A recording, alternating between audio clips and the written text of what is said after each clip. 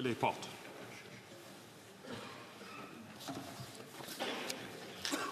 Colleagues, I am now ready to rule on the point of order raised by the Leader of the Government in the House on December 3rd, 2024, regarding the handling of certain oral questions. During question period that day, the Chair ruled a number of questions out of order after determining that they did not relate to the government's administrative responsibility. After the question from the member for Davenport, the Chair recognized another member without letting the government respond. A similar situation arose on November 27th, 2024, involving the member for Kingston and the Islands. However, the Chair did allow the government to answer the questions of that kind when they were asked by the opposition. According to the government House Leader, this practice enables the government to respond to any question, if it so wishes, whether or not the question pertains to the government's responsibilities, and regardless of whether it was asked by the opposition or the governing party. After the point of order, the Chair stated that a question that was not about the government's responsibilities but was an attack on the government could give rise to a response from a minister, but that the opposite, that is, allowing a minister to respond to criticisms of the opposition parties, is problematic. The Chair would like to expand on the reasoning behind this interpretation. As the member for Kingston and the Islands rightly noted when he spoke to the matter, question period is not reserved for opposition members alone. As House of Commons Procedure and Practice, 3rd edition, explains on page 498, and I quote, "Any member can ask a question, although the time is set aside almost exclusively for the opposition parties to confront the government and hold it accountable for its actions, and to highlight the perceived inadequacies of the government." Unquote. The question period is one of the means to the end sought through the principle of responsible government, which is itself one of the cornerstones of our system of government. The purpose of question period is therefore to hold the government to account within its area of responsibility, not the opposition. The Chair is mindful of preserving the nature and purposes of question period. The roles of opposition and government in this exercise should not be inverted. The opposition does not have to answer to the government. Moreover, when the opposition asks a question, the government has an opportunity to respond and defend its position. It can also decide not to answer. However, when members of the governing party ask questions about the opposition, the latter does not have the same opportunity to defend its point of view. Une logique similaire devrait être A similar logic must also apply to questions one opposition party asks about another. This type of question is not normally in order based on the above logic. As Speaker Milligan said in a decision rendered on June 14th, 2010, at page 3778 of the debates, and I quote, "The use of members' preambles to questions to attack other members does not provide those targeted with an opportunity to respond or deal directly with such attacks." Unquote. In addition, I would encourage members to reread the Chair's ruling of November 20th, 2023. In that ruling, I addressed the need to draw a link to the government's administrative responsibility. I also reminded members of the limited exceptions to the rule, which concern questions addressed to committee chairs or a representative of the Board of Internal Economy. If members want to ensure their questions are in order and to get an answer from the government, they need to phrase their questions clearly and to quickly make a direct connection to the government's administrative responsibility.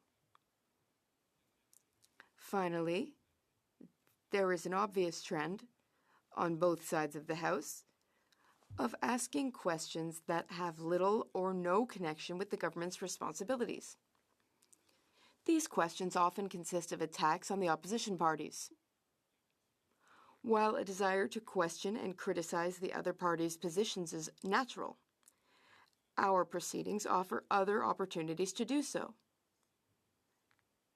If we want question period to continue serving its fundamental purpose, namely government accountability, we must ensure the questions are formulated with that purpose in mind. En tête.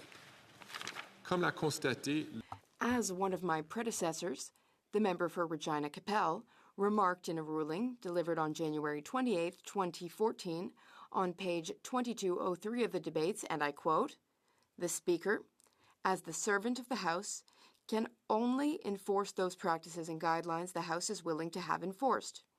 Very often, the particular circumstances of the moment dictate how far the Speaker can go without unduly limiting the freedom of speech of members. But when content causes disorder, the Speaker must step in, all the while acting within the confines of our rules and practices," unquote. since poorly worded questions at times elicit rather intense reactions from all corners of the House, the Chair will be especially vigilant in ensuring that the preamble to questions and the questions themselves are linked to the government's administrative responsibility. It is much easier for the Chair when this link is clearly established with as few deviations as possible, and this will enable members to eliminate the risk of being interrupted. I'm convinced that members can make their arguments without breaching this vital principle. If members need advice on these principles, they can consult the table officers. I thank all members for their attention.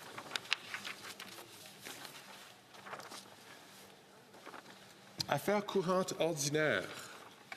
Daily routine of business. L'honorable ministre de l'Environnement et du Changement climatique. The Honourable Minister of Environment and Climate Change, tabling of documents. Thank you, Mr. Speaker. It is my honour to table in both official languages the 2023-2024 reports by federal authorities with obligations under Section 71 of the Canadian Environmental Assessment. Dépôt de projet de loi émanant du gouvernement. Introduction of government bills. Déclaration de ministre. Statements by ministers. Rapport de délégation. Reports from interparliamentary delegations. Présentation. Presenting reports from committees. Honorable député. The Honourable Member for Edmonton West. Thank you, Mr. Speaker. I have the honour to present both official languages the 23rd report of the Standing Committee on Government Operations and Estimates, the mighty OGO, entitled Indigenous Procurement. Pursuant to Standing Order 109, the committee requests that the government table a comprehensive response to this report. Thank you, Mr. Speaker. Presenting reports of committee, the Honourable Member for Kitchener South Hepler. Madam Speaker, I have the honour to present in both official languages the 13th report of the Standing Committee on Science and Research entitled Science and Research in Canada's Arctic in Relation to Climate Change. Pursuant to Standing Order 109, the committee requests that the government table a comprehensive response to this report. Présentation de rapport de... Presenting reports from committees. Oh, sorry, I have a dissenting report on that one. The Honourable for Huron-Bruce. Very much, Madam Speaker. The Conservative Party will be has submitted a dissenting report on this study of the Arctic and the research therein. And a couple of the highlights from our perspective. One is the potential lack of coordination across all the research projects in there. And of course, wanting to make sure top value for taxpayers, to make sure they're knowing there's no duplication. And in addition to this, the spending effectiveness. So we'll be submitting that and have submitted it. Thank you. Présentation de rapport de... Presenting reports from committees, the Honourable Member for Madawaska, Restigouche. Thank you, Madam Speaker. I have the honour of tabling in both official languages the 7th report of the Standing Committee on Official Languages. The report is Establishing Language Requirements for Governor in Council Appointments. Madam Speaker, this study was conducted following a recommendation by the Official Languages Commissioner, who, in his 2021-2022 report, wondered what the language obligations are in staffing upper senior public service appointments. After C-13, which modernized the Official Languages Act, there were still many government appointments without any language requirements. This report and its recommendations will be of interest to all those who wish to fix those issues. Pursuant to Standing Order 109, the committee asks the government to table a response. Thank you, Madam Speaker. Committee, the honourable member for Halifax West. Thank you very much, Madam Speaker. I have the honour of tabling in both official languages the 26th report of the Standing Committee on Justice and Human Rights. Islamophobia on the rise, taking action, confronting hate and protecting civil liberties together, and the 27th report entitled Heightened Anti-Semitism in Canada and How to Confront it. The honourable member for Langley Aldergrove has a dissenting report. Thank you, Madam Chair. Yes, I rise to present a dissenting report by the Conservative Party on the study on Islamophobia. The study was undertaken at a time of conflict in the Middle East between Israel and the Palestinian people of Gaza. As one witness noted, the committee suffered from a fundamental category error by confusing Islamophobia and anti-Palestinian racism. We agree with that assessment, and indeed, 9 of the 13 recommendations make reference to anti-Palestinian racism. We don't think that this shift in attention away from the main topic, Islamophobia, was helpful in identifying the challenges that Canadians face in the rise of Islamophobia. Our dissenting report reflects that. I have a second dissenting report on the study of anti-Semitism. Multiple witnesses testified that diversity, equity, and inclusion programs on their campuses have discriminated against Jewish people. In response, the majority of the committee proposed addressing this issue by expanding these initiatives, diversity, equity, and inclusion, to ensure Jewish voices are heard. Conversely, the Conservative members of the committee viewed this testimony as evidence that despite good intentions, these programs are ineffective.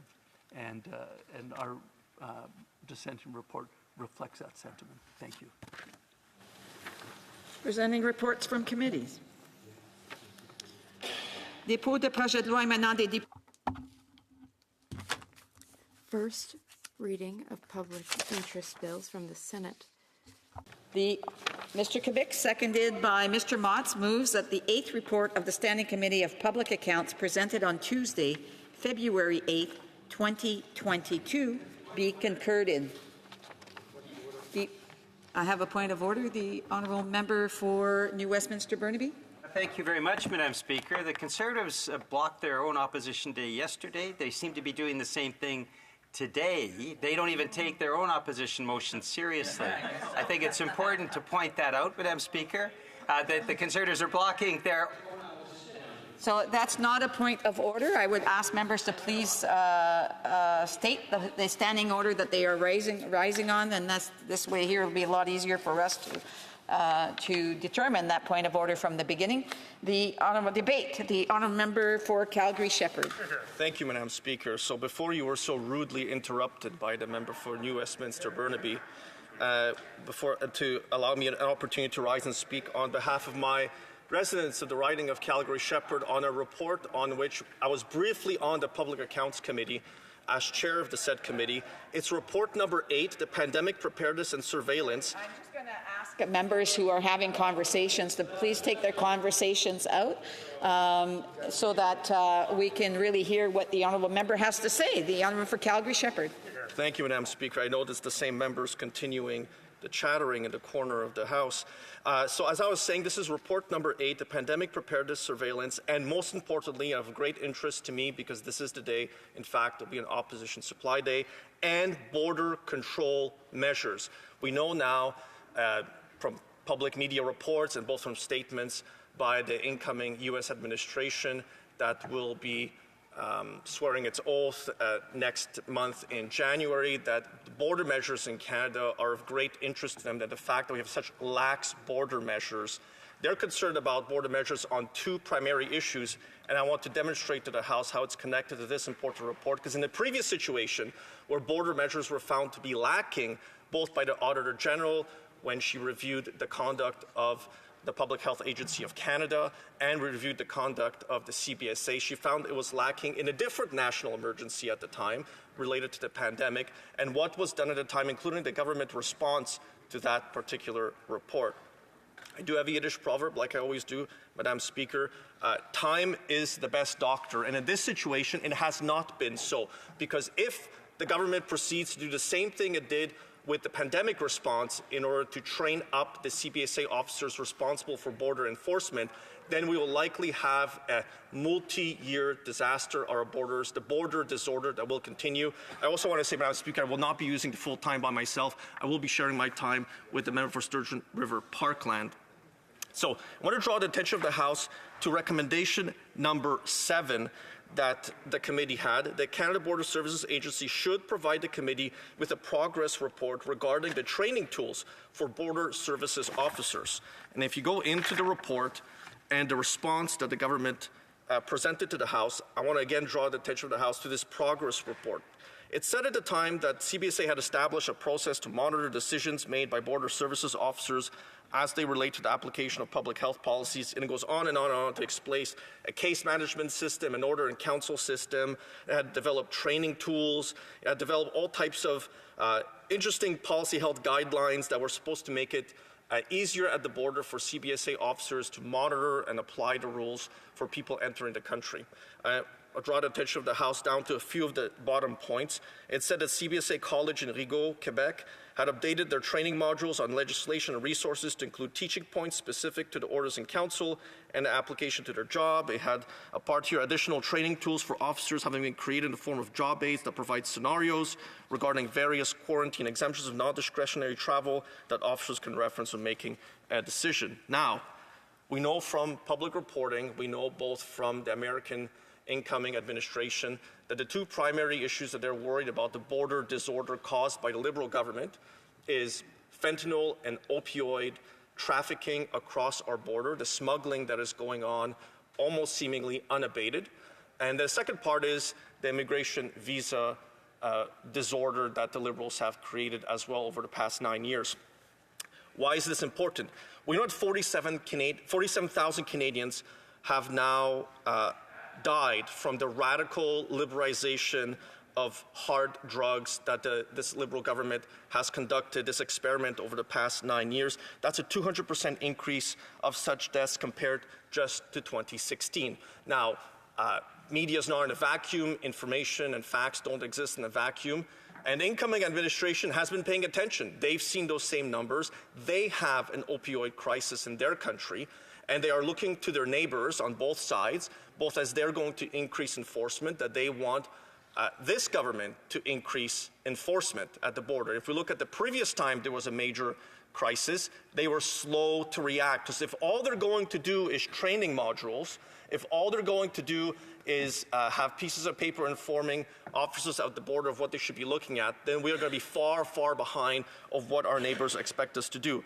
We know that since 2024, over 80% of accidental opioid deaths involve fentanyl, primary fentanyl. We know also that the reduced sentences for drug kingpins and lax border contributes to these deaths. It threatens our trade relationship again with our biggest trading partner. I know in my riding, Madam Speaker, there's a lot of businesses that are completely dependent on that trade with America, the products that they provide, the services that they provide, and it runs the gamut. You would think that it would be mostly oil and gas, which of course it is, but I also have companies in my riding that do things that would be considered on the higher end, such as the refurbishment of small aircraft, small Cessna aircraft that are refurbished for the American market. It is done by companies in my riding. You know, recently, Madam Speaker, a major new construction center opened just east of my riding, in the riding of Bow River, that will now be making new firefighting equipment. Firefighting aircraft, the DHC series of aircraft, will again be made by de Havilland right in Calgary. Some of those parts companies are located in the industrial areas of my riding. They are dependent on the American market in order to ensure that they will have future contracts. A lot of European countries have purchased these aircraft, but also the American market is incredibly important. If our trade relation continues to sour, because the government is incapable of cutting down on the fentanyl trafficking across the border, if all they do is similar to what they did during the pandemic with these little training modules, then I'm sorry to say, Madam Speaker, but the border disorder will continue, and it will not be enough. It will not assuage the concerns of the American administration, and in their crosshairs will be regular, everyday Canadians will pay the price for the NDP Liberal government's incompetence. And we've seen over the past few years what can happen. Hundreds of thousands of Albertans lost their jobs through the radical policies they've introduced targeting energy workers and their families. We can't risk losing tens of thousands of more jobs in my riding, but also in Calgary and Edmonton, all across Western Canada, and in fact anywhere in Canada, because the NDP Liberals are simply too slow to act when they hear serious, logical concerns over what's going on with fentanyl traveling in Canada.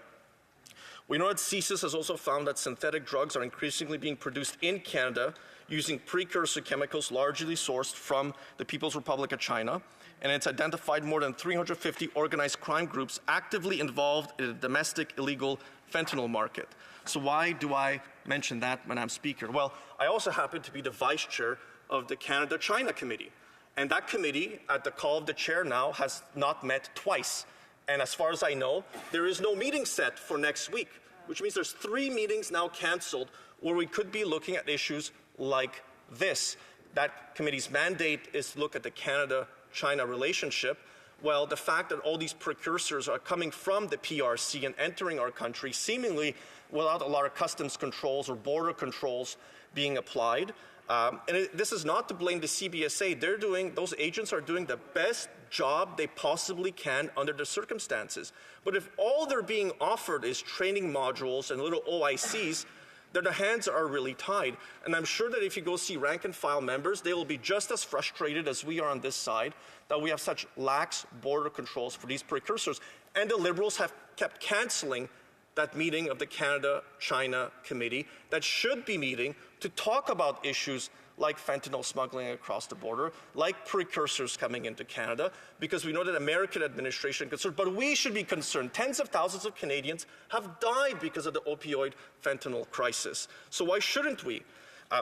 Furthermore, we're not the only ones saying it too. There are police chiefs across Canada, like the London police chief, who has said that thousands of deaths have happened and confirmed that the taxpayer-funded hard drugs that the NDP Liberals have supported are being diverted to communities across Canada. In fact, over 30,000 hydromorphone pills were seized in 2023, with most being diverted from the so-called safe supply programs.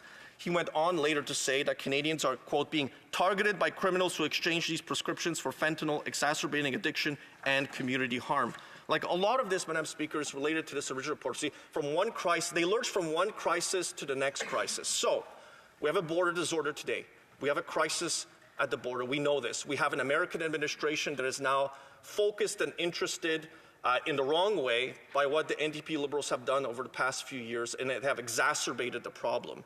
And if we look at past conduct as future conduct, what we see now is things are going to get worse next year for the residents of my riding and residents of all of our ridings, Madam Speaker. That's why I've moved this report today. It's important. It's substantive. We need to debate this issue, Madam Speaker. We need to get to the bottom and have a better way of ending the border disorder that the NDP Liberals have caused. Thank you, Madam Speaker. Questions and comments on our Parliamentary Secretary, the Government House Leader? Yes, thank you, Madam Speaker. You know, it's truly amazing. The member talks about border disorder when, in fact, the leader of the Conservative Party today was a member of the Stephen Harper cabinet when they made drastic cuts of staff and significant financial resources to Canada's border control agency, Madam Speaker.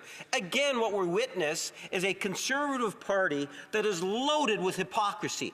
On the one hand, they're complaining about the lack of support going to the Canada Border Control Agency, when in fact this government not only replaced the financial cuts and the burdens that the Harper regime put on Canada Border Controls, but has since enhanced that. Does the member not see the hypocrisy there? The honourable member for Calgary-Shepherd. Thank you, Madam Speaker. So the member needs to understand, between 2006 and 2015, there was a 45% increase to CBSA's budget. There are 1,000 more full-time equivalent employees at the agency and 26% more border agent assigned at the agency. Those are the numbers. Questions and comments? L'honorable député de Berthier. Honourable Member for Berthier-Masquinongé. Yes, thank you, Madam Speaker. I would like my colleague to give his opinion about what happened recently. The Quebec government found itself obliged to put resources on border to take care of surveillance, even though it's federal responsibility. What does he think about this? Thank you. The honourable member for Calgary-Shepherd. I'd like to thank the member for his nice question. It's exactly what the Alberta Premier has done. She has indicated that provincial police there had to be used to control borders because the federal government seems unable to enforce the law and to ensure that threats to our border are dealt with, so that organized crime and groups that bring people to our country and also take immigrants from our country and allow them to cross the border for money, for thousands of dollars. So these people are arrested. So the U.S. administration is putting threats to our country because of the incompetency of this Liberal NDP government. Mr. Burnaby. Thank you very much, Madam Speaker. Yesterday was an opposition day. The Conservatives put forward a motion and then blocked their own motion because they obviously didn't take it seriously. Today is an opposition day where the Conservatives are blocking, again, their own motion. Procedurally, they're trying to break Parliament. It is the most bizarre and childish approach on an issue like this, Madam Speaker, an issue of border security, when the Conservatives are responsible for killing 1,200 positions on the border with CBSA. They slashed those positions, and tragically, the Liberals have not made up for the Conservative damage that they did to the borders. But it's not just that, Madam Speaker. Conservative provincial governments have the fastest rising rate of tragic opioid overdose deaths. In Alberta and Saskatchewan, the rates are skyrocketing through the roof. This is the irresponsibility of Conservative governments. And the tragedy is that the federal Conservatives fundraise off it rather than trying to get their provinces to actually make sense. So how does the member respond to the fact that they killed 1,200 border positions, creating the border crisis? And secondly, how does he respond to the skyrocketing and tragic opioid deaths in Alberta and Saskatchewan? The honourable member for Calgary-Shepherd has 1 minute to respond. Thank you, Madam Speaker. So this is going to be a fast minute. There were 26% more border guards between 2016 and 2015. There were 1,000 more FTEs. The member didn't hear that. 45% higher budget between 2006 to 2015. But most importantly, Madam Speaker, it's that NDP and his party that kept supporting this Liberal government that's led to the crisis of today. What really breaks Parliament, Madam Speaker, is when an opposition party loses itself and ignores the fact it's an opposition party and keeps providing confidence to the government in a coalition deal. That's, Madam Speaker, what breaks Parliament, not standing up for our constituents, but basically behaving like an extra annex to the Liberal caucus. Resuming debate, the honourable member for Sturgeon River Parkland. Well, thank you, Madam Speaker, and it's always a pleasure to rise in this House, and I've always been proud to stand behind my colleague, the member for Calgary-Shepherd, and today it's quite literally I'm standing behind the member for Calgary-Shepherd as I give my speech. Now, after 9 years of this Prime Minister's reckless policies, Canada's border is broken. Drugs, stolen cars, and even terrorists are now evading detection at our border. And this Prime Minister's border incompetence is threatening our international reputation, particularly our reputation with our closest ally and most important trading partner. One example of this Prime Minister's recklessness in the past was his infamous Welcome to Canada tweet, which led to a large influx of irregular migrants who came through Roxham Road for years. And this was a problem that took this Liberal government years to get under control, and it's a problem, a broad problem, of which the consequences we still face today. Now, one of the largest beneficiaries of the Prime Minister's policies on crime have been organized crime linked to drugs, stolen cars, and terrorism. Organized criminals are specifically targeting Canada because it is a low-risk, high-reward environment. We've heard this consistently at the Public Safety Committee in relation to the issue of auto thefts. Criminals will look around the world to find the path of least resistance, and Canada's policies have made it far easier. Canada's policies under this Liberal government have made it far easier for organized crime to take root in our country. Let's just look at this government's bail policies. Their bail policies, their lax border policies, their criminal justice policies, their inattention to our border have led to organized crime taking root in our country. We know that Canada has become a manufacturing hub for the deadly fentanyl drug, and the strict border provisions that were introduced during the pandemic saw the Canadian fentanyl market shift from being an importer of fentanyl to becoming a massive domestic producer of fentanyl. Now, CSIS has found that, quote, synthetic drugs are increasingly being produced in Canada using precursor chemicals that were largely sourced from China. That's their quote. 80% of the chemicals used in fentanyl production are completely unregulated, meaning that criminals can easily import them from China. We know that there are over 350 organized crime groups that are actively involved in our domestic fentanyl market. And CBC has even reported that violent cartels are attempting to establish a foothold in Western Canada. We need to stop the deadly flow of drugs coming into our country and the deadly flow of drugs leaving our country. It has become an international embarrassment that our country is now being seen as a drug provider for the world. Now, in fiscal year 2022, the Canada Border Services Agency claims that they intercepted a total of 563 grams of fentanyl all year, throughout the year, leaving Canada. But in just one shipment, the Australian Border Services intercepted 11,000 grams of pure powdered fentanyl entering from a shipment that came from Canada. So CBSA has caught 563 grams in all of fiscal year 2022, and yet in just one shipment, the Australians intercepted 11,000 grams coming from Canada. Now, the Vancouver Police Department has reported that approximately 50% of all hydromorphone seizures, now hydromorphone is that drug that this Liberal government has funded with taxpayer dollars as the so-called threat reduction measure, and that these hydromorphone, they're seizing these hydromorphone supplies that are being diverted from the government's so-called safe supply program for hard drugs. Now, on July 15th, the chief of the London Police Services stated, quote, diverted so-called safe supplies being resold into our community. It's being trafficked into other communities, and it's being used as a currency in exchange for fentanyl products fueling the drug trade.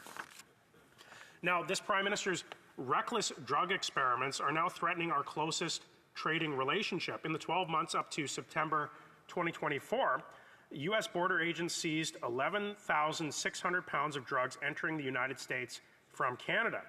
Now, there are some that might say, you shouldn't be talking about this issue. It's making us look worse.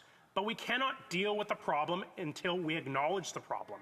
And when we acknowledge the problem, we can finally take action on solving the problem. The United States is not going to be satisfied with our silence on this issue. They will be satisfied when we take action on this issue. Now, the seizures of fentanyl doses have more than tripled from 2023 and 2024, rising from 239,000 doses to 839,000 doses. In fact, in Langley in British Columbia, there was a recent lab bust of a mega lab, and there was enough fentanyl that was captured at this lab to kill 90 million people. That's more than 2 times the population of Canada. And this is just at one drug lab that was busted in British Columbia. We must fix this. This is costing Canadians their lives. And we must fix this not just because it's a threat to our trading relationship with our closest trading partner, but we must fix this because we need to save Canadian lives, and we need to save the lives of all the people who are suffering around the world from these drugs that are leaving Canada. Under this Prime Minister, 47,000 Canadians have died from drug overdoses. That's more people than we lost in the Second World War. And it represents a 200% annual increase in drug overdoses deaths after this Prime Minister's radical drug experiments. Drugs, crime, disorder, and a broken border. And sadly, it's a consequence of this Liberal government's radical policies and it threatens our relationships with our closest partners. After 9 years of this Prime Minister, there's been a 632% increase in U.S. Border Patrol encounters with people illegally attempting to enter the United States from Canada. Terrorist screening data shows that in 2023, there was 484 matches on a U.S. terrorist watch list at land ports of entry along the Canada-U.S. border. Since 2017, these numbers have gone up 123%. These are individuals that are known to the U.S. government for their links with terrorist organizations. And the only reason that they were apprehended was because they attempted to enter the United States. And just this summer, we saw that 3 ISIS fighters operating on Canadian soil were apprehended just before they were about to carry out attacks on innocent civilians, both here and in the United States. Responsibility for this broken border lies squarely on the feet of this Liberal government. The brave men and women of the CBSA do not have the resources and support to do the job that they need to do. The previous Conservative government increased the budget of CBSA by 45% from 2006 to 2015. There are 26% more personnel at our border from 2006 to 2015, and there were a total of 1,000 more full-time equivalents from 2006 to 2015, and we'll never apologize for our Conservative record. Canada has the largest undefended border in the world, and it's a beautiful thing that we could have a border with our closest trading partner that's open. I know there are so many strong relations we have over the border, strong trading relationships that we need, and the fact that we've had this for so many decades is a wonderful thing, but this Liberal government has taken that for granted, and they have underfunded our border, and we've seen a rise in crime in this country because of their radical criminal policies, because of their radical drug liberalization policies, and now we see that border that we have, that privilege that we have as a country is coming under threat under the new U.S. administration. We cannot take it for granted. It is an existential crisis. I have farmers in my riding who are texting me, talking about the stress that they're going under, and we know that farmers do face a lot of mental health challenges. They have to face drought, they have to face a volatile commodities market, and now they're facing the threat of a 25% tariff from the U.S. administration. We can't afford this Liberal government to take our trading relationship and our borders for granted anymore. We need them to take strong action to ensure our safety, ensure the safety of our allies, and also to ensure our economic opportunities are kept. Now, we had the CBSA union at the Public Safety Committee, and they said that Canada's ability to prevent smuggling is lacking, and its capacity to gather reliable and sound data about smuggling is also inadequate. Now, the CBSA union said there is almost a 0% chance that any illegal weapon entering the country via rail will ever be found. Madam Speaker, we know that the vast majority of gun violence in Canada is committed with illegally smuggled firearms coming in from the United States. Now, last week, we saw that this Liberal government continued its attack on law-abiding, responsible, licensed firearms owners. This Prime Minister is so desperate to distract from his miserable record, 116% increase in gun violence since he took office in 2015. Now, rather than wasting this money on this flawed confiscation scheme that will only affect legal, law-abiding, licensed gun owners, maybe they should be spending that money on the border, increasing the confidence of our trading partners that we're actually taking action on the drug trade, on illegal people crossing over the borders. That's the kind of action that our trading partners want to see, and yet what these Liberals want to do is just play divisive politics. A Conservative government will fix our broken border, we'll increase border patrols, we'll work with provincial law enforcement, we'll tighten visa rules, we'll crack down on illegal drug production, we'll secure our ports with increased boots on the ground and expand the mandate of the CBSA so they can do the job that we need them to do. Thank you, Madam Speaker. Brilliant. Questions and comments? Order. I'm not sure what the Honourable has been eating, but he had a healthy breakfast, I think, this morning. The Honourable Member for the Honourable Parliamentary Secretary, the Government House Leader. Thank you, Madam Speaker. Simply amazing in terms of how it is a Conservative member can actually stand up and try to give a false narrative as if the Conservative government under Stephen Harper did anything to make Canada's borders anything but secure, Madam Speaker. In fact, not only did they divest in terms of real people at the borders, they also had cuts. Contrast that to over $1 billion since what, 2018, I believe it is, Madam Speaker. Let me get the actual date here. Since 2018, an investment of nearly $1.5 billion to strengthen Canada's border controls. There's a litany of information that the members opposite no doubt will put on the record, which is just not true.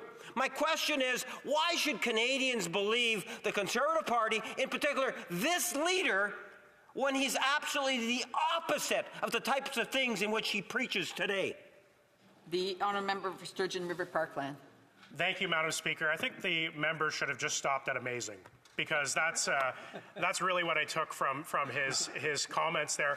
But I will say that the proof is really in the pudding, is that obviously things were not perfect before 2015, but they certainly weren't the disaster that we see today under this Liberal government. I just quoted a litany of statistics about how bad things have gotten, and now we're seeing an incoming U.S. administration that wants to penalize Canada for taking the border and our trading relationship for granted. You know, Canadians can see very clearly, and it's been reflected in the numbers that we're seeing out there, that they no longer believe this Liberal government and that they want a Conservative government to come in and clean up the mess that they made. Yeah.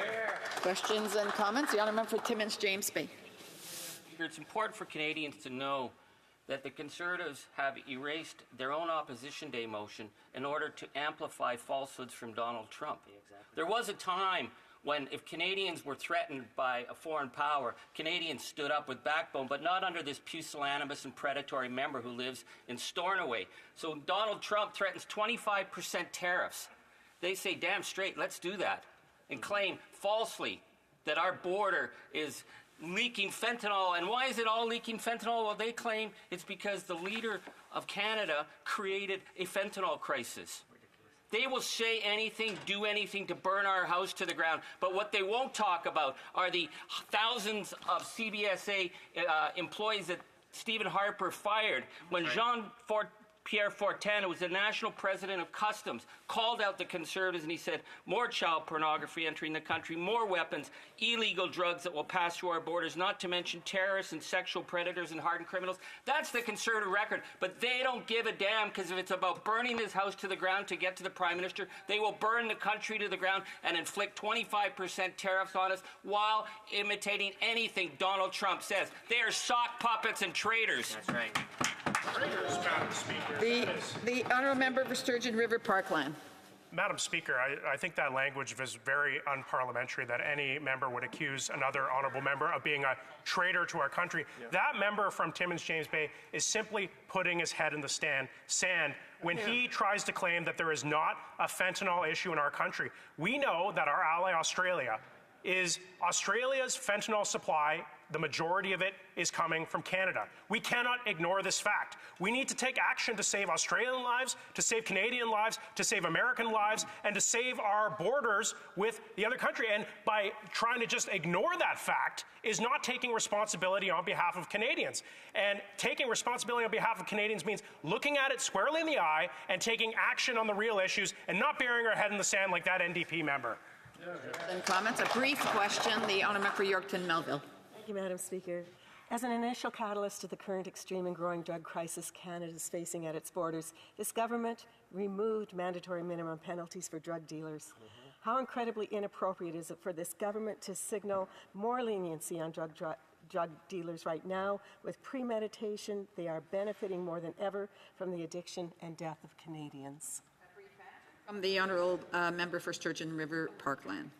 Thank you, Madam Speaker. I want to thank my colleague for that question. We know that when mandatory minimum penalties are removed, that the frequency of criminals who are repeat criminals, like these aren't just people that commit one crime and get rehabilitated, but the instance of repeat criminals increases on our street. And when I talk to law enforcement, they tell me it's the same people they're apprehending over and over and over again. We need tough penalties to get tough on the drug dealers who are peddling death in our communities. We can no longer let this Liberal government stand idly by and let that happen. Thank you, Madam Speaker. Have a point of order. The honourable member for... Oh, yes. Sorry, it's the honourable member for Miramichi Grand Lake. Oh, sorry. Simcoe North, sorry, just one seat over. Thank you very much, Madam Chair. I was just curious, is it parliamentary language to use the word or claim that someone is a traitor in this House? I'm just looking for clarification on the rules and bounds. Did not indicate a specific person was a traitor. He didn't say it was a specific individual. However, the word is raising an issue, and I would just ask members to please be judicial in the words that they use in the House. The resuming debate, reprise de débat, the Honourable Parliamentary Secretary to the Government House Leader. Yes, thank you, Madam Speaker. You know, it's interesting how sensitive the Conservatives are on this particular issue of the word traitor. I think it might be fair to say that many within a Canadian community would see that the Conservatives are attempting to be a puppet for Donald Trump in terms of wanting to raise issues that are ultimately to the detriment of any potential trade discussions that take place. After all, they like to amplify, Madam Speaker, issues in many cases that are nowhere near as severe as they try to portray. Like, for example, they're talking about fentanyl. Well, do we realize, Madam Speaker, thinking in terms of fentanyl going into the United States, it's less than 0.2% that actually comes from Canada going into the United States. Now, anyone listening to the debate this morning, coming from the Conservatives, you would think that there's this huge, huge problem with fentanyl going into the States. A lot more than 0.2%. Madam Speaker, if the Conservatives want to talk from their seats, both inside the chamber and outside the chamber, and try to give the false narrative that there's fentanyl flooding the United States coming from Canada, that's just not true, and it doesn't help in terms of any sort of negotiations that are taking place because it portrays a false narrative. It's the same issue in terms of migrants. Less than 1% of migrants, illegal migrants, if I can put it that way, Madam Speaker, come from Canada going into the United States. But you listen to the Conservatives, and you would think that Canada is the problem for migrants going into the United States, Madam Speaker. The Conservatives are not being kind to Canada's negotiators when they amplify misinformation. You know, I had the opportunity to meet with Sarah and some of our commissioners, Madam Speaker, trade commissioners, just in the last week, as we had a fantastic trade mission to Philippines. In fact, Madam Speaker, we've now begun exploratory discussions about a potential future trade agreement with the Philippines. We had the largest ever trade mission in the Philippines, Madam Speaker, and President Marcos had indicated that it might have been the largest in decades in the Philippines of any country. We should be talking about trade in a positive way, encouraging the government of Canada and other governments to look at Canada as a country that has the ability to be able to trade. And our negotiators are the best in the world. And when we hear Conservatives, Madam Speaker, standing inside the chamber, whether it's voting against the Canada-Ukraine trade agreement or espousing a false narrative, that does not help our negotiators.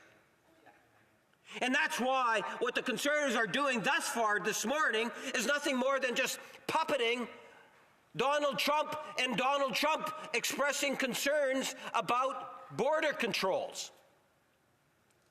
Yes, there is a need for us to monitor and do our job and play an important role in beefing up where we can our Canada-U.S. border. And we take that seriously, Madam Speaker. Our actions have clearly shown that. You know, we hear numbers. let me tell you a number when it comes to Conservatives and the misinformation. Let me give a fact. If we take a look at 2011-2012 federal budget, the current leader of the Conservative Party in cabinet sat around the cabinet table. This is the number of border control officers we had: 14,833 full-time equivalents, Madam Speaker. That's when the leader of the Conservative Party was sitting around the cabinet table. In 2015-16, 4 years later, Madam Speaker, there were 13,774 full-time equivalents. That is a drop of over 1,000 full-time positions, Madam Speaker. They can say whatever it is that they want, but the bottom line, Madam Speaker, is this leader of the Conservative Party, when he sat around the cabinet table, saw one of the most significant cuts to Canada border controls in the history of Canada. And now he wants to come out and say, well, look, we are going to have a healthier border control agency. Really? If there was no change in government, Madam Speaker, the cuts would have continued. In fact, according to their projections, there would have been an additional loss of 371 jobs by 2017-2018 if the leader of the Conservative Party would have been allowed to stay around the cabinet table with Stephen Harper, Madam Speaker. So the reality is there was no sense of urgency, no commitment to protecting our borders, Madam Speaker, not under the Conservative Party. Why should we believe them today when in fact they go around saying we're going to cut? And what? They're not going to cut this area? They're going to actually give more? Really? Have I got a car to sell them, Madam Speaker? At the end of the day, you cannot trust the Conservative hidden agenda. And I call it a hidden agenda, Madam Speaker, because they're not honest with Canadians. And when Canadians see the reality of a Conservative administration 10 years from now, hopefully, Madam Speaker, they'll see that they're true to the far right. The far right is what drives the Conservative Party today. Do not kid yourself. Many people thought the Reformers were far right. Well, I can tell you that this leader is genuinely as far right as they come, Madam Speaker. So when they talk about their fancy slogans, and all of them will talk about it, every one of them, because as I say, they get gold stars every time they repeat the Conservative slogans and bumper stickers, Madam Speaker. We know that. So that's what they're going to talk about, but they're cuts. It's not giving more, it's cuts. And that's what's going to happen with border control. Let's hear the leader of the Conservative Party actually stand in this place and say, we are going to actually increase, as we did, Madam Speaker. Not only did we restore the cuts that Stephen Harper and the current leader of the Conservative Party put in place, we actually restored them and added several hundred more new positions, Madam Speaker. Why? Because, in fact, we recognize the need that's there, that's real. We understand that there is a sensitivity in regards to what takes place on the border, both ways, coming from the United States into Canada and vice versa, Madam Speaker. And we have seen impressive results, very impressive results. In January 2022 to December 2023, CBSA actually had over 37,000 seizures of guns and drugs, Madam Speaker.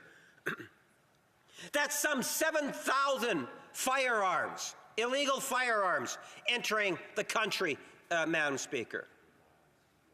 Where the Conservatives turn their heads and neglect the border controls, this is a government that actually ensures that our border control agents have the resources and staffing that's necessary in order to make a positive difference, Madam Speaker.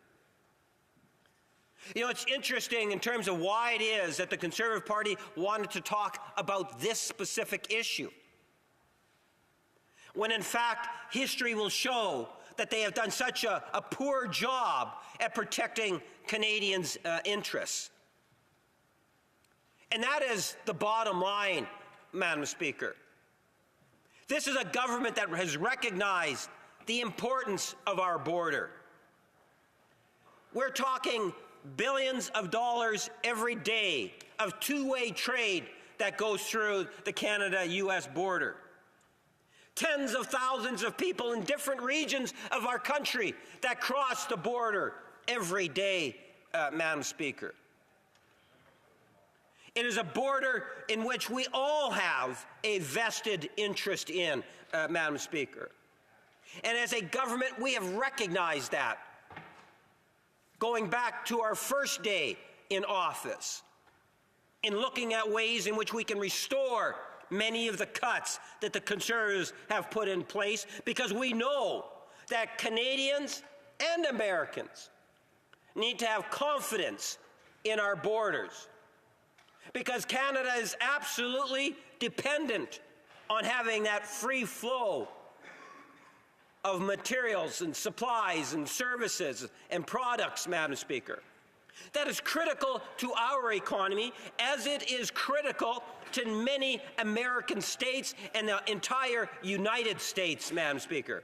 It's not a one-way thing that Canada is the only benefactor. Both Canada and the United States benefits by the traffic flows that take place between Canada and the United States. I only wish that the Conservative Party of Canada would recognize that fact, Madam Speaker. I only wish that the Conservative Party would have actually invested in our border controls, in protecting Canada's interest.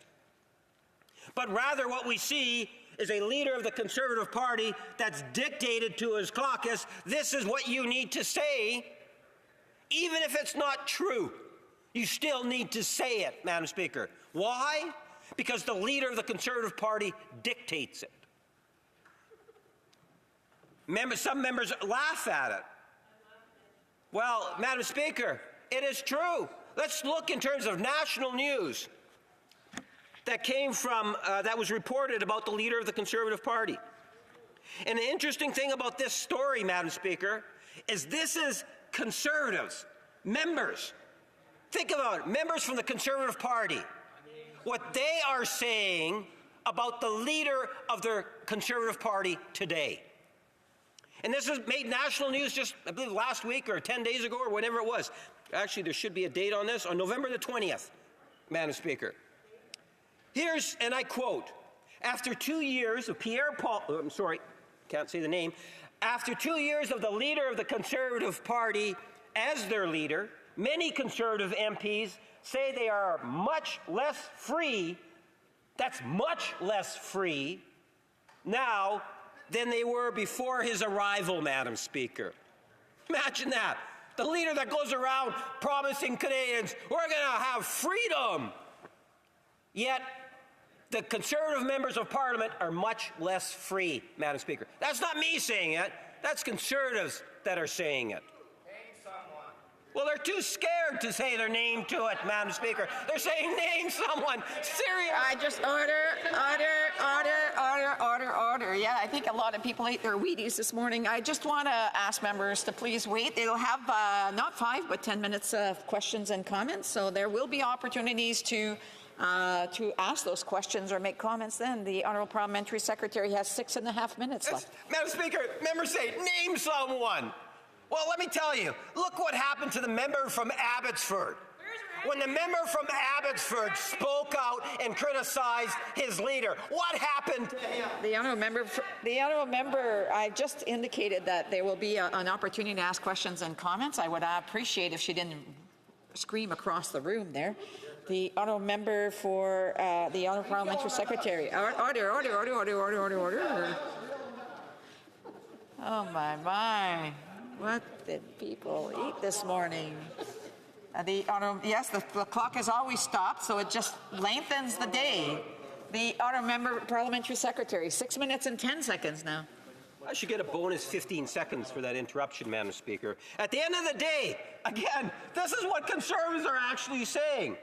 The man who promised during his leadership run to make Canada the freest country in the world maintains tight control over actions of his caucus members. I don't have enough time to read it all, Madam Speaker, but there are some delights in here. Conservative MPs' words and actions are closely scrutinized by the Leader's Office. Partisanship is encouraged. Fraternizing with elected officials from other parties is a no-no. That means you don't come over here and you talk to me because you lose gold stars if you do that. Those who follow these rules are rewarded, Madam Speaker. Those who don't often have to suffer the consequences. Members were saying, well, give us a name. Look what happened to the member from Abbotsford. When he said, you remember when the leader of the Conservative Party said, well, I'm going to fire the Commissioner of the Bank of Canada. And a member from Abbotsford, much like every other member in the government bench, says, well, you need to recognize the Bank of Canada as arm's length, and you should kind of respect that fact. But not the leader of the Conservative Party says, no, I'm going to fire him. I don't like this guy. So what happens is, he's now demoted. Where does he sit nowadays, or what does he do, Madam Speaker? So there's a message. Stick with what it is that the leader tells you, or you could be in trouble. Remember, you are actually followed somewhere in this article. It's amazing. Here's another good one, Madam Speaker.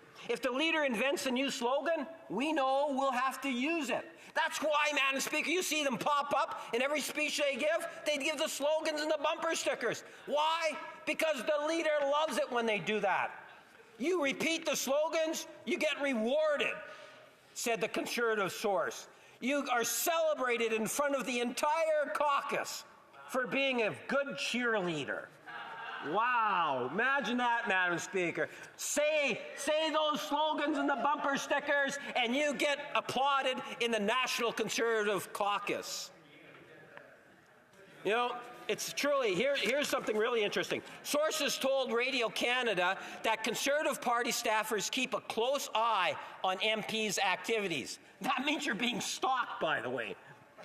Who's talking to reporters? Who's deviating from the party line? Who's fraternizing with MPs? That's why I warn you, don't talk to me. I don't mind if you talk to me. It's your leader that does. From other parties. Journalists have spotted party staffers taking notes, and sources say these activities are reported to the leader's office. Everybody is watched. What we say, what we do, what we talk to, we're told not to fraternize with MPs from other parties. Oh. And that's not normal. That's shameful. Madam Speaker, that means when you stop and you think about it, you have the Conservative Party that want to echo what it is that they're being told, they're rewarded, and they're being stalked, Madam Speaker, to ensure that they stick to the script. And instead of what the leader of the Conservative Party goes around talking about freedom, within his own caucus, not free. His own caucus members, at the end of the day, the Prime Minister has always said, even when we are in third-party status, that he wants and expects his members of Parliament to bring the issues to Ottawa that their constituents are talking about. And that's why you'll see budgets and throne speeches based on what Canadians are talking about in the communities, Madam Speaker. Because what we present here in Ottawa, and if you can give me a 2-minute warning, Madam Speaker, 2-minute warning? 1 minute, if you can give me a 1-minute warning, I'd appreciate it. If you look in terms of the actions that we have taken, Madam Speaker, it's a true reflection in regards to what it is that Canadians are thinking, because it's MPs bringing that to Ottawa. You get the absolute opposite from the Conservatives. You get the Conservatives telling their constituents what their leader is telling them to say, Madam Speaker. Shame. And we actually have proof of that. So sad, Madam Speaker. Less than a minute to go, Madam Speaker. What I wanted to tell the member is he's not to hold up a paper that he's referencing, so he can talk from the paper, but I just want to make sure that the honourable knows that he can't use certain documents as props. So the honourable member has a minute and a half. The honourable parliamentary secretary. Thank you, Madam Speaker. Rookie mistake. What can I say? At the end of the day, Madam Speaker, if we take a look in terms of Canada's border, and we take a look in terms of the issue of trade, no government in the history of Canada has actually signed off on more trade agreements than this Prime Minister and this government. No government in the history of Canada. This government not only beefed up our border controls, we restored what the Conservatives had cut, and we added to it, Madam Speaker.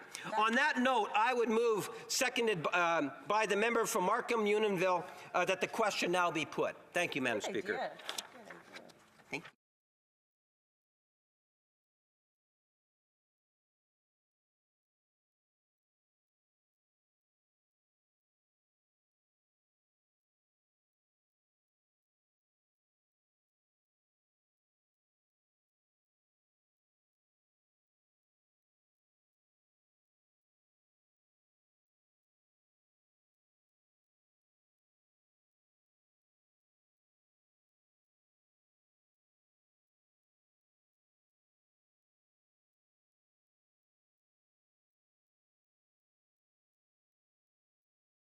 Mr. Lemery, seconded by Mr. Chang, moves that the following, that the question be now put.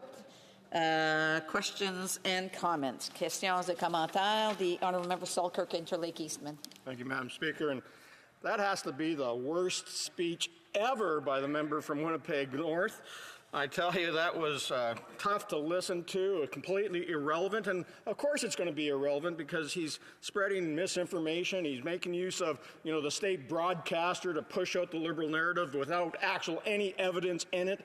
We know that he doesn't want to talk about how the Conservatives actually increased the number of border guards by 26%, and we armed them so they could do their job better. We took away from the back room and put it, less tail and more tooth. That's what we did as government, making sure that they were armed, equipped, and our borders were more secure. We also know that he doesn't want to talk, Madam Speaker, about what the motion is actually about, how fentanyl use and illegal illicit drugs in this country continue to increase, Madam Speaker. Why won't he talk about how under their government that we've witnessed 22 Canadians dying every day because of fentanyl overdoses in this country? The honourable parliamentary secretary. Madam Speaker, it's because I ran out of time. If I would have been provided more time, I would have been able to talk in terms of regards to the serious nature of the fentanyl problems that are in Canada. And it's more than just one level of government that's responsible. That's why you'll find that across the country, different provinces have different levels of issues and severity. And all provinces and the federal government need to work together. It's not appropriate to say that it's all Ottawa's fault, but the member likes to do that because at the end of the day, that's all they're focused on. It's just criticizing the federal government, even using misinformation, just like the member just said. There was a cut from the Conservatives. In 2011 and 12, 14,833 border control officers. 2015-16, 13,774. That's a cut.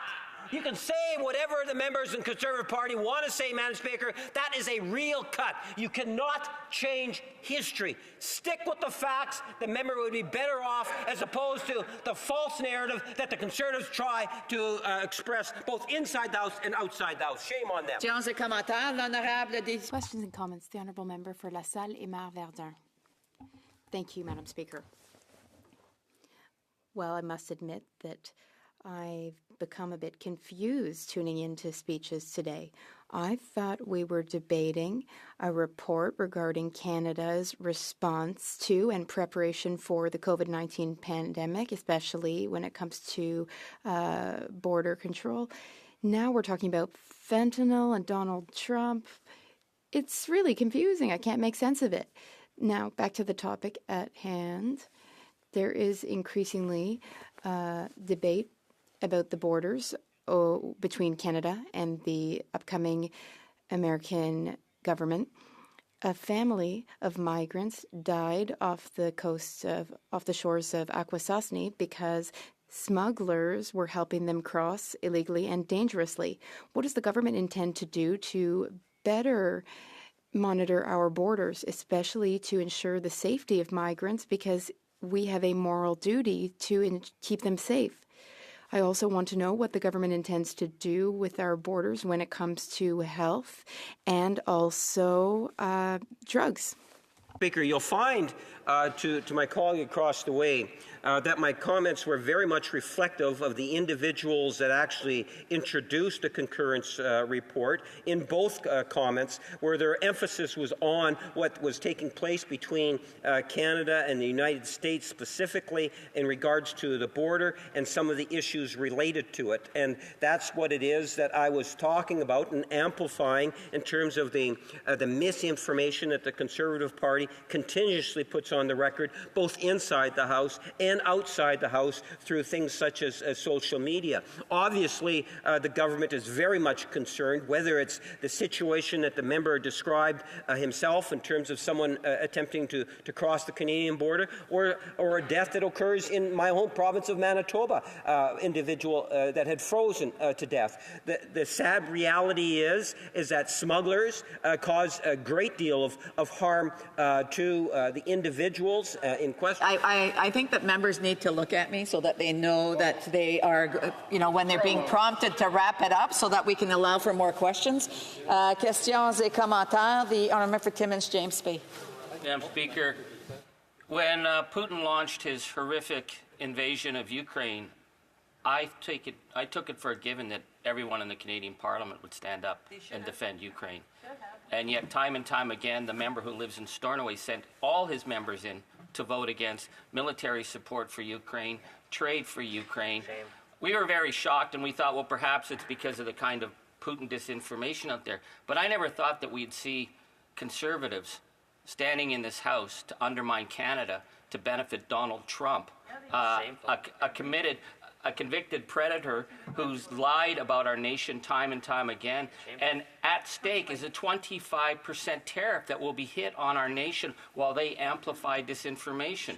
I want to ask my honourable colleague, I've been in this House 20 years, I've never seen any party other than the Bloc openly undermine our nation's interests. But I'm very, very concerned at this time that they're playing into Trump's hand because they're acting like his happy little sock puppets. That's right. Honourable Parliamentary Secretary. Well, Madam Speaker, I think it's a fair assessment, virtually, to say, puppets for Trump. And many of the Conservatives are, in fact, what they're echoing, both inside the chamber and outside the chamber, are things as a narrative, which is, number one, just not true, grossly exaggerated, and ultimately feeds into what Trump, the President-elect Trump, is raising concerns about. And I don't think that that's good for our Canadian negotiators that are going to be sitting at the table. I think they need to, while they have been cautioned, Madam Speaker, I would like to see them behave in a more responsible fashion on this particular issue. Their behavior in terms of voting against the Ukraine trade agreement, and I wish I had more time to expand on that, but the Conservatives voting against the Ukraine trade agreement was a disgrace. And comments, the Honourable for Sandwich Gulf Islands. Speaker, and to the heckling that the Honourable Parliamentary Secretary, the government's House Leader, was responding to, name one. I'd like to name the Honourable Member for Elgin, Middlesex, London, and it was widely reported she was removed as chair of a committee because she got along too well with members of other parties. I would like to also mention that this business of tracking how MPs behave is repeated on the Liberal benches. I'm very disturbed in Jody Wilson-Raybauld's book to read that PMO now extends its reach into saying that members of Cabinet cannot meet with each other without people who report to PMO, such as a meeting the former member of this place, Ralph Goodale, when he was a minister, was wanting to meet with Jane Philpott when she was a minister, and were scolded for meeting without spies in the room. We have to stand up for the rights of individual MPs to be friends with whoever they want to be friends with and meet with whomever they want to meet with. The Honourable Parliamentary Secretary. Yes, thank you, Madam Speaker. I have never experienced any form of of constraints. Like as I've indicated, my speeches are not necessarily written, Madam Speaker. I am not told what to say or anything of this nature. I like to think that I have more freedom in terms of expression and sharing my thoughts with members than virtually every member of the Conservative caucus, with the exception of the leader of the Conservative Party, possibly, Madam Speaker. There's a great deal of freedom within the Liberal National Caucus. That is what my first-hand experience has been through my years. Question, the honourable member for Waterloo. Thank you, Madam Speaker. Madam Speaker, I know that we're supposed to be doing an Opposition Day motion, but the Con Party has decided to do this concurrence motion. I was actually appreciative of the member's speech, because there is one reason why I ran for office, and it was to ensure that the voices of the constituents of the riding of Waterloo were represented in this chamber. And oftentimes I hear many perspectives that I personally might not agree with, but my role as an MP is to have them represented. So my question to the member is, what are his thoughts that today the Conservative Party is more concerned about the incoming President of the United States, while when it comes to 18 Con members representing their municipalities asking for housing accelerator funding, we're told that they cannot do that. When it comes to representing voices within those benches, the Conservative benches that support a woman's right to choose, they're not allowed to do that. What is the member's thoughts about democracy and representation in the House of Commons? Because they remind us... Okay, we're running out of time. The Honourable Parliamentary Secretary. Yes, thank you, and I appreciate the questions, Madam Speaker. At the end of the day, I would encourage, the member from Selkirk made reference to the fact state-owned television. Well, whether it's CBC or CTV, both they've boycotted that. They're very dependent on social media in terms of spreading misinformation, I find, the Conservative Party, and they discredit mainstream media. But having said that, I would encourage every Canadian to read the article on CBC News that was posted on November the 20th, 2024. If you do that, you'll get a very good sense of who the leader of the Conservative Party really is. And if they know, Madam Speaker, it's a lot of trouble for the Conservative Party. Resuming debate, the honourable member for Terrebonne. Thank you, Madam Speaker. I have the pleasure to speak today to report number 8 that the Auditor General presented 3 years ago. We're setting it to public accounts. Yet, it's true that there's a lot of components in this report that are still very problematic today. Border management is still a real problem, and I'm happy to be able to talk about it today in this House. Like we learn at the end of high school, Canada was founded on some main principles. One of them was at the Charlottetown conference, which is the separation of powers. We have a confederation where powers are separated, powers that are often related to, the clergy, and or women. Education and health was left to the provinces, and the federal government was supposed to be careful to provide services, the most important services to citizens, particularly at the time, namely defense and border control. As you know, Madam Speaker, in my 3.5 years as a member, I have risen to criticize the work of CBSA too many times, even though because it's federal jurisdiction. So if we want to talk about some of these mistakes, it would be relevant today. So let's talk first about the report in question, the AG report number 8. That's called Pandemic Preparedness, Surveillance, and Border Control Measures. So in this report, we have read that border management has been chaotic, and quarantine management was as well, even more so. And the example, border control was so slow to implement that the federal government was so disconnected that the City of Montreal sent its own personnel to manage the airport, the Trudeau Airport. And I remember I was watching TV, and I said to myself, what is this government doing? Nothing. Absolutely nothing. They were doing nothing, and cities had to send their own personnel to welcome people and to ensure that if people did have COVID symptoms, that they were wearing masks or they were protecting people around them.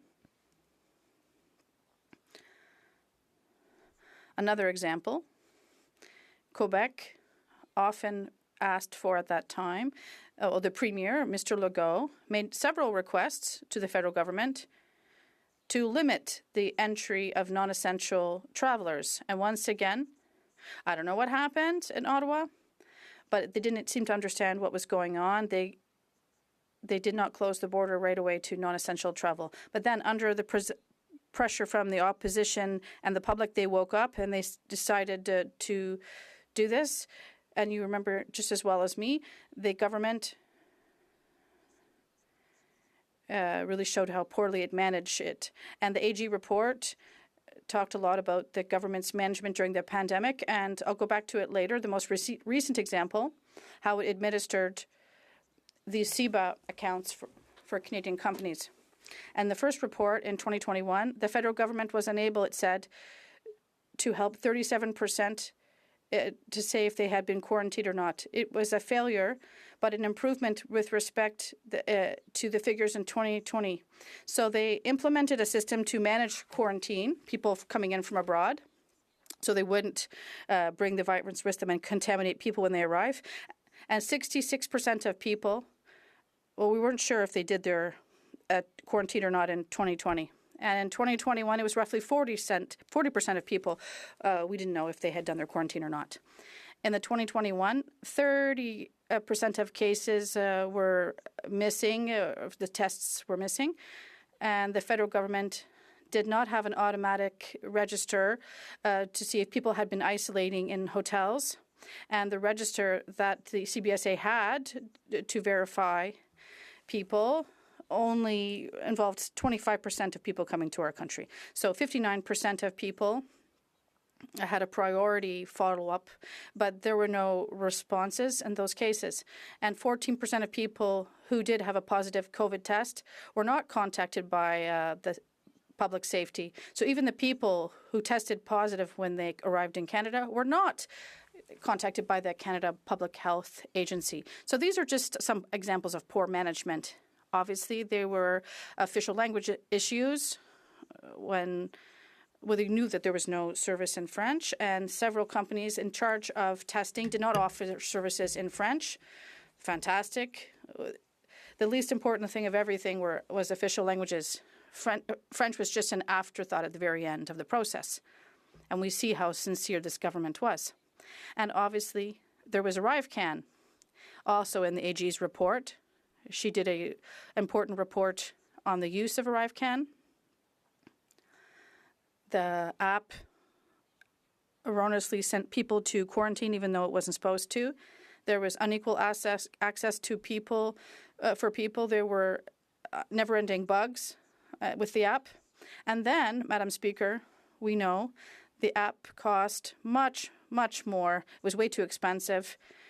It cost $60 million instead of it costed the honourable member has her phone on vibration. It's causing difficulties. We can hear it vibrate. I'm wondering if she can put it aside. The honourable member for Terrebonne. Thank you, Madam Speaker.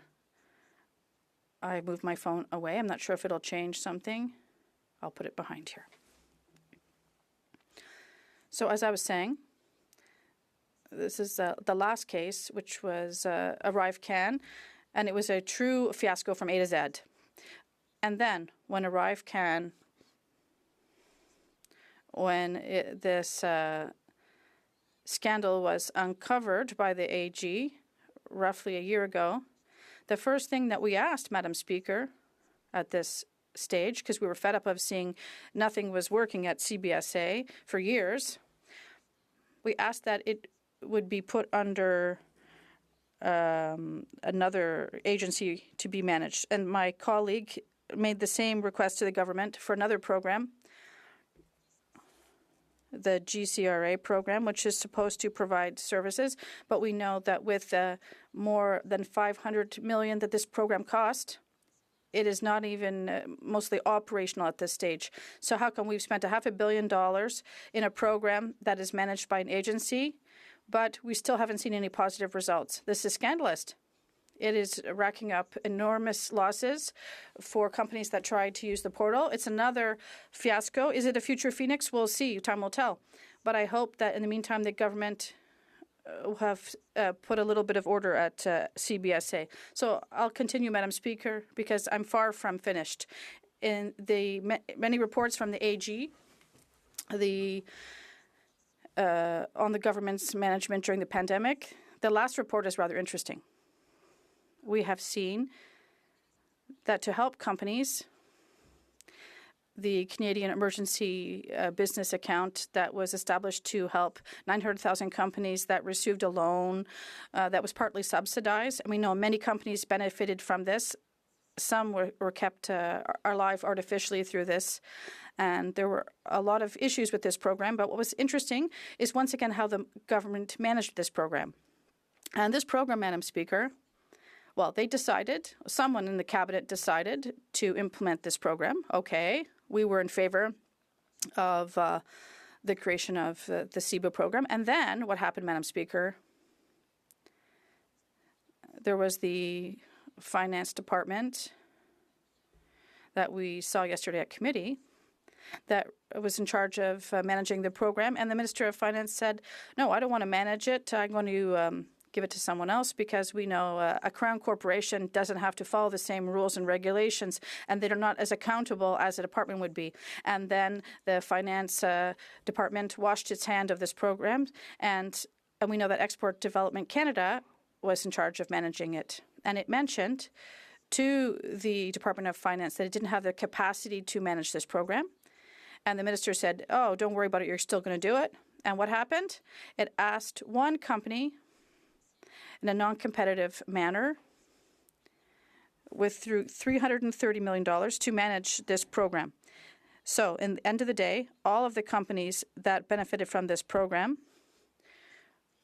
were served, often very poorly, by this company. So another important point, as my colleague from Trois-Rivières reminded me, I was a bit young at the time, Anderson, the famous Enron and Anderson scandal, that was doing the audit on one side and then also providing advice to companies and hiding all this information. It was doing both at the same time, which is unethical. We know that's no longer the case because we set up regulations since. But Anderson Consulting, when they separated from their audit branch, became Accenture. So it's the same company that was involved here, obviously with a few new people that have arrived, but it's the same company that just changed its name, just changed its brand and image. Accenture managed the CEBA program, and we saw this in the AG's report. Once again, it was very poorly managed. It's poor management of public funds, not just poor management during the pandemic, because there were a lot of people that were poorly served by the program. One example, many companies said they were eligible in the beginning. They received a loan and a subsidy. And then after a year later, a few weeks before they had to pay back the loan, were told, no, you were not eligible. You have to give everything back, including the subsidized portion, which most company that asked for the loan had already spent because they needed that money at the time. So that was the first failure. Second, we know that there was a call center that was created by Accenture. And this call center, Madam Speaker, and the Accenture billed the government for 14 hours, even if the call center was only open for 9 hours. So we know that these call centers were set up much too late. And banks and even the Canadian Federation for Companies had to handle 19,000 calls. So there was an issue, and that's why the call center was set up. And it cost $30 million, this call center. So how many messages did we receive from companies that went unanswered. There was automatic messages talking about callbacks, and there were thousands of companies in distress. And people finally got a hold of an agent after days of trying, and then the agent said, sorry, you don't have an answer for you. So what a super service they offered. It cost $30 million, as a reminder. And then we know Accenture, this company, since it couldn't, EDC couldn't manage everything and had to give everything to this consulting firm. And we know we even asked Accenture to manage call for tenders process to supposedly be more competitive. And they told Accenture, could you come back and manage this tender progress? Of course, Accenture said, we will give this multi-million dollar contract. It gave itself the contract of several $1 million. Is it acceptable? Absolutely not. Totally unacceptable. And then when the question was asked at the Department of Finance, they are not going to ask for the money back from Accenture, even though we know that they overbilled and they paid too much. And this was not malicious, because as a consultant myself, I know when we bill someone, we're very careful with the bills, because usually the client looks at what's on the bill, and they're really careful to bill the least amount possible. So when you overbill, this was done with an intention to make more money. And once again, Madam Speaker, the responsibility doesn't lie with Accenture. It lies with the government, who we gave a part of our salaries to. That's what this is at the end of the day. Someone who works doesn't even have access to their full salary because they trust that the government will manage this portion of their own salary, of their own work, to provide appropriate services. And that's not what we're seeing, Madam Speaker. It's not what we saw during the pandemic. There were numerous reports from the AG on the government's management of it, and it says it was catastrophic. And this is with public funds, and the Liberal management of public funds is catastrophic. And I'm actually sad to hear that most likely what we'll learn is that the deficit will even be bigger than we expected. And that's what the Liberals do. They give out gifts, and they're not managing public finances properly. So I can go on even at great length about this, because what I'd like to say fundamentally is that throughout the pandemic management, there were certain components that kept on coming back. I mentioned two of them: poor management at the border with CBSA, and poor management of stocks as well. We heard this many times. It's a pandemic situation. We didn't know what to do at the time. This was unprecedented. Okay, well, but, and like the Auditor General said on many occasions when we asked her questions, nothing justifies that during a crisis, all our systems and guidelines that were put in place to prevent abuses of public funds were eliminated. There was no longer proper management of policies, whether it's health policies or border management policies. How come everything was just blown up? Why? Because the government was like a deer in the headlights. It didn't want to react for weeks in some cases, like in terms of border management. So it's fundamentally shameful. It's truly shameful. In terms of the CEBA account for Canadian companies, what is really surprising is that there was a recommendation that was rejected by the federal government. It was rejected by the Department of Finance. It was simply to reflect on what happened, take a bit of responsibility, and establish an accountability process for the CEBA program. And the minister said, no, we're washing our hands of it. It was a Crown Corporation that has to take this responsibility. And then the Crown Corp says, no, it was the department that is directly responsible because there was a cabinet. And yes, a ministerial responsibility is also the minister's responsibility, not to a Crown Corporation that it mandated to do this job. And the Minister of Finance and Global Affairs Canada gave EDC this mandate of managing the CEBA program.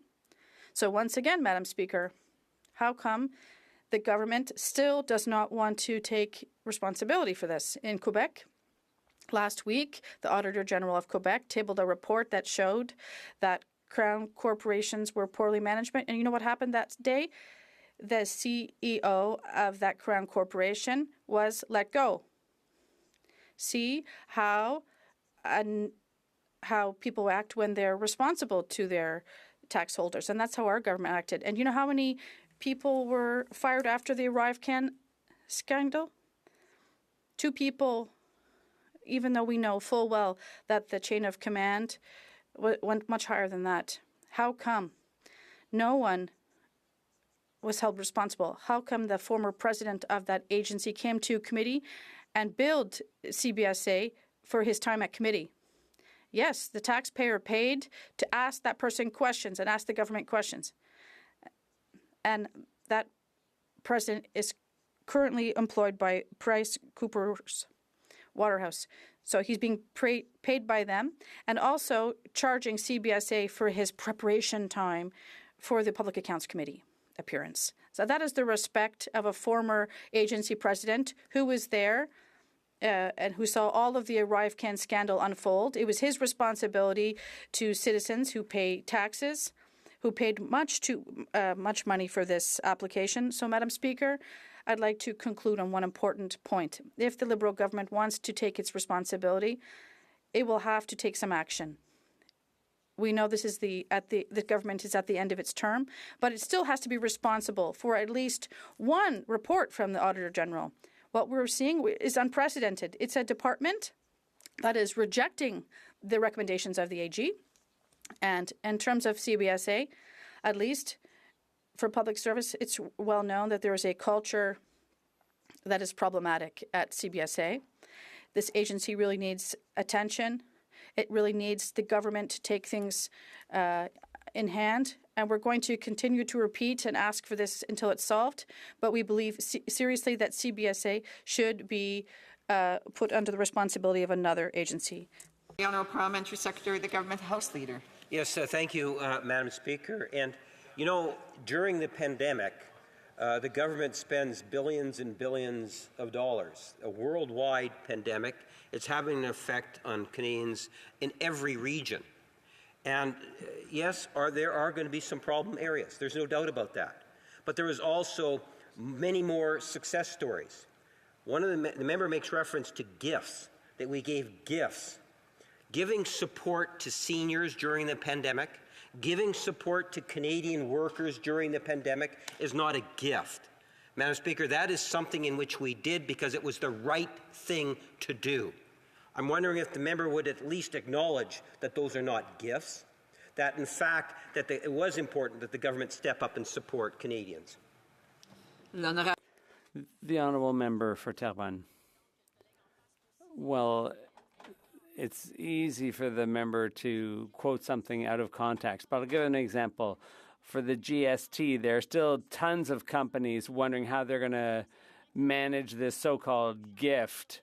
Some gift, it's going to cost companies more money to fix their cash registers than it is going to be an incentive to get people to shop more. So only 4% of businesses think that this is actually going to boost sales, but it's going to cost them from $4,000 to $6,000 to reprogram their cash registers. Nobody believes in this GST gift. Thank you very much, Madam Speaker, and I want to thank my honourable colleague for her speech. She's a well-versed member of the Public Accounts Committee, has done great work there on behalf of many Canadians, and I thank her for that. One of the issues we dealt with in public accounts was hearing from companies, particularly when we heard from pharmaceutical companies during the time of COVID. We've seen that these pharmaceutical companies not only were malicious to Canadians, but they're malicious right across the globe. They sought to actually withhold consent to release the documents and the contracts. What we've seen at that time was these companies were hedging their bets. They were taking advantage of people because they had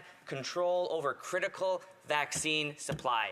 Critical vaccine patents, and they use that in order to abuse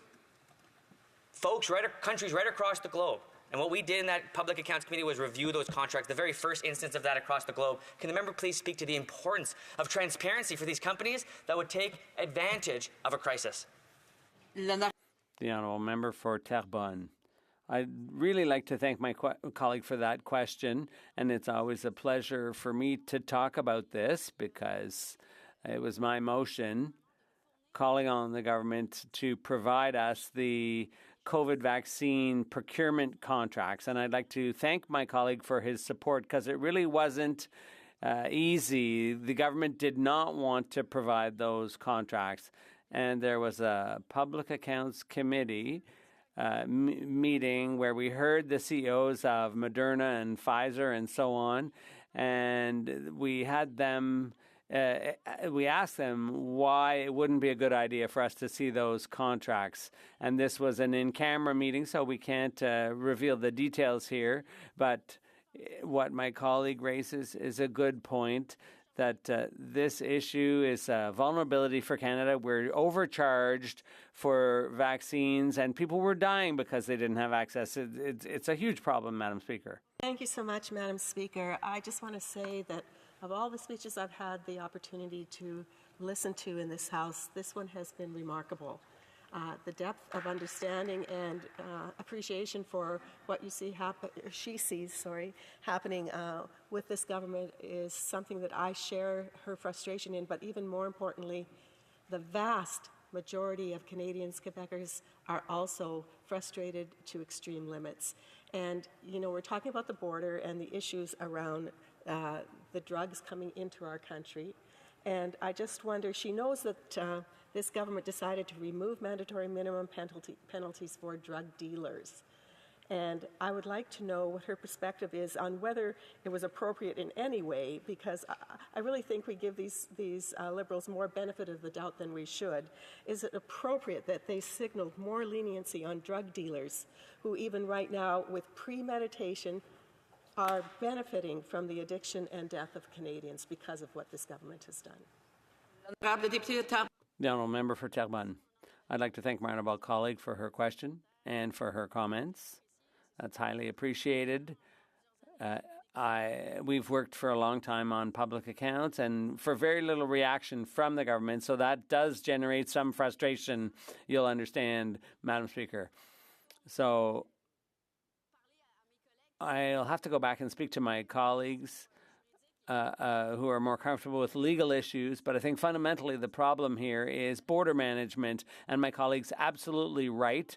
The border is a sieve. People can cross back and forth with weapons, with guns, with stolen vehicles and so on. There's huge problems with CBSA. And it's our responsibility, and that's why we want a CBSA placed under third-party management. Questions and comments? The Honourable Member for Berthier-Masquinongé. Thank you very much, Madam Speaker, and I'd like to thank my colleague for her very specific speech, once again. Very accurate speech. As my colleague said, the border is porous. There's a lack of control and lack of action from the government. So I'd like her to comment on the fact that the government has announced it will be deployed, rather that the government of Quebec has had to deploy resources to the border, even though it's not their jurisdiction or responsibility. The Honourable Member for Terrebonne. Thank you, Madam Speaker. This gives me a good opportunity to talk about the fact that the provincial government, the Quebec government, is often much more competent in managing the border than the federal government is through the RCMP or CBSA. So this is a great opportunity, Madam Speaker, to say how much better off Quebec would be if we could control or manage the border ourselves.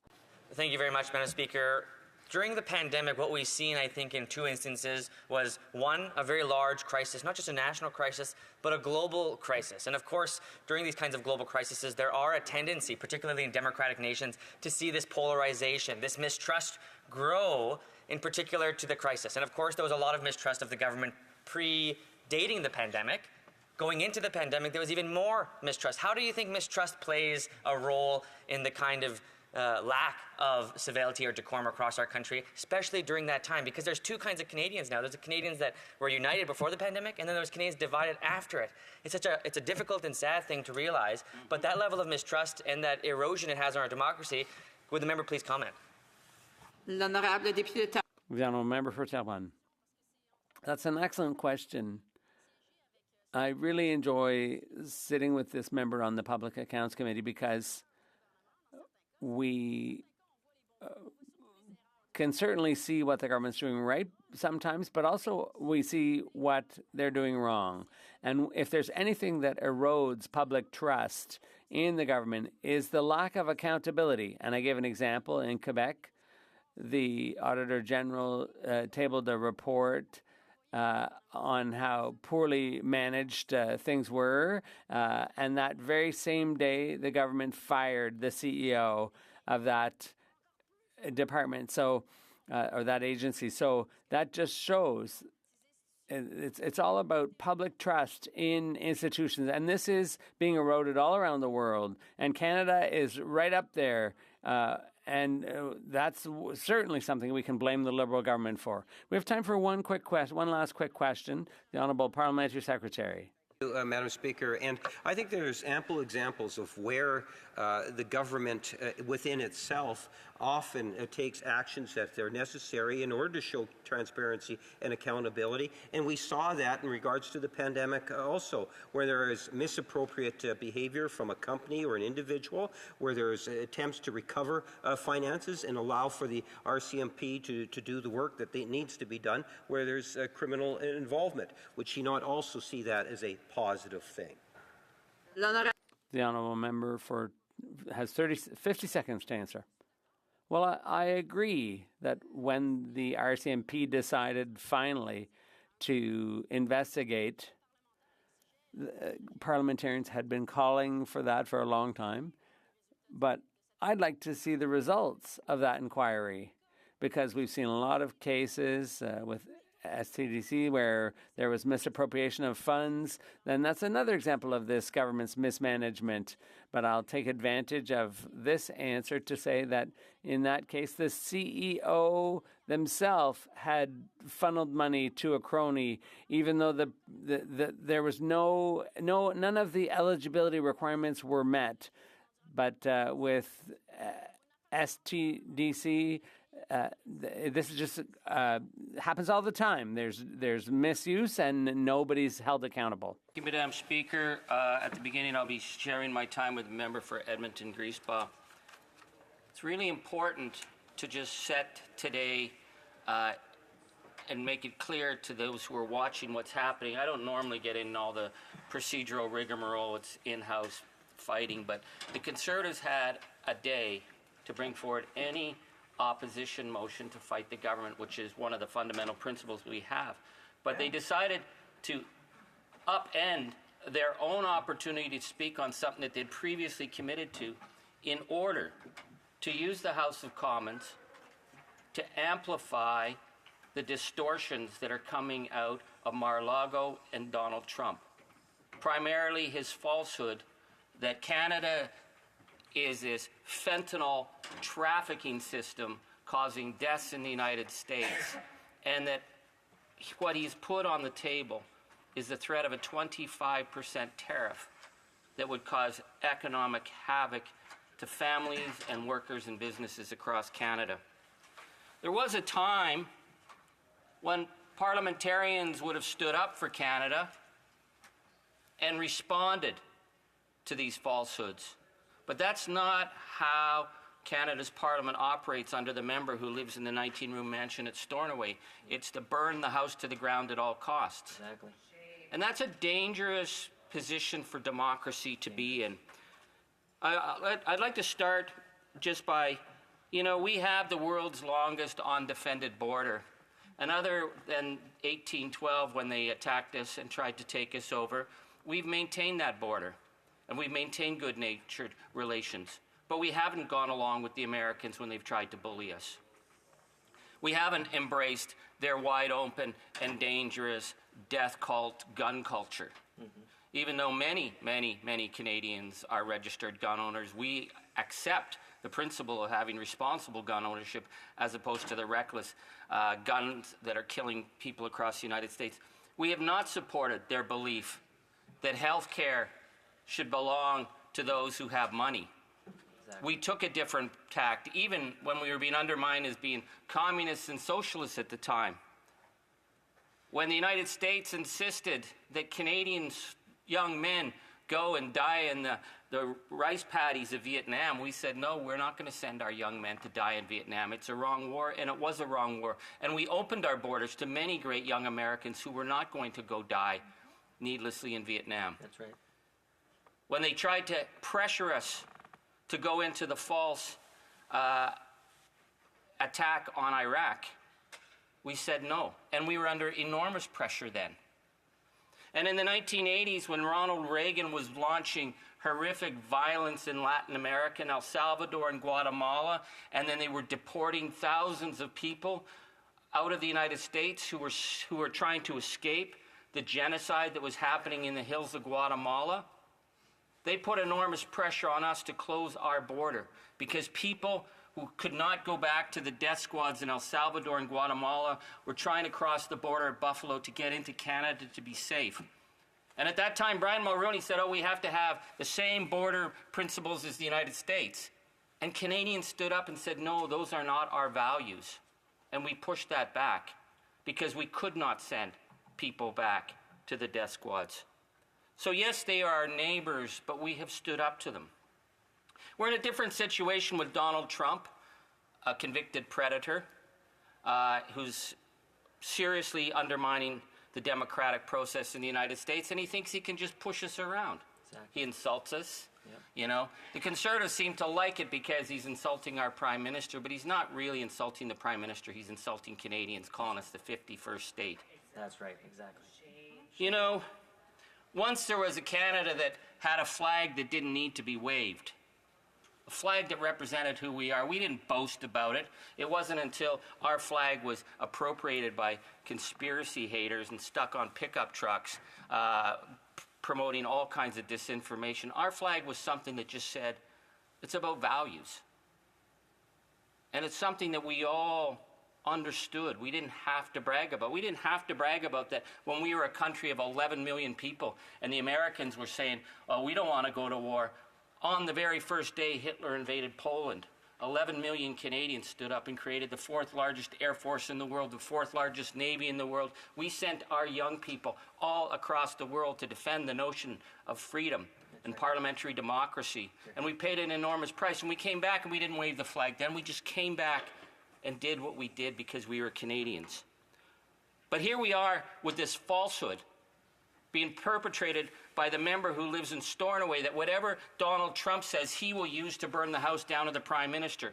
So he's using this falsehood on fentanyl, which is an absolute falsehood. I have the Drug Enforcement Agency unclassified reports on fentanyl. Fentanyl, they write about China. They write about India. They write about Mexico. There's just one very tiny thing about a small amount coming from Canada. That's not the issue. Fentanyl's not the issue, but the Conservatives will use that falsehood, threatening a 25% tariff. You can bet that these dumbed-down speeches claiming that Canada's a broken border and a fentanyl trafficking area is going to be used on every right-wing blogcast and on Fox News to further undermine our country. Exactly. They would do that. They would burn our house to the ground because they don't care about truth. They wouldn't know what truth was. If truth came down, Lady Truth came down, naked, painted purple, and danced all over Stornoway for weeks, the member wouldn't notice. But I say that jokingly, but it's not a joke, because what Trump's really after is our water. He's made it clear. He said there's a giant faucet in Canada and you just turn it on. There was a time when we would have defended those resources, but you can bet if Donald Trump says, I want Canada's water, the Conservatives will use this House of Commons to promote his attack on our resources. Exactly. To take what they can take, because they don't take us seriously. They think they can push us around, and they can only push us around if we have fifth columnists. You know, fifth columnists was what they called Franco's people, who undermined the defense of democracy in Spain. People who would undermine their own country to score a point. Another term was quislings. Yep.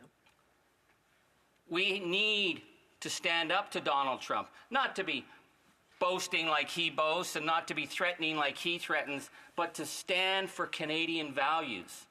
That no, we will counter falsehood with truth. That we will be a good neighbor, that we will protect our border, but that we will not be pushed around. Not the way the member who lives in Stornoway will amplify falsehoods and misuse the House of Commons, knowing that it is putting Canadian jobs and families directly at risk because they don't care. They don't care because it's about burning the House to the ground to get to the Prime Minister. So I'm not even going to go down into the gutter with them where they make these falsehoods about how the Prime Minister, who I don't agree with on hardly anything, that he somehow created the fentanyl crisis that caused thousands of deaths. That's an ugly falsehood. It's just a straight up lie. But they use that all the time. But to have them come into the House of Commons and talk about defending the border, when under Stephen Harper, they trashed border security. That's right.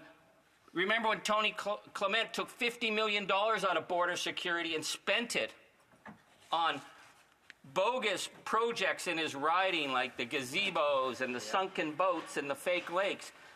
They took money that would have protected our borders and used that so shamelessly when they fired 1,100 jobs from the Canada Border Services. And they were told the threats that would be. And they got rid of the dog sniffer teams. Maybe Stephen Harper doesn't know what a dog sniffer team is. A dog sniffer team is what you use to sniff out drugs. It was the Harper government who got rid of that. They got rid of their intelligence agency at the border. They got rid of their teams who went undercover to take on the smuggling gangs. Wow. That's the record of Stephen Harper. So when they come in this House and pretend they stand for Canada, we know they don't stand for Canada. When they come in this House and say they'll stand up on the world stage, we know that they supported Putin and undermining the votes for Ukraine. Yeah. And when they say they'll defend the border, they're only defending the interests of Donald Trump, and they would sell us down the river, but not on my watch, not on our watch, not ever. We will stand up for Canada. Hear, hear. And comments. The Honourable Parliamentary Secretary, the Government House Leader. Yes, thank you, Madam Speaker. You know, John, in April of 2021, Jean-Pierre Fortin, the National President of the Customs and Immigration Union, said 1,026 jobs will be eliminated within 3 years, and that represents a direct attack to our national security and public safety. Madam Speaker, you know, the issue of cuts under the Conservative regime was, in fact, very serious. On the one hand, Conservatives are critical, yet when they were in government, in particular when the leader of the Conservative Party was sitting around the cabinet table, there were serious cuts to Canada's border control. Well over 1,000 jobs, other financial resources, Madam Speaker. And the member makes reference to, you know, sidestepping and how it is that the Conservative Party today, it does not do a service in terms of to Canadians by, in essence, amplifying a false narrative that often we hear coming from the United States. And if you can just expand on that thought. Honourable Member for Timmins James Bay. Thank you. It's a very serious situation we're facing with Donald Trump. We certainly know that President Zelensky is doing everything he can to defend Ukraine when we know that Donald Trump is putting in a Putin troll as his director of international intelligence.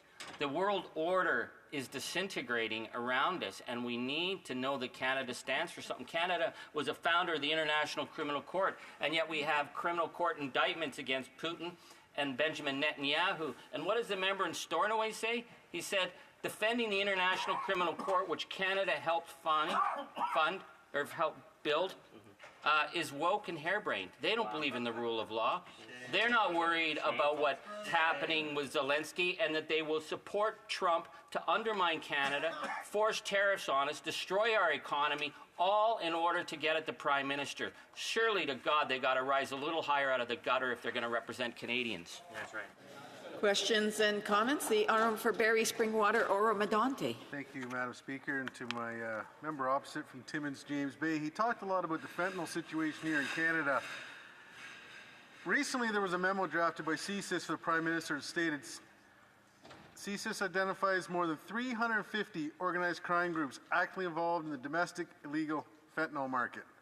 We are now producing much more fentanyl here in Canada, and we become a net exporter of fentanyl rather than an importer of this product. Can he sit back and say how we possibly, this isn't a Canada-created problem? Now, we're now exporting more of this drug than we're importing, and we're sending it to other countries. We have an overabundance of it here, and it's obviously a problem. What's he got to say about that issue? The honourable member for Timmins James Bay.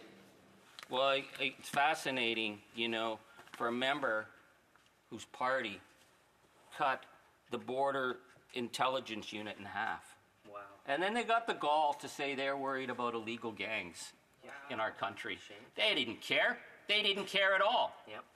That when his party and the member who lives in Stornoway sat around the cabinet table and got rid of the sniffer dogs who were on the intelligence units who were stopping the gangs from shipping fentanyl one way or the other, they didn't care at all.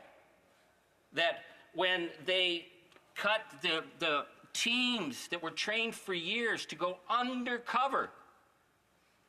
Now, undercover mostly is the member Stornoway on any given night when we're voting in the House on all his dumb motions, and, you know, he keeps them going all night long, but he's always undercover. But the undercover teams, they cut that. That's years and years and years of work to protect us and international allies from these gangs and from fentanyl. They didn't care then. They don't care now. They are just Trump's little sock puppets. That's right. We have time for a brief question. The honourable député de La Salle et Mar. The honourable member for La Salle et Mar-Verdun. Thank you, Madam Speaker. It's hard to have compassion for the member for Timmins James Bay when he talks about what Canada used to be.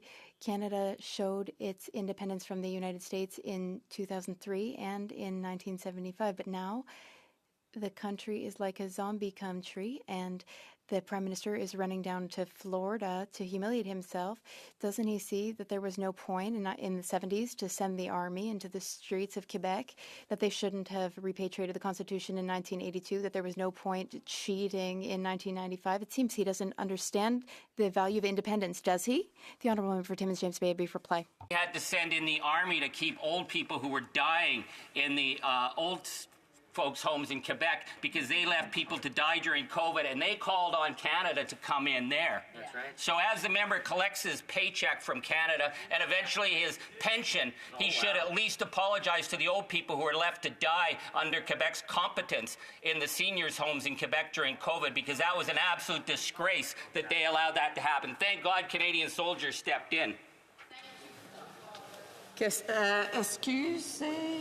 L'honorable député de... The Honourable Parliamentary Secretary to the Government House Leader, rising on a point of order. Madam Speaker, I believe when I quoted Mr. Fortin, I might have said 2021, and it should have been 2012. Okay, corrected. Resuming debate. The reprise de débat. L'honorable député... The Honourable Member for Edmonton-Griesbach. Thank you very much, Madam Speaker, and if you indulge me, I'd like to thank my honourable colleagues for this year in particular. It was a difficult year for my family as the passing of the matriarch of the Fishing Lake Métis settlement, my late mother, Mary Grace Desjardins, passed away. She passed away surrounded by loved ones, surrounded by family, and she went the way that she always wanted to, surrounded by her grandchildren. So I want to thank my honourable colleagues, my constituents, and of course all members of this House for your immense support during this difficult time, and I and my family are well. Mm-hmm. I also want to thank the member from Timmins James Bay. His stalwartness, his kindness, and his demeanor have often shown on this place a better ability for us to rise to a better kind of standard that asks us to think of each and every one of us as part and parcel of a larger and greater path, a path that in many ways would hopefully resolve in Canadians being even more united. But what we've seen through crisis after crisis, in particular from COVID-19, like the report suggests here, or whether it's dealing with the tariffs imposed or being threatened by President-elect Trump, these are crises that we must find ways to come towards and come together for. These are serious issues that can impact every single one of our constituents, every single one of our families, and every single parts of our lives. These are the kind of issues that, when threatened, we should go beyond being just simply political opponents and rise to becoming allies as Canadians. But the opposite's taking place so often, where being political enemies for the ability to get cheap points, electoral points, becomes the primary objective. When the United States threatens 25% tariffs, Mr. Speaker, my goodness, 25% across the board on all goods.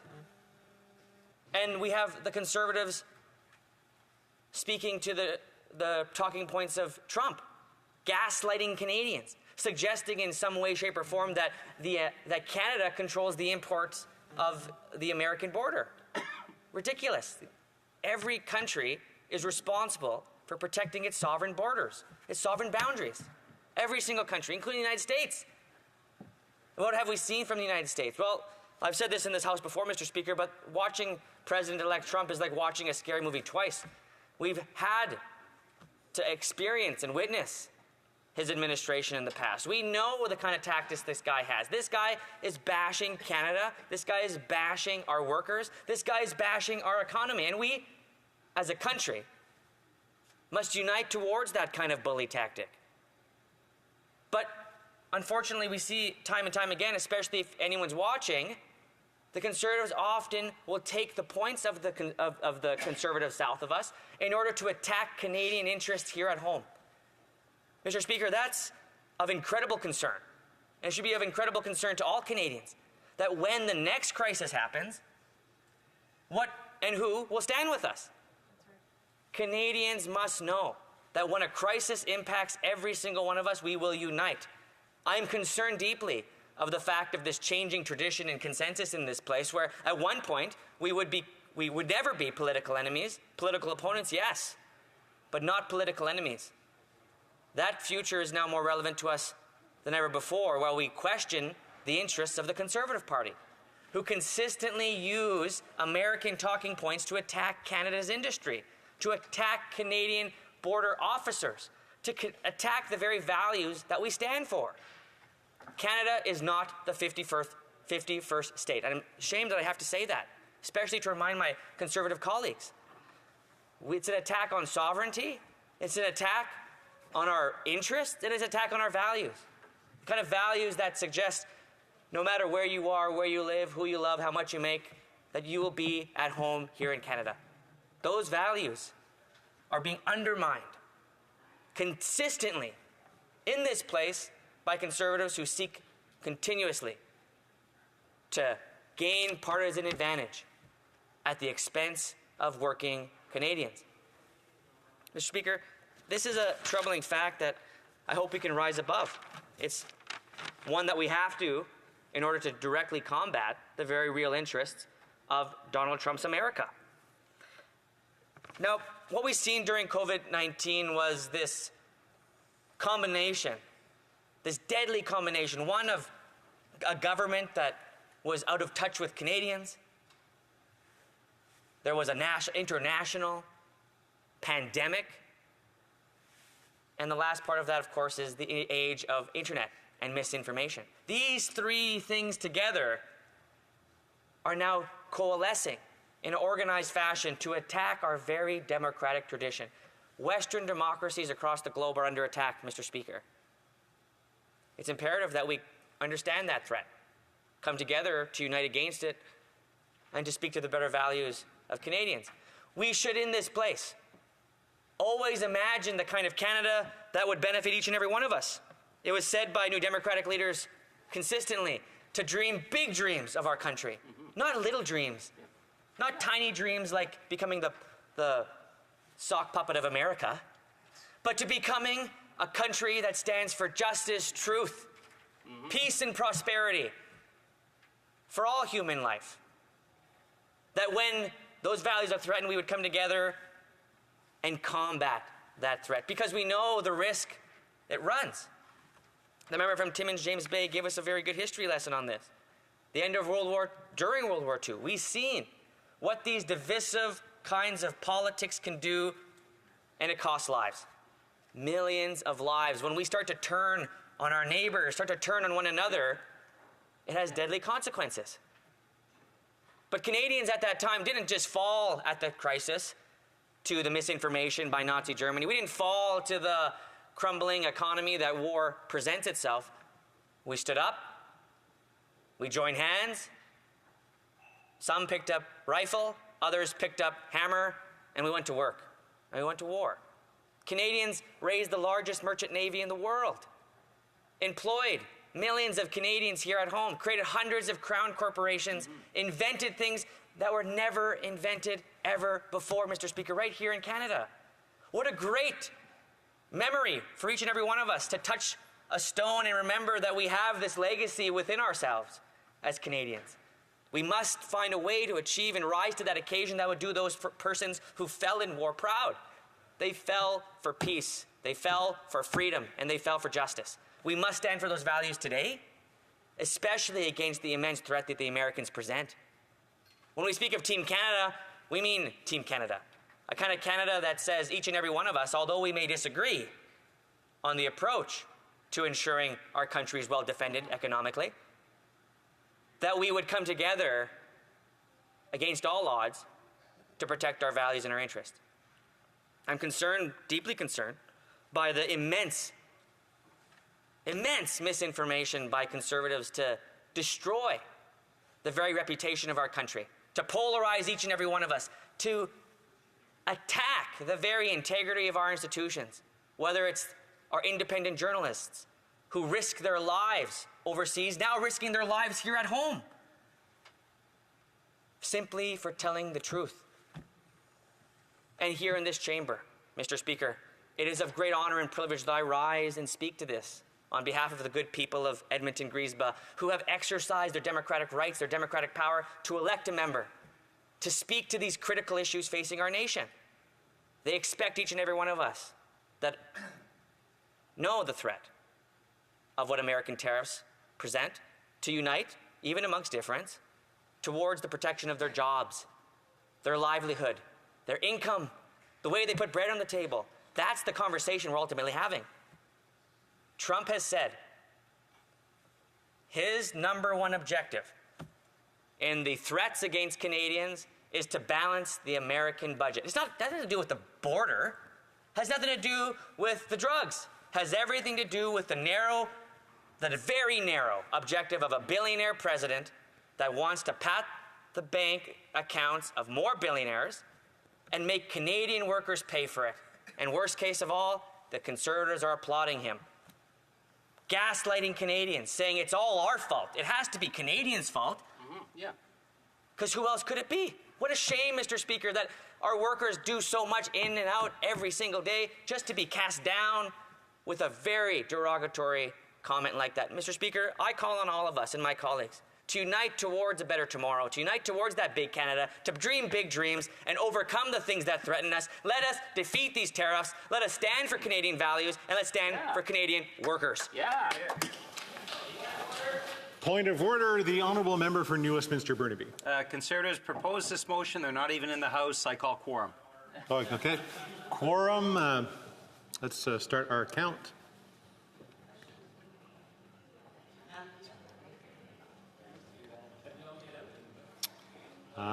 Ring the bells.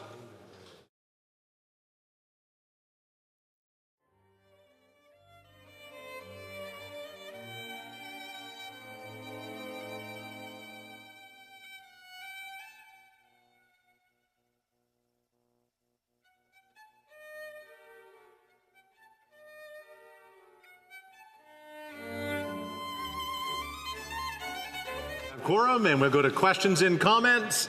The Honourable Parliamentary Secretary to the Government House Leader. Yes, thank you, Mr. Speaker. And, I appreciate many of the comments that the members put on the record. And one of the things that I think is so important for us all to recognize is just how the trade between Canada and U.S. is so essential, not only for Canada, but also for the United States, Mr. Speaker. And Canada has, I've argued, some of the very best negotiators in the world. And we are in a great position to ultimately renegotiate if the need is there. but we should be united in terms of taking and promoting the advantages that Canada has. Whereas we have the official opposition today under the leadership of the Conservative Party that has taken an opposite approach, as if they are puppets of the Trump administration. And I'm wondering if my friend could provide further comment in regards to how the Conservatives playing down Canada's interest is hurtful for all of us in Canada. The honourable member for Edmonton-Griesbach. Mr. Speaker, when we don't all stand for Canada at a time of a threat, when will we stand together? Yeah. That's the deep concern I have, is that Conservatives would be willing to toss out our industry, willing to cast down and gaslight Canadians. They're willing to go so far as to even suggest that our government is in some way, shape, or form attacking or destabilizing the border. Wild accusations that are puppeted by Conservatives here and mentioned on a social media platform by Trump. We know that Trump's interests are narrowly to balance his budget, and he wants Canadian workers to pay for it, and we say no to that, Mr. Speaker. I want to just mention on that last part there on coming together. Yes, we do need to see that coming together. We need to see labor, especially at the table, and that's what I would encourage my member. We need a war room that includes labor representatives, because they know the workers, they know the skills, they know our industry, and they know exactly how to get it to market. If it's not the United States, it will be elsewhere. Questions and comments? Questions, commentaires? L'honorable député de Terrebonne. The honourable member for Terrebonne. Thank you, Mr. Speaker. Mr. Speaker, I thank my honourable colleague for his speech. He took up this file, the matter of international trade. He recently joined the committee, but he seems to know the files very well. I wonder whether he has the same opinion as me or a different opinion when it comes to negotiations between Canada, the U.S., and Mexico in the context of CUSMA, because often Canada makes concessions, and Quebec is often sacrificed in some loopholes. So now, as a member of the committee, will he work to ensure that that does not reoccur in future negotiations? The honourable member for Edmonton-Griesbach. Mr. Speaker, and I want to thank my honourable colleague for that question, and she's right. I've spoken to Bloc members about this issue, and we're united on the fact that we must protect Quebec industries, most particularly the dairy industry. It's one of the best industries we have in the globe, one of the healthiest and one of the safest products across the world.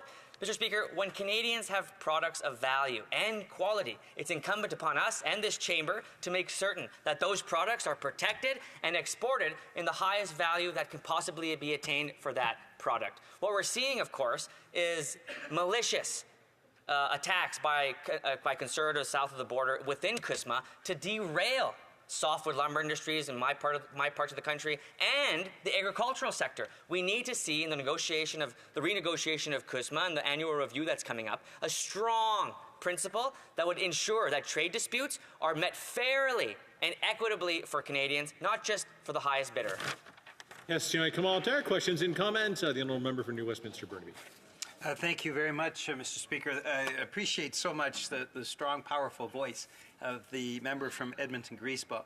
And I wanted to just raise with him what is obvious to all of us, that the Conservatives wrecked the border when they were in power, devastating supports, including with CBSA. Sadly, the Liberals have not fixed what the Conservatives wrecked. I wanted to ask my colleague from Edmonton-Griesbach, an NDP government is going to actually show respect for our partners and, of course, for the border. How would that be different from the wreckage that we've seen from Conservatives and the inaction from Liberals? The honourable member for Edmonton-Griesbach. I want to thank my honourable colleague for that great question, and he's right. New Democrats are the only party that is willing to defend not only Canada's interests, but also our values. Mr. Speaker, that's an important part to a lot of this question, and we value in Canada not just our sovereignty, but we also value, above all else, the safety and security of Canadians. Even if a billionaire threatens us, we will not gaslight Canadians. Yeah. We simply will not, and that's the promise, which is unfortunate in this place, that we have to make, but it's real, that we would not sell out the values of Canadians just because a billionaire south of the border says he wants more money and he wants to charge Canadian workers for it. The Conservatives cut 1,100 border service officers, dog sniffers, the actual units that find drugs. They cancel the very real and important security measures that are present at our borders, the checks and balances that make certain that the imports to this country and those who are coming in are safe. We need to do more, and the NDP government will do it. Reprise du débat, continuing debate. The honourable member for New Westminster, Burnaby. Thank you very much, Mr. Speaker, and I appreciated the words from the member from Timmins James Bay and the member from Edmonton Griesbach. This is a very unusual circumstance, Mr. Speaker, because this is Conservatives sabotaging not just the country, not just the border. Today they're sabotaging their very own opposition day, as they did yesterday, Mr. Speaker. As you know, Mr. Speaker, the practice is in supply, each party gets opposition days, and the reality is we had an opposition day yesterday. The Conservatives sabotaged, it was their own opposition day, they sabotaged it themselves. They basically proposed, they obviously didn't take the day seriously at all. Their motion wasn't serious at all, as usual. But then they sabotaged it by stopping debate on their own motion. Today, Mr. Speaker, they have proposed something that stops again debate on whatever motion they want to bring forward. It just points to the lack of seriousness of this modern Conservative Party. Since the member from Carleton took over, this party is less serious than it has ever been, more childish than it has ever been, more disrespectful of the standing orders. We've had 2 consecutive question periods where the standing orders were basically ripped up and thrown out the window. As you know, Mr. Speaker, Conservatives asking questions that have nothing to do with government administration, time after time after time after time. Just a profound disrespect for Canadian democracy, Mr. Speaker, an unbelievable disrespect for Canadian democracy.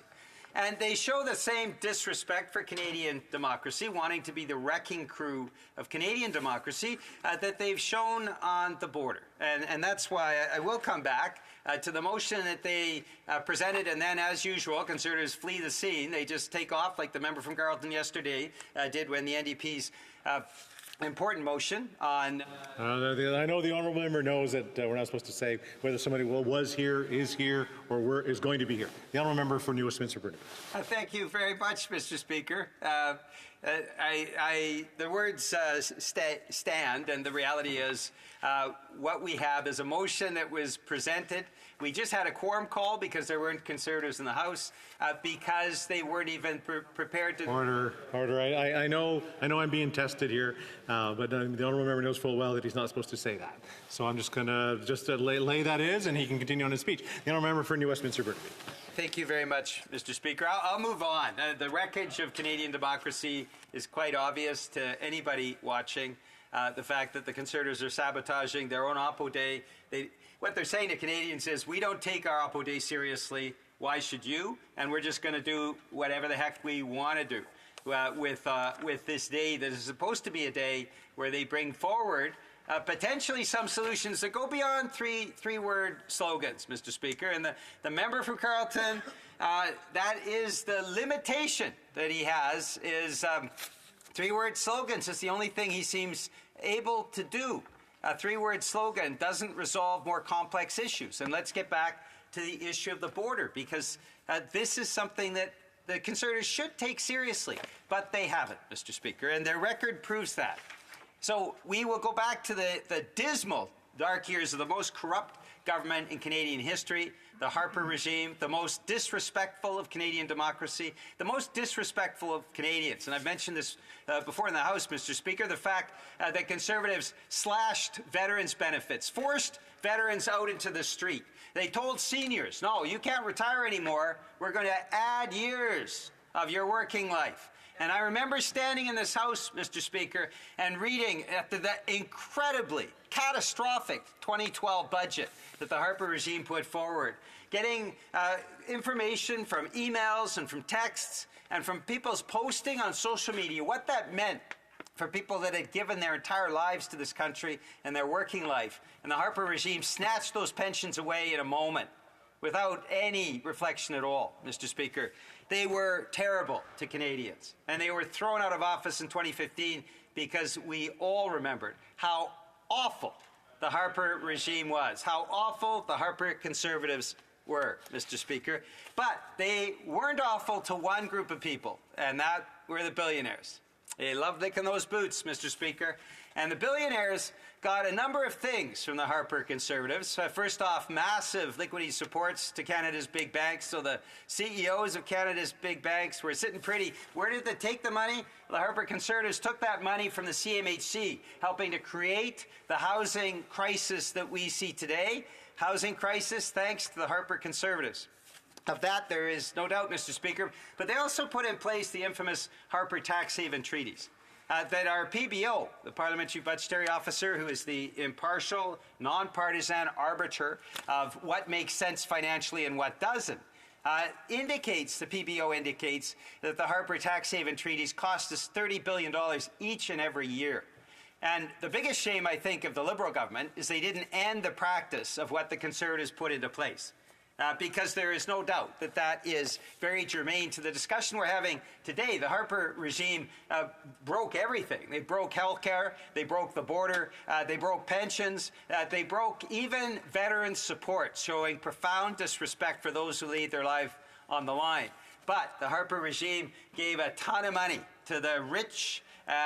Canada's few dozen billionaires are sitting pretty thanks to the Harper Conservatives, because that's the only thing they did that benefited anybody, and it only benefited Canada's billionaires. So while they were cutting and slicing and dicing all the services that Canadians depend on, they came up with the brilliant scheme that to protect our border, they would slash Canada's Border Service Agency. Oh, yes. CBSA, 1,100 positions eliminated. And the flow of illegal guns started at that moment. Thanks to the Harper Conservatives, thanks to this Conservative Party, Conservative MPs, the flow of illegal guns came across the border. Again, the Liberals should have fixed that immediately when they came to power, chose not to, Mr. Speaker. And so that shame is something that the Liberals carry in part, because they didn't fix what the Harper Conservatives broke. Mr. Speaker, it gets worse, because it's not just what they did in power that imperils the border and ensure the sort of insurance of an undefended border where there is border security in place, where we can ensure that illegal guns do not come across the border, we can ensure that illegal drugs do not come across the border. What the Harper Conservatives did is put all of that in peril. But then, Mr. Speaker, Conservatives decided that they would do even better. And as official opposition, and as you know, Mr. Speaker, it's the most inept official opposition we've had in Canada's history, a party that sabotages its own opposition day, a party that increasingly is incompetent, that doesn't even understand the rule book. You'd think a member of Parliament that gets a good salary and a good pension from the people of Canada would at least take the effort to read the rule book, at least respect the rules and procedures that govern us, the standing orders. But as we've seen over the last few days, Mr. Speaker, this book has not been read by a single Conservative MP, as they disregard it completely. So you would think with all of those things in place, Conservative MPs would do that work. And you would think that they would come to work with some understanding of what they actually should be doing as members of Parliament. But a great example that I can give you, Mr. Speaker, is a year ago this week. Because Conservative MPs came up with the brilliant idea that they would systematically cut services, not as government, as official opposition.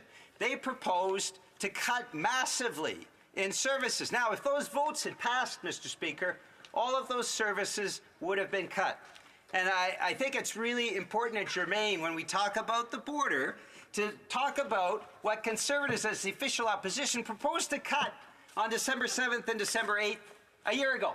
In 2023, we're not talking about the Harper regime. Conservatives stand up and they say, oh, that was a long time ago.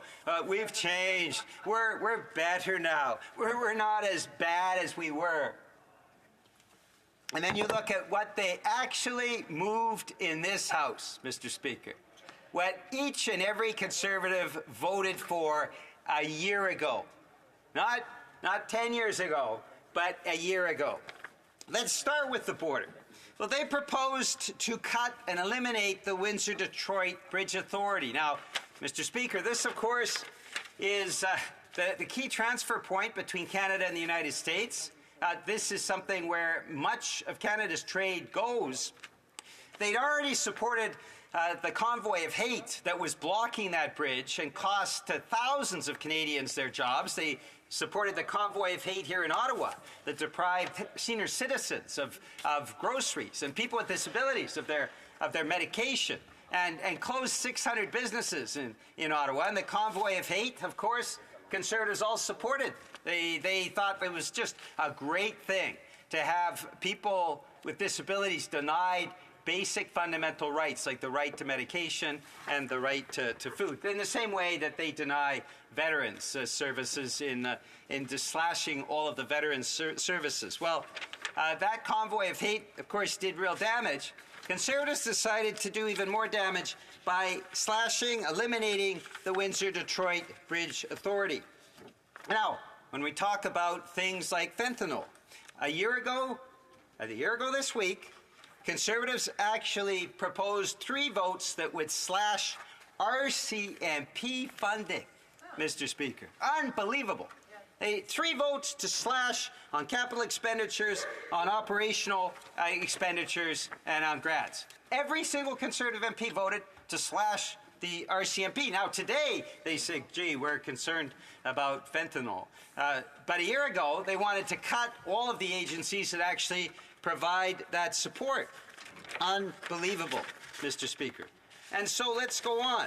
I mean, these were 120 votes, including slashing, eliminating the Department of National Defense. Huge slash there in terms of supplementary benefits. Wow. They wanted to slash health care. They wanted to slash and eliminate food safety in this country, Mr. Speaker. Who does that? Who is a member of Parliament, shows up in this House of Commons and says, I propose to eliminate food safety in Canada?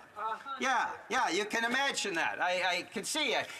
Members around this House were aghast a year ago when that's what Conservative proposed. A year later, the memory is still fresh.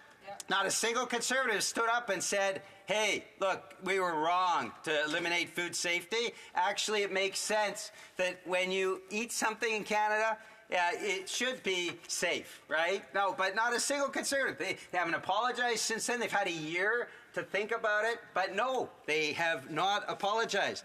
They wanted to slash health care and affordable housing, Mr. Speaker. Now, yes, my colleague from Winnipeg Centre, she remembers, and she says, yeah, what? That's crazy. It is absolutely crazy. And yet, Conservatives who've never read the rule book, who've never understood what it's like to be an MP, obviously have no understanding of these dramatic cuts that they're proposing, not as government, Mr. Speaker.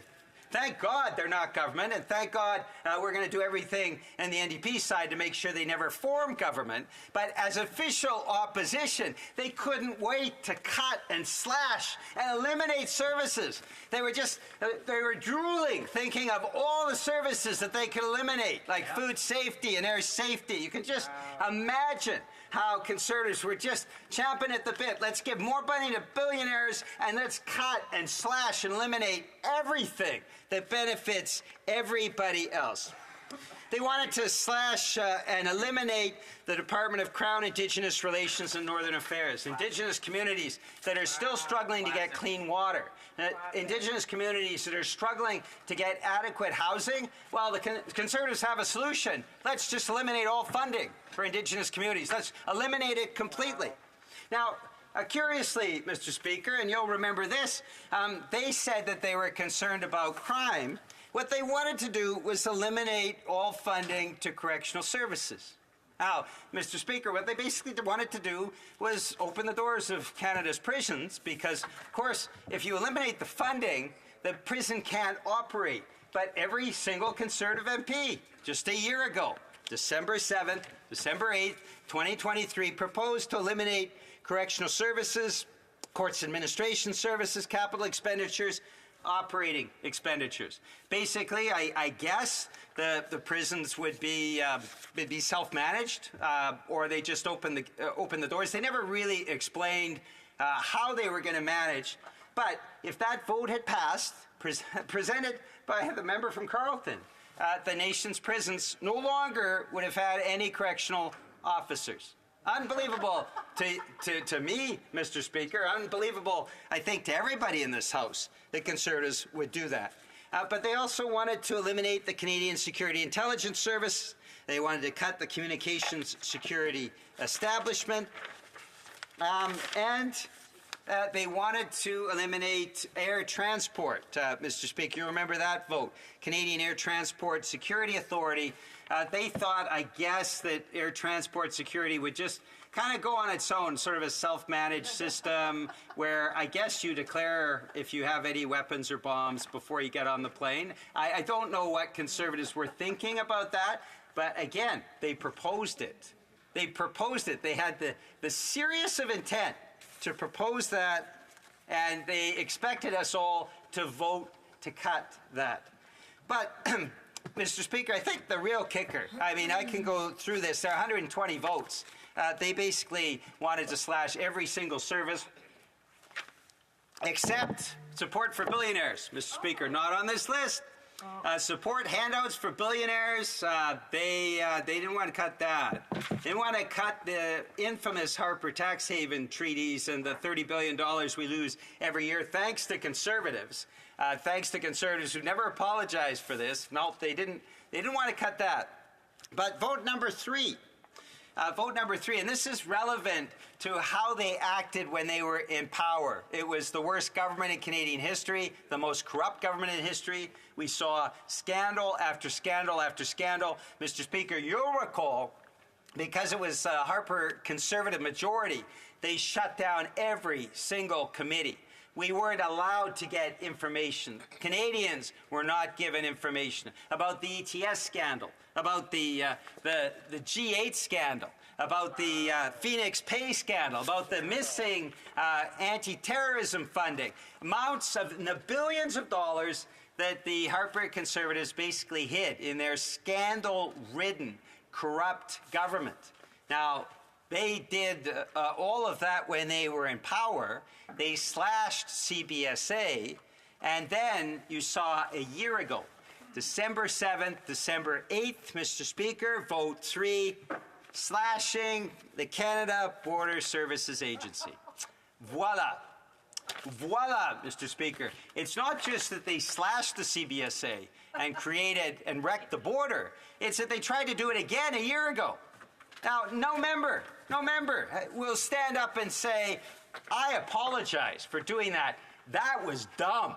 That was a really stupid thing to do. We apologize as Conservative MPs. We're sorry we don't read the rule book, and we promise at least to do our homework before we show up in the House, but we also promise not to slash CBSA again. They did it when they were in power, and a year ago, they wanted to do it again. So a year later, they say, oh gosh, we're concerned about the border. Yeah. Mr. Speaker, they have zero credibility in this. Absolutely zero. They will never have an ounce of credibility because a year ago, they wanted to slash the CBSA again. Now, Mr. Speaker, I only have a moment left, and I want to mention one more thing. The opioid crisis is serious. It is true that there are thousands of Canadians that have died, and yet the highest skyrocketing rates in this country, tragically, are in Alberta and Saskatchewan, two Conservative-governed provinces where they have simply not put into place any sort of adequate protection to save lives. In British Columbia, at least, the death rate has plateaued. In Alberta and Saskatchewan, it is skyrocketing. If Conservatives are sincere, they should apologize for how they have let people down in Alberta and Saskatchewan with the death rate that continues to skyrocket, and we remember those victims and those families today. Thank you, Mr. Speaker. Before going to questions and comments, I just wanted to make a quick comment that the use of props, I mean, we just need to refer to ourselves to page 617 on the usage of props in the House of Commons, but also a reminder that when we take those props and chuck them on the desk, that it does impact the microphone. So the microphone was quite a thump when the honourable member did chuck that on the desk. So I just warn him not to do that again, please, for our interpreters. Questions and comments? Question commentaire. The Honourable Parliamentary Secretary, Government House. So thank you, Mr. Speaker. I appreciate the reminder in terms of last year how Conservatives voted against many different priorities that are there for Canadians. And it's really quite unfortunate. It's one of the ways in which we lift the veil of the Conservative hidden agenda when we, in fact, raise issues as the member has just done.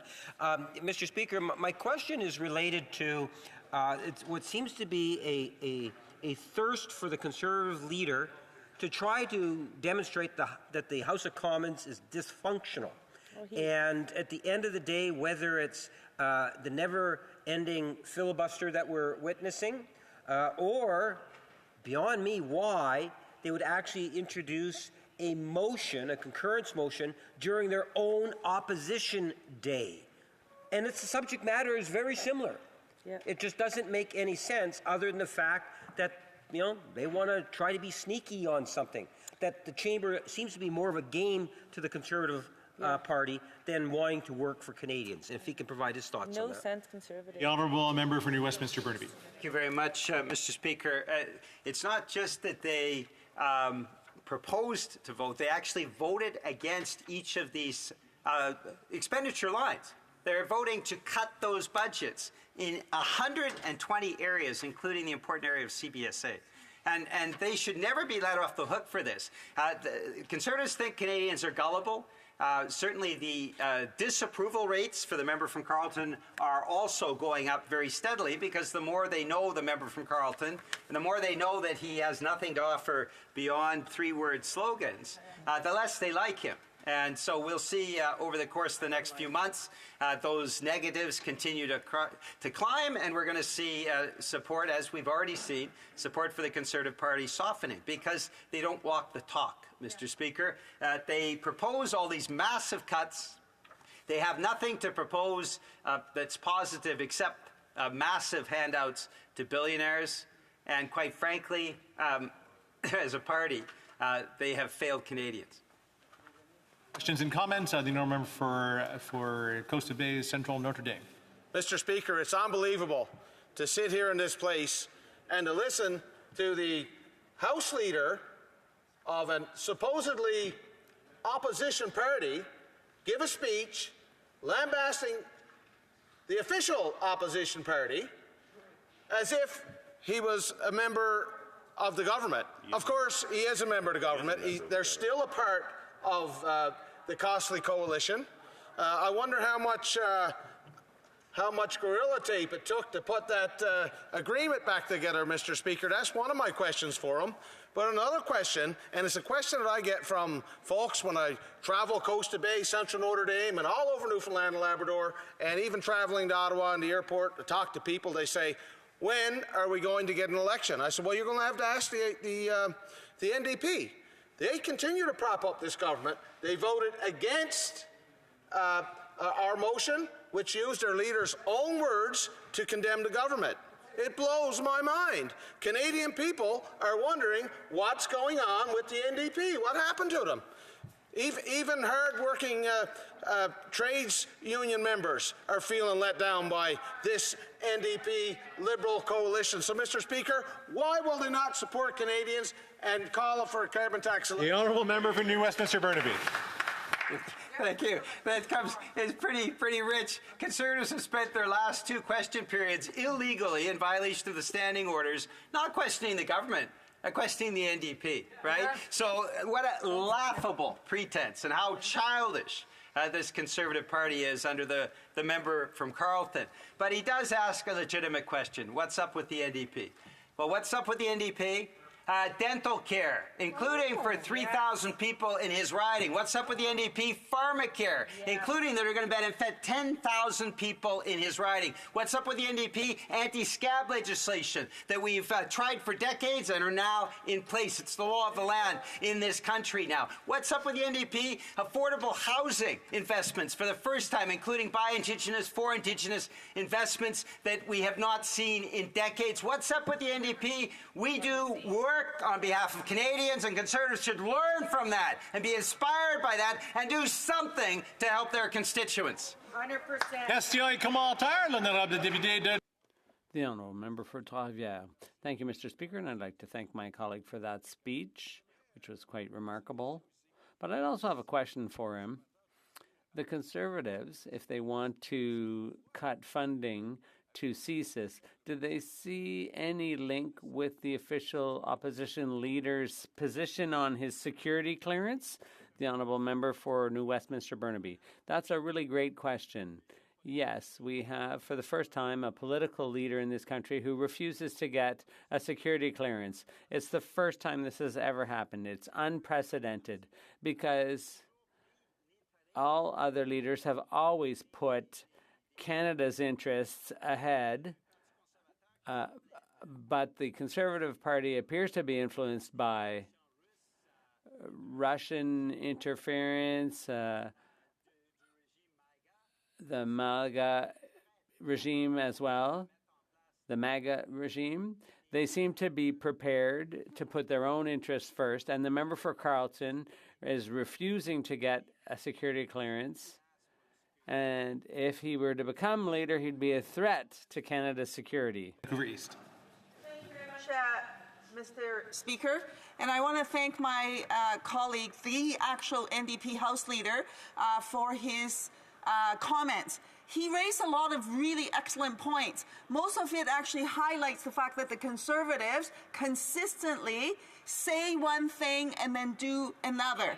And persistently, they would vote against critical services for the community, in support of the community.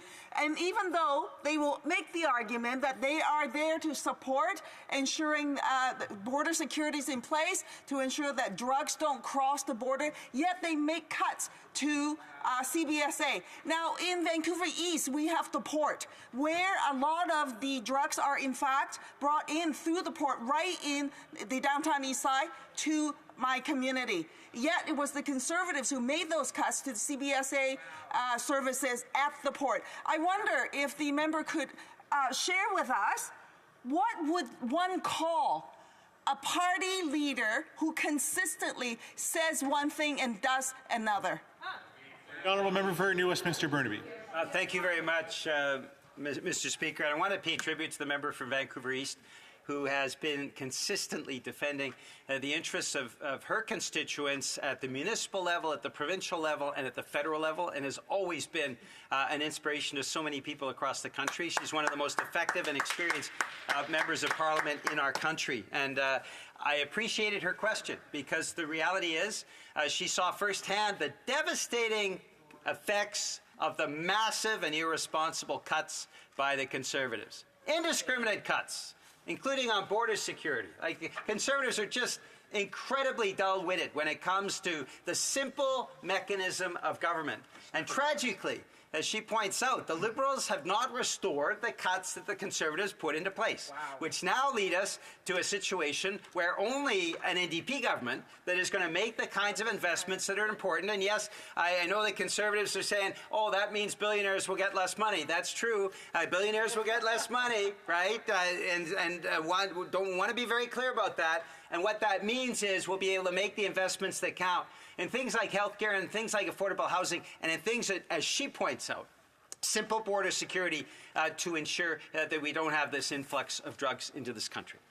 Questions and comments? The Honourable Member for Sandwich Gulf Islands. Thank you, Mr. Speaker. Honourable friend for New Westminster Burnaby. One thing I find strange about this debate is that we're discussing a border between two sovereign nations. A border between two sovereign nations is required by both sovereign nations to be defended. We know that illegal handguns have been flooding into the Canadian society from the weakness of the U.S. border. We know that we must fortify our own border. We know that drugs come across the border from the U.S. into Canada, and so on. Why is this focused, in the opinion of the member for New Westminster Burnaby, solely on what CBSA is able to do? What about what is the U.S. side of the border doing to protect Canada from their illegal migration of harmful substances and dangerous weapons to our country? In about 30 seconds, the Honourable Member for New Westminster Burnaby. I think the member makes a good point, but the reality is this flood of illegal weapons and this flood of drugs started when the Conservatives wrecked border security. When they walked in as a government and destroyed the infrastructure that actually provided support for Canadians, and to this day, Mr. Speaker, not a single Conservative MP has apologized for wrecking border security, not a single one. Wow. Please the debate. Continuing debate. The Honourable Member for Barrie, Springwater, or Medante. Thank you, Mr. Speaker. I am pleased to rise today to speak to this important motion on behalf of the great people of Barrie, Springwater, or Medante. I am always happy to discuss the issue of border security and how we can maintain and improve our relationship with the United States. Given that Canada and the United States share the longest undefended border in the world, addressing our very real and very serious public safety issues that are facing at home are of the utmost importance to managing our relationship with our biggest trading partner and greatest ally. U.S. President-elect Trump has made it very clear that he will impose a crippling 25% tariff on all Canadian products if Canada does not fix our chaos at the border and get a handle on the fentanyl crisis that is plaguing our country. While Conservatives agree that these issues must be addressed, we don't want to address these issues for the sake of the United States, but for the sake of Canadians. For far too long, this Liberal government has taken a soft-on-crime approach to drugs at our borders, and as a result, Canadians are suffering. This Prime Minister made a deal with the British Columbia NDP to decriminalize fentanyl, crack, and heroin, and lowered jail sentences for drug kingpins, and did nothing to prevent the import of the deadly precursor chemicals that are cooked into poison in drug super labs and sold on our streets. This Prime Minister has also broken our border. Since this Prime Minister came to power, there has been a 632% increase in U.S. Border Patrol encounters with people illegally attempting to enter the United States from Canada. In the first 10 months of 2024 alone, U.S. Border Patrol has intercepted more than 21,000 people illegally crossing our border from Canada into the U.S. Mr. Speaker, I just want to remind you that I will be splitting my time with the great member from Chilliwack Hope. Thank you for that. The NDP Liberal government sat back and watched as the backlog of the number of asylum claims in Canada skyrocketed from 10,000 to 250,000 over the past 9 years. Now there are as many as 500,000 people in Canada who are here illegally. Statistics from the U.S. Customs and Border Protection show that roughly twice as many suspected terrorists have tried to cross from Canada into the U.S. as from Mexico into the U.S. in recent years. Additionally, in the 12 months up to September 2024, U.S. border agents seized about 11,600 pounds of drugs entering the United States from Canada. Seizures of fentanyl doses more than tripled between 2023 and 2024, rising from 239,000 doses to 839,000. The issue of fentanyl production in Canada has skyrocketed under this Prime Minister. Drug kingpins and gangsters are allowed to operate with impunity, and if they are caught under his soft-on-crime policies, many of these criminals can serve their sentences in the comfort of their own homes. A memo drafted by CSIS for the Prime Minister recently stated that, quote, CSIS identifies more than 350 organized crime groups actively involved in the domestic illegal fentanyl market, and that China continues to be listed as the main source country for a variety of precursor chemicals intended for the illegal production of drugs in Canada and some illegal drugs smuggled into Canada. We are producing so much fentanyl here in Canada that we become a net exporter of fentanyl rather than importer of the product. According to the RCMP, the fentanyl threat in Canada has shifted from one of importation to one of domestic production. Almost all of the fentanyl consumed in Canada is now produced in Canada, according to a criminology professor from the University of Montreal, and there is actually a production surplus. While we are certainly exporting fentanyl to the U.S. and distributing it in the domestic market here in Canada, the RCMP's Federal Serious and Organized Crime Program has stated that the fentanyl that is produced in Canada is also destined for export. to Southeast Asia, Australia, and New Zealand, where drug users pay considerably higher prices for fentanyl than in Canada and the US. So how did we get here? Why have we become a net exporter of fentanyl? Before 2019, fentanyl was effectively legal in China. You could go on the internet and find legitimate Chinese companies selling fentanyl online. This Chinese-made fentanyl flooded Canadian streets throughout the mid-2010s. In 2019, Beijing finally caved to pressure primarily from the United States and blanket banned the production and sale of all fentanyl analogs. However, they continued to fuel the fentanyl crisis by directly subsidizing the manufacturing of precursor chemicals and materials that are used to make the drugs by traffickers. In April 2024, U.S. investigators discovered a Chinese government website that revealed tax rebates for the production of specific fentanyl precursors as well as other synthetic drugs, as long as those companies sell them outside of China. We know that this had a significant impact on the Canadian production of fentanyl because seizures of precursor chemicals increased dramatically between 2020 and 2021. In the first half of 2021, our border offices seized 5,000 kilograms of precursor chemicals, up from 500 kilograms the year before. Last year, the U.S. sanctioned several Chinese companies and individuals who have profited from the trade of precursor chemicals without facing consequences in China. So far, Canada has not sanctioned any of these individuals. The enforcement of both exports and imports at our West Coast ports is also dismal. We recently did a study on auto theft at the Public Safety Committee, and we learned just how little we are searching and seizing at our ports. In 2023, the Mayor of Delta, British Columbia, called out the Liberal governments for their failure to address the rampant crime at the Port of Vancouver. He stated that, quote, "We're witnessing a relentless flow of illegal drugs, weapons, and contraband into Canada through our ports, and that threatens our national security. They need to recognize this. We have a fentanyl crisis going through our community here in Delta, through Metro Vancouver, through the province, across the nation." Just recently, Mark Webber, the CBSA union head, was on Global News and stated that, quote, "We search less than 1% of what comes into Canada. It is clear that something must be done. We must act to fix our borders and stop the rampant production of fentanyl within our borders." Many constituents have been writing and calling to ask the following: why did it take so long to address these very real issues?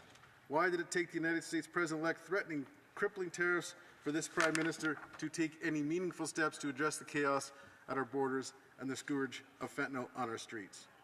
Was it not enough that parents were seeing their children overdose on fentanyl in homeless encampments? That Jewish communities face threats from ISIS sympathizers who entered the country on student visas? That Canadians are being gunned down by gangsters with illegal guns that have been smuggled over our borders? All these terrible realities that Canadians are facing should have been enough for this Prime Minister to act. Instead, he stood by and told Canadians over and over again that they've never had it so good. Only Conservatives have a real plan to address the crime and chaos at our borders and bring our loved ones home drug-free. Today, we are asking all parties to support our common sense plan, calling on the Liberal government to address the illegal importation of fentanyl precursors and the illegal production and export of fentanyl here at home. Conservatives are calling the government today to reverse Liberal Bill C-5, to reinstate longer jail sentences for drug kingpins, to ban the importation of fentanyl precursors, buy high-powered scanners, put more boots on the ground at our ports to stop fentanyl and its ingredients from coming into our country, and stop buying unsafe supply of opioids. Conservatives want to stop drug overdoses so that there's not one more parent who has to bury their son or daughter after 47,000 other Canadians have died. That's more than we lost in the Second World War, and it represents a 200% annual increase in drug overdose deaths since this Prime Minister's radical liberalization of drugs.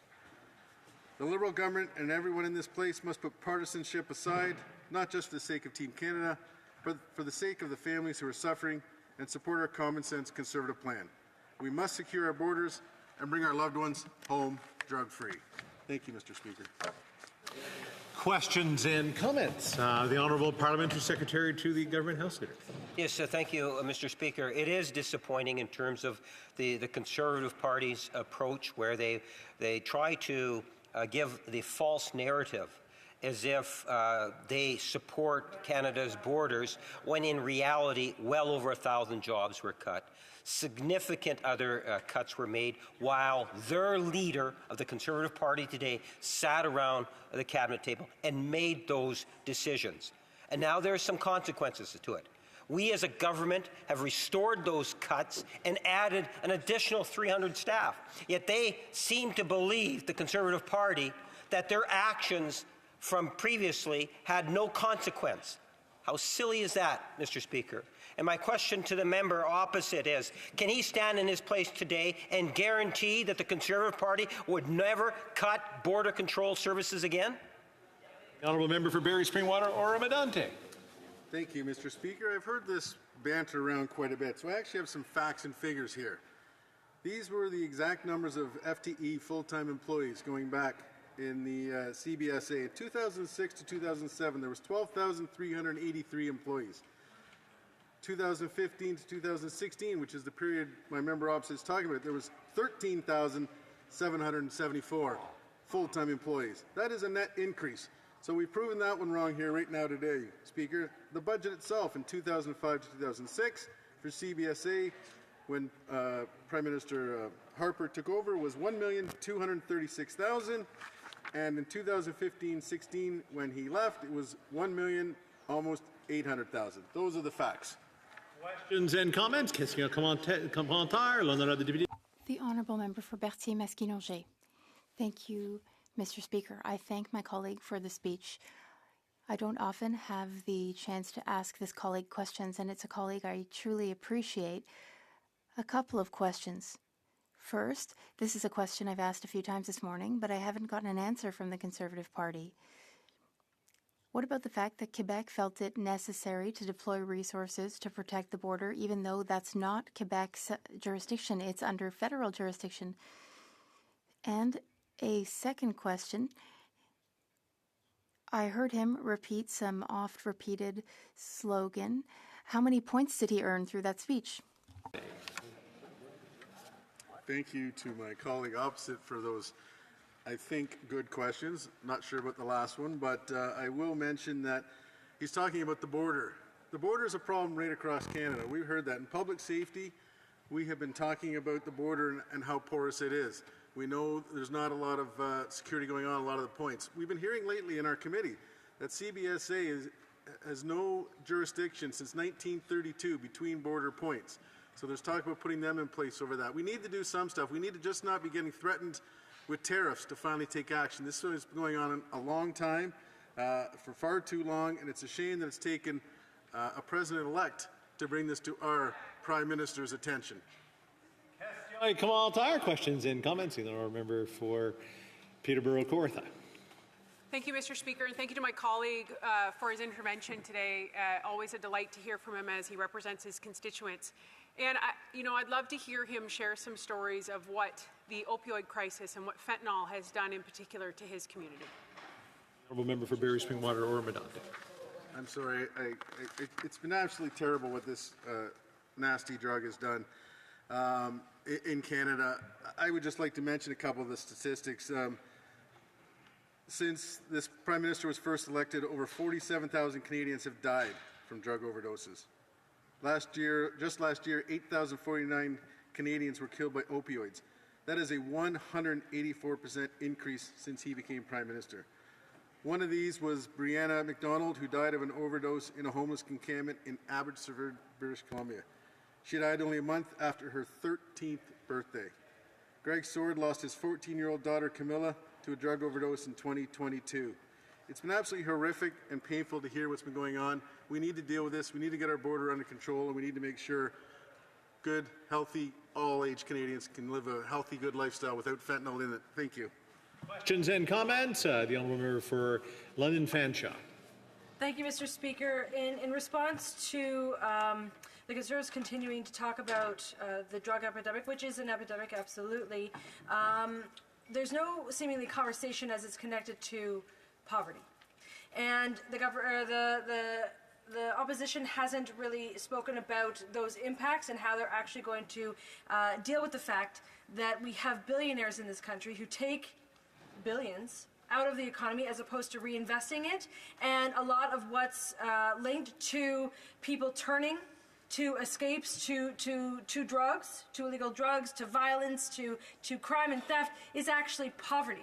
So how would he explain how his in the pockets of billionaires' party is going to actually deal with poverty. The honourable member for Barrie Springwater Ormondante.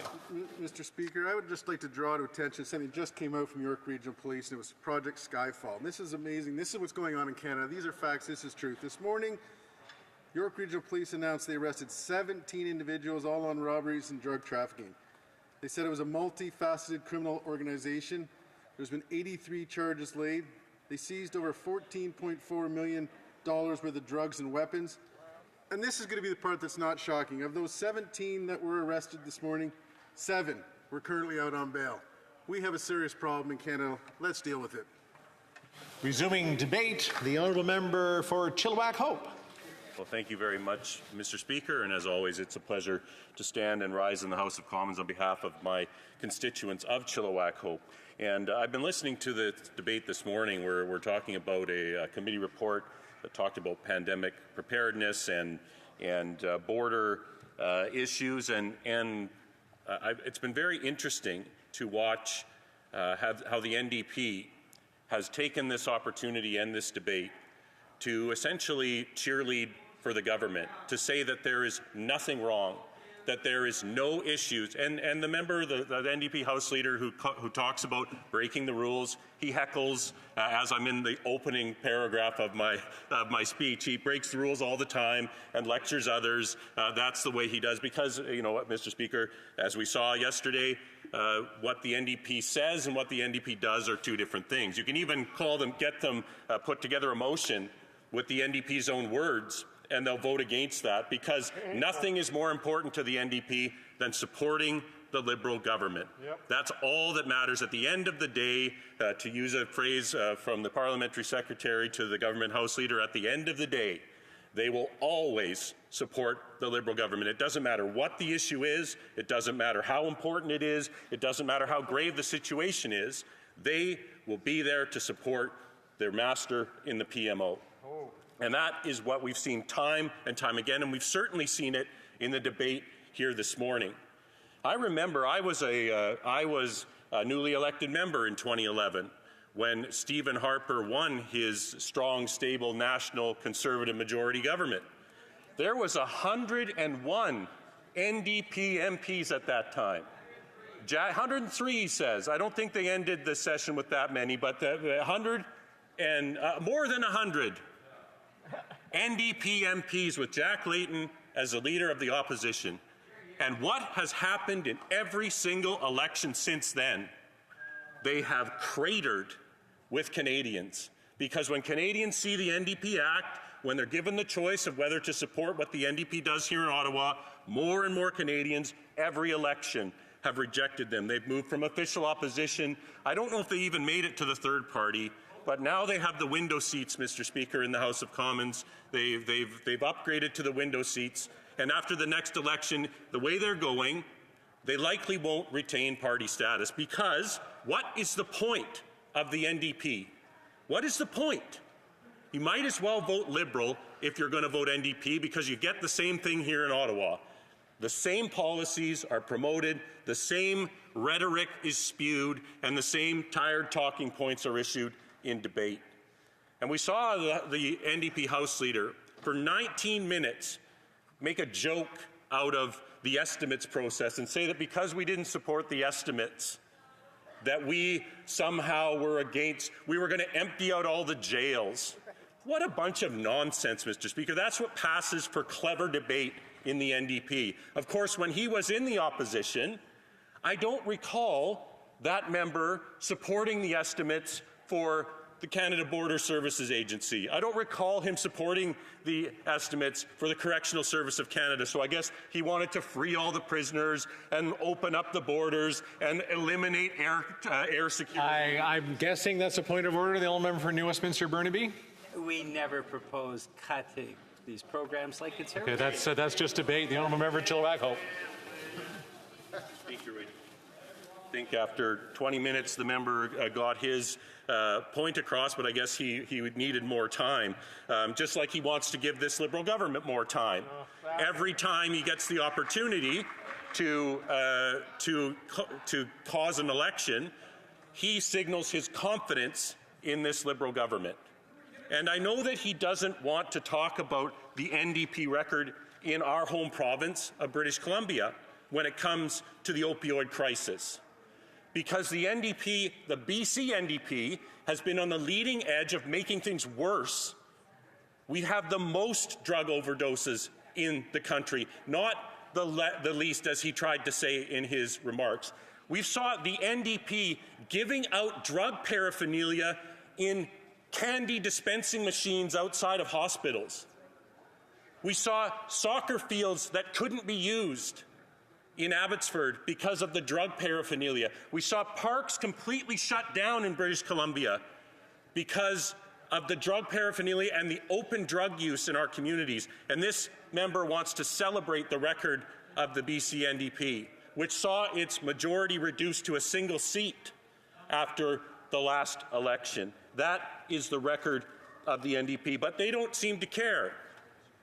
On the border, when Roxham Road was an open unofficial crossing, the NDP thought that was just fine. And any attempt to shut that down was somehow an affront to the democratic process. They stood for a completely unregulated border crossing and fought every attempt of the official opposition to draw attention to that matter. They are not serious when it comes to border security. The member from Barrie Oro-Medonte, Springwater Oro-Medonte, gave the statistics, which, unlike some members in this place, are there in black and white and are true.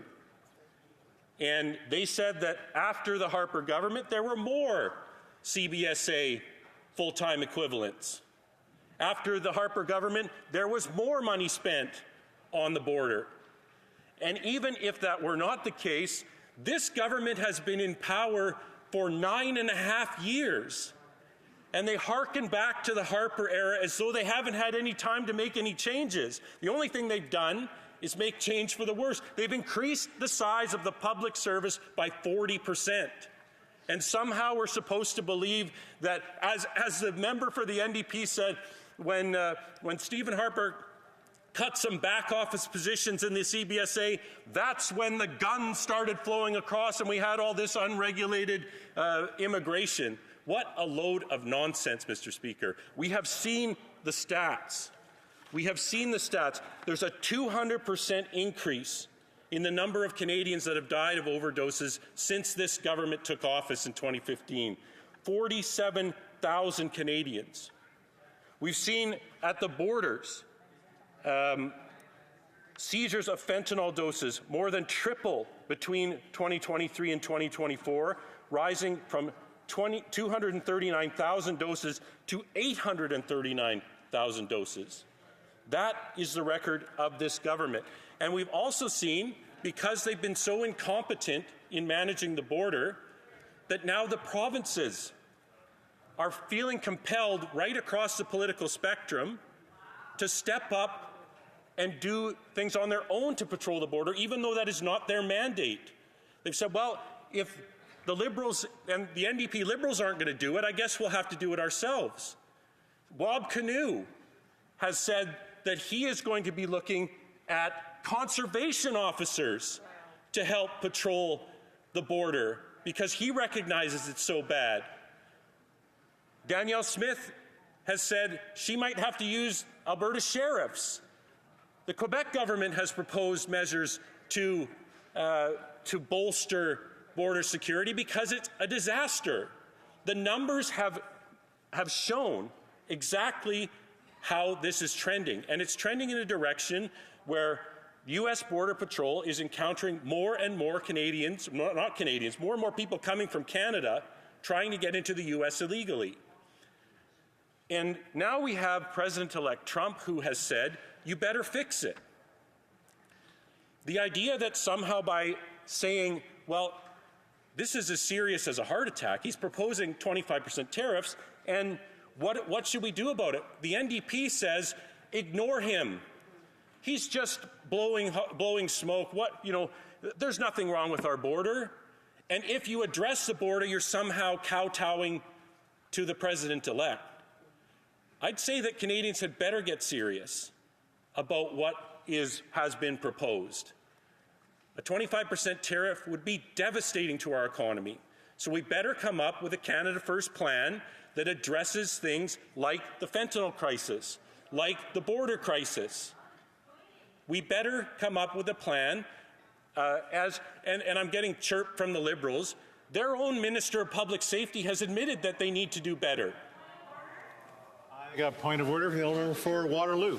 I apologize if he feels I was interrupting. I was just really fascinated to hear that the Conservatives actually do want to take. Okay, that's again following a debate. The Honourable Member has less than a minute to finish up. Well, thank you, Mr. Speaker. I understand that they don't want to take. We saw this Prime Minister and the Minister of Public Safety roll on down to Mar-a-Lago. The idea that somehow us pointing out that there are issues, the Leader of the Opposition has been raising the issue of fentanyl and illegal drugs for over a year. It has nothing to do with Donald Trump. And so they can talk about Donald Trump and chirp all they want. Their leader, the Prime Minister and the Public Safety Minister, went down to Mar-a-Lago because they know that they have to take this matter seriously. And it's time that they started taking the issue of fentanyl and the border seriously right now, Mr. Speaker. It's my duty to interrupt the proceedings at this time and put forthwith the question on the motion that is now before the House. Monsieur Lamoureux, seconded by Mr. Chang, move that the question be now put. If a member participating in person wishes the motion be carried or carried on division, or if a member of a recognized party participating in person wishes to request a recorded division, I invite them to rise and indicate it to the Chair. The Honourable Parliamentary Secretary to the Government House Leader. Mr. Speaker, we would request a recorded division. So, pursuant to Standing Order 45, the division stands deferred until later this day at the expiry of the time provided for oral questions. The House will now resume the remaining business under routine proceedings. We are under the rubric of motions. Motions, Mr. Massey, seconded by Mr. Julian, moves that it be an instruction to the Standing Committee on Industry and Technology that during its consideration of Bill C-27, an act to enact the Consumer Privacy Protection Act, the Personal Information and Data Protection Tribunal Act, and the Artificial Intelligence and Data Act, and to make consequential related amendments to other acts, the committee be granted the power to divide the bill into two pieces of legislation. Debate. The Honourable Member for Windsor West. Mr. Speaker, and I'm pleased to rise on this motion to take advantage of an opportunity. I'm going to interrupt just one quick second because I did forget to read the A and the B here.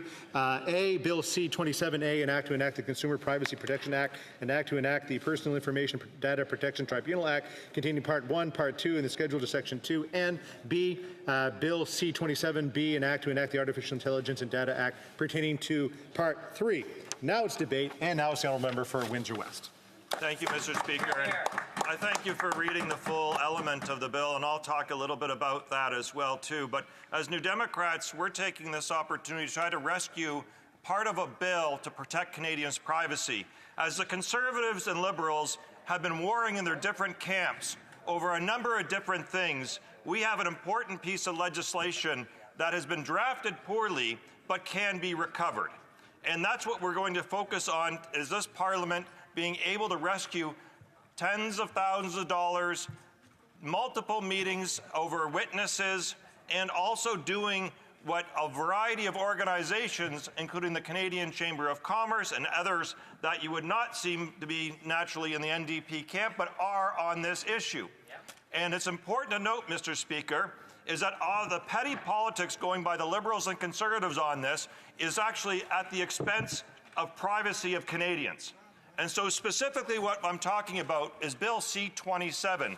And Bill C-27, Mr. Speaker, goes back actually to the year 2020 with regards to C-11, and it reemerged in 2022 in this chamber. 2022 in November, when the Liberals tabled an act to amend the Consumer Privacy Protection Act, the Personal Information and Data Protection Tribunal Act, and the Artificial Intelligence Data Act, and make consequential and related amendments to other acts. And what that meant, Mr. Speaker, is that the Liberals drafted a bill that was so encompassing and so problematic because they were willing to compromise personal privacy rights for the consumer industry and big tech and big other businesses at the expense of individual Canadian privacy. But we called them out at that, and the reason that we have this motion in front of you today was because a member for Burning New Westminster stood in this chamber and helped separate the actual bill to actually make sure that the privacy component of this, which should have been done separately, can still get done. And as Parliament winds down not only this session, but potentially in a future session, we still have time to protect Canadians' privacy, where the Liberals and Conservatives have no interest in this whatsoever. They would rather have their own games, and they would also sacrifice the privacy of Canadians. The bill was so poorly drafted. When I first saw it, I went to the minister, and I asked the minister back in 2022 to separate the bill. You do not have to actually compromise Canadians' privacy for the consumer interests, and they knew that.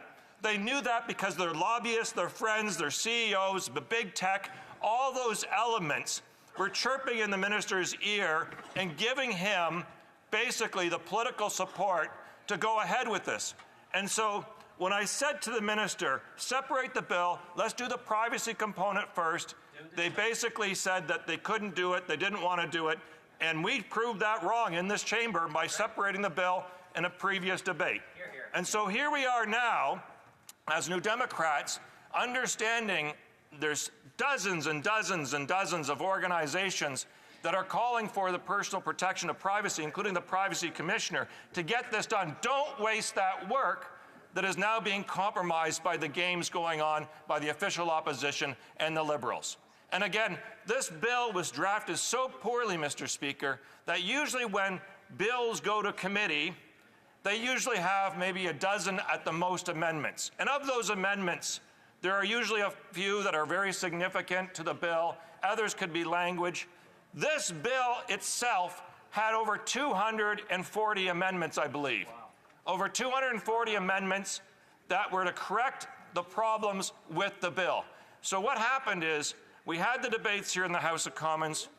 We referred the bill to committee, and the minister shows up. He shows up after doing a lot of prancing around Canada about how great the legislation was and talking about the importance of artificial intelligence and how Canada has to deal with it, which we do agree with. But the reality is he didn't care at all, neither did the Liberals at all, about the privacy element. In fact, we saw elements of the bill to do the same thing to the Privacy Commissioner, which has been taking place in the Competition Bureau. And when I refer to that, Mr. Speaker, is when the Shaw-Rogers takeover took place, and we've seen the debacle that played out because New Democrats were the ones that opposed that and stood against that because we've seen it hasn't lowered prices, it's only laid off workers, and it's led to non-disclosure clauses from the people that got fired from Rogers, that the Liberals didn't care at all and created a tribunal over top of the Privacy Commissioner.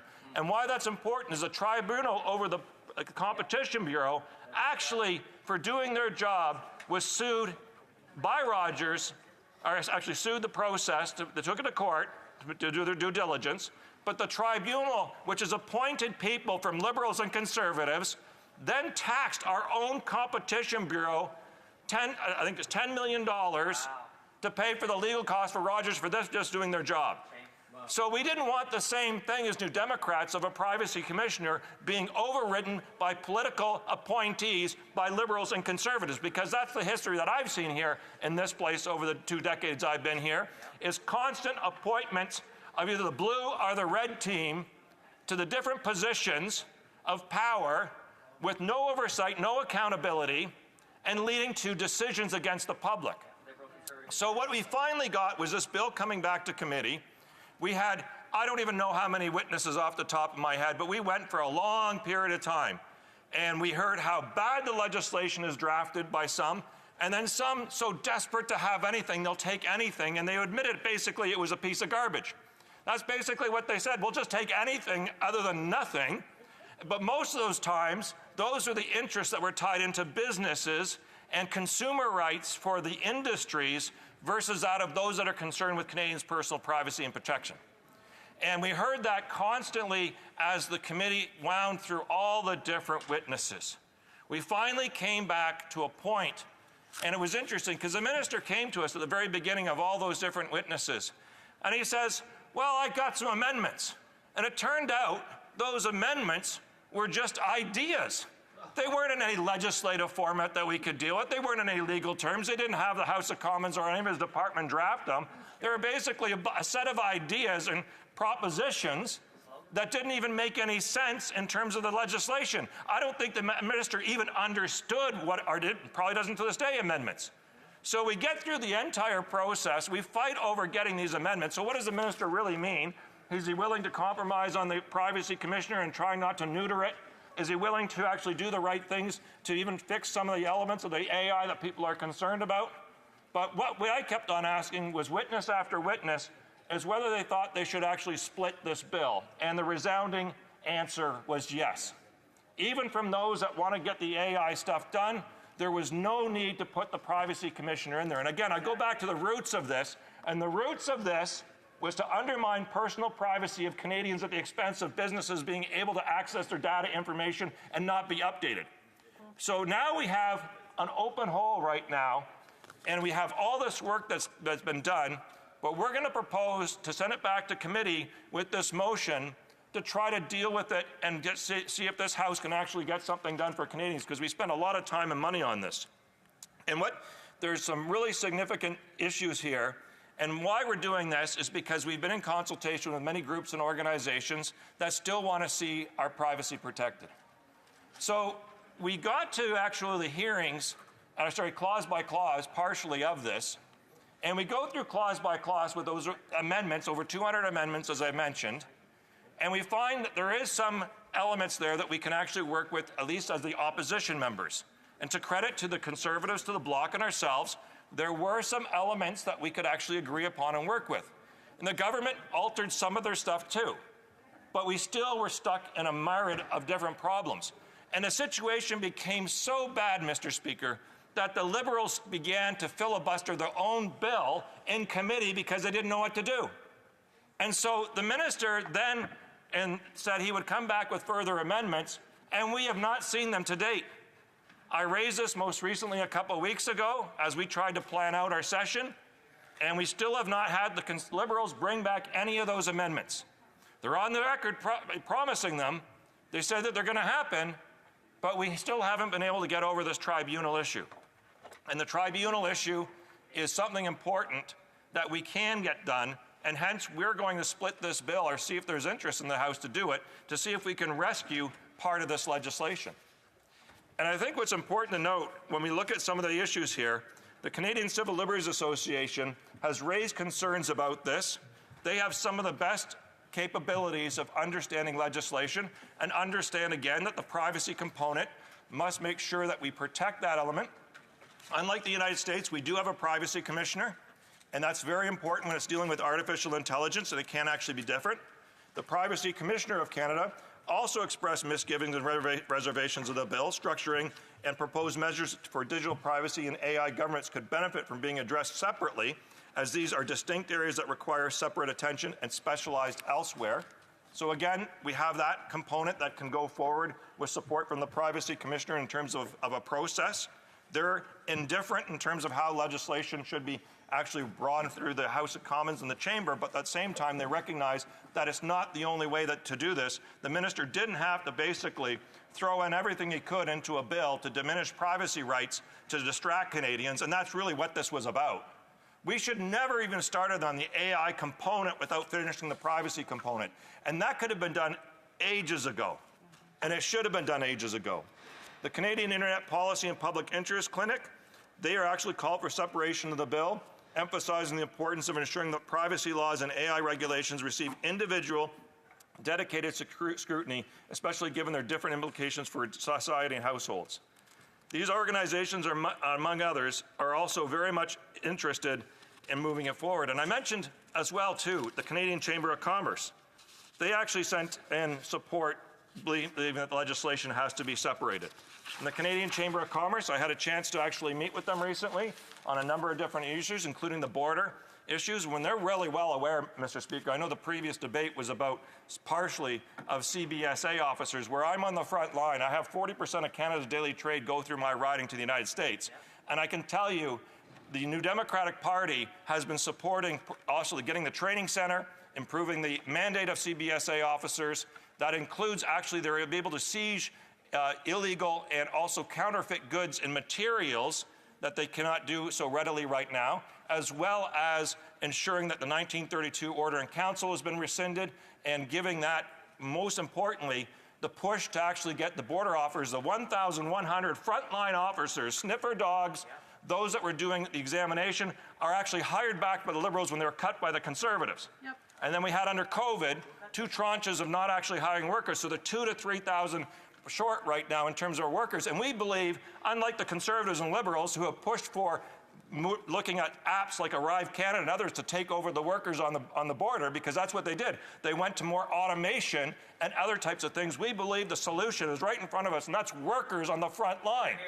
Bring back the sniffer dogs. Bring back the workers that were fired and put them actually on the border where they should be. And that's also a way, I can tell you, helping to stop the drugs and the different types of paraphernalia, the car smuggling and all that from coming into Canada. And we can look at a number of different varied things, but again, this bill in particular, I want to go back to and talk about how the Canadian Chamber of Commerce is actually calling for this, because they understand that there's a difference when it comes to artificial intelligence and that also of the privacy elements. So why this is important, not only just to individuals, it's also important for companies to understand how to protect Canadians' rules. And I can tell you, there are many Canadian companies in particular that want to follow rules, protect privacy, and do the right thing.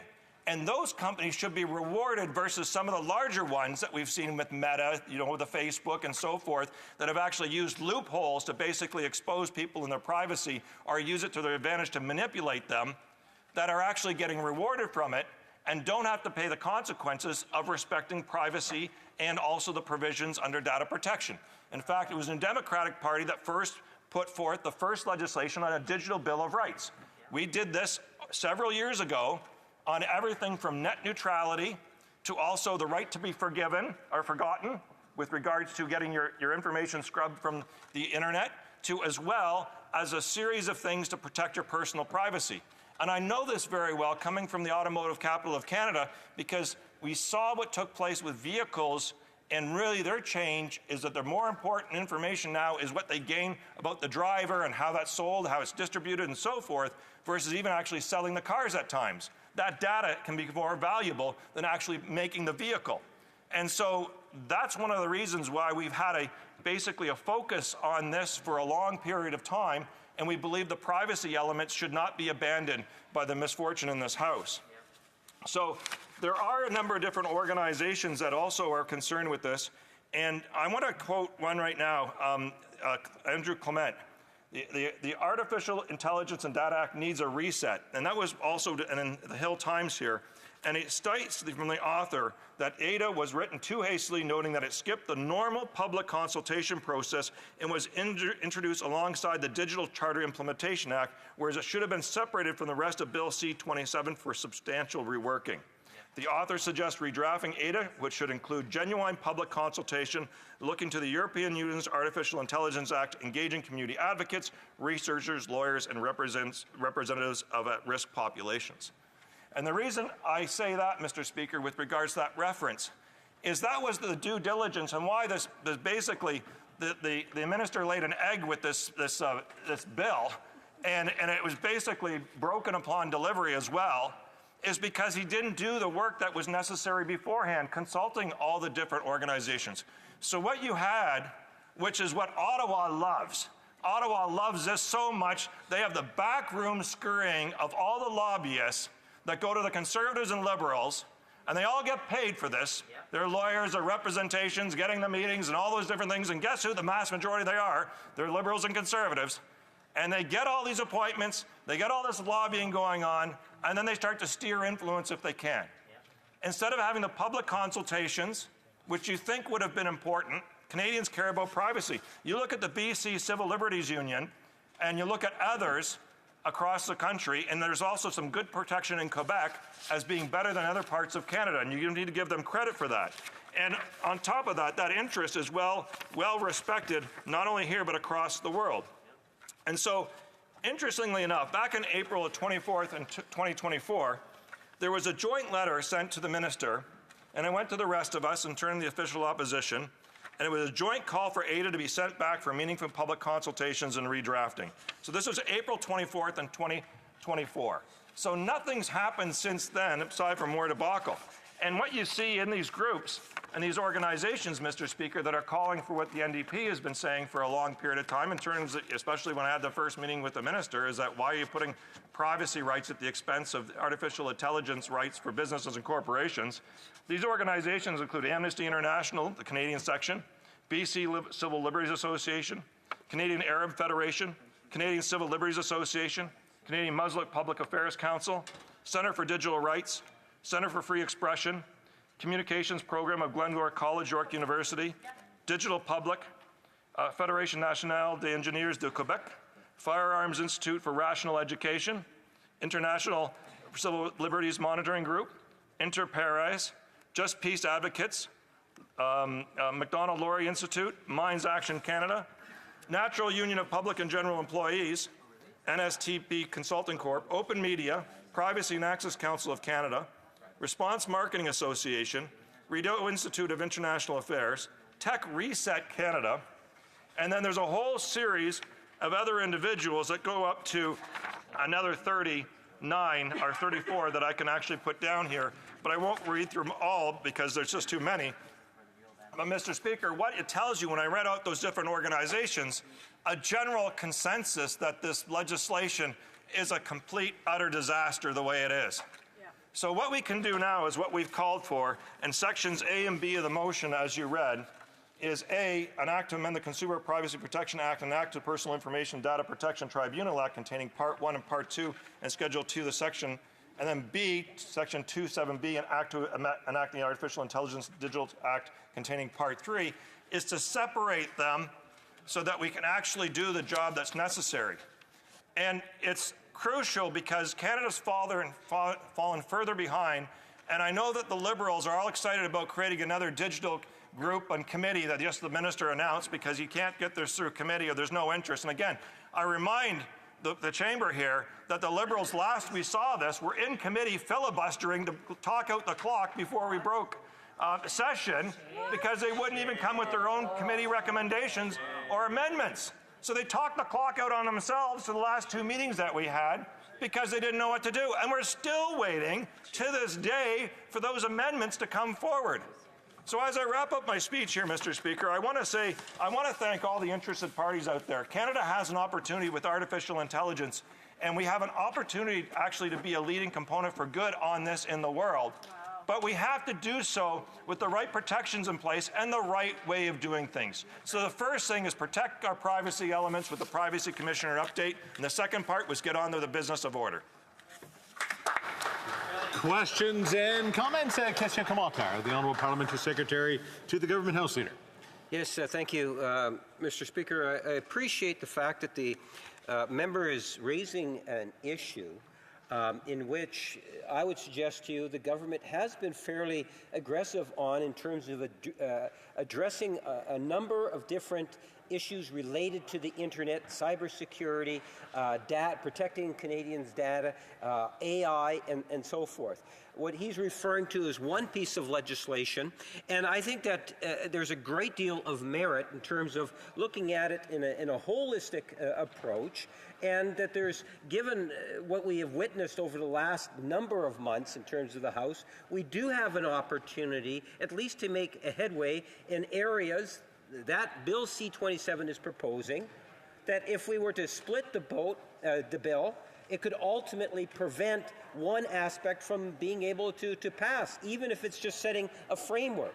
Does he believe that that would be advantageous for Canadians? The Honourable Member for Windsor West.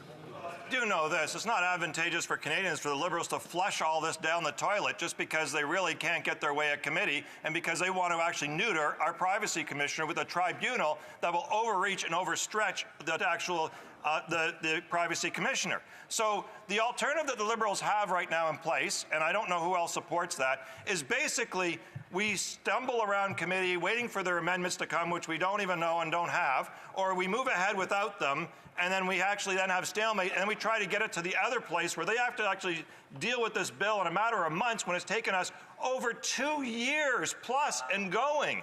So I say it's worth the effort, and I think the test of mettle was done when the Speaker ruled to separate the bill. So this member doesn't have the expertise as a Speaker, but the Speaker allowed to separate the bill because they are different. They could be different. And I read all the names that said that this should be done in groups and organizations. Apparently they're different than that.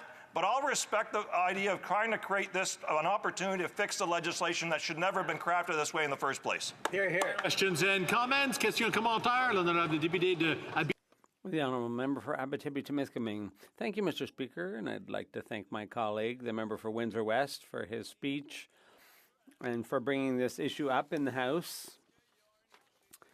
A year ago, I was on the Industry Committee, and we were talking about this issue, so it's taken a lot of patience. This bill, as soon as it was tabled, it was already out of date, because ChatGPT came along subsequently. So my question is, why didn't the government decide to table a new C27 on the digital charter?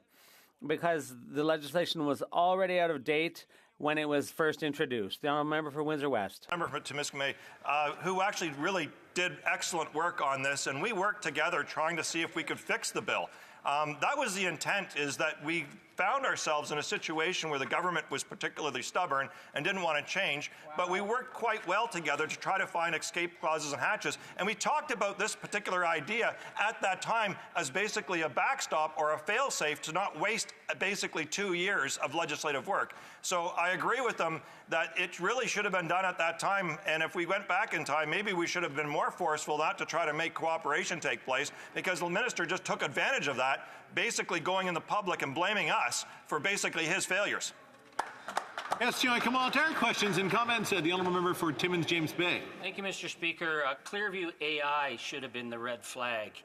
When we read in the New York Times about this company that was stealing vast amounts of personal data to create photo databases of people's faces and then selling it to whatever bidders come online, there was no interest from the federal government to deal with this. I wrote to the Privacy Commissioner and asked him to launch an investigation into Clearview AI, and what he found was that Clearview AI broke Canadian law. Yep.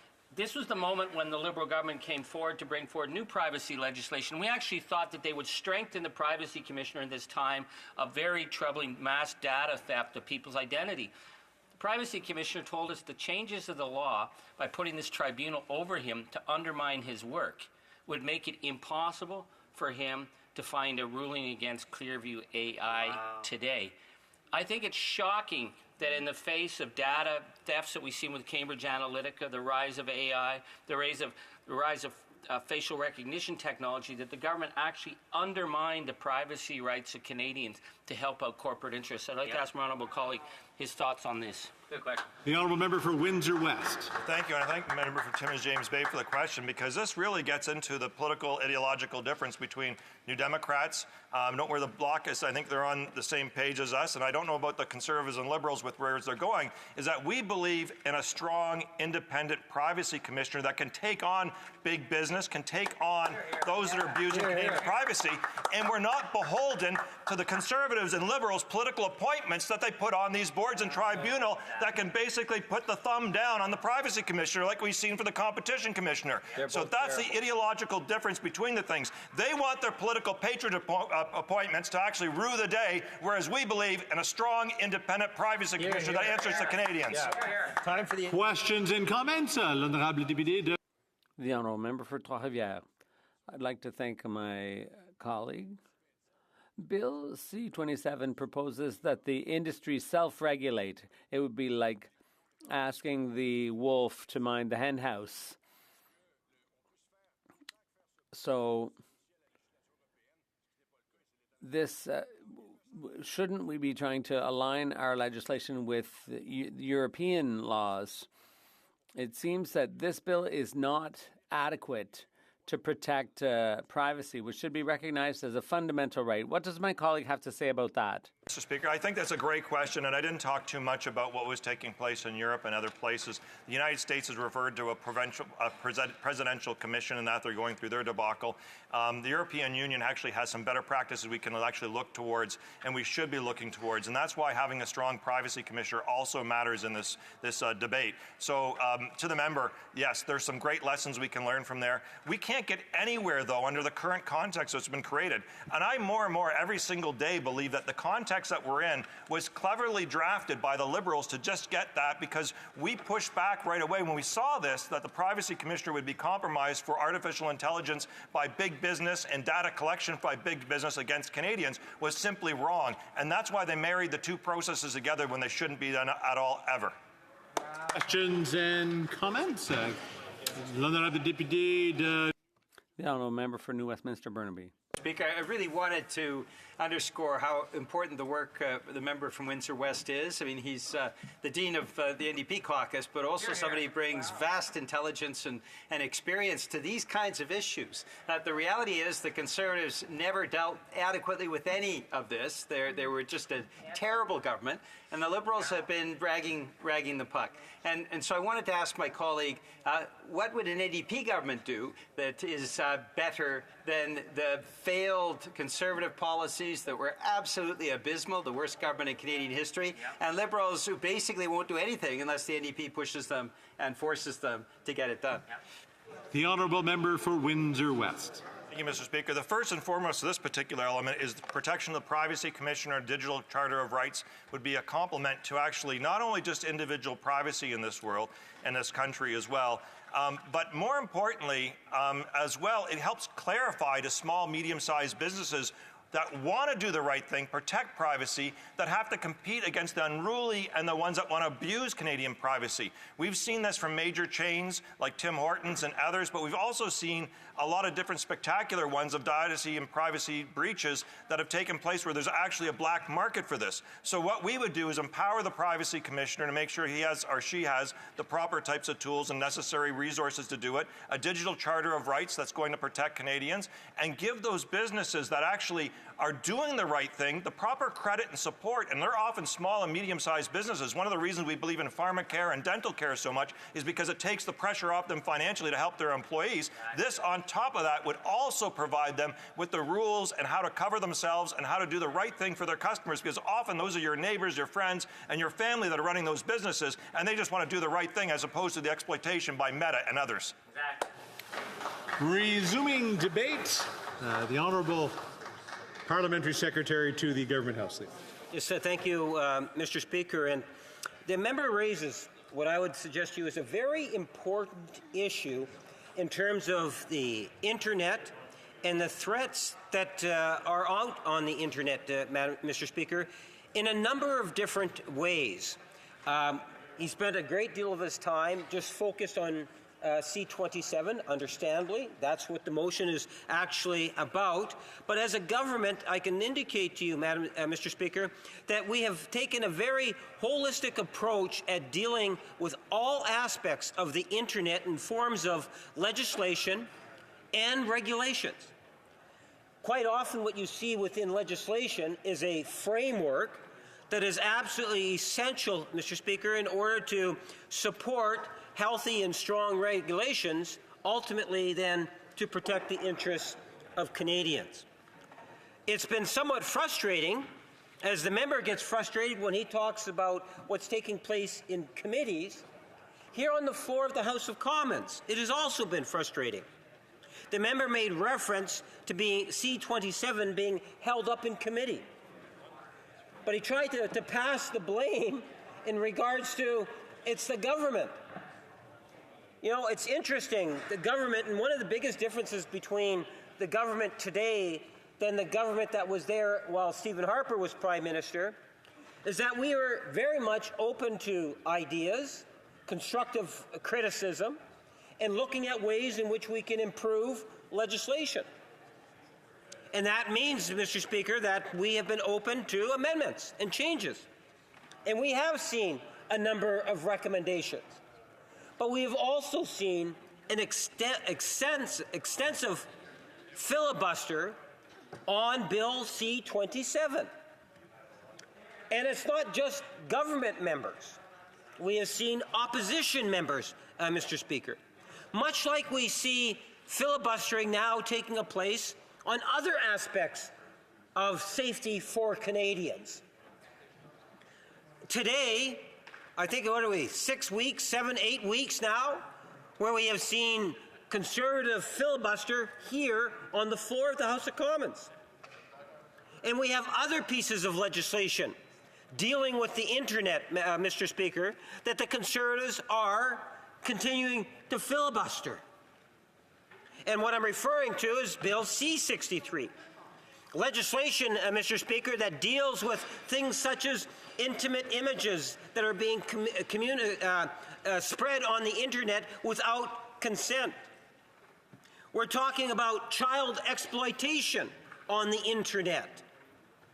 We're talking about serious issues that Canadians are having to face, and that's C-63, that we cannot even get to committee because the Conservative Party has made the decision to filibuster on the floor of the House of Commons. So when the member talks about C-27, I can assure the member opposite that the government is in fact very keen on the legislation. We do not see how it is that Canadians would benefit by splitting the legislation, because both aspects, as throughout the legislation, is really important to Canadians. And it should ultimately be looked at.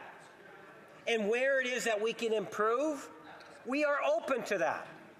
We have clearly demonstrated that, Mr. Speaker. But we do need to see a higher sense of cooperation, whether it's inside the chamber and dealing with Bill C-63 or dealing with C-27 inside committee. We also had C-26 that dealt with cybersecurity, Mr. Speaker. As I say, the government is very much aware of what's happening on the internet and the responsibility that we have as legislators to advance legislation that helps establish framework that will in fact protect the interests of Canadians. Earlier I made reference, Mr. Speaker, to a trip that I had taken to the Philippines in the last 5 days. One of the companies that we were able to visit was actually a Canadian company, OpenText. OpenText is the name of the company, Mr. Speaker, employing 1,500 plus people. And we got to sit in a room where they have this big, huge monitor of the world. And they talk about how threats to infrastructure and to individuals occur every second, Madam Speaker. They're talking about a trillion type of a number in terms of computer threats that are occurring on a monthly basis. They can tell where it's coming from and where it's going to. A very interesting presentation. As a government, no government has invested more on the issue of AI than this government has, Mr. Speaker.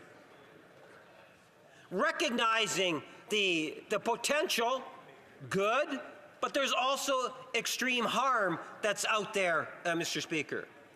When you think in terms of data banks, whether it's government data banks, things such as Canada Revenue at the national level, you can think of healthcare records at the provincial level.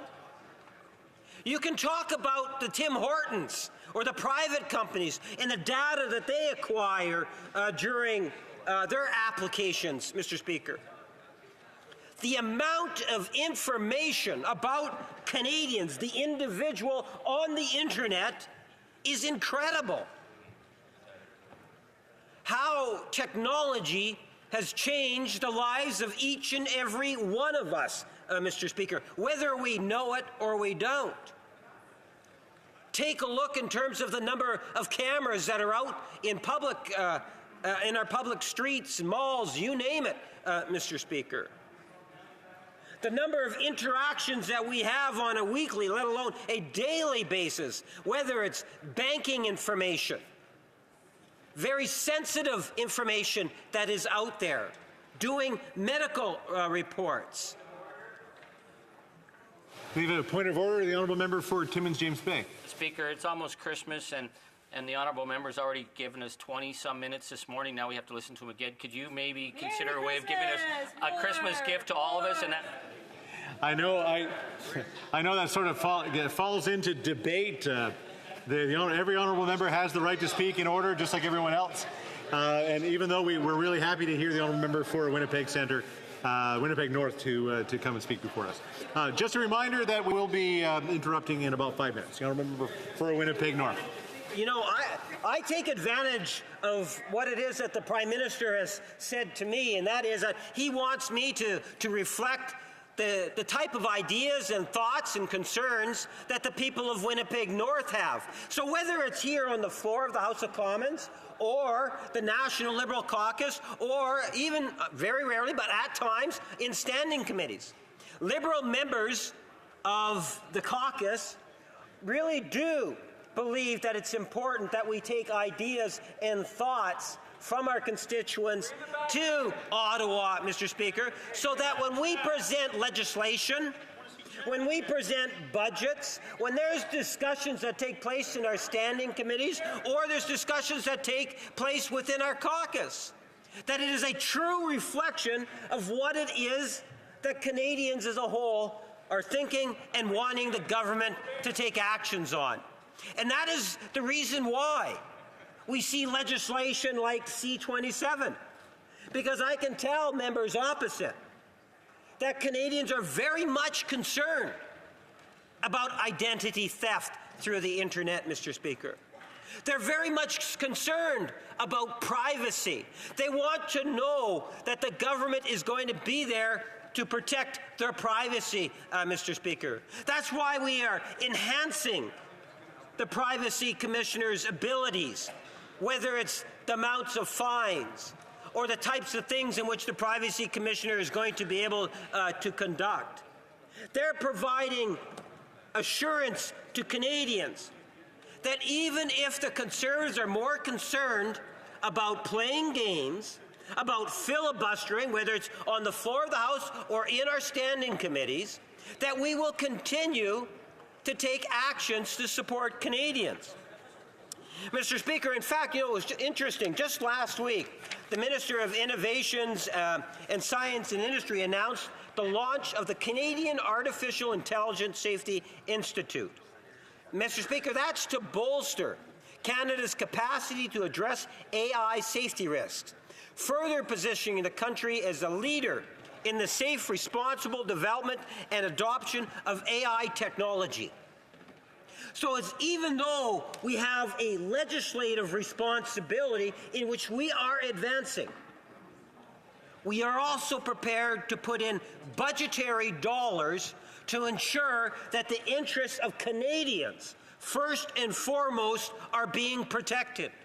As a Conservative Party is more focused on being obstructionists and character assassinations, Mr. Speaker, we have consistently been there to support Canadians, whether it is through budgetary measures, legislative measures, and ensuring that the issues that are of concern to them are in fact being reflected in Ottawa in many different ways, Mr. Speaker.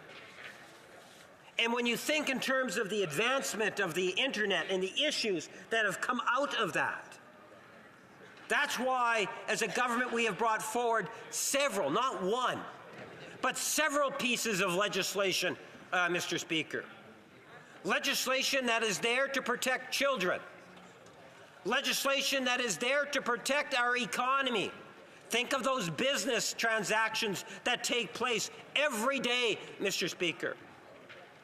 Protecting the interests of Canadians is a priority with this government, Mr. Speaker.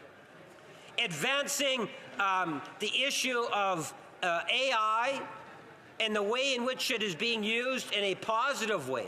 Looking at ways in which we can ensure that there's a heightened sense of safety on the internet. Looking at internet security, Mr. Speaker, as a priority.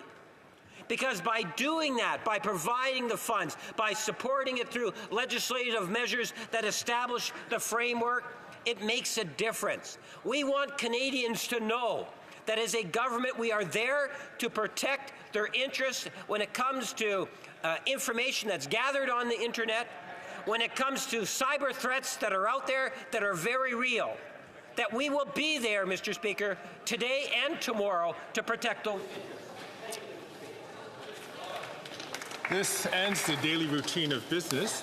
Moving on to declarations by members. Déclaration des députés. The Honourable Member from Aurora Oak Ridges, Richmond Hill. Thank you, Mr. Speaker. Today on Human Rights Day, we celebrate the Universal Declaration of Human Rights, a commitment to the dignity, equality, and freedom of every person. Yet, women's rights are under attack, from the morality police in Iran to the silencing of women in Afghanistan and restrictive abortion laws in the U.S. These injustices remind us that women's rights are human rights. Canada's commitment to human rights extend beyond our border. At the UN this year, we announced initiatives to protect the sexual and reproductive health and rights of women and girls. We continue to empower Afghan women through education, while sanctioning Taliban and Iranian officials responsible for gender apartheid. At home, Canada must continue to uphold our Charter of Rights and Freedoms. The notwithstanding clause must only be used in exceptional circumstances, not at the whim of a populist leader. As Liberals, we stand firmly for our Charter and for equal rights for all. By joining with others to stand up for our rights, our future, right now, we can make the vision of dignity, equality, and freedom for all people, including women, a reality. Thank you. The Honourable Member for Charlebourg-Haute-Saint-Charles. Mr. Speaker, as we enter the holiday season, it's fitting to take a moment to express our gratitude to those who work to make... Oh, sorry, if I may start again. Something in my mouth. Thank you, Mr. Speaker. Mr. Speaker, as we enter the holiday season, it's fitting to take a moment to express our gratitude to those who work to make our community a better place. Today, I'd like to extend my heartfelt thanks to all the community organizations in Charlebourg-Haute-Saint-Charles for their commitment, generosity, and unfailing dedication. Your actions transform the lives of so many families and individuals. Whether supporting the less fortunate, organizing festive events, or creating spaces for sharing and mutual aid, you are the beating heart of our community. Thanks to you, smiles blossom, bonds are forged, and the holiday spirit shines through. Your work goes beyond just the actions we can see. It warms hearts and shows us the true meaning of solidarity. You are artisans of hope, and your impact is priceless. On behalf of all the residents of Charlebourg-Haute-Saint-Charles, I say a huge thank you. Let's continue together to make our community a place where no one is forgotten. I wish you all a very Merry Christmas filled with joy, peace, and precious moments with your loved ones. The Honourable Member from Brampton Centre. Mr. Speaker, last week Canada voted yes on the National UN General Assembly resolution entitled Peaceful Settlement of the Question of Palestine. Canada joined 156 other nations calling for Israel's complete withdrawal from the Palestinian territories. The resolution demanded that Israel comply with international law, cease all settlement activities, and evacuate settlers from the occupied Palestinian territory. Canada's vote reaffirmed our long-standing policy in calling for the realization of the rights of the Palestinian people, primarily the right to self-determination and the right to their independent state. Consistent with that policy, and to demonstrate support for the resolution, it is now time for Canada to recognize the state of Palestine. The Honourable Member for Trois-Rivières. I rise today to pay tribute to Mr. Serge Godon, an exceptional member of our community in Trois-Rivières. Mr. Godon is what I call a super volunteer. He's been involved in numerous community activities in the Mauricie region since the early 1980s. He's been particularly involved with the Astérix Soccer Club in Trois-Rivières, the Sanctuaire de Notre-Dame-du-Cap, the Saint-Louis de France and Sainte Bernadette Scouting Associations, the Roland Leclerc Centre, Les Artisans de la Paix, and the list goes on. But the commitment that impresses me the most is that of Noël Ducoeur, formerly Noël du Pauvre, with which he has been involved for 44 years. And today it's with his children and grandchildren, all of whom were introduced to volunteering at a young age, that he continues to make a positive contribution to our community. Mr. Godon, we need more people like you all over Quebec, people who make a difference in people's everyday lives. Thank you for your exceptional involvement. The Honourable Member for Saint-Léonard Saint-Michel. Speaker, this past weekend, as part of the Canadian delegation to the Vatican City, I had the honor and privilege to attend the induction of His Eminence Frank Cardinal Leo into the College of Cardinals, presided by His Holiness Pope Francis at St. Peter's Basilica. Cardinal Leo is the 18th Canadian to be inducted into the College of Cardinals. Among his many accomplishments and important positions held, I am particularly proud to say that he taught religion at Collège Reine-Marie, located in my riding. A Montreal-born shepherd of Italian descent, he faithfully served the Montreal Catholic community for over a decade before being appointed as Archbishop of Toronto. His elevation to Cardinal is a testament to his years of dedication and leadership in both local and global faith communities. Our delegation, led by the Minister for the Federal Economic Development Agency of Southern Ontario, played a key role in representing Canada, our communities, and all Italian Canadians in this important and historic event. Congratulations, Cardinal Leo.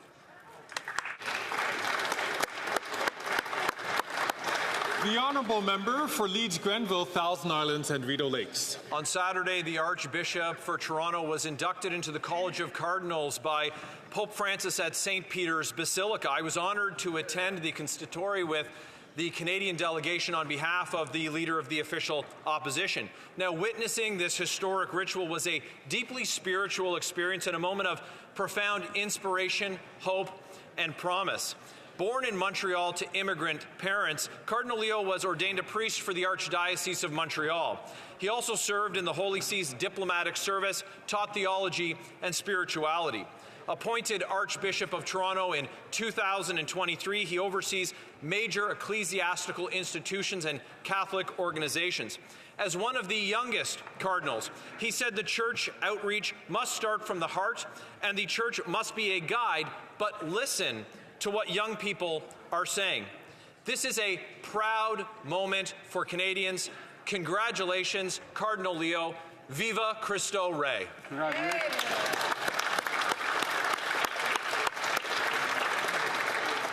The Honourable Member for Richmond Hill. Mr. Speaker, Richmond Hill is making important progress in affordable housing. The Richmond Hill Council recently adopted a community improvement plan for affordable housing and sustainable design, one of the 9 initiatives as part of the $31 million Housing Accelerated Fund agreement that the city has with the federal government. This new program addresses housing affordability and environment sustainability by providing incentives for developers to kickstart affordable rental housing projects, with ensuring such housing is designed and operated to reduce greenhouse gas emissions over the long term. This underscores how our Housing Accelerated Fund is empowering municipalities like Richmond Hill to meet local housing needs, and I am proud my city is moving forward with key housing initiatives such as this one. Together, we are building a Richmond Hill where everyone and every family has a place to call home. Merry Christmas and happy holiday to all. Thank you, Mr. Speaker. The Honourable Member for Mississauga, Erin Mills. Mr. Speaker, today I rise with a heavy heart to recognize the passing of Omar Zia. He was a loving father, husband, son, and brother. He dedicated his career to service in our community as a teacher in Peel schools, and most recently as principal in the Woodlands Secondary School. Omar was a mentor to so many young people in our community. He was breaking barriers, and he was an unwavering advocate for special education, for anti-racism, volunteerism, and youth. I had the privilege of working with him over the years, and you could see the compassion that he brought every single day to work. Last week, he sadly passed away at the age of 49. This weekend, we gather to mourn, share stories, and say goodbye to our friend and our brother. I will leave members with Omar Zia's signature question that guided his life's work. How will you make a positive impact today? Thank you, Mr. Speaker.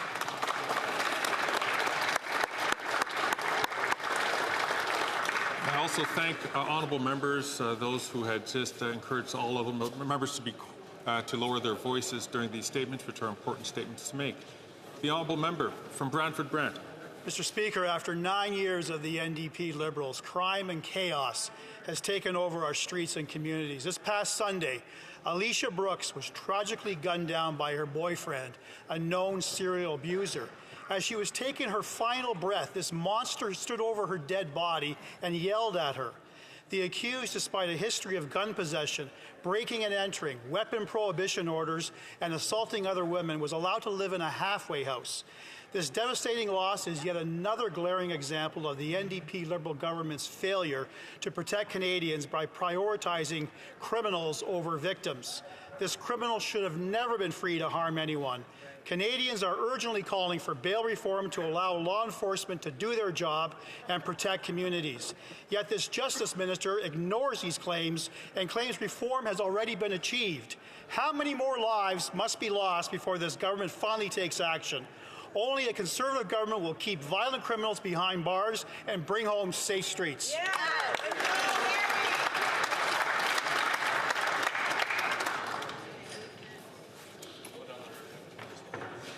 The honourable member for Surrey Newton. Thank you, Mr. Speaker. November 29th marked a significant milestone in Surrey's history as Surrey Police Service officially took command from the RCMP. The transition reflects the community's evolving needs for public safety. I extend my congratulations to the Surrey Police Service as they assume this critical responsibility. At the same time, I want to express my deepest gratitude to the RCMP for their dedicated service to the City of Surrey. Their unwavering commitment to the safety and well-being of the residents has been exemplary and appreciated by all. As we move forward, let us honour the legacy of the RCMP while supporting Surrey's journey into a new era of community policing. The honourable member for Haliburton, Kawartha Lakes, Brock. Speaker, I stand before this House to address an issue that undermines public trust and accountability, namely the member for Edmonton Centre and his involvement with Global Health Imports. A company he co-owned falsely presented himself as Indigenous-owned in order to exploit government procurement programs designed to benefit Indigenous communities. More troubling is that the Minister of Indigenous Services ignored clear warnings from her own auditors about rampant fraud and abuse. In the typical Ottawa Knows Best fashion, the minister prevented auditors from contacting businesses directly during verification investigations. Instead, they were forced to submit their inquiries to the department, which would then respond to the companies. Despite the weakened audit process, the minister has been forced to remove 1,100 businesses from the Indigenous Business Directory, highlighting the extent to which the Liberals have allowed things to spiral out of control. Canadians have had enough. It's time to allow voters to put an end to this incompetent government.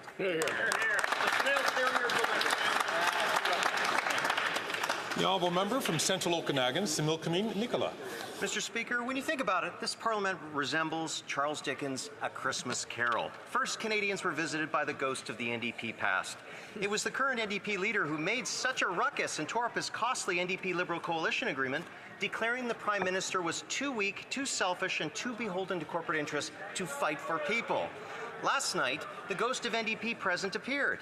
After vowing to defend workers' rights, even if that meant toppling the government, the NDP leader humiliated himself and his caucus by standing with the Prime Minister. So much for having the courage of their convictions. And we all know the ghost of the NDP future is busy securing his own pension at the expense of all Canadians. Bah humbug, I say. Mr. Speaker, Canadians want to put an end to this NDP Liberal fiscal nightmare. Only a carbon tax election and a common-sense Conservative government will bring home lower prices and better results for Canadian workers. And as Tiny Tim observed, God bless us, everyone, except perhaps this costly coalition. Merry Christmas, Mr. Speaker. The honourable member for Ottawa Centre. Speaker, today on Human Rights Day, I'm pleased to recognize the important work of Scholars at Risk programs at Carleton University, University of Ottawa, and around the country. This is a vital initiative that champions academic freedom, human rights, and the protection of scholars facing threats worldwide. This program provides a safe haven at Canadian universities for hundreds of academics forced to flee their countries due to conflict, censorship, or persecution. Scholars at Risk program exemplifies Canada's commitment to education, equity, and global solidarity. By offering displaced scholars a chance to continue their work in a secure and supportive environment, this program contributes to the exchange of knowledge and ideas that strengthen both our academic institutions and our democracy. We must continue to support initiatives like Scholars at Risk that uphold Canada's values on human rights on the global stage. Thank you.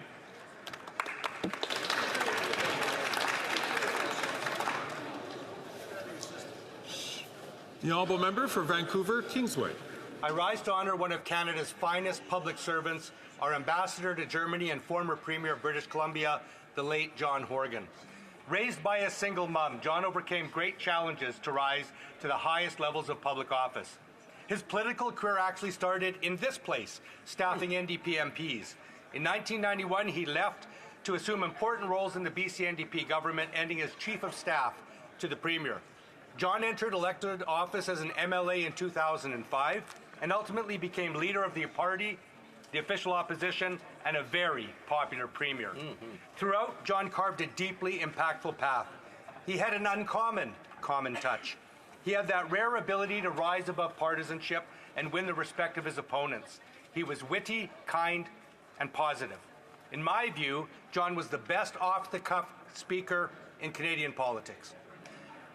We extend our deepest condolences to John's beloved Ellie and their two sons. John, thank you. Your kind shall not pass this way again. Yes.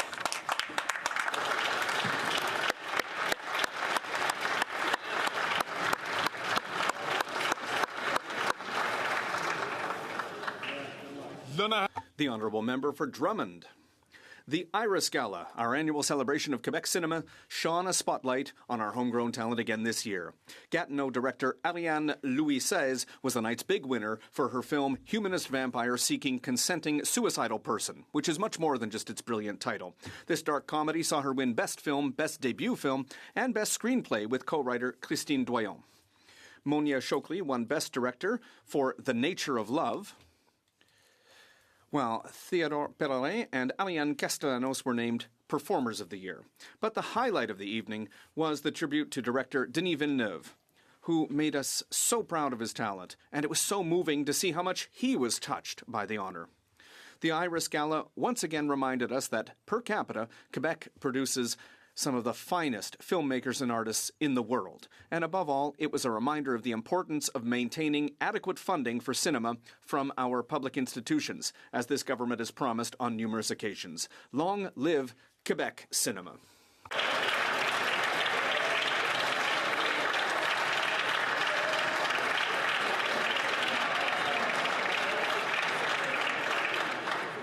The honourable member for Stormont Dundas, South Glengarry.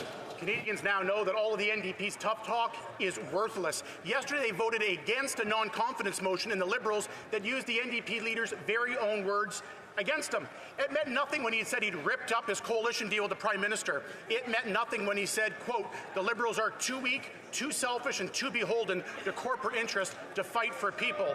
And it meant nothing when he looked striking union workers in the eyes and told them just last month, quote, if there's ever any vote in Parliament that in any way impacts your rights, we're going to vote no. Whether that's a confidence vote or not, whether that vote triggers an election or not, I'm telling the Liberals right now, you're never going to count on us if you're going to take away the rights of workers. Well, the NDP did exactly the opposite yesterday, and Canadians know why, because just minutes ago, the Liberals and NDP teamed up to cancel the idea of the election happening before the NDP leader gets his $2.3 million pension. Because here's the deal.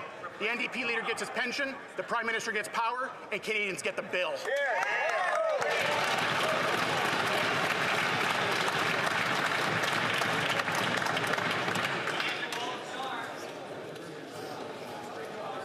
Order, please. The honourable member for Cape Breton-Canso.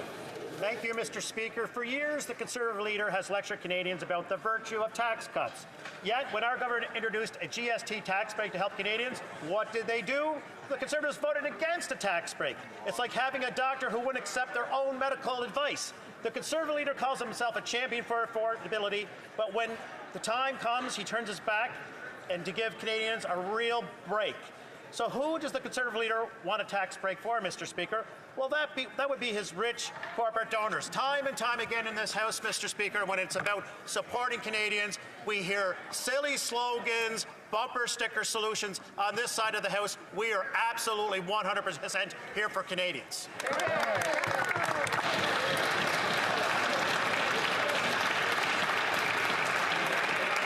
Oral questions. Questions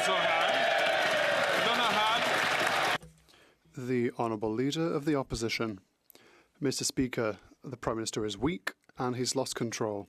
He's lost control of our borders, of our freedom, of finances, and he's also lost control of his ministers. Indeed, we have learned that there is a squabble going on between the Minister for Finance, who wants a huge $40 billion deficit, and the Prime Minister, who wants a great deficit, a steroid-infused deficit that goes beyond $40 billion. Who's going to win this squabble, Mr. Speaker? The Right Honourable Prime Minister. Mr. Speaker, when a government delivers dental care to seniors throughout the country, it's the Canadians who win. When the government delivers a tax break for Canadians over the next 2 months, Canadians win.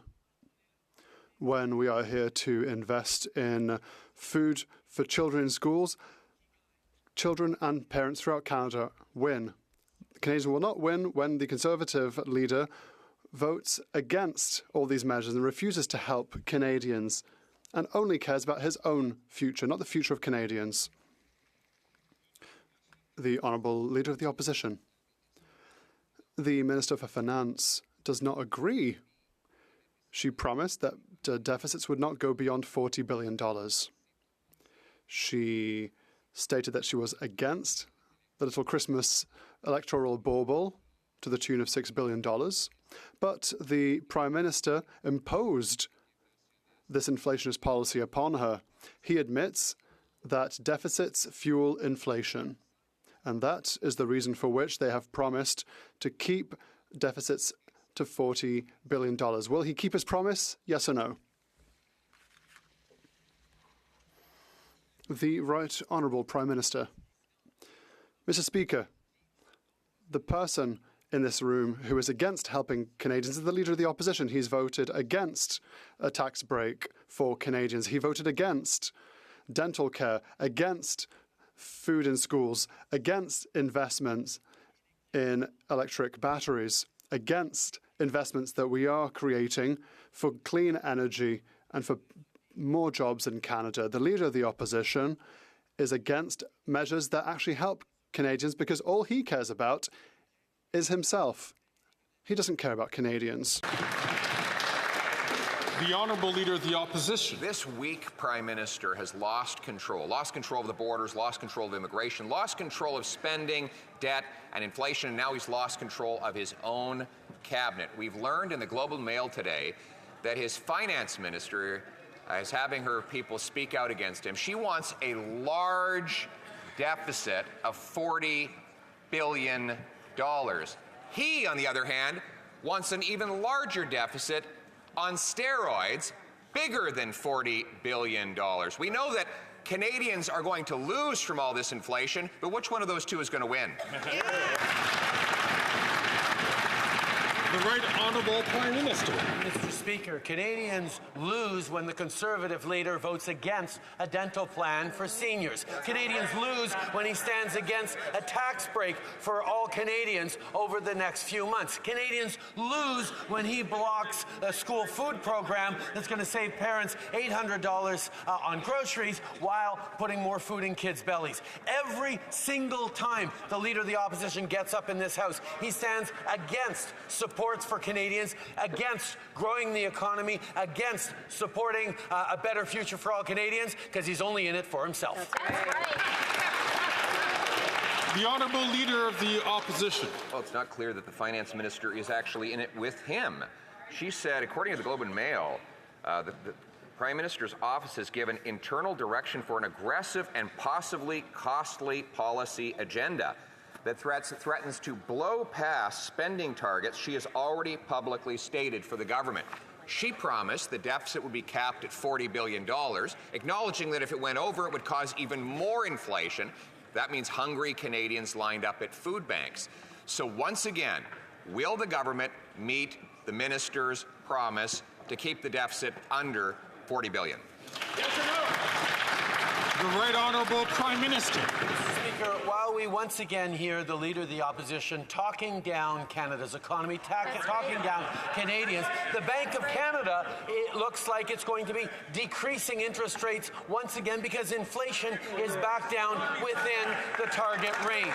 Mr. Speaker, the Leader of the Opposition is also perplexed because he doesn't let his own MPs speak out on anything that he doesn't stamp and approve. He has people follow them around with tape recorders so that they don't speak to media about anything that he doesn't pre-approve. That's not being Canadians' voices in this place, Mr. Speaker. You were doing so very well for the first number of questions in terms of members respecting that only one of their colleagues at a time had the floor. I'll ask members to please withhold their comments and let the one member speak and the one member answer. The Honourable Leader of the Opposition. Mr. Speaker, this Prime Minister has admitted that deficits drive inflation. His minister admitted the same thing. That's why she said the deficit would not go above $40 billion. That was her guardrail. They weren't going to smash into that guardrail. She's like a bus driver saying she's going to come just short of hitting that $40 billion guardrail. And then some crazy lunatic comes in, grabs the steering wheel, and jerks it sharp to the left through the guardrail. Does he realize there's 41 million Canadians that are going to go off the cliff in that bus?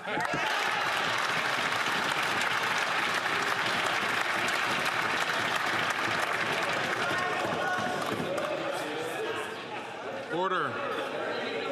Order.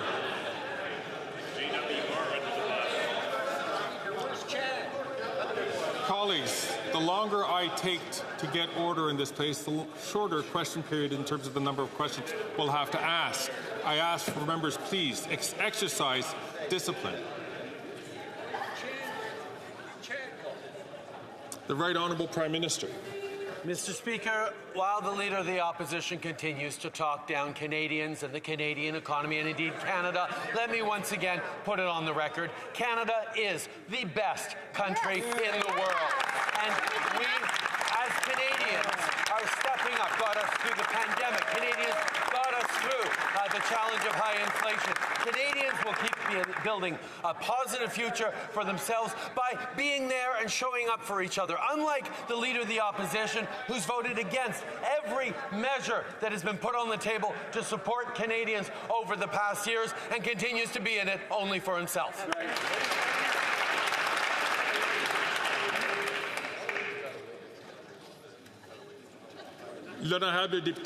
The Honourable Member for Belleville-Chambly. Mr. Speaker, in the context of bullying and religious practices in schools, where people are asked to move to leave space for prayer, the Minister for Immigration says that the Premier of Quebec is always attacking Muslims. He keeps talking about the freedom of expression, but he seems to find it difficult to tell the difference between Notre Dame in Paris and a park in Montreal. What does the Prime Minister have to say about this? Is he for or against this kind of statement? The Right Honourable Prime Minister. Mr. Speaker, on this side of the House, we will always defend individual rights and freedoms and the Charter of Rights and Freedoms, the right to believe and to express oneself is something that our government will always defend. Of course, we will continue to protect these rights throughout our country. The honourable member for Bailleul-Chambly. For a bit more details, it's not a question of secularism versus one religion, but versus all religions. The vast majority of Muslims in Quebec are perfectly happy, integrated, and of course welcome in Quebec. The secularism of state institutions is there and is necessary for equality for all. Can the Prime Minister at least ask his minister to wait to see what the government of Quebec will do before he starts self-immolating in indignation? The Right Honourable Prime Minister. Mr. Speaker, Quebecers, like all Canadians, cherish individual rights and freedoms, the freedom of expression, the freedom of belief and credence, the right and freedom to assemble. We have fundamental rights and freedoms that we will always defend. I understand that sometimes a community may be attacked, as we see sometimes with politics and policies throughout the country, but here the Liberal federal government will always defend individual freedoms. The honourable member from Burnaby South. Mr. Speaker, get this. The Conservatives bring in a tax cut for the richest CEOs corporations, costing Canadians $60 billion, but they vote against taking the GST off of home heating and diapers. And the Prime Minister sided with them. Why does the Prime Minister side with the Conservatives and big corporations against working people? The Right Honourable Prime Minister. Speaker, we were equally puzzled when the Conservatives voted against a tax break for Canadians for the next few months. People are facing challenges right now, counting their pennies at the grocery store as they try to make ends meet. And this Parliament stepped up to deliver a tax break for all Canadians, but the Conservative leader forced his MPs to vote against a tax break for Canadians. So even though he wanders around the country talking about taxes, hanging out with certain questionable diagolon folks, he continues to vote against the interests of Canadians.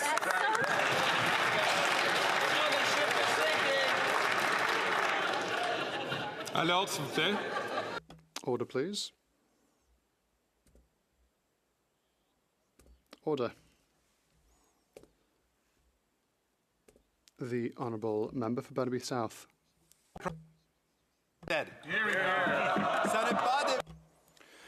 Mr. Speaker, make it make sense. The healthcare system is collapsing and the Prime Minister is sitting on his hands.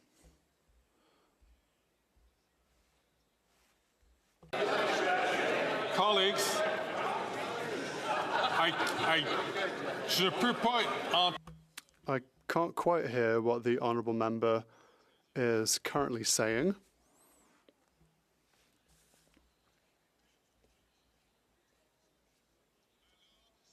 Order, please. I ask the honourable member for Burnaby South to start his question again. Prime Minister's excuses instead. Make it make sense, Mr. Speaker. The healthcare system is collapsing and the Prime Minister is sitting on his hands. Currently, 7 times out of 10, François Legault encourages Quebecers to pay for their healthcare. Does the Prime Minister find this acceptable?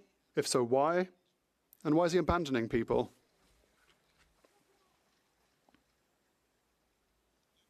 The Right Honourable Prime Minister.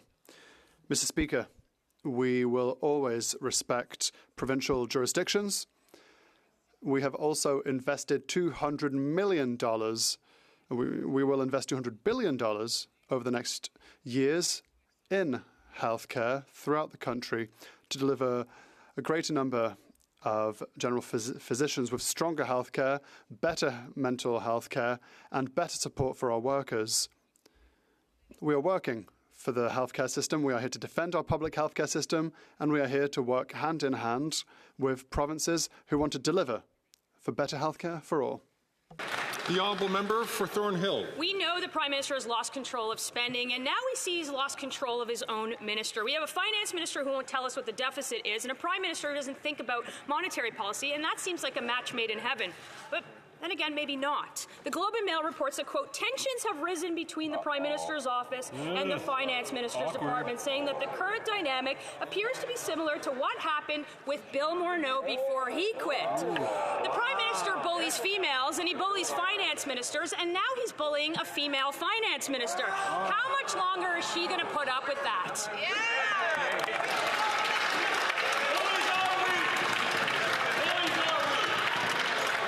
À l'ordre, s'il vous plaît. Order, please. Members to take their seats. The honourable member from Lakeland, I'll ask her, please, to not take the floor unless recognized. The Honourable Deputy Prime Minister and Minister of Finance. Mr. Speaker, on this side of the House, we are united in working for Canada and Canadians.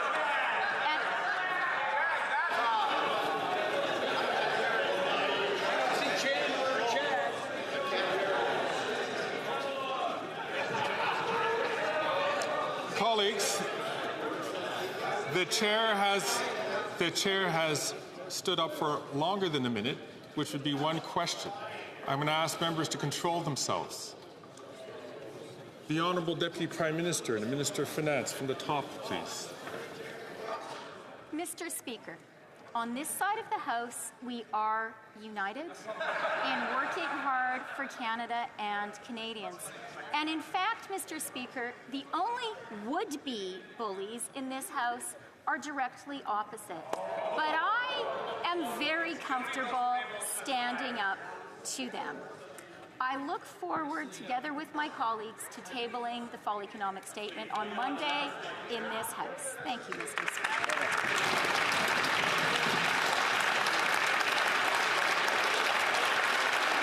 Order. Order.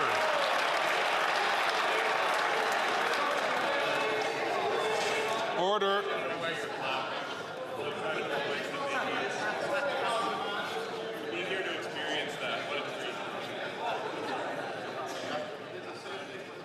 The honourable member. The honourable member for Thornhill.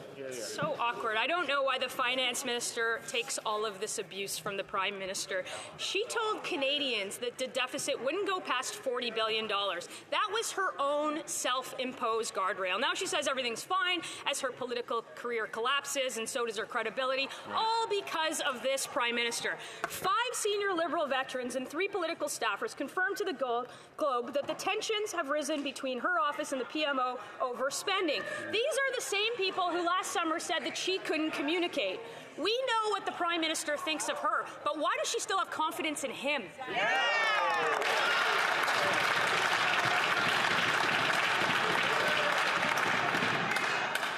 The Honourable Deputy Prime Minister and Minister of Finance. Mr. Speaker, on this side of the House, we are united. And on this side of the House, we recognize what a privilege it is every single day to work hard for Canada and Canadians and to defend the national interest. That is what we are focused on every single day. And I would urge the MPs opposite to remember, this is a challenging time in Canada and the world. It is not a time for cheap partisan games. The honourable member from Thornhill. It's the finance minister who said over and over again that she would not go over her self-imposed guardrail of a $40 billion deficit. Now the parliamentary budget officer says that's yet another broken Liberal promise. We have no idea who's in the driver's seat anymore, driving Canadians through that $40 billion guardrail off of a cliff as they pay more in inflationary spending on the backs of struggling Canadians. What we do know is that Canadians ought to take her driver's license away. I can give her another opportunity to prove that she can communicate. She can stand up here and tell us what the deficit is at the moment. The Honourable Deputy Prime Minister and Minister of Finance. Mr. Speaker, I look forward to tabling the fall economic statement in this House on Monday. And in the fall economic statement, we will show that the government is maintaining its fiscal anchor, specifically reducing the federal debt as a share of the economy over the medium term. In addition, I expect the debt to GDP ratio we projected in the spring budget for fiscal year 23-24 will be met. Canada has the lowest debt to GDP ratio in the G7, the lowest deficit in the G7. This is good news for Canadians.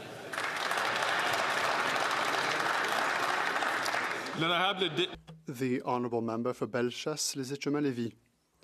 Unable to table a single balanced budget in 9 years, unable to keep the promise to keep the deficit under 40 billion, the Finance Minister is above all unable to convince her leader to abandon inflationary spending. There are major tensions between these two, according to the Globe and Mail. The Prime Minister is losing control of public finances, borders, his caucus, and even his cabinet. Can he do any good and at least tell us how much the deficit exceeds the announced $40 billion?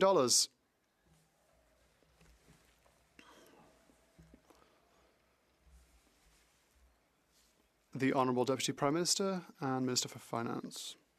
Mr. Speaker, I will be tabling the fall economic statement next Monday in this very House. And in this economic statement, we show that the government maintains its budgetary anchor, more specifically, reducing the federal debt on average in the economy. I expect the debt-GDP ratio that we've forecasted to be respected for 2023-2024. The Honourable Member for Bellechasse-les-Échemins-Lévis. Mr. Speaker, the Minister of Finance waits until the eve of the end of the parliamentary session to table her economic update. We've seen more courageous people in this House because bad news awaits. And the Globe and Mail tells us that the Prime Minister wants to radically increase spending and that his Finance Minister is failing to make him see reason. The Parliamentary Budget Officer has said it. The deficit will be much higher than the $40 billion announced. How big is the deficit?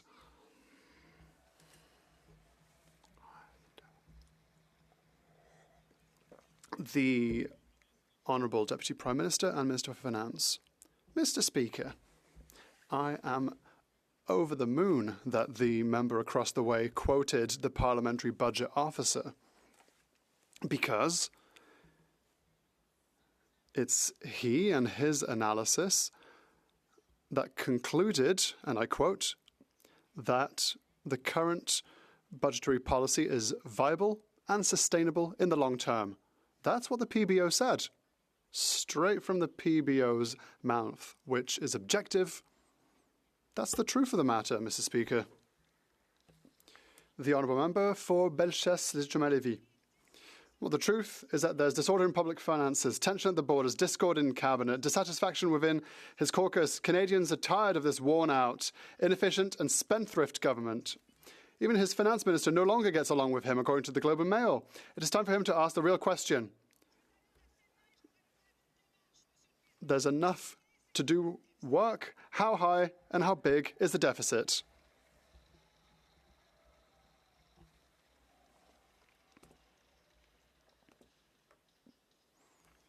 The Honourable Deputy Prime Minister and Minister for Finance. Mr. Speaker, I will be tabling the economic statement next Monday here in this very chamber.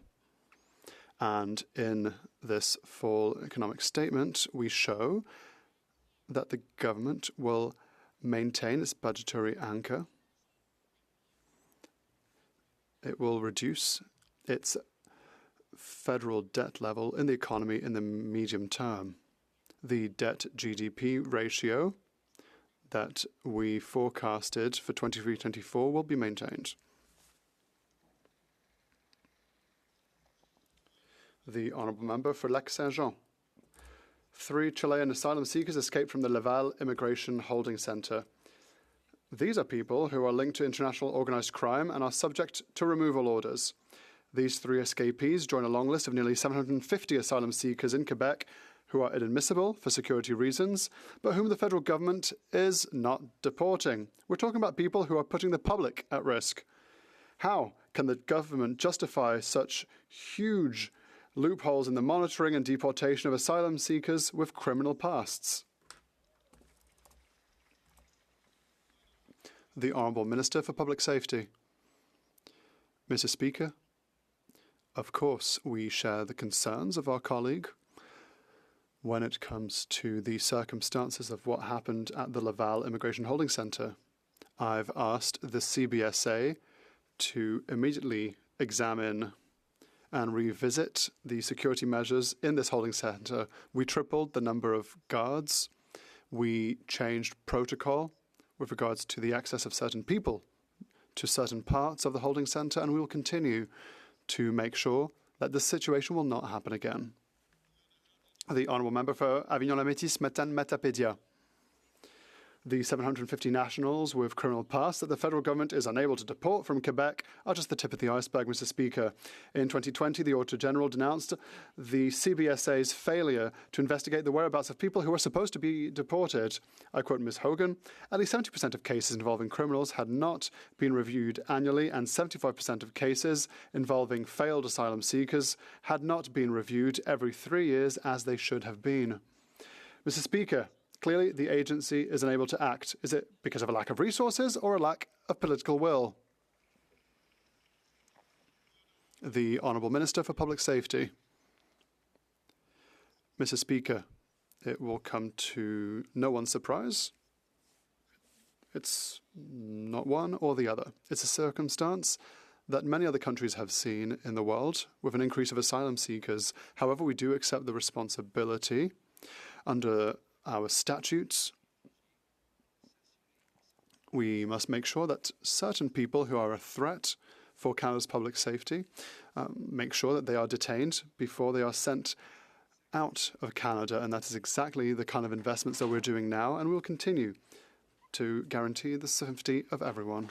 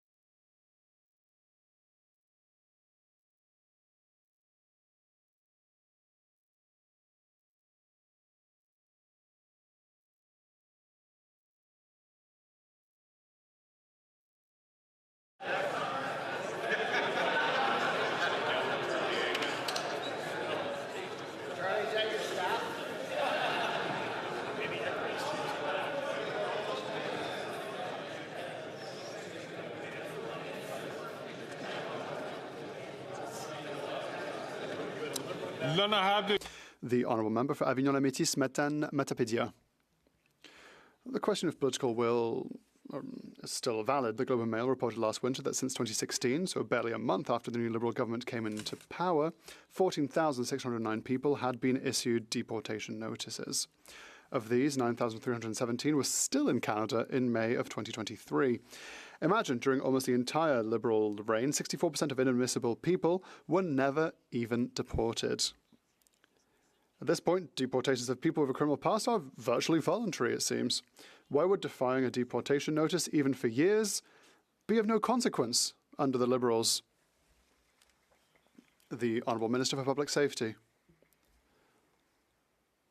Mr. Speaker, our colleague knows full well that deporting people without a legal status in Canada and who have violated criminal law is a significant responsibility that we accept, and we have to work with our police bodies, our law and order bodies.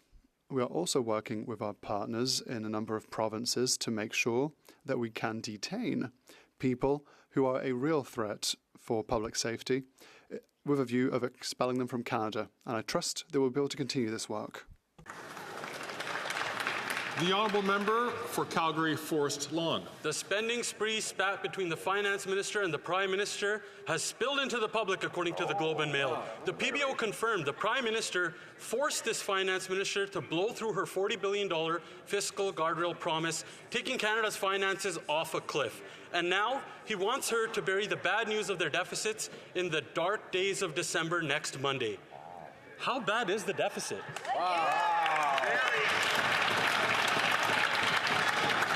The Honourable Deputy Prime Minister and Minister of Finance. I'll ask the Honourable Member to please take his seat.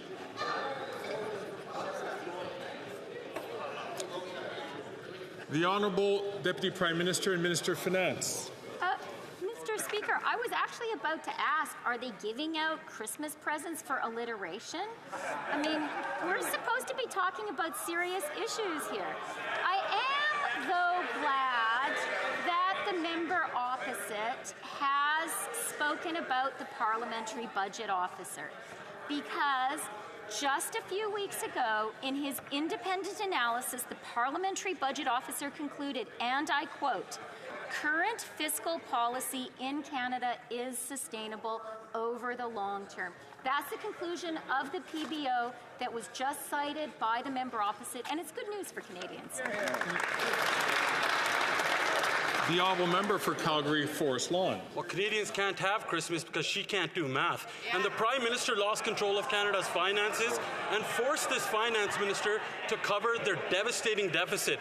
The spending tensions between her and the Prime Minister will have her getting the bill no more treatment. And Canadians have to foot the bill for the spending spree separation. We know she already blew through her $40 billion fiscal guardrail promise. But what is the deficit number?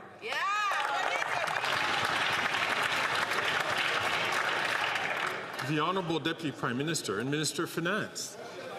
Mr. Speaker, I do really look forward to tabling the fall economic statement in this House on Monday. And in the fall economic statement on Monday, we will show that the government is maintaining its fiscal anchor, specifically reducing the federal debt as a share of the economy over the medium term. In addition, I expect the debt to GDP ratio we projected in the spring budget for fiscal year 23-24 will be met. Canada has the lowest debt to GDP ratio in the G7. We have the lowest deficit, and this is good news for Canada and Canadians.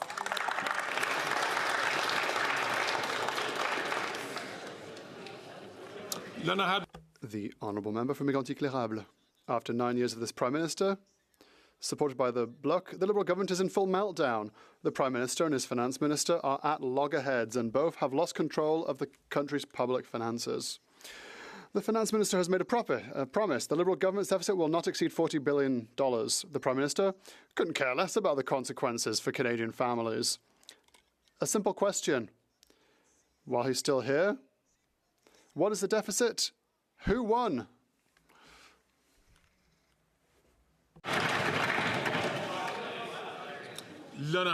The Honourable Deputy Prime Minister and Minister for Finance. Mr. Speaker, Canadians will win. Why? Because our government is united. Our government is working all together to deliver the goods for Canadians. With dental care, with early childcare, with medicine for Canadians. We are here for Canadians, and we are proud to be here for them, and we do it as a team. The honourable member, Mr. Speaker, the Prime Minister doesn't even seem to want to listen to what the Minister of Finance has to say. There's infighting on the other side of the House. The Globe and Mail has said that 5 Liberal Party veterans and 3 political staffers have confirmed that tensions are growing between the Minister of Finance's office and the PMO. We know that the Minister of Finance really wants to keep things at her already high level of $40 billion for the deficit, but the Prime Minister wants it to go to an even more shocking level. Will the Minister of Finance keep her word and state that finally She's sticking to the $40 billion deficit. What is the deficit? The Honourable Deputy Prime Minister and Minister of Finance. Mr. Speaker, I will be tabling the fall economic statement on Monday in this very House. And in the fall economic statement next week, we will show that this government is maintaining its budget anchors. It's all about reducing the proportion of the federal debt in the economy over the medium term. And the debt to GDP ratio that we stated in the spring budget will be respected. Thank you. The honourable member for Port Moody Coquitlam. Canadians are hurting, and we saw it expressed in the gallery today. Renters in Canada are facing exploitation and eviction because of corporate greed. Shame on the Conservative. Colleagues, I'm having difficulty hearing the question. It is not for the chair to agree or disagree with the content of the question, but to making sure that it does follow the rules. I'm asking members to please restrain themselves. The honourable member from Port Moody Coquitlam from the top, please. Canadians are hurting, and we saw it expressed in the gallery today. Renters in Canada are facing exploitation and eviction because of corporate greed.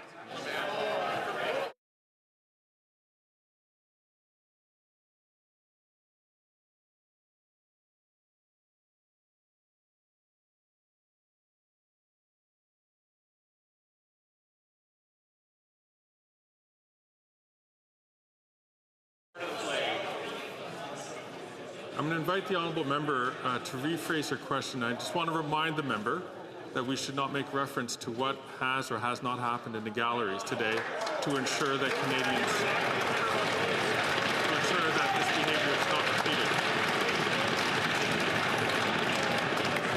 The honourable member from Port Moody Coquitlam. Canadians are hurting, and we saw it expressed in the gallery today. That's right. We've seen it. Renters.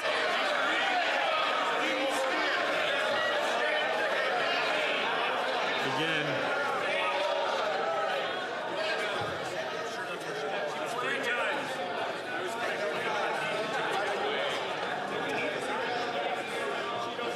order. And I hope the honourable member can understand and can hear my voice when I do say that we should not make reference to what has happened in the gallery or not happened in the gallery. And I'll invite the honourable member to rephrase her question for the last time before I move on.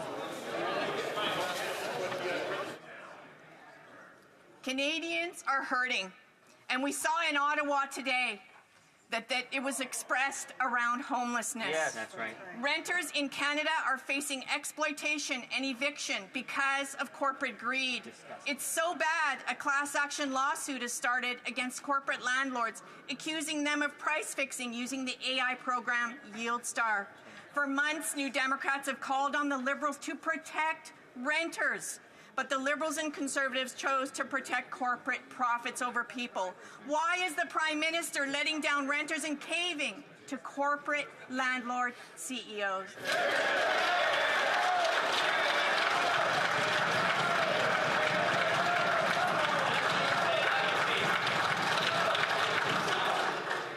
The Honourable Minister for Housing, Infrastructure and Communities. Mr. Speaker, no one in this country is choosing to be homeless. No one is choosing to live in an encampment. We know that the cost of housing has gotten too high. That's why we are putting billions of dollars of investments on the table to help build out more affordable housing, to help community entities actually provide services to people who do not have a roof over their head. What's fascinating, Mr. Speaker, is the Conservatives seek to make a joke out of a very serious issue such as homelessness. We're going to be willing to do the hard work to build more homes, including the most vulnerable. And as the jeering continues, Canadians should be ashamed of the behavior of the Conservative Party, who use homeless people as props in this country.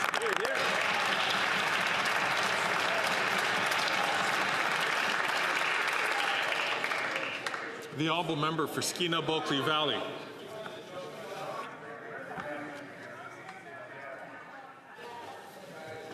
Colleagues, The honourable member from Skeena-Bulkley Valley. Mr. Speaker, in January, Air Canada will become the latest big airline to charge junk fees for basic services like checked baggage. And the minister's reaction to this? She's taking a page from the industry minister's playbook and going to sit down with the CEOs and ask very nicely if they would please change their ways. It didn't work for grocery prices, and it's not going to work for these airlines' junk fees. It turns out the minister has the regulatory powers she needs to stand up for Canadians that are tired of being gouged. Will she use it?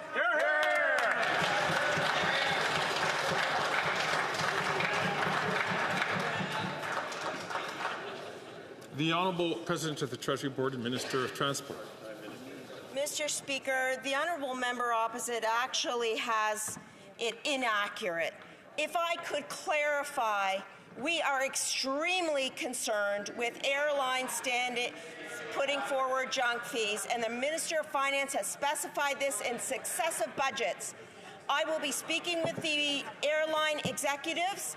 I will be calling them out for charging these extra fees. Canadians want excellent service, not excellent fees, and our government will be standing for passengers and Canadians every step of the way.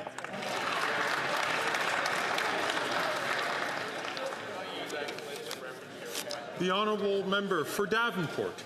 Mr. Speaker, Canadians received great news last week about a temporary tax break we are implementing for all Canadians.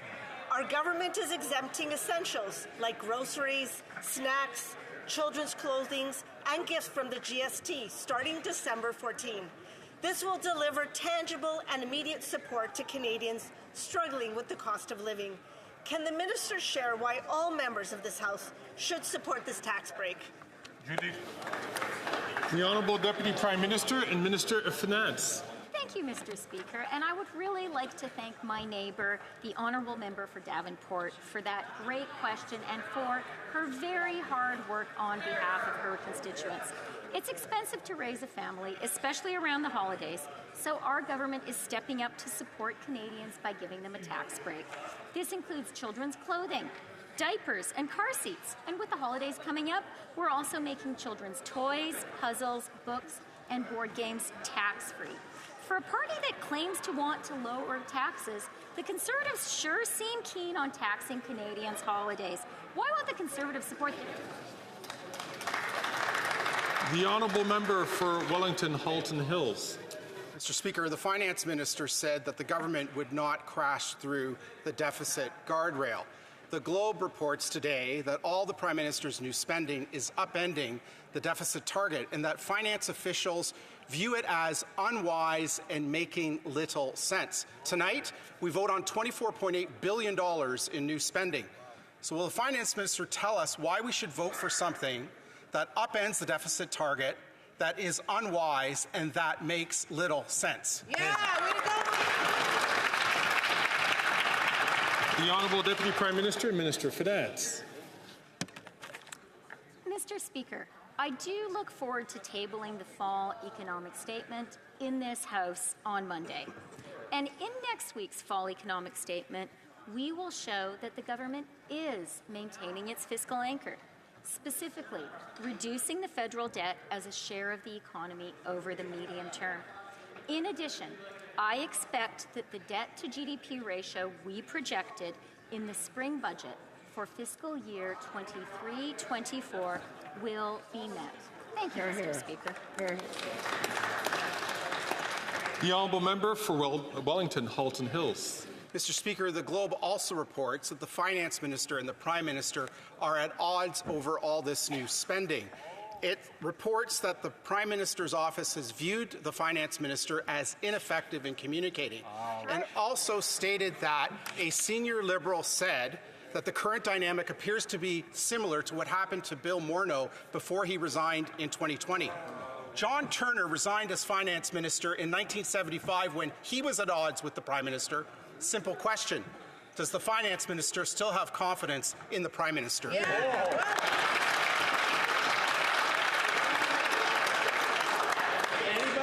The Honourable Order. The Honourable Deputy Prime Minister and Minister of Finance. Yes.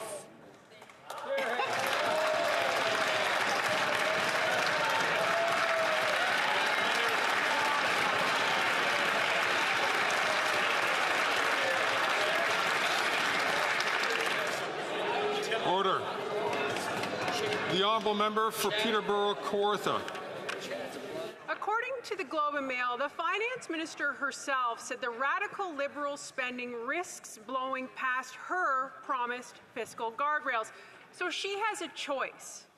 She can break rank and join the Liberal minister graveyard, like the former finance minister Bill Morneau, or she can abide by this weak prime minister and drive Canadians off of a fiscal cliff.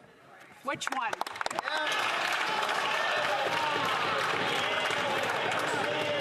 Order. The Honourable Leader of the Government in the House of Commons.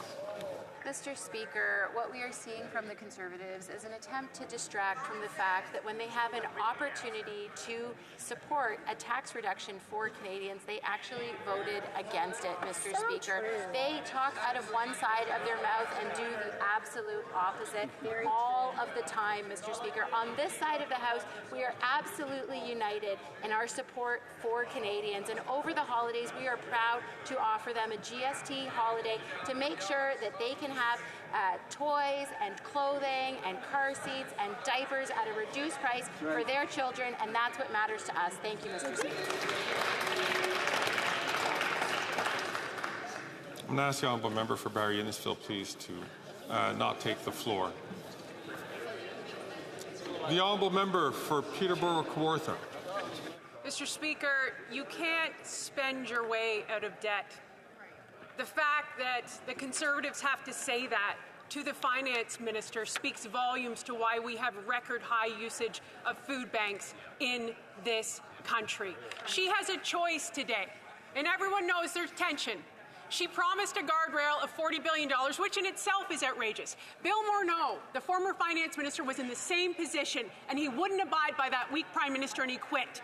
The question is, will she have the courage to do the same and stand up for Canadians, not that prime minister?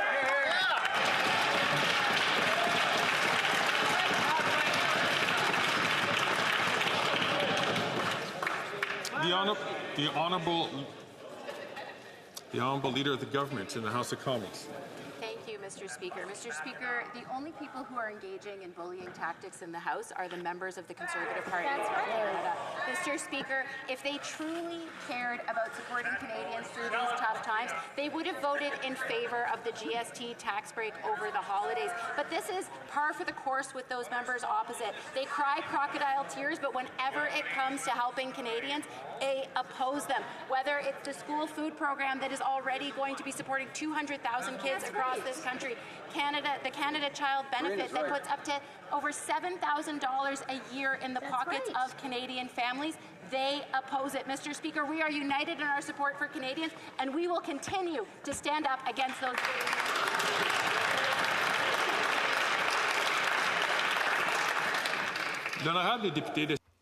The Honourable Member for Saint-Hyacinthe-Bagotte.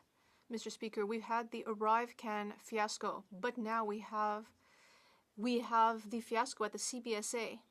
This was a customs clearance application, and it broke down 22 times in the first 30 days of its use. It completely paralyzed imports and was a total failure, despite the fact that it cost 50% more than planned, with inconclusive tests and hidden documentation. The Trade Committee has unanimously, including the Liberals on the committee, asked the AG to look into this. Will the minister listen to his own colleagues and agree to the AG investigation? The Honourable Minister of Public Safety. Mr. Speaker, I don't want to correct my colleague, but when he says that the committee adopted a motion unanimously, we would have thought that would include our Liberal colleagues, which confirms the fact that we want parliamentary committees to stand up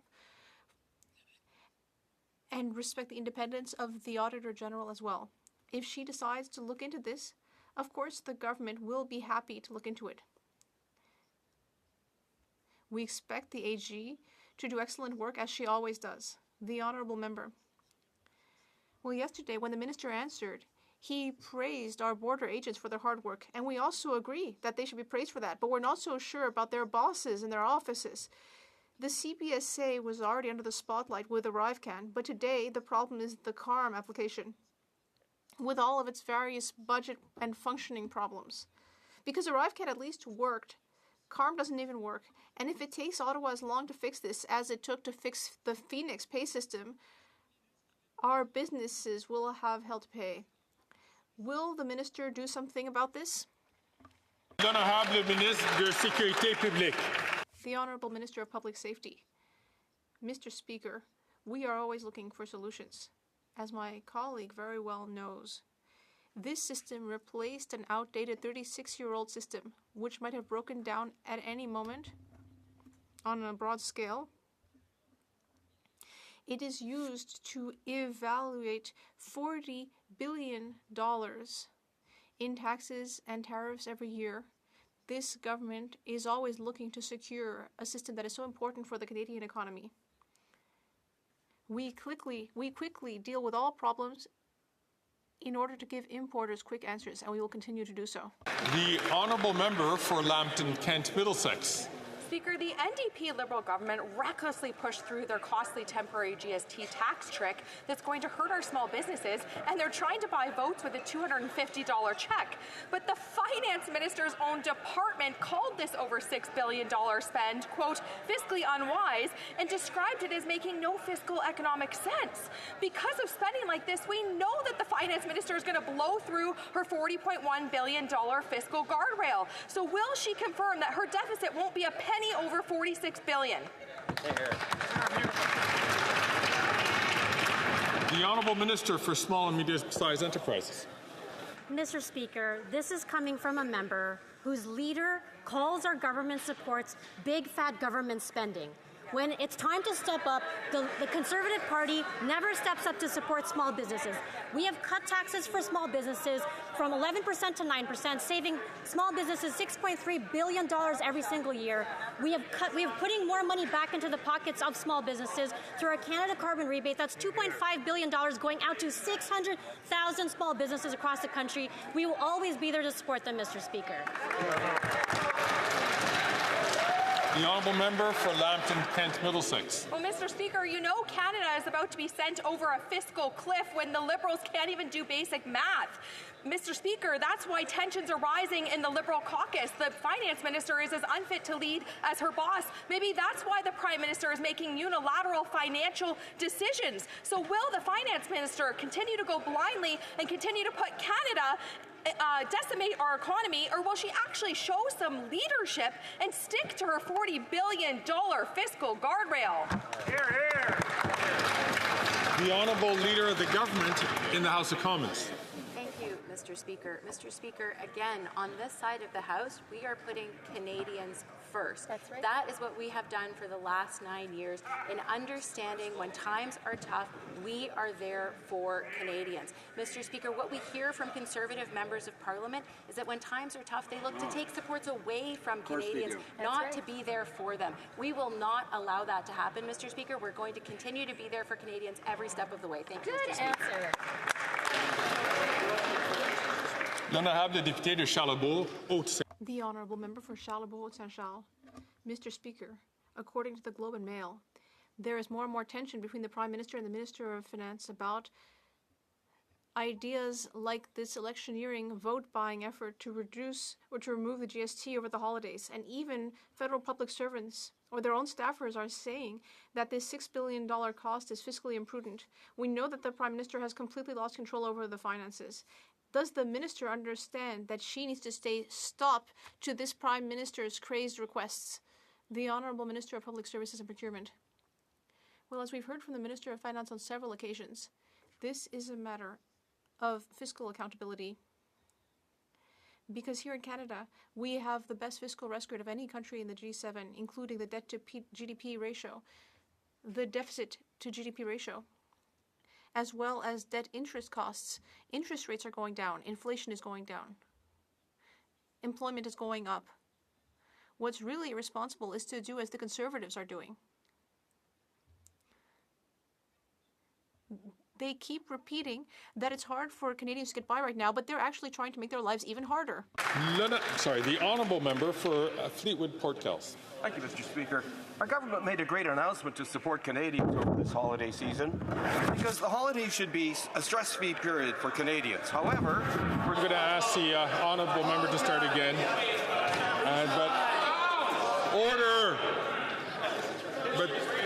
Order! But this is a good time to remind all members to be very careful about objects that they put on their microphones, as it hurts the ears, which are the tools of our interpreters. The honourable member from Fleetwood Port Kells from the top.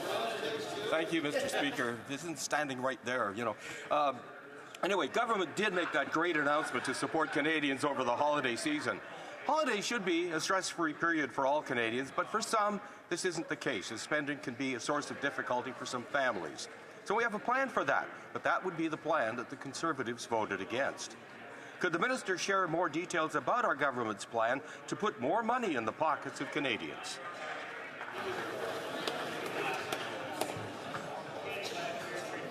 The Honourable Minister for Mental Health and Addictions. Thank you, Mr. Speaker. I'd like to thank the member for his question and also for the hard work that he does on behalf of his constituents and Canadians. We will always be there for Canadians, Mr. Speaker, for families and businesses in good times and in the hard times. Twice we've offered tax cuts to the middle class, and twice the Conservative leader has voted against them. Today, with the GST cut, we're providing even greater support for families and businesses. You'd think with all the slogans and the childish shouting, this would be a no-brainer for the Conservatives, but they voted against this tax cut. They vote against Canadians.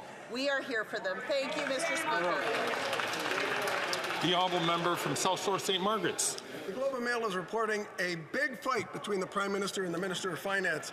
They have blown through every deficit target every year, but apparently we ain't seen nothing yet. Just like what happened to the last Finance Minister, the Prime Minister does not care about this Finance Minister breaking her promise that the deficit would not be more than $40 billion. But hey, who cares when the Prime Minister fears for his political life? Simple question. Is the deficit more than $40 billion? Yes or no? Good question.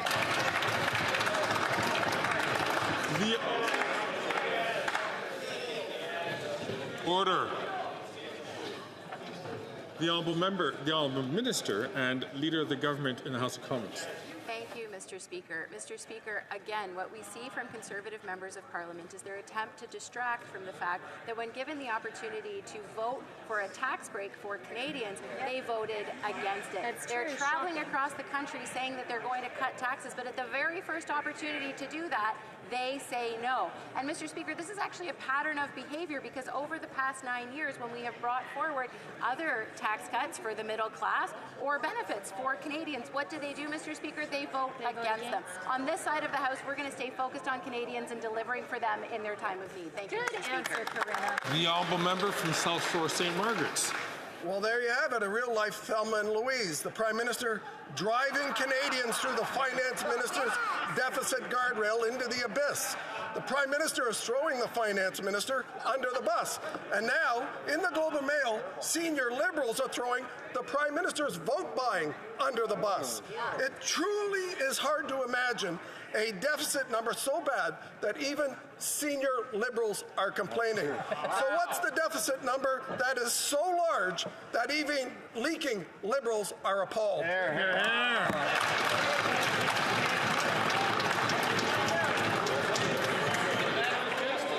The Honourable Order. The Honourable Minister of Justice and Attorney General. Mr. Speaker, I've been listening patiently during this entire question period, and I've heard a lot of attacks of the Minister of Finance. I'll tell you why we support that incredible female leader, because what does she do? She empowers women around this country. How does she do that? She puts in place programs like a Canada Child Care program. Get out of your bathtub.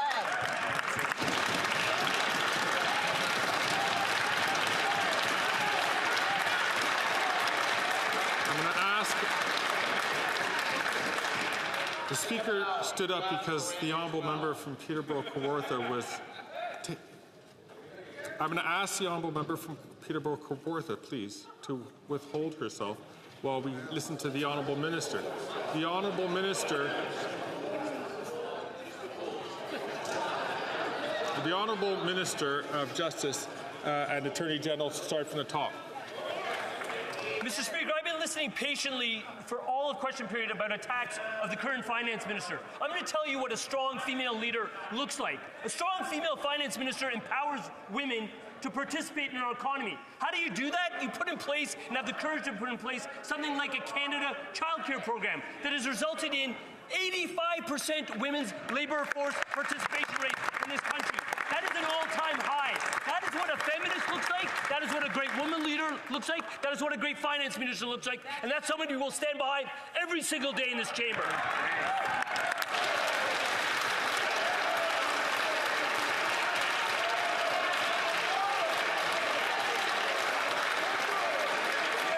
Order. The Honourable Member for Charleswood St. James, Assiniboia Headingley.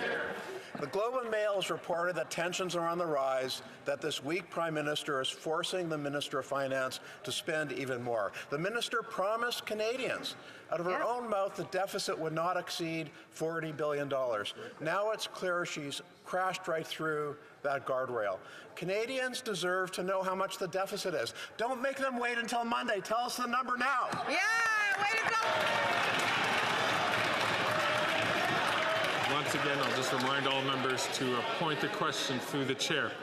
Order, please. Order, please. The Honourable Leader of the Government in the House of Commons. Thank you, Mr. Speaker. Mr. Speaker, that member knows very well that we are bringing forward the fall economic statement next Monday, and we are very much looking forward to the Finance Minister presenting that to this House. And we are exceptionally proud of the record of this government, of which the Finance Minister has been an incredible leader in, Mr. Speaker, whether it comes to the Canada Child Benefit, childcare for Canadians, a national school food program, supporting Canadians and businesses through the worst pandemic in our lives, Mr. Speaker. She was at the helm of that, led us through those difficult times, and we know that together we will continue to support Canadians and lead them through these tough times.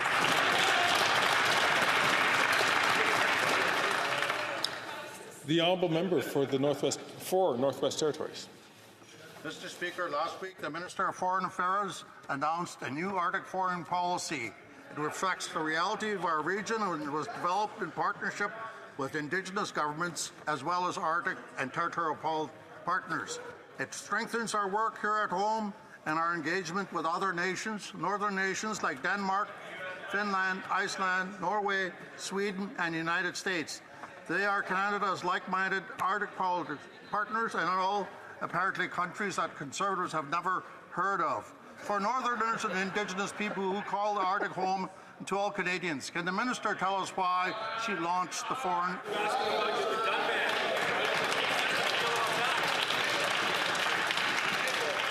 The Honourable Minister for Foreign Affairs. Thank you, Mr. Speaker. Allow me to thank the MP for the Northwest Territory. As the world is getting tougher, we need to get tougher. Yes. This Arctic foreign policy builds on the biggest investments in our defense in generations, more than the Conservative ever did. It puts people in the North first, allowing Indigenous peoples, particularly Inuit and Northerners, to be at the center of international relations affecting them. Russia and China are working together against our interest in the Arctic. This is something that we take seriously, contrary to the leader of the opposition that is not serious about defending our North and trivializing Northerners.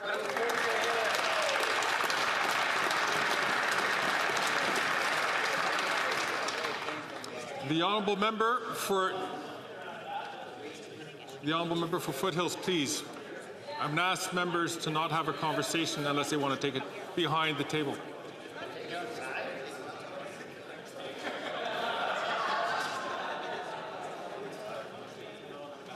The Honourable Member for Timmins James Bay. Kidd Mine in Timmins has been an economic driver in the North for the last 60 years, but the end is near, and we need to prepare for what comes next. Northern Ontario is no stranger to heartbreak, mine and mill closures, but it doesn't have to be this way in Timmins. We have a huge opportunity to shift investment to the Timmins Nickel Project. That's a project that ticks all the boxes: critical minerals, job creation, and support of infrastructure. So to the Minister, will he commit to work with the City now to ensure that there are no delays in transitioning Timmins to a stronger and more sustainable future? The Honourable Minister for Natural Resources and Energy. I want to thank my honourable colleague for the question. Certainly, critical minerals, including very much the Crawford Mine, offer enormous opportunities across this country. That is certainly true in Northern Ontario. The Crawford Mine is something that is a very important project moving forward. We just announced an investment of the Critical Minerals Infrastructure Fund in the Crawford Mine, and I'm certainly very happy to sit down with the folks in Timmins to have that conversation. The Honourable Member for Edmonton Strathcona. Mr. Speaker, late Friday, we learned that the Vista Thermal Coal Mine expansion in the Rocky Mountains is going ahead without an impact assessment. This despite the fact that the former minister promised me twice over the past 4 years that they would do that. Albertans don't want coal mining in the Rocky Mountains. This government pretends to care about our environment, even while making false promises to stop mining thermal coal and stop polluters in our beloved Rocky Mountains. When will the minister protect our Rocky Mountains instead of protecting the profits of billionaires? The Honourable Minister of the Environment and Climate Change. Thank you, Mr. Speaker, and I thank my colleague for her question. As she is well aware, the Supreme Court last year directed the government to review some of the elements under the Impact Assessment Act of Canada, which is what we've done. We still have a commitment to phase out coal thermal export by 2030, Mr. Speaker, and she also knows that 10 Indigenous... And I ask the Honourable Member who just asked a question to please, who had an opportunity to ask a question, to please extend that same opportunity for the person to answer it. The Honourable Minister can take it from the top. Thank you, Mr. Speaker. As my colleague is well aware, the Supreme Court of Canada directed the government to make some changes to the Impact Assessment Act of Canada last year, which is what we've done. We still have a commitment to ban the export of thermal coal by 2030, Mr. Speaker. And she also knows that 10 Indigenous communities are supporting this project, which is why, in the end, the Impact Assessment Act, the Assessment Agency of Canada, decided that an evaluation was not necessary. Thank you. Good job. Colleagues, during a statement from members, the Honourable Member from Vancouver Kingsway was making a statement in which a member had unwittingly walked in front of the camera. As it is normal on our tradition, we allow the Honourable Member to make a statement again. The Honourable Member from Vancouver Kingsway. Mr. Speaker, I rise to honour one of Canada's finest public servants, our Ambassador to Germany and former Premier of British Columbia, the late John Horgan. Raised by a single mum, John overcame great challenges to rise to the highest levels of public office. His political career actually started in this place, staffing NDP MPs. In 1991, he left to assume important roles in the BC NDP government, ending as Chief of Staff to the Premier. John entered elected office as an MLA in 2005 and ultimately became leader of the party, the official opposition, and a very popular Premier. Throughout, John carved a deeply impactful path. He had an uncommon touch. He had that rare ability to rise above partisanship and win the respect of his opponents. He was witty, kind, and positive. In my view, John was the best off-the-cuff speaker in Canadian politics. We extend our deepest condolences to John's beloved Ellie and their 2 sons. John, thank you. Your kind shall not pass this way again.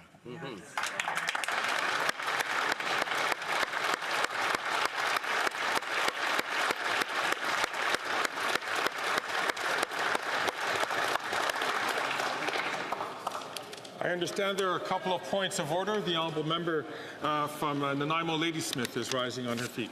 Thank you, Mr. Speaker. I believe if you seek it, you will find unanimous consent for the following motion. That the House A recognize that today, on the International Day for Human Rights, the Nobel Committee has awarded the Nobel Peace Prize for 2024 to Nihon Hindankyo, the Japanese grassroots organization of atomic bomb survivors from Hiroshima and Nagasaki, also known as Hibakusha.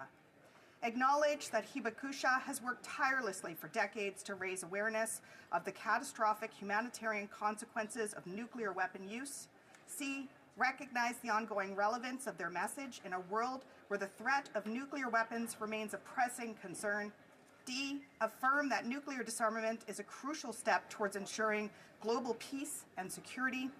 And E, Mr. Speaker, encourage the government to take concrete steps to honor this award, including enhanced engagement with the TPNW, participation in international disarmament efforts, and collaboration with civil society to advance the cause of nuclear abolition. Thank you. All those opposed to the honourable member moving the motion will please say nay. Agreed. The House has heard the terms of the motion. All those opposed to the motion will please say nay. Carried.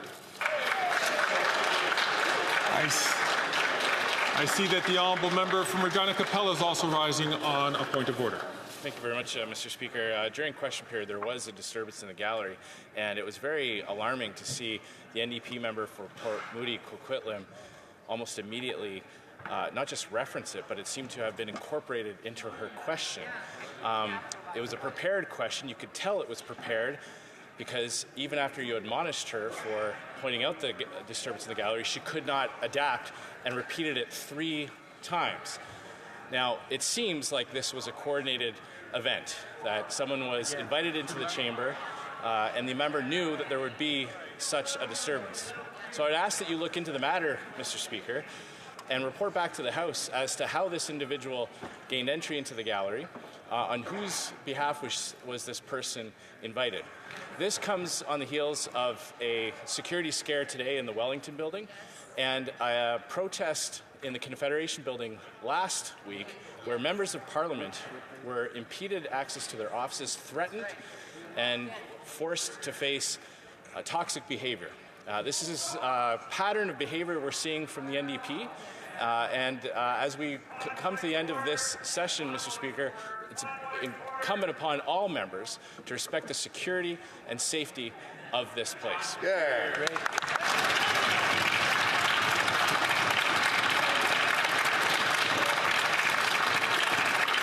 I see that the honourable member from New Westminster Burnaby is also rising on the same point of order. The honourable member. Thank you very much, Mr. Speaker. It's not surprising to me with the Conservatives who allowed for 3 weeks the occupation of downtown Ottawa, including impeding MPs coming to the West Block consistently, that they would raise this. The reality is, Mr. Speaker, the member from Port Moody Coquitlam properly corrected her question. I would suggest for Conservatives who are repetitive not only with one member, but their entire question period lineup often violates these standing orders and are very repetitive, that they should actually walk the talk and they should try to offer something more to Canadians during question period. I see that the honourable member for Port Moody Coquitlam is rising on the same point of order. Thank you, Mr. Speaker. And since the member from Regina Capel has decided to be a mind reader, I just wanted to clarify that although the Conservatives are used to being told what to do, I am not. And Mr. Speaker, if you would so kindly check the notes that I gave to the pages here, you will see that I have handwritten notes about the very, very important interventions in Ottawa today from people around homelessness in this country and how desperate folks are. So I would just raise that, Mr. Speaker, that I do have a mind of my own, unlike the Conservatives. Exactly.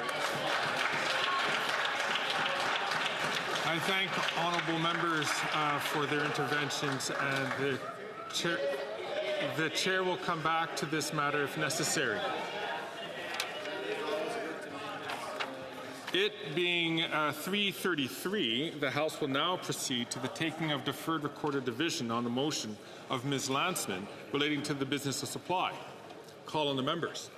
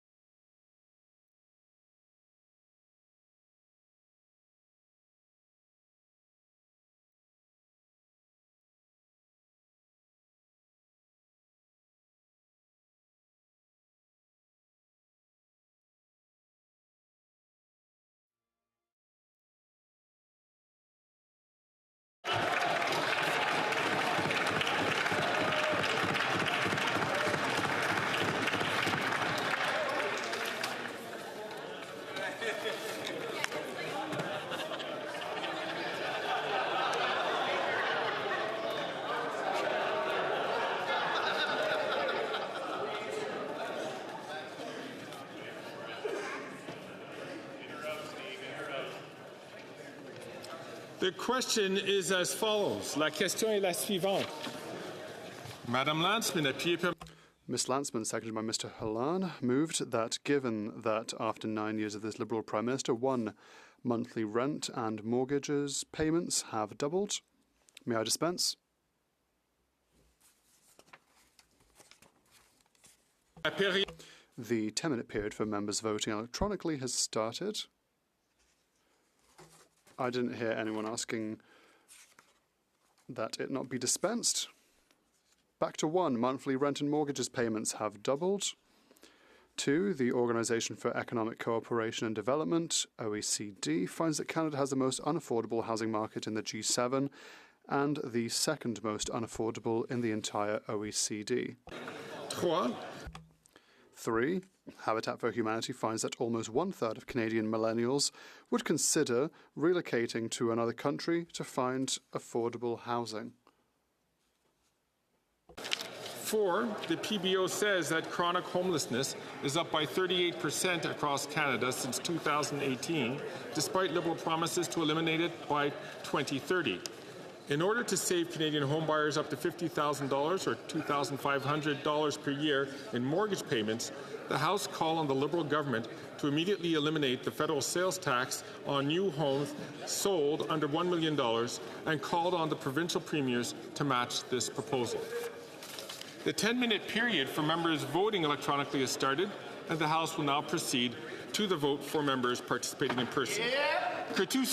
All those in favour of the motion will please rise. Mr. Schmale. Mr. Schmale. Mr. Bazan. Mr. Bazan. Mr. Williams. Mr. Williams. Mr. Perkins. Mr. Perkins. Mr. Brock. Mr. Brock. Monsieur Deltel. Monsieur Deltel. Mrs. Stubbs. Mrs. Stubbs. Monsieur Paulus. Monsieur Paulus. Ms. Lewis Haldeman Norfolk. Ms. Lewis Haldeman Norfolk. Mr. Barrett. Mr. Barrett. Mrs. Gray. Mrs. Gray. Mr. Barlow. Mr. Barlow. Ms. Dancho. Ms. Dancho. Mr. Ellis. Mr. Ellis. Mr. Kelly. Mr. Kelly. Mr. Baldinelli. Mr. Baldinelli. Mr. Cooper. Mr. Cooper. Mr. Commit. Mr. Kimmich. Mr. Kirk. Mr. Kirk. Mr. Jennis. Mr. Jennis. Mr. Small. Mr. Small. Mr. Lawrence. Mr. Lawrence. Mr. Duncan Stormont Dundas South Glengarry. Mr. Duncan Stormont Dundas South Glengarry. Monsieur Berthold. Monsieur Berthold. Mr. Workington. Mr. Workington. Mr. Chong. Mr. Chong. Mr. Abu Tayyip. Mr. Abu Tayyip. Mrs. Kuzi. Mrs. Kuzi. Mr. Seaback. Mr. Seaback. Ms. Ferrari. Ms. Ferrari. Mr. Chambers. Mr. Chambers. Mr. Viss. Mr. Viss. Mr. Doherty. Mr. Doherty. Mr. Macaulay, Edmonton West. Mr. Macaulay, Edmonton West. Mr. Straw. Mr. Straw. Monsieur Brassard. Mr. Brassard. Monsieur Godin. Monsieur Godin. Mr. Hoback. Mr. Hoback. Mr. Morantz. Mr. Morantz. Mrs. Roberts. Mrs. Roberts. Mr. Tucker. Mr. Tucker. Mrs. Cramp-Nyman. Mrs. Cramp-Nyman. Madame Vien. Madame Vien. Mr. Patzer. Mr. Patzer. Mrs. Gallant. Mrs. Gallant. Mr. Shipley. Mr. Shipley. Mr. Muse. Mr. Muse. Mr. Redekop. Mr. Redekop. Mr. Van Popta. Mr. Van Popta. Mr. Waugh. Mr. Waugh. Mr. Steinley. Mr. Steinley. Mr. Culkins. Mr. Culkins. Ms. Rude. Ms. Rude. Monsieur Généreux. Monsieur Généreux. Mr. Lobb. Mr. Lobb. Mr. Mazer. Mr. Mazer. Mr. Davidson. Mr. Davidson. Monsieur Paulus. Monsieur Correction. Martel. Monsieur Martel. Monsieur Martel. Monsieur Gourde. Monsieur Gourde. Mr. Caputo. Mr. Caputo. Mr. Epp. Mr. Epp. Mr. Zimmer. Mr. Zimmer. Mr. Cram. Mr. Cram. Mr. Tolmie. Mr. Tolmie. Mrs. Wagenthal. Mrs. Wagenthal. Mr. Albus. Mr. Albus. Mr. Bragdon. Mr. Bragdon. Mr. Dalton. Mr. Dalton. Mr. Nader. Mr. Nader. Mrs. Falk. Battleford. Battleford Lloydminster. Mrs. Falk Battleford Lloydminster. Mr. McLean. Mr. McLean. Mr. Weber. Mr. Weber. Mr. McGuire. Mr. McGuire. Mr. Reed. Mr. Reed. Mr. Shields. Mr. Shields. Mr. Falk Provencher. Mr. Falk Provencher. Mr. Mott. Mr. Motts. Mr. Arnold. Mr. Arnold. Monsieur d'Entremont. Monsieur d'Entremont. Mr. Soroka. Mr. Soroka. Mrs. Vecchio. Mrs. Vecchio. Mr. Carey. Mr. Carey. Mr. Dowdle. Mr. Dowdle. Mr. Lake. Mr. Lake. Mr. Vierson. Mr. Vierson. Mr. Fast. Mr. Fast. Mr. Leipert. Mr. Leipert. Mr. Stewart, Toronto, St. Paul. Mr. Stewart, Toronto, St. Paul. Mr. Julian. Mr. Julian. Mr. Massey. Mr. Massey. Ms. Matheson. Ms. Matheson. Ms. McPherson. Ms. McPherson. Ms. Idlout. Ms. Idlout. Mr. McGregor. Mr. McGregor. Ms. Dance. Ms. Dance. Mr. Backrack. Mr. Backrack. Ms. Blaney. Ms. Blaney. Madame Hughes. Madame Hughes. Monsieur Bouleris. Monsieur Boderis. Mr. Angus. Mr. Angus. Ms. Barron. Ms. Barron. Mr. Desjardins. Mr. Desjardins. Ms. Zarillo. Ms. Zarillo. Ms. Kwan. Ms. Kwan. Ms. May, Saanich Gulf Islands. Ms. May, Saanich Gulf Islands. Mr. Morris. Mr. Morris. Que tous ceux qui s'opposent à la motion. All those opposed to the motion will please rise. Ms. Ng. Ms. Ng. Mr. Guilbeault. Monsieur Guilbeault. Ms. Hutchings. Ms. Hutchings. Ms. Tassie. Ms. Tassie. Ms. Suds. Ms. Suds. Ms. Chagger. Ms. Chager. Ms. Murray. Ms. Murray. Ms. Scrow. Ms. Scrow. Mr. Scarpalegia. Mr. Scarpalegia. Mr. Casey. Mr. Casey. Ms. Kara. Ms. Kara. Ms. Sahota. Ms. Sahota. Mr. Ananda Sangari. Mr. Ananda Sangari. Ms. Jazek. Ms. Jazik. Mr. Dhaliwal. Mr. Dhaliwal. Madame Lalonde. Madame Lalonde. Mrs. Romanado. Mrs. Romanado. Ms. Jones. Ms. Jones. Ms. O'Connell. Ms. O'Connell. Mr. Oliphant. Mr. Oliphant. Mr. Lamoureux. Mr. Lamoureux. Mr. Fragascatos. Mr. Fagascatos. Mr. Biddle. Mr. Biddle. Ms. de Brewston. Mr. Brewson. Mr. Vancouverden. Mr. Vancouverden. Monsieur Lauzon. Monsieur Lauzon. Mr. May Cambridge. Mr. May Cambridge. Ms. Zerowitz. Ms. Zerowitz. Mr. Hardy. Mr. Hardy. Monsieur Yakano. Mr. Yakano. Mr. Johari. Mr. Johari. Mr. Badaway. Mr. Badaway. Mr. Dogood. Mr. Dogood. Mrs. Atwin. Mrs. Atwin. Mr. Housefather. Mr. Housefather. Mr. Sarai. Mr. Sarai. Mr. Kellaway. Mr. Kellaway. Ms. Vandenbeld. Ms. Vandenbeld. Monsieur Sanson. Monsieur Sanson. Monsieur Serré. Monsieur Serré. Madame Koutrakis. Madame Koutrakis. Madame Brière. Madame Brière. Mr. Fisher. Mr. Fisher. Mr. Long. Mr. Long. Mr. McDonald Avalon. Mr. McDonald Avalon. Mr. McKinnon Coquitlam Port Coquitlam. Mr. McKinnon Coquitlam Port Coquitlam. Mr. McLeod. Mr. McLeod. Mr. Morrissey. Mr. Morrissey. Madame Shanahan. Madame Shanahan. Ms. Sidhu Brampton South. Ms. Cedar Brampton South. Ms. Hefner. Ms. Hefner. Mr. Nur Mohammed. Mr. Nur Mohammed. Mr. Chang. Mr. Chang. Mrs. Zaid. Mrs. Zaid. Mr. Rogers. Mr. Rogers. Ms. Yip. Ms. Yip. Ms. Latanzio. Ms. Latanzio. Mr. Lewis Kitchener-Conestoga. Mr. Lewis Kitchener-Conestoga. Mr. Van Bynen. Mr. Van Bynen. Madame Mendez. Madame Mendez. Mr. Ali. Mr. Ali. Mr. Baines. Mr. Baines. Ms. Bradford. Ms. Bradford. Madame Diab. Madame Diab. Mr. Gahir. Mr. Gahir. Mr. Hanley. Mr. Hanley. Madame Lapointe. Madame Lapointe. Mr. Meow. Mr. Meow. Ms. Taylor-Roy. Ms. Taylor-Roy. Ms. Thompson. Ms. Thompson. Monsieur Terrien. Monsieur Terrien. Madame Michaud. Madame Michaud. Monsieur Thériault. Monsieur Thériault. Madame Gaudreau. Madame Gaudreau. Madame Larouche. Madame Larouche. Monsieur Barcelou-Duval. Monsieur Barcelou-Duval. Madame Vignola. Madame Vignola. Monsieur Lemire. Monsieur Lemire. Madame Saint-Clair-Desgagnés. Madame Saint-Clair-Desgagnés. Madame Chabot. Madame Chabot. Madame Desbiens. Madame Desbiens. Madame Bérubé. Madame Bérubé.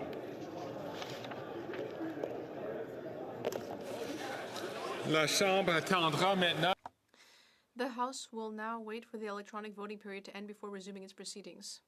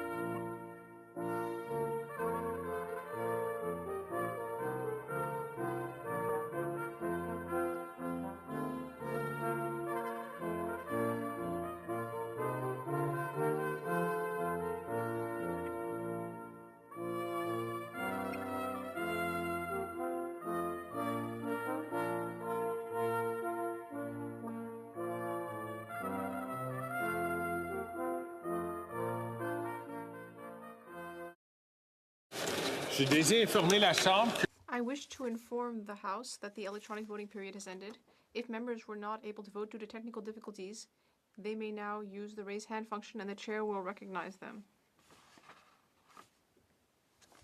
le Bureau va maintenant The table will now compile the results of the vote. Yeas pour 146, 146. Nays contre 186, 186. Je déclare la motion. I declare the motion rejected. La Chambre procédera maintenant au vote. The House will now proceed to the taking of the deferred recorded division on the previous question to the motion to concur in the 8th report of the Standing Committee on Public Accounts. The question is on the previous question. Mr. Lamoureux, seconded by Mr. Chiang, moved that this question be now put. The 10-minute period for members voting electronically has started, and the House will now proceed to the vote for members participating in person. All those in favor of the motion will please rise. Monsieur Guilbeault. Monsieur Guilbeault. Ms. Suds. Ms. Suds. Ms. Murray. Ms. Murray. Ms. Scrow. Ms. Scrow. Mr. Scarpaleggia. Mr. Scarpaleggia. Mr. Casey. Mr. Casey. Ms. Cara. Ms. Cara. Ms. Sahota. Ms. Sahota. Mr. Ananda Sangari. Mr. Ananda Sangari. Ms. Jazek. Ms. Jazek. Mr. Dhaliwal. Mr. Dhaliwal. Madame Lalonde. Madame Lalonde. Mrs. Romanado. Mrs. Romanado. Ms. Jones. Ms. Jones. Ms. O'Connell. Ms. O'Connell. Mr. Oliphant. Mr. Oliphant. Mr. Lamoureux. Mr. Lamoureux. Mr. Fragascatos. Mr. Fragascatos. Mr. Biddle. Mr. Biddle. Mr. Vancouverden. Mr. Vancouverden. Monsieur Lozon. Monsieur Lozon. Ms. Zarovitz. Ms. Zarowitz. Mr. Hardy. Mr. Hardy. Monsieur Yakino. Monsieur Yakino. Mr. Johari. Mr. Johari. Mr. Badaway. Mr. Badaway. Mr. Dogood. Mr. Dogood. Mrs. Atwin. Mrs. Atwin. Mr. Housefather. Mr. Housefather. Mr. Sarai. Mr. Sarai. Mr. Kellaway. Mr. Kellaway. Ms. Vandenbeld. Ms. Vandenbelt. Monsieur Serré. Correction. Monsieur Sanson. Monsieur Sanson. Madame Koutrakis. Madame Koutrakis. Madame Brière. Madame Brière. Mr. Fisher. Mr. Fisher. Mr. Long. Mr. Long. Mr. McDonald Avalon. Mr. McDonald Avalon. Mr. McKinnon Coquitlam Port Coquitlam. Mr. McKinnon Coquitlam Port Coquitlam. Mr. McLeod. Mr. McLeod. Mr. Morrissey. Mr. Morrissey. Monsieur Robillard. Monsieur Robillard. Madame Shanahan. Madame Shanahan. Ms. Sidhu Brampton South. Ms. Cedar Brampton South. Ms. Hefner. Ms. Hefner. Mr. Chang. Mr. Chang. Mrs. Zaid. Mrs. Zaid. Mr. Rogers. Mr. Rogers. Ms. Yip. Ms. Yip. Ms. Latanzio. Ms. Latanzio. Mr. Lewis Kitchener-Conestoga. Mr. Lewis Kitchener-Conestoga. Mr. Van Bynen. Mr. Van Bynen. Madame Mendez. Madame Mendez. Mr. Ali. Mr. Ali. Mr. Baines. Mr. Baines. Ms. Bradford. Ms. Bradford. Madame Diab. Madame Diab. Mr. Gahir. Mr. Gahir. Mr. Hanley. Mr. Hanley. Madame Lapointe. Madame Lapointe. Mr. Meow. Mr. Meow. Ms. Taylor-Roy. Ms. Taylor-Roy. Ms. Thompson. Ms. Thompson. Mr. Julian. Mr. Julian. Mr. Massey. Mr. Massey. Ms. Matheson. Ms. Matheson. Ms. McPherson. Ms. McPherson. Ms. Idlout. Ms. Idlout. Mr. McGregor. Mr. McGregor. Ms. Dance. Ms. Dance. Mr. Backrack. Mr. Backrack. Ms. Blaney. Ms. Blaney. Madame Hughes. Madame Hughes. Monsieur Boulderis. Monsieur Boulderis. Mr. Angus. Mr. Angus. Ms. Barron. Ms. Barron. Monsieur Desjardins. Mr. Desjardins. Ms. Zarillo. Ms. Zarillo. Ms. Kwan. Ms. Kwan. Ms. May, Saanich Gulf Islands. Ms. May, Saanich Gulf Islands. Mr. Morris. Mr. Morris. Monsieur Terrien. Monsieur Terrien. Madame Michaud. Madame Michaud. Monsieur Thériault. Monsieur Thériault. Madame Larouche. Madame Larouche. Monsieur Barcelou Duval. Monsieur Barcelou Duval. Madame Vignola. Madame Vignola. Monsieur Lemire. Monsieur Lemire. Madame Saint-Clair Desgagnés. Madame Saint-Clair Desgagnés. Madame Desbiens. Madame Desbiens. Madame Bérubé. Madame Bérubé.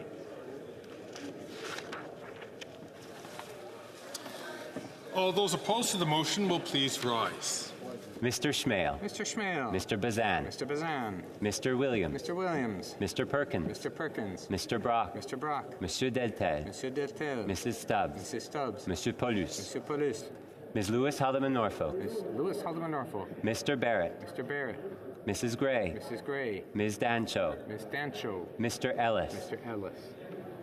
Mr. Kelly. Mr. Kelly. Mr. Baldinelli. Mr. Baldinelli. Mr. Cooper. Mr. Cooper. Mr. Kimmich. Mr. Kimmich. Mr. Couric. Mr. Couric. Mr. Small. Mr. Small. Monsieur Berthold. Monsieur Berthold. Mr. Workington. Mr. Workington. Mr. Chong. Mr. Chong. Mr. Abu Taif. Mr. Abu Taif. Mr. Seaback. Mr. Seaback. Ms. Ferrari. Ms. Ferrari. Mr. Viss. Mr. Viss. Mr. Macaulay, Edmonton West. Mr. Macaulay, Edmonton West. Mr. Aitchison. Mr. Aitchison. Monsieur Godin. Monsieur Godin. Mr. Morantz. Mr. Morantz. Mrs. Roberts. Mrs. Roberts. Mr. Tucker. Mr. Tucker. Mrs. Cramp-Nyman. Mrs. Cramp-Nyman. Madame Vien. Madame Vien. Mr. Patzer. Mr. Patzer. Mrs. Gallant. Mrs. Gallant. Mr. Shipley. Mr. Shipley. Mr. Muse. Mr. Muse. Mr. Redicott. Mr. Redicott. Mr. Van Popta. Mr. Van Popta. Mr. Waugh. Mr. Waugh. Ms. Rude. Ms. Rude. Monsieur Généreux. Monsieur Généreux. Mr. Lobb. Mr. Lobb. Mr. Mazer. Mr. Major. Monsieur Martel. Monsieur Martel. Monsieur Gourde. Monsieur Gould. Mr. Epp. Mr. Epp. Mr. Zimmer. Mr. Zimmer. Mr. Cram. Mr. Cram. Mr. Tolmie. Mr. Tolmie. Mrs. Wagenthal. Mrs. Wagenthal. Mr. Bragdon. Mr. Bragdon. Mr. Dalton. Mr. Dalton. Mr. Nader. Mr. Nader. Mr. McLean. Mr. McLean. Mr. Weber. Mr. Weber. Mr. McGuire. Mr. McGuire. Mr. Reed. Mr. Reed. Mr. Shields. Mr. Shields. Mr. Falk Provencher. Mr. Falk Provencher. Mr. Motts. Mr. Motts. Mr. Arnold. Mr. Arnold. Mr. Soroka. Mr. Soroka. Mr. Viersen. Mr. Viersen. Mr. Fast. Mr. Fast. Mr. Leipert. Mr. Leipert. Mr. Stewart, Toronto, St. Paul's. Mr. Stewart, Toronto, St. Paul's. The House will now wait for the electronic voting period to end before resuming its work.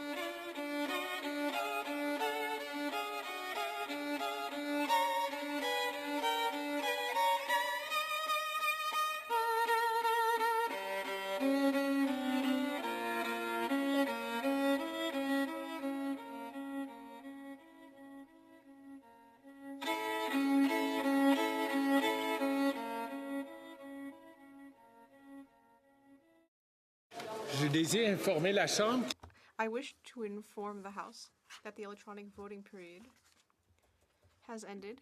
If members were unable to vote due to technical difficulties, they may now use the raise hand function and the chair will recognize them. The table will now compile the results of the vote. Yeas pour 213, 213. Nays contre 119, 119. La motion adoptée. I declare the motion carried. La prochaine question est la suivante. Monsieur Kmitsch, appuyé par Monsieur... Mr. Kmitsch, seconded by Mr. Motz, moves that the 8th report of the Standing Committee on Public Accounts presented on Tuesday, February 8th, 2022, be concurred in.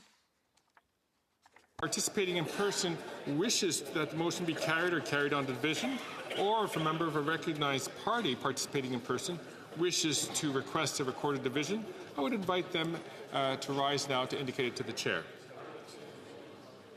The Honourable Parliamentary Secretary. Yeah, Mr. Speaker, we request a recorded vote, please.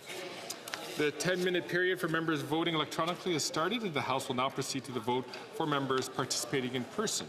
Que tous ceux qui appuient la motion veuillent... All those in favor of the motion will please rise. Monsieur Guilbeault. Monsieur Guilbeault. Ms. Sudds. Ms. Sudds. Ms. Murray. Ms. Murray. Ms. Scrow. Ms. Scrow. Mr. Scarpaleggia. Mr. Scarpaleggia. Mr. Casey. Mr. Casey. Ms. Cara. Ms. Cara. Ms. Sahota. Ms. Sahota. Ms. Jazek. Ms. Jazek. Mr. Dhaliwal. Mr. Dhaliwal. Madame Lalonde. Madame Lalonde. Mrs. Romanado. Mrs. Romanado. Ms. Jones. Ms. Jones. Ms. O'Connell. Ms. O'Connell. Mr. Oliphant. Mr. Oliphant. Mr. Lamoureux. Mr. Lamoureux. Mr. Fagascatos. Mr. Fagascatos. Mr. Biddle. Mr. Biddle. Mr. Van Couverden. Mr. Van Couverden. Monsieur Lauzon. Monsieur Lauzon. Ms. Zarevitz. Ms. Zarowitz. Mr. Hardy. Mr. Hardy. Monsieur Yakano. Monsieur Yakano. Mr. Jahari. Mr. Jahari. Mr. Badaway. Mr. Badaway. Mr. Dogood. Mr. Dogood. Mrs. Atwin. Mrs. Atwin. Mr. Housefather. Mr. Housefather. Mr. Sarai. Mr. Sarai. Mr. Kellaway. Mr. Kellaway. Mrs. Vandenbelt. Mrs. Vandenbelt. Monsieur Sanson. Monsieur Sanson. Madame Koutrakis. Madame Koutrakis. Madame Brière. Madame Brière. Mr. Long. Mr. Long. Mr. McDonald Avalon. Mr. McDonald Avalon. Mr. McKinnon Coquitlam Port Coquitlam. Mr. McKinnon Coquitlam Port Coquitlam. Mr. McLeod. Mr. McLeod. Mr. Morrissey. Mr. Morrissey. Monsieur Robillard. Monsieur Robillard. Madame Shanahan. Madame Shanahan. Ms. Cedar Brampton South. Ms. Cedar Brampton South. Ms. Hefner. Ms. Hefner. Mr. Chang. Mr. Chang. Mrs. Zaid. Mrs. Zaid. Mr. Rogers. Mr. Rogers. Ms. Yip. Ms. Yip. Ms. Latanzio. Ms. Latanzio. Mr. Lewis Kitchener-Conestoga. Mr. Lewis Kitchener-Conestoga. Mr. Van Bynen. Mr. Van Bynen. Madame Mendez. Madame Mendez. Mr. Ali. Mr. Ali. Mr. Baines. Mr. Baines. Ms. Bradford. Ms. Bradford. Mr. Gahir. Mr. Gahir. Madame Lapointe. Madame Lapointe. Mr. Meow. Mr. Meow. Ms. Taylor-Roy. Ms. Taylor-Roy. Ms. Thompson. Ms. Thompson. Mr. Schmale.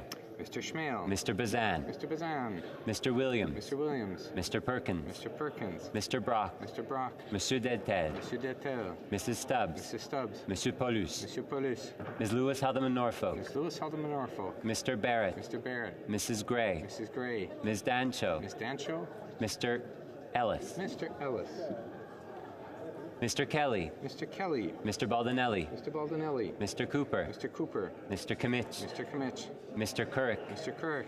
Mr. Small. Mr. Small. Monsieur Berthold. Mr. Berthold. Mr. Workington. Mr. Workington. Mr. Chong. Mr. Chong. Mr. Abutayev. Mr. Abutayev. Mr. Seaback. Mr. Seaback. Ms. Ferrari. Ms. Ferrari. Mr. Viss. Mr. Viss. Mr. Macaulay, Edmonton West. Mr. Macaulay, Edmonton West. Mr. Aitchison. Mr. Aitchison. Mr. Morantz. Mr. Morantz. Mrs. Roberts. Mrs. Roberts. Madame Vien. Madame Vien. Mr. Patzer. Mr. Patzer. Mr. Shipley. Mr. Shipley. Mr. Muse. Mr. Muse. Mr. Redikoff. Mr. Redikoff. Mr. Van Popta. Mr. Van Popta. Mr. Waugh. Mr. Waugh.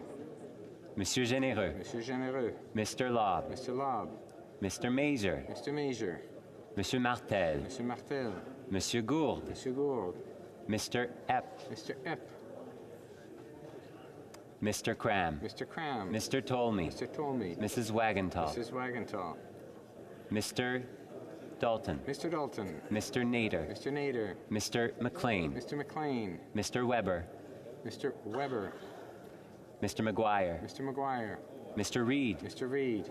Mr. Falk-Provencher. Mr. Falk-Provencher. Mr. Mott. Mr. Mott. Mr. Arnold. Mr. Arnold. Mr. Soroka. Mr. Soroka. Mr. Viersen. Mr. Viersen.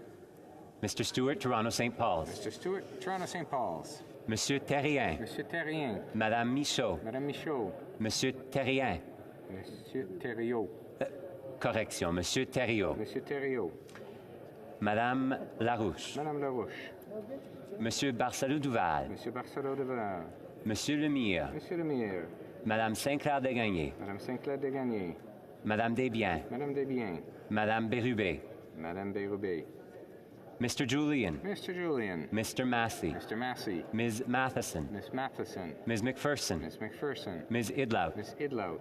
Ms. Gazan. Miss Gazan. Mr. McGregor. Mr. McGregor. Ms. Dance. Miss Dance. Mr. Backrack. Mr. Backrack. Ms. Blaney. Miss Blaney. Madame Hughes. Madame Hughes. Monsieur Bouleris. Monsieur Bouleris. Ms. Barron. Miss Barron. Mr. Desjardins. Mr. Desjardins. Ms. Zarillo. Miss Zarillo. Ms. Kwan. Miss Kwan. Ms. May, Saanich Gulf Islands. Miss May, Saanich Gulf Islands. Mr. Morris. Mr. Morris.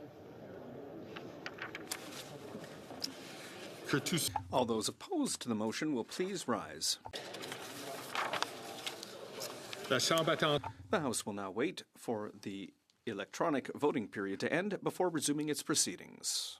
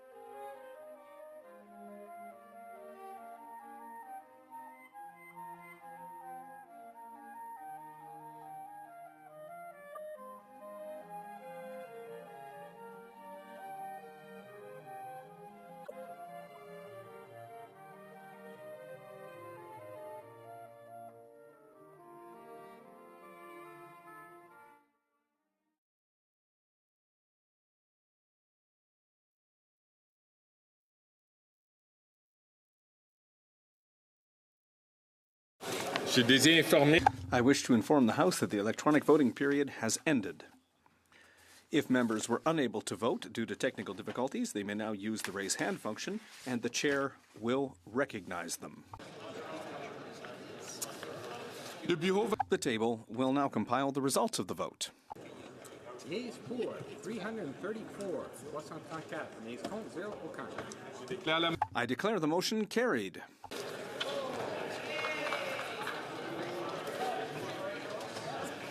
I wish to inform the House that because of the deferred recorded divisions, the time provided for government orders will be extended by 37 minutes. I also wish to inform the House that the volume of earpieces will now be reset. Je désire informer. I wish to inform the House that the volume of the earpieces will now be reset. I see that the honourable member from Winnipeg Centre is rising on a point of order or question of privilege. The honourable member. Thank you so much, Mr. Speaker. I'm rising because I was named by the Conservative Member of Parliament for Thornhill in her matter of privilege on Friday, and I'd like to set the record straight. The member for Thornhill's characterization of my involvement in this event is wildly inaccurate and misleading. In her speech, she alleges that I organized this event and that the intention was to shut down Parliament. This is an outright fabrication. On Tuesday morning, I was at the gym. In fact, I was there exercising with my personal trainer when the member for Thornhill alleges I was occupying the lobby. When I finished my exercise, I left my gym. If I could get some attention, Mr. Speaker, all the disruption right now, talking is fairly disruptive. Outside the building of the Confederation building, I did encounter members of Jews Against Genocide group. And I tweeted that I was, in quotes, happy to see Jews say no, telling politicians in Ottawa that they will not support genocide. After being gifted with a T-shirt from the group as a fellow Jew who is against genocide, and posing for a photo outside, I came to the House. That is the extent of my involvement. For that to be misconstrued as being an attempt to block the member's privilege, it's not only unacceptable, but laughable. All I did was pose for a picture outside after the demonstrators had been removed from the building. And why shouldn't I express my support for their cause? This is a group of fellow Jews who have expressed serious concerns about Netanyahu's government's violation of international law. Let's remember the International Criminal Court has issued an arrest warrant for members of that government as a result of crimes in Gaza. And later last week, in a landmark finding, Amnesty International concluded that Israel has committed genocide in Gaza. And I want to say, with all due respect, Mr. Speaker, that I understand that the member for Thornhill does not agree with those findings. But to try and shut down their right to express those views and to try and shut me down for expressing solidarity for that group is not acceptable. And to liken them to, in quotes, unhinged mobs to think that their petty grievances allow them to target Jewish neighbors, firebomb Jewish schools, obstruct synagogues, and wreak havoc on our Canadian values while abiding and abetting groups that are designated terrorists in this country, she said, completely unacceptable. The Jewish community is not a monolith, is not monolithic. To accuse members of our community in this manner is beyond the pale. Not all members of the Jewish community think the same way, have the same political opinions, have the same lived experience, and share the exact same values. And I would like to remind the member through you, Mr. Speaker, that part of the reason I support Jews Against Genocide is because my whole family was killed in the Holocaust. My whole family. And when my grandmother, the only person who survived the concentration camps on both sides of my family, came out, she said, "I love everybody." She was a Jew against genocide. And my father, who survived the Holocaust as a child in hiding, came out of the war and became a lifelong peace activist and pacifist. So I feel very compelled today to set the record straight, not just for myself, but the Jewish community, in honor of my father, in honor of my family who died as a result of war and genocide, deeply insulted by the accusations. Mr. Speaker, individuals who were at this demonstration, like my family, had to face real anti-Semitism. They have fought against tropes and memes, including the rise of far-right anti-Semitism online, some of which I experience. They have family members who have fled Nazi Germany, like my family, who weren't so lucky, like my family. Some who were denied entry into Canada or denied services when they did come.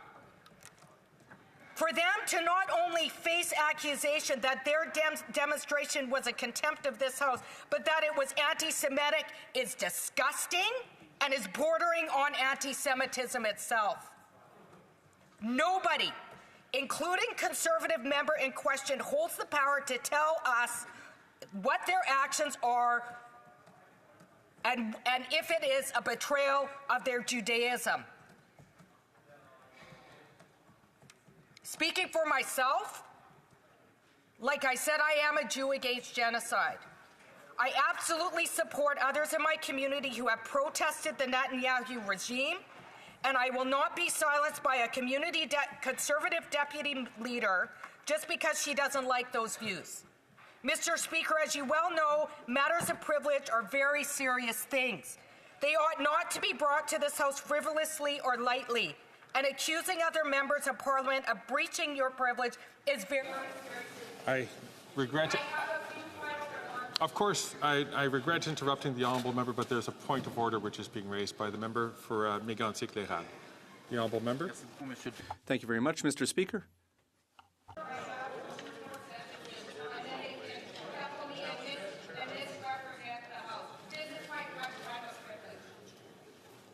It would be the member will have a full time to present a question of privilege. I just see the honourable member rising on a point of order. I'm going to just entertain it for a minute and to hear what he has to say, and then we will go right back to the question of privilege. Mr. Speaker, just to note in this House that yesterday the member had the opportunity all day to rise to make her comments, and her colleague and the NDP House Leader, the member for New Westminster Burnaby, indicated that words that take place in the House should be happen after the question of privilege decision is read. And I appreciate the intervention, the point of order, but it's in the tradition in the House, it's well within the tradition of the House of Commons that when a member is facing accusations, that they be able to rise to speak to that privilege question before the Speaker has rendered a decision on the subject. The member from Winnipeg Centre to continue her question of privilege. As I have now outlined before being rudely interrupted, not only did I not breach that member's privilege, I wasn't even present at the event which he alleges to have taken place.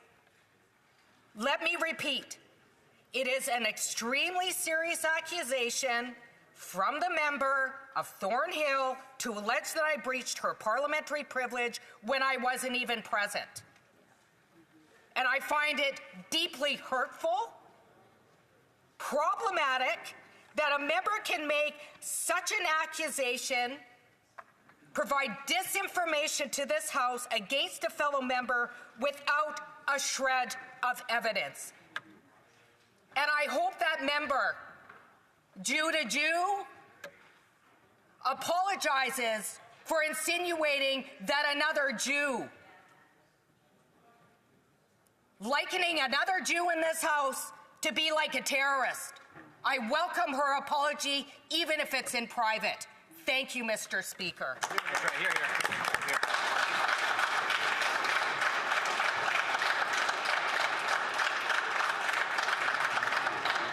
I thank the honourable member for Winnipeg Centre for making her intervention on that question a privilege. Orders of the day. Orders of the day. Ordre du jour. Business of supply. Consideration of opposition motion concerning the repeal of Bill C5 standing in the name of Mr. Poilievre. Aujourd'hui étant le dernier jour des... Today, since it is the final allotted day for the supply period ending December 10th, 2024, the House will go through the usual procedures to consider and dispose of the supply bill. In view of recent practices, do honourable members agree that the bill be distributed now? D'accord. Agreed. Monsieur Poilievre, appuyé. Mr. Poilievre, seconded by Mr. Motz, moves that 1. Whereas the government's experiment with radical liberalisation of drugs has contributed to the deaths of 47,000 Canadians and a 200% annual increase of such deaths compared to 2016. 2. Whereas of 2024, over 80% of accidental opioid deaths involved fentanyl.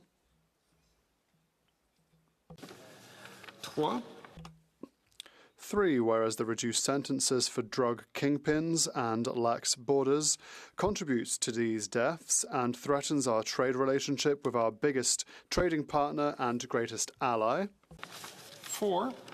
Whereas CSIS has found that synthetic drugs are increasingly being produced in Canada using precursor chemicals largely sourced from China, and has identified more than 350 organized crime groups actively involved in the domestic illegal fentanyl market, the House call on the government to reverse Liberal Bill C5 to reinstate longer jail sentences for drug kingpins, ban the importation of fentanyl precursor, buy high-powered scanners, put more boots on the ground at our ports to stop fentanyl and its ingredients from coming into our country, and stop buying unsafe supply of opioids.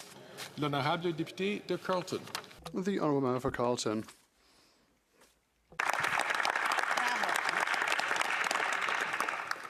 Mr. Speaker, a silent killer, relentless, ruthless, marching through our streets, stealing breath, stopping hearts, breaking spirits, numbing pain only to multiply it. An invisible force, malicious, merciless, taking our loved ones one by one, turning vibrant lives into fading echoes. How do we fight this silent killer when its poison lingers everywhere in the land? 47,000 Canadians have now died of fentanyl overdoses. This is more than died fighting for Canada in the Second World War. Never before seen homeless camps and drug dens overtake once beautiful communities where contorted bodies lie half dead on filthy sidewalks in scenes resembling third world squalor. The government tranquilizes our people with an unsafe supply of tax-funded narcotics, from which those same troubled souls then graduate to even more dangerous drugs. Drugs like fentanyl, which are 100 times more potent than heroin, now abound in our streets. We have seen a 200% annual increase in overdose deaths in the last 8 years, with the worst death counts massing in British Columbia, where the policies of soft sentences, non-enforcement, taxpayer-funded drug distribution have all been most enthusiastically embraced. We were told that these policies were based on science and data. Yet all the science and data has proven these policies lethal and have proven the counterfactual, that is to say, the places that have done the opposite, to be far more secure and safe. Not only is this killer ravaging our streets, but it is now spilling over our borders. In November of 2024, this year, the RCMP busted Canada's largest ever drug super lab, which had 54 kilograms of fentanyl, almost triple what the U.S. Border Patrol seized crossing the border in 2024. This lab contained enough fent and precursor chemicals to produce more than 95.5 million potentially lethal doses of fentanyl. It also seized 89 firearms, which included 45 handguns, 21 AR-style rifles, and submachine guns, many of which were loaded and ready for use. All of these guns easier for criminals and drug kingpins to get than ever before, not in spite of, but because of the policies of this NDP Liberal government.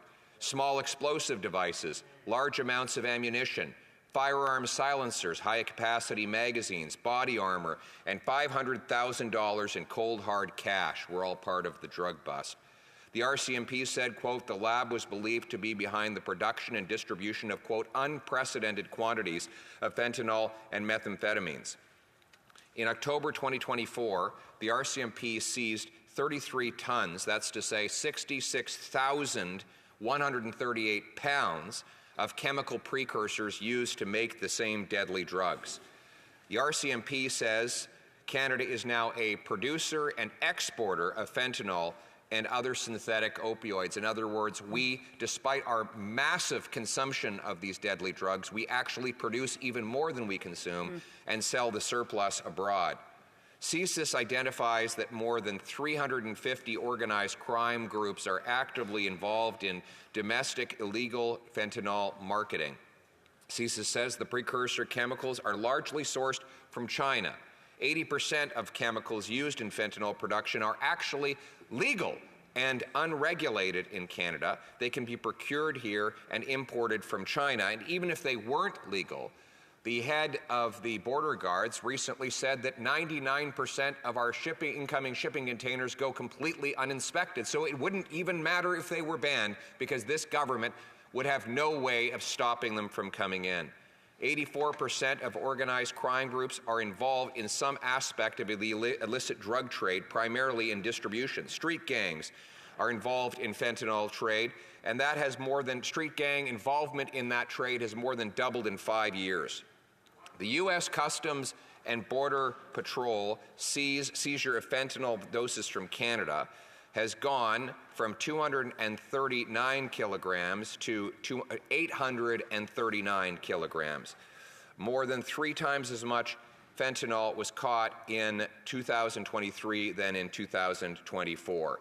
The Customs and Border Patrol seizures of raw fentanyl was 14 pounds in 2022 and has risen to 43 pounds.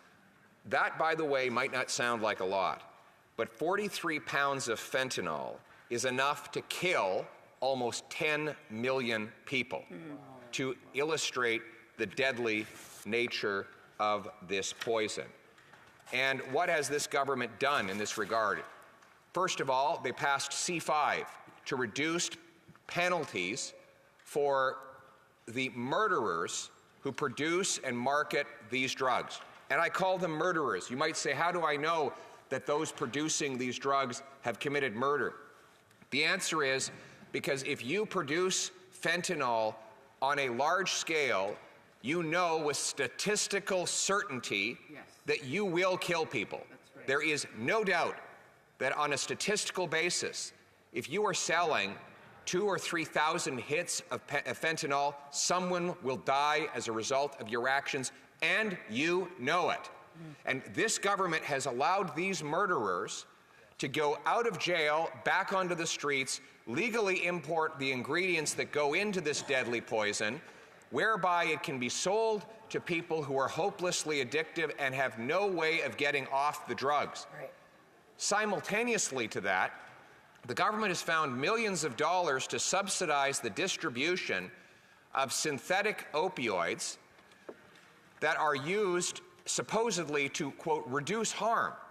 And as my colleague from Kildonan St. Paul will point out, as I split my time with her, there is no doubt that the people are graduating from and using the proceeds of these tax-funded opioids to fund the fentanyl trade.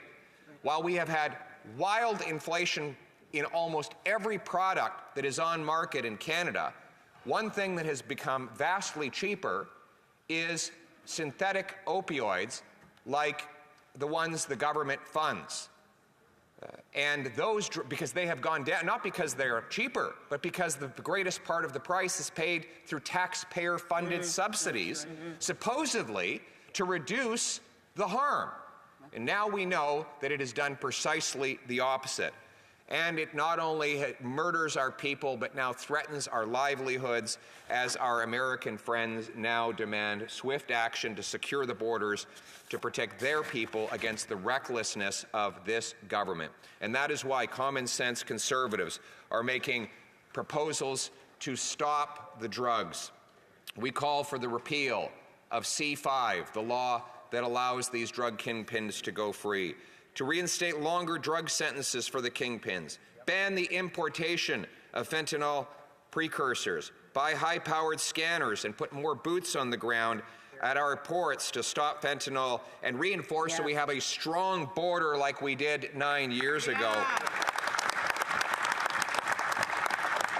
And it shouldn't have taken Donald Trump to make this point. That's right. Our government should have been thinking about our people. Yes. It's not because of another president that we should take these actions. It's because we believe that not one more mother should bury her face in her hands out of the heartbreak of losing a child. So we must take the swift actions to secure our borders, to lock up the drug murderers, to clear our streets of these toxins and poisons, invest in treatment and recovery, to bring our loved ones home drug-free and heal our nation. Thank you. Questions and comments? The Honourable Parliamentary Secretary to the Government House Leader.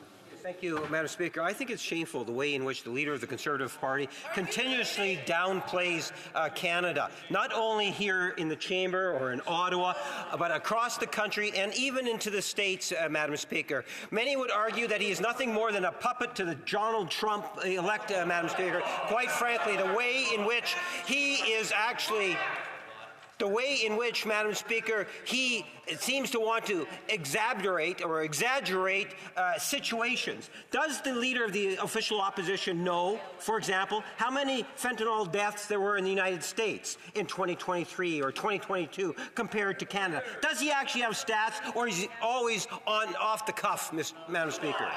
Honourable Leader of the Opposition. Mr. Speaker, Madam Speaker, the member had no facts of his own, none whatsoever. That's right. And, you know, this from a party whose leader is too weak to stand up for our country, who's lost control of our borders and our immigration. I went and met with him to try and help him because he was so weak. And all he did, you know, showed up for the meeting late, disheveled like he had just gotten out of bed, had no plan whatsoever to defend Canada against the unfair threats of the Americans against our economy, no plan to secure our borders. That kind of weakness is intolerable in the best of times. It is impossible in these times. Yes. We need someone with the brains and backbone to stand up for our country, to protect our people against these drugs, secure our borders, and bring home the country we knew and still love. The Honourable Member for Montcalm. Thank you, Madam Speaker.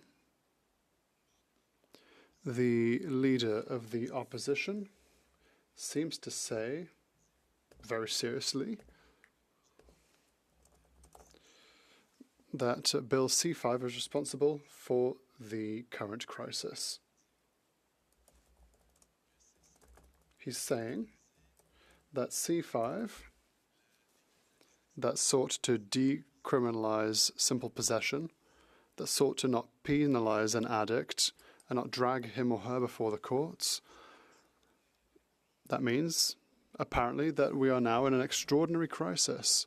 He's also now saying that C5 allowed drug kingpins to get off scot-free. Could he perhaps name them? He must know them, surely, to be making such statements. The Honourable Leader of the Opposition. Madam Speaker, the truth of the matter is that C5 allows dealers and producers to have light sentences, not even being sent to prison, and C5 was an error, and that is why the Bloc Québécois since had to change their mind and had to approve of a Conservative bill. I'm not sure if he remembers that he voted for the bill, but later on he voted to overturn C5.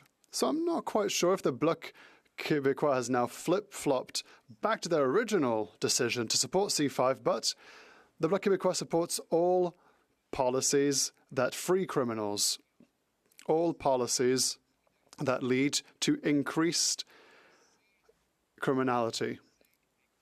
C325 will overthrow C5, will put dealers back in prison instead of just allowing them to watch Netflix at home. It's good sense, and I hope that they will support us.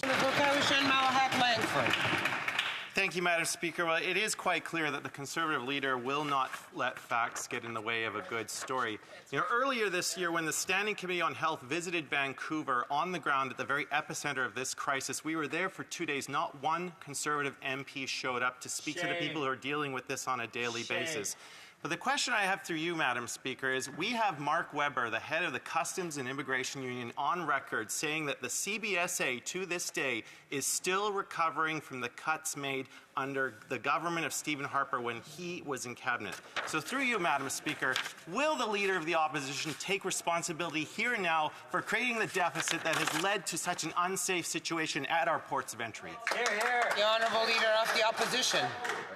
This NDP member joins with his boss, the Liberal Prime Minister, to blame the prior Harper government that has not been in power for 9 years for the misery that is happening on his own streets. I'll point him to the fact that when we left office, there were almost 2,000 more CBSA officers than when we took office. That is an increase, Madam Speaker, not a decrease. If the NDP knew anything about numbers, they'd understand we had more boots on the ground and we had far fewer deaths and less crime. That's right. Order. Alors, conformément à l'article 38 du règlement. It is my duty pursuant to standing order 38 to inform the House that the questions to be raised tonight at the time of adjournment are as follows. The Honourable Member for Spadina, Fort York, Public Safety. The Honourable Member for Cypress Hills, Grasslands, Natural Resources. Resuming debate, the Honourable Member for Kildonan, St. Paul. Thank you, Madam Speaker. Today we're talking about the deaths of 47,000 Canadians, many of them young people. 47,000 Canadians have died in the last number of years in drug-related deaths. Two of them, for example, that I'm going to be talking about today are young Brianna McDonald. She was 13 years old when she overdosed. She was found in a homeless encampment after having a cardiac arrest. 13. Still a child. Still a child. Her parents tried to get her into treatment for months. 4 months. They could give her free crack pipes from the government, but they couldn't get treatment for her. Shame. And then we had Camilla Sword, 14 years old, died of a drug overdose. Again, hooked on drugs from the government's so-called safe supply, which I'll talk about shortly. But it's 47,000 people, many of them young people, many of them young children. And it's all of their parents and their siblings and their friends. And beyond that, it's all the people in drug psychosis who have committed violent acts and the innocent people they have hurt, violent break-in and enter, sexual assault, murders. All of the crime and mayhem to our small businesses, the decay in our cities and in our once safe communities. What we have seen in a very short amount of time in our cities, in our towns, in rural Canada, from coast to coast to coast, we have seen this drug crisis just wreak havoc on our communities. Innocent young people have died. And so we're in this place. I've been in this place now for 5 years, and what have we heard as really the solution, the proposal to this radical liberalization of drugs in this country? Well, from the NDP and the Liberals they support, their solution to all these drug deaths is more drugs. Government, taxpayer-funded drugs at a mass scale. No accountability. And what we have seen, Madam Speaker, what's really tragic is this taxpayer-funded so-called safe supply, and really nothing safe about it.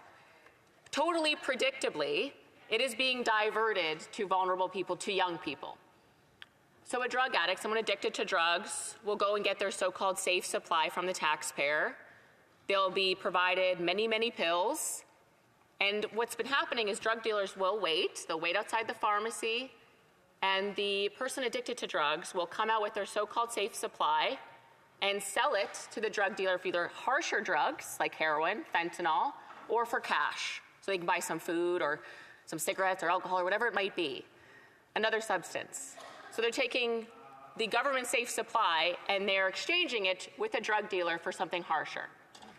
And then the drug dealer is taking this so-called safe supply and taking that to kids, for example, and saying, oh, it's safe, it's government regulated. It'll be a nice high for you. The government and taxpayer is funding really the new gateway drug for kids that killed Camilla Sword and Brianna McDonald and thousands of more young people in this country. And in fact, the National Post and others actually have done phenomenal investigative journalism on this. And when they visited Camilla Sword's community, they talked to many of her friends, and I'll call one of her friends Hannah, not her real name. She said that kids aged 11 to 17, they should be watching cartoons and having snacks after school. But kids aged 11 to 17 in this young lady's circles were using taxpayer-funded drugs they bought off drug dealers. 11 years old. And of course, these drug dealers they glamorize it. Oh, it'll be great, it'll be fun. They downplay the risks. And then, Hannah said, once they get you hooked on this safe supply, then they push heroin on you. 11-year-olds, 13-year-olds, that's how we're getting Miss McDonald ending up dead, having a heart attack. Start on something safe, so-called safe, and then dead on fentanyl. Actually, one of Camilla's friends' mother said, quote, I've never met so many teenagers who are drug addicts before. A huge majority of teens are using because it's so easily available. She's talking about government safe supply, Madam Speaker. She said that her daughter, she had to pull her daughter out of that community because it was just so readily available, so tempting. In order to save her daughter's life, she had to pull her out of the community. That's a brave mom and a strong mom. But not all parents, not all parents are able to do that. Not all parents have that ability. And we're also seeing the vulnerability on First Nations. Another young woman was interviewed, a First Nations woman, her name was Jennifer, and she was talking about how drug dealers, same thing, taking these safe supply drugs, massive amounts of them, selling them for dirt cheap on First Nations reserves to vulnerable kids, who, as if they didn't have enough issues to deal with, now it's a flood of taxpayer-funded government safe supply. It's wrong what's being done, Madam Speaker. And it's so wrong, in fact, doctors are starting to speak out. In fact, Dr. Michael Lester, a Toronto-based addictions physician, again, this is his physician's specialty, Madam Speaker, he said, I had several patients who were drug-free for a long time and just couldn't resist the temptation of this very cheap hydromorphone, that's the safe supply, that was now on the street. Every addiction medicine doctor I've spoken to has told me that on a daily basis, in their offices, they're dealing with diverted hydromorphone, either from new clients coming in who are addicted to it or patients of theirs that are using it as a drug of abuse. It's just so readily available. It's so tempting to people struggling, trying to move on from their addiction, that doctors are saying this is completely unacceptable, what they're seeing. And it's getting so bad that the BC government actually had to reverse course. Of course, they asked the Liberals, who would gladly help them, to decriminalize things like small possession. Again, we know it wasn't small possession. The possession amount could have killed hundreds of people of things like fentanyl. But they decriminalized toxic drugs like heroin, fentanyl, and meth. for just over a year before the public outrage and the disorder that it caused forced them to move back and ask the Liberals to help them on that. In that same psychotic government policy year, the top doctor in BC, Dr. Bonnie Henry, ordered, this is really wild, it's just in line with all of this, ordered vending machines at ERs and hospitals, not for Pepsi or Coke or granola bar, no, free crack pipes. You're walking into an ER with a horrible injury, and you pass forward a free crack pipe. You can just get one on your way out like a goodie bag, Madam Speaker. So obviously the public outrage on both of these things was fierce, and rightfully so, and both of these things now have been pulled back, thankfully, but it just shows how far they're ready to go. That's the reality of where these policies are going, Madam Speaker. And so the people responsible for all of these deaths, over 47,000 deaths, right? The drug dealers, the drug traffickers and the drug importers and exporters that are bringing in the ingredients, importing the drugs, the ones that are producing the drugs, the meth labs, and then of course pushing them on people, right? So drug importers, drug producers, drug dealers, they have a lot of blood on their hands, right? So we should be taking strong measures to ensure that they're punished, and a message is sent to all the other ones that if you do this, you're going to be punished and go to jail for a long time, right? This is what we should be doing, or you would think that this would be the case already. Well, it was the case, Madam Speaker. There was mandatory prison time for drug trafficking, for drug importing, for drug production. There was. And then the Liberals came along, despite all of these deaths, and brought forward Bill C-5. You want to know what Bill C-5 did? It eliminated mandatory prison time for drug traffickers, drug producers, drug importers, all of the people responsible for killing over 47,000 people and causing unbelievable mayhem and destruction in our communities, no longer have mandatory prison time.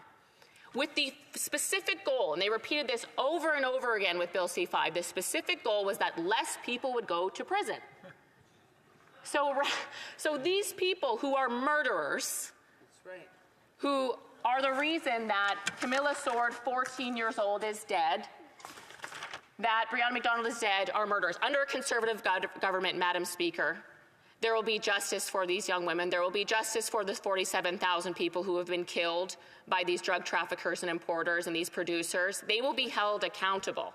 They will be held accountable for that. And the poorest border we've seen over the last number of years by this government will also be shored up. Did you know that after 9 years of the Liberal government, we've only had, I think, less than 1% of our of the containers we bring in and all of our shipments, all of our Amazon orders, all of our produce, all those things, less than 1% are checked, and that's where guns and drugs and precursors to drugs are coming in. Less than 1%, Madam Speaker.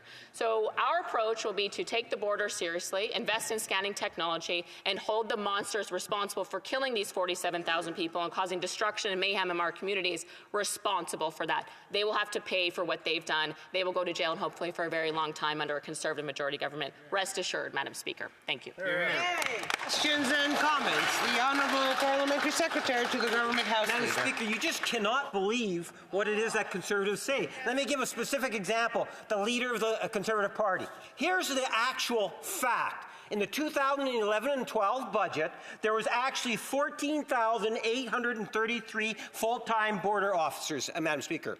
Fact. In 2015 and 16, there was 13,744. That is a decrease, not what the leader of the Conservative Party tries to tell people, Madam Speaker. That's a decrease, and the leader of the Conservative Party sat around the table when those 1,059 jobs were lost from Canada Border Control. Can the member tell Canadians why we should believe anything that the Conservative Party has to say when they can't even get basic facts as a part of their speeches, Madam Speaker?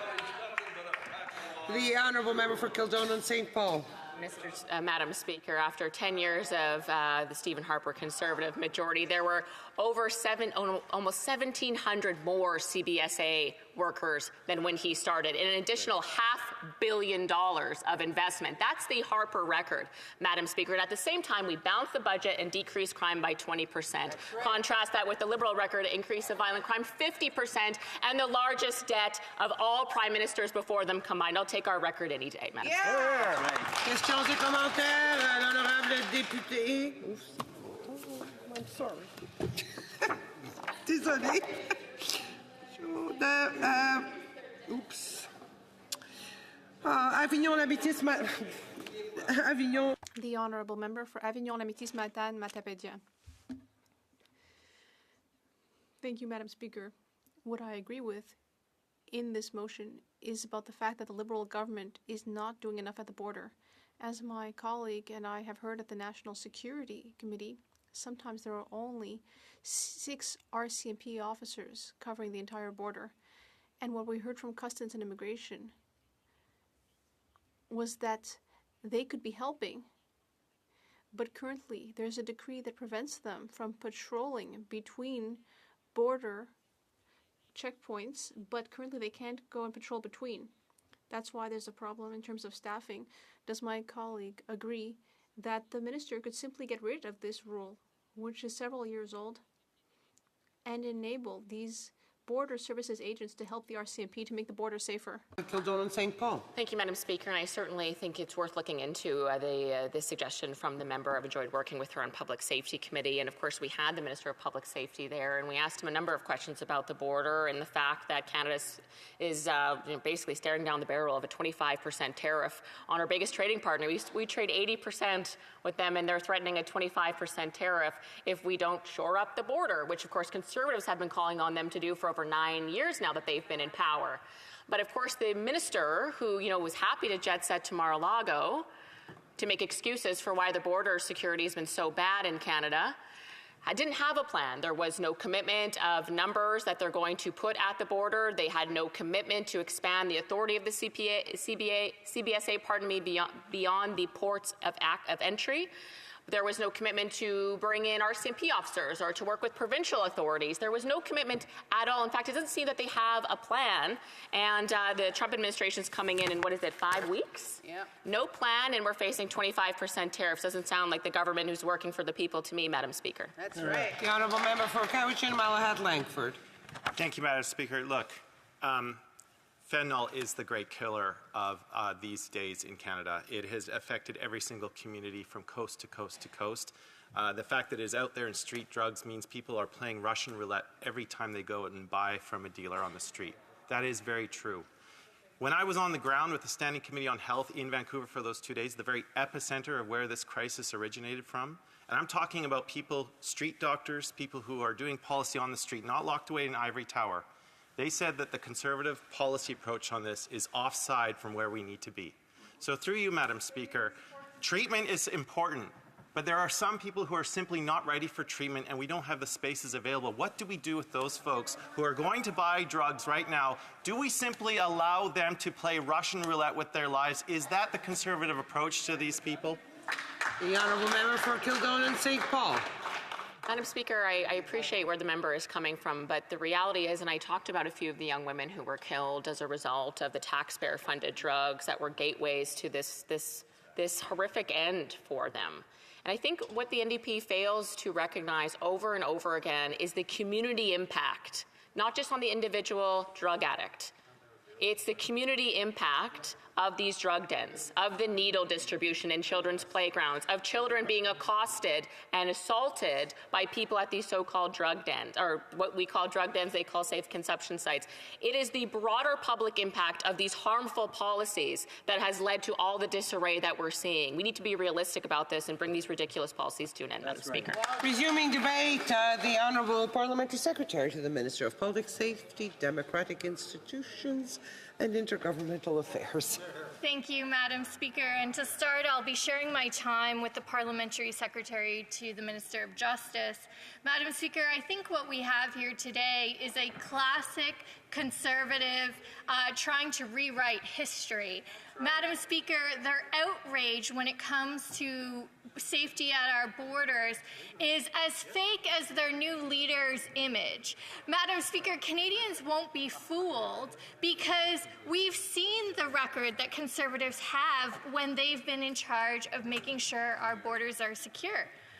Madam Speaker, it's very clear, and I've said this in the House time and time again, that when Conservatives were in power, they actually cut from the CBSA and RCMP when it came to protecting our borders. In fact, Madam Speaker, It was confirmed by the president of the CBSA at Public Safety Committee that in 2014, the number of CBS employees were 13,700, and as of today, it is now 16,300. So when conservatives say that there were more CBS employees under their watch, the math just isn't mathing, Madam Speaker, because they're wrong. Right. They cut over 1,000 jobs from the CBSA, and then today they introduced this motion to try and rewrite their abysmal record and their history. They're hoping that Canadians won't remember what was said about their decisions at the time, so I'm here to remind them.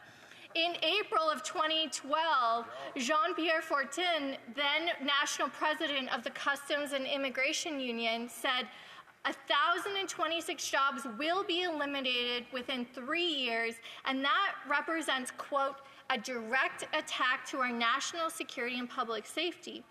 Continuing this quote, these proposed budget cuts would have a direct and real impact on Canadians and our communities across the country. More child pornography entering in the country, more weapons, illegal drugs will pass through our borders, not to mention terrorists and sexual predators and hardened criminals, end quote.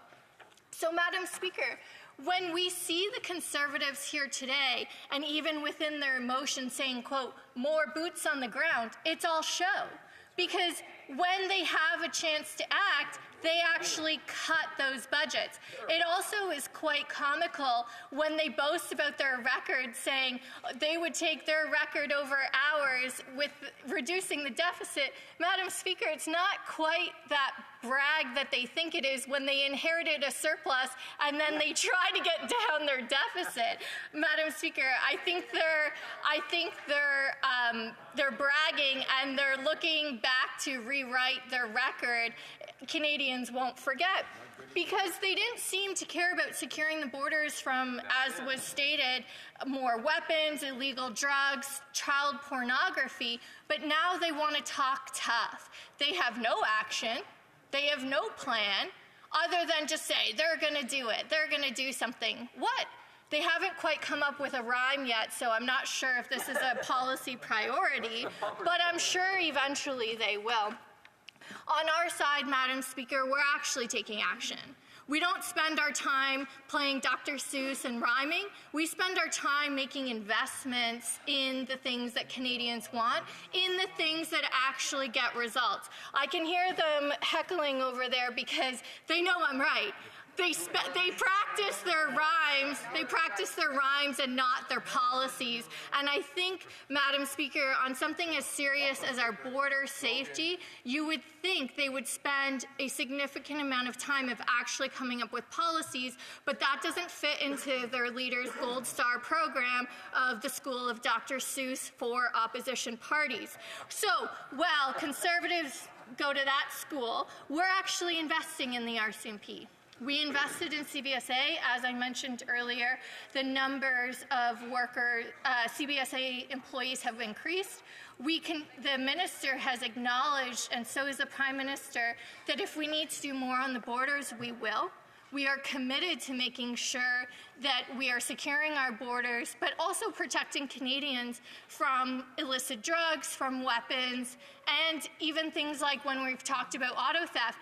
The member who spoke right before me, she talked about scanners at the borders. Funny enough, it was Stephen Harper's government who removed the scanner in Brampton, dealing with auto theft, and then we reinstated it, Madam Speaker, and then Conservatives stand up and go, we have an idea, scanners. Like, Madam Speaker, they have no plan. They come after the fact when we already make the investments and then try to take these ideas for their own because, once again, they've spent a little too much time at the Dr. Seuss opposition school for rhymes. But, Madam Speaker, part of our investments have led to very real very real success stories as a result of the RCMP and their good work.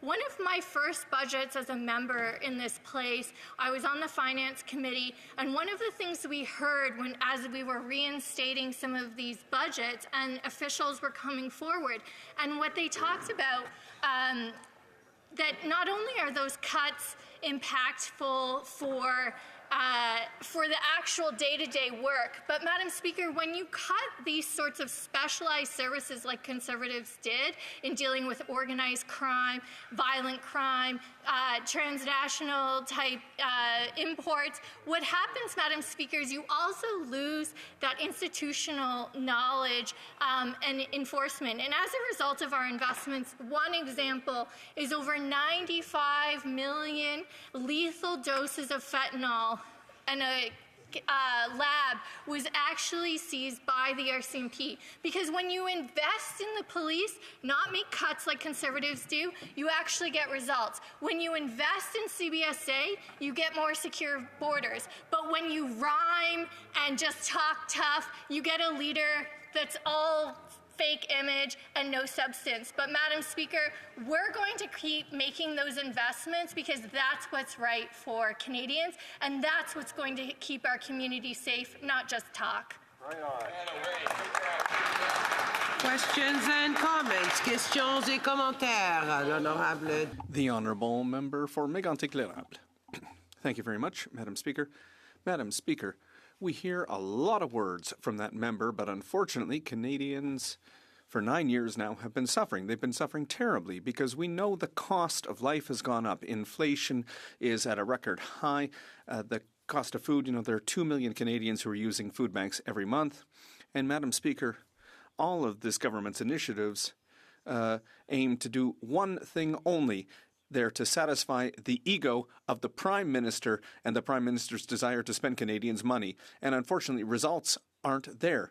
Was this member one of the 24 members who were calling for the departure of this Prime Minister to avoid that we continue going further and further into debt and deficits? And was she aware of the deficit that we're seeing right now? Honourable Parliamentary Secretary. Madam Speaker, perhaps because I wasn't speaking in rhymes, the member opposite forgot that he should have been asking a question on the subject of their own opposition motion.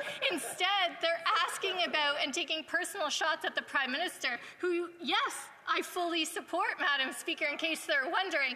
But it's funny, they didn't refute any of the numbers I posed. They didn't refute the fact that Conservatives made cuts. Instead, they make personal attacks. I think it's because I wasn't rhyming. They didn't quite put two and two together. Questions and comments? The Honourable Member for Moncton. Thank you, Madam Speaker.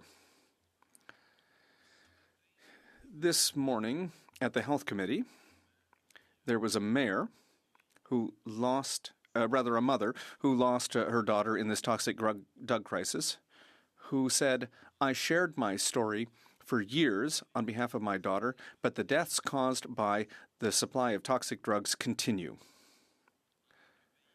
As a country, we have considerably regressed, particularly in terms of how harm reduction has been made to seem evil. Instead of being a useful tool to support people and prevent deaths, harm reduction has been stigmatized increasingly.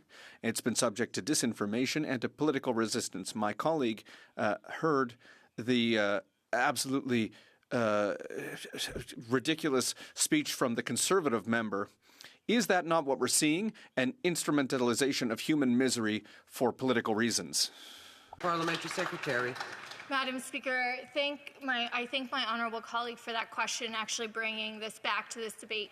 In fact, any live loss to fentanyl and this drug epidemic is absolutely heartbreaking. But, Madam Speaker, what we see the Conservatives doing is, frankly, an old Conservative trope that we've seen in the U.S. as well, is that when they don't know how to actually deal with harm reduction and real solutions that save lives, they try to demonize people who are suffering, demonize people who need help, who need all of our help.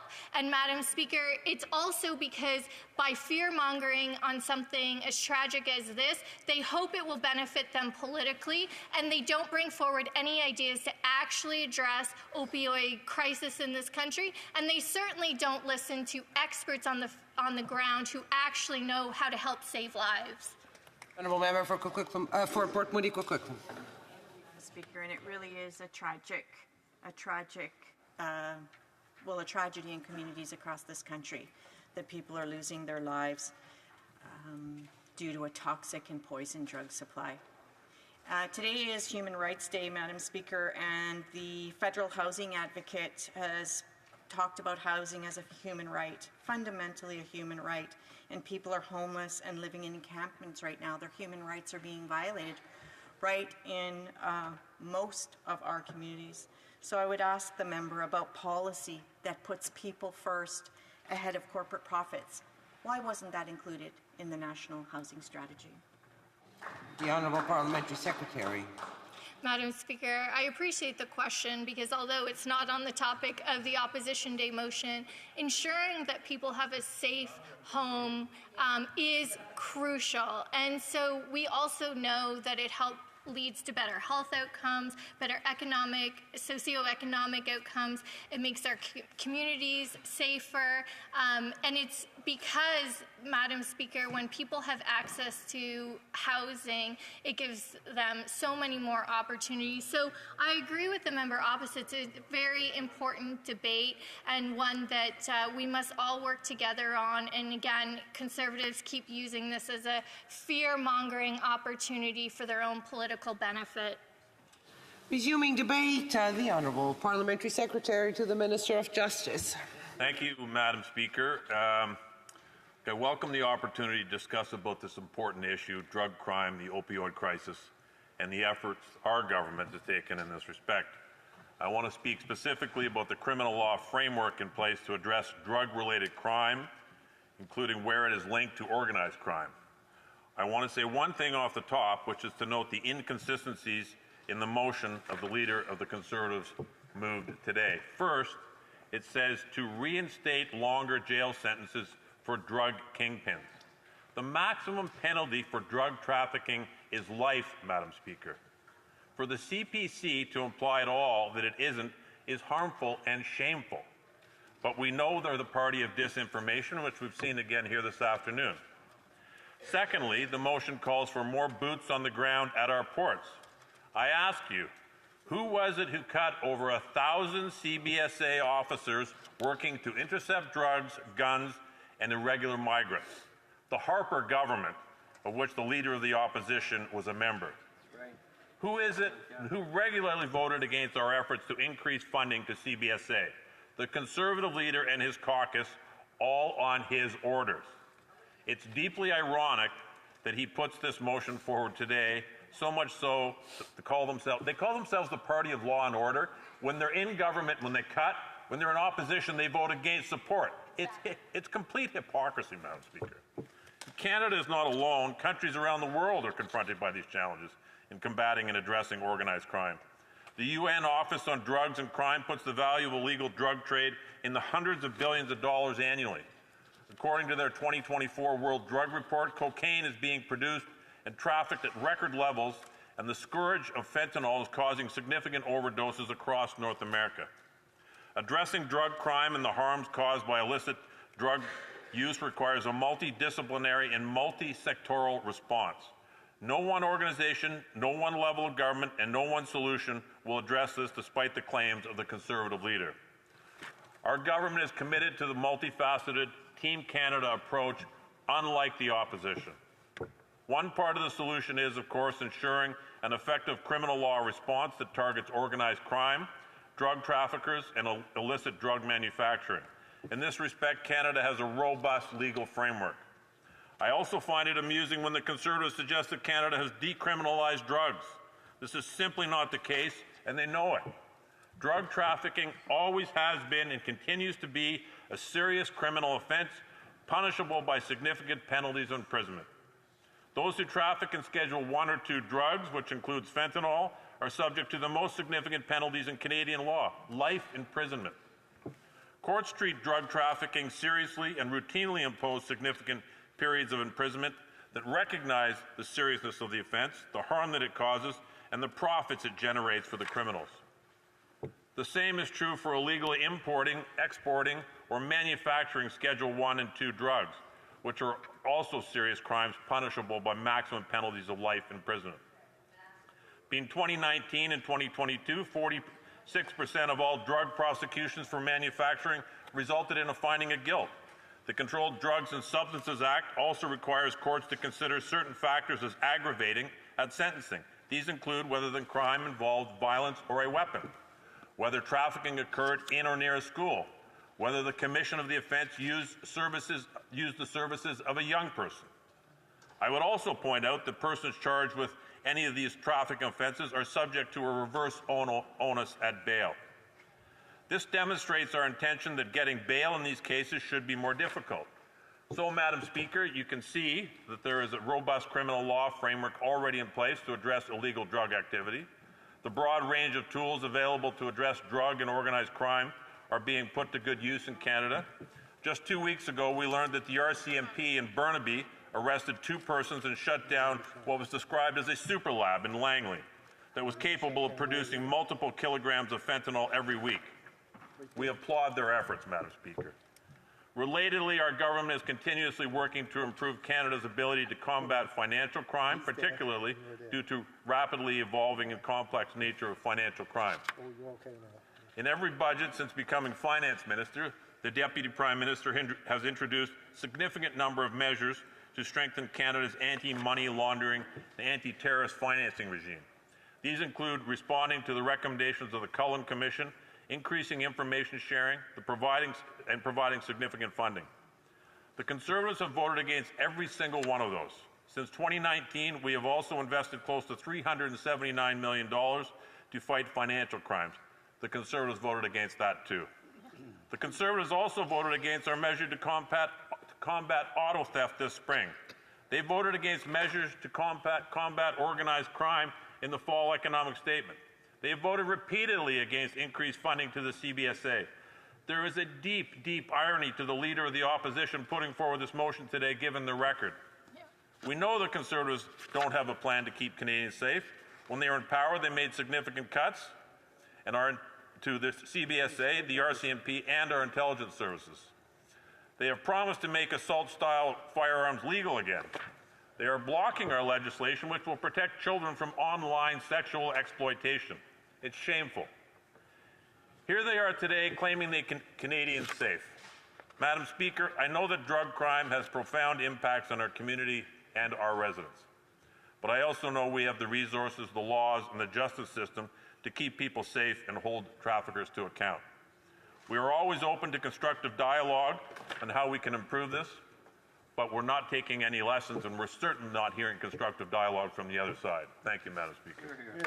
Questions and comments? The Honourable Member for Pitt Meadows, Maple Ridge. Thank you, Madam Speaker. And this Liberal member's talking about their record. Well, in Vancouver last year, we had the same 40 criminals that were arrested 5,000 times and set free again. Police are telling me, you know, what's the use of even arresting them? So even back of my office, I see people constantly shooting up. We're seeing deaths all over the place. And this falls upon the Liberals and the NDP by their crazy drug policies, which has led to tens of thousands of deaths. Will the member not recognize that what they are doing is not working? As a matter of fact, what they are doing is making things worse.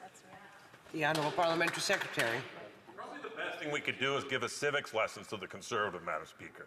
They need to know the responsibilities of the federal government. They need to learn the responsibilities of the provincial government. If he wants to address some of the issues he's talking to, I would encourage him to go speak to the provincial government of British Columbia and talk to them about their enforcement measures they're taking on our bail laws. Our bail laws have been strengthened since 2015. They are stronger than at any time in our life. And if you talk to Conservatives off the record, they will tell you the issue is not the laws, the issue is enforcement.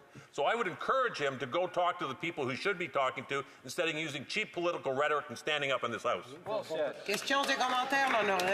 The Honourable Member for Abitibi-Témiscamingue. Thank you, Madam Speaker. This is an issue that affects safety particularly when it comes to drugs, and I'd like to raise it to my colleague in all of this House. It's particularly in the context of Indigenous communities who are asking for additional support for police, autonomy for their services. That could make a big difference.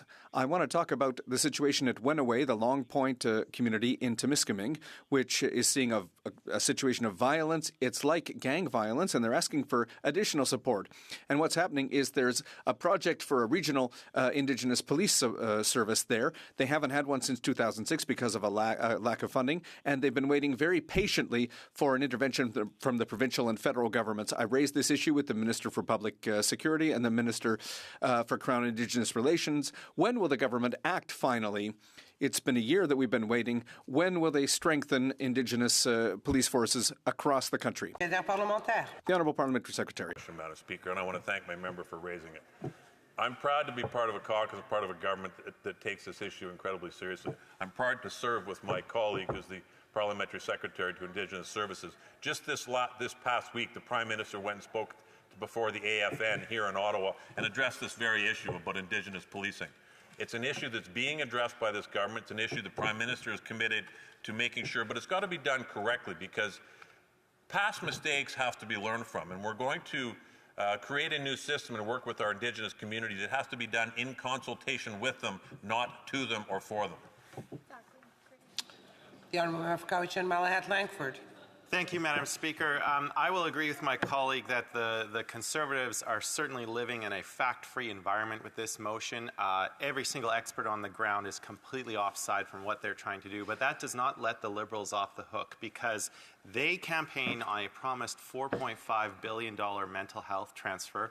We know a lot of the people who are using drugs are doing so to try and resolve unresolved trauma from their previous lives. They are not getting the help they need. So through you, Madam Speaker, when are the Liberals going to take responsibility for the federal deficit in this area, live up to what they promised, and make sure that our mental health funding is where it should be so we can meet people where they're at and actually give them some hope to relive in society where they once were? Thank you, Madam Speaker.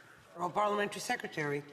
An excellent question from an excellent member in this House, who I have a tremendous amount of respect for. Look, mental health is an issue that's very near and dear to my heart for a variety of reasons. It's an issue that this government is committed to, but no, we're not there yet. I will concede that. There's a long way to go. I mean, when we were elected in 2015, the first thing we did was we put $3 billion new dollars into healthcare specifically designated for mental health. If you look at my province of Ontario, the challenge you run into is the province then turned around and cut mental health services. So it's an uphill battle, but we're charging full steam ahead. But there's always a long way to go, and it's a problem that's not going to be solved overnight. But we are 100% committed to it, Madam Speaker. Brief question from the Honourable Member for Kitchener Centre. Thank you, Madam Speaker. I'd love to take up the Parliamentary Secretary and his offer for constructive dialogue. This government, to their credit, refunded the Substance Use and Addictions Program in Budget 2023 with $144 million. However, a really critical program for harm reduction and support for folks who use drugs. In communities like mine, though, a hotspot across the country, $0 in this year's allocations. Is he advocating to increase the funding for the Substance Use and Addictions Program to ensure that hotspots like Waterloo Region are not overlooked? The Honourable Parliamentary Secretary, short answer. Yes, we're always advocating to find better ways and better solutions to help the very people he's talking about. I'm out of time now, but I'd be more than happy to sit with this member and have a discussion with him. And I know that his colleagues in that geographic area, the other MPs, are deeply committed to this, and they're working on it every day. Thank you, Madam Speaker. Reprise du débat. Resuming debate, the Honourable Member for Rivière-du-Nord.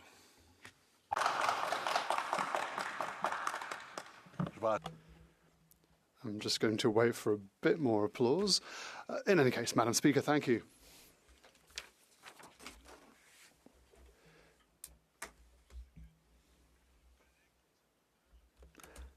What our Conservative colleagues are proposing is to take one step backwards by repealing C5. And this for a number of reasons. Fallacious ones, false ones, or unfounded ones.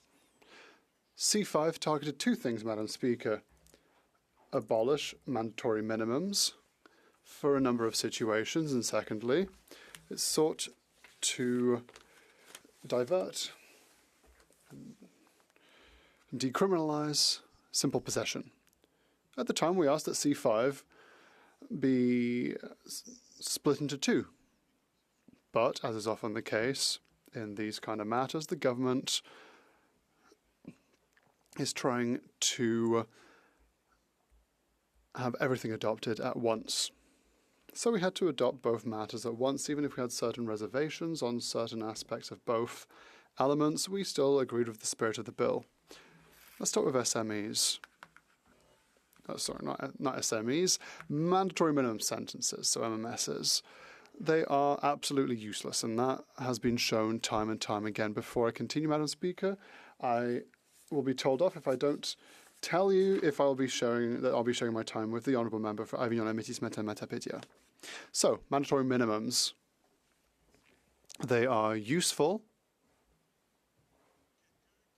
for someone who says, I want to make a decision rather than a judge when it comes to applicable sentences. But observers, criminologists, lawyers, all those who have studied the matter have said that it's useless. It hasn't reduced criminality whatsoever. Professor Tunry, an American criminologist, stated as follows in a research paper: mandatory minimums are a failure. The facts are clear.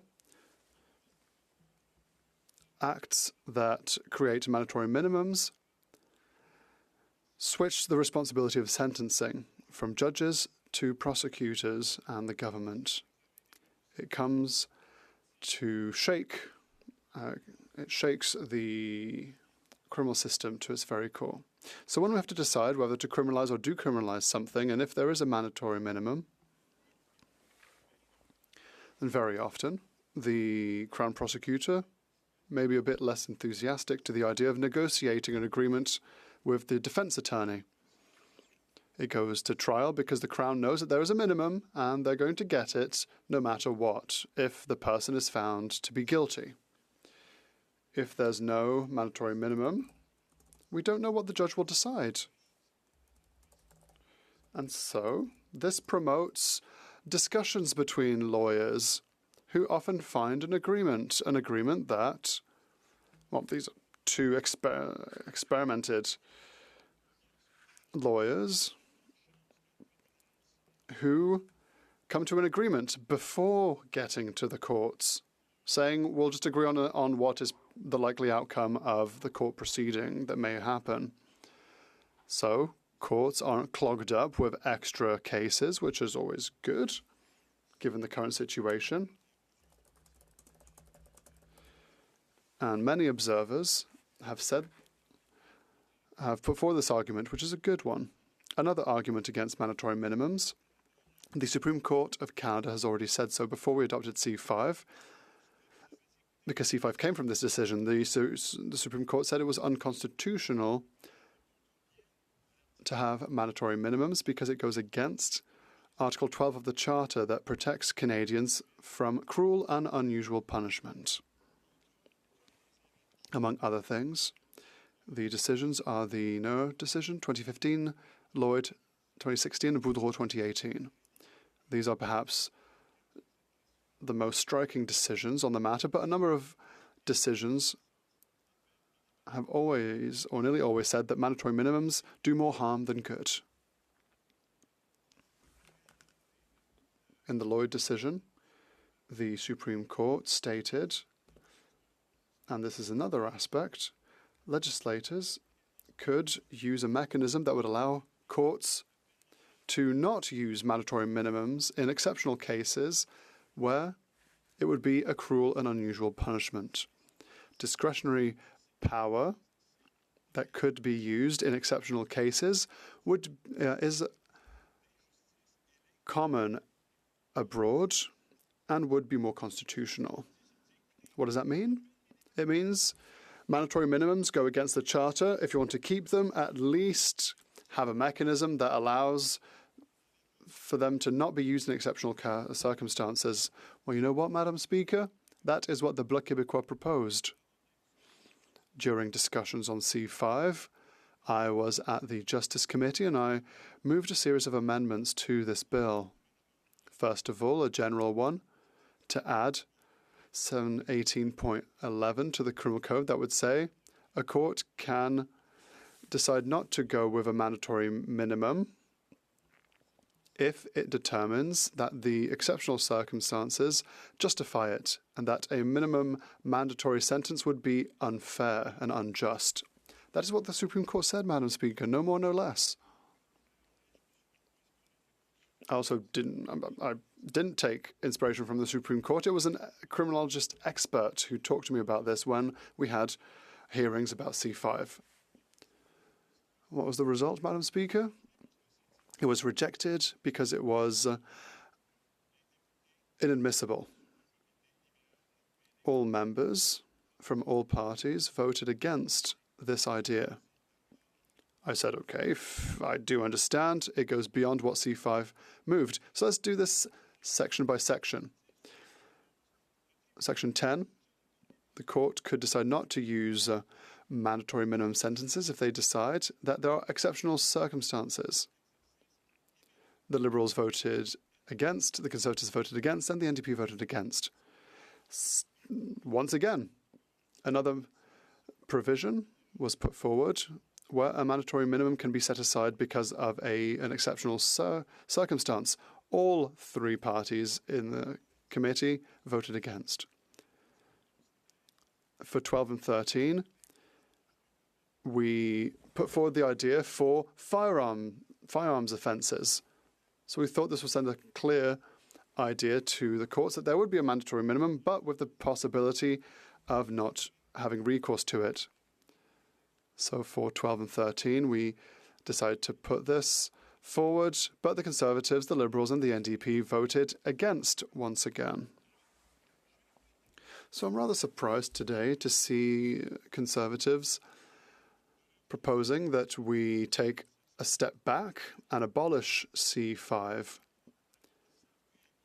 when they know full well that the Supreme Court already said, no, this is not constitutional. After they had refused my amendments, our amendments, that would have been constitutional with this exemption clause. This would have respected the Supreme Court's decision under Lloyd, for example. And it would have met the opinion of experts that appeared before the committee. But no, so all of that was rejected, and now the Conservatives want to take a step backwards, which is an absurd and illogical decision, Madam Speaker. Moreover, mandatory minimums, as I said, are not efficient, they're unconstitutional, but also they are costly. More people are sent to prison. They're costly and without real effect. Experts have said so. Mandatory minimums do not mean that criminals will decide not to commit crimes. Before someone robs a bank, the bank robbers don't ask themselves, what's the mandatory minimum for bank robbery nowadays? No, no one thinks that. I don't have a lot of time, but decriminalization. We were for, we believe, in rehabilitation, so diversion. We believe that for serious crimes, diversion might not be the best of ideas, but for simple possession, it's a healthcare question. These are people that are addicts and who, for medical reasons, need to inject dangerous substances.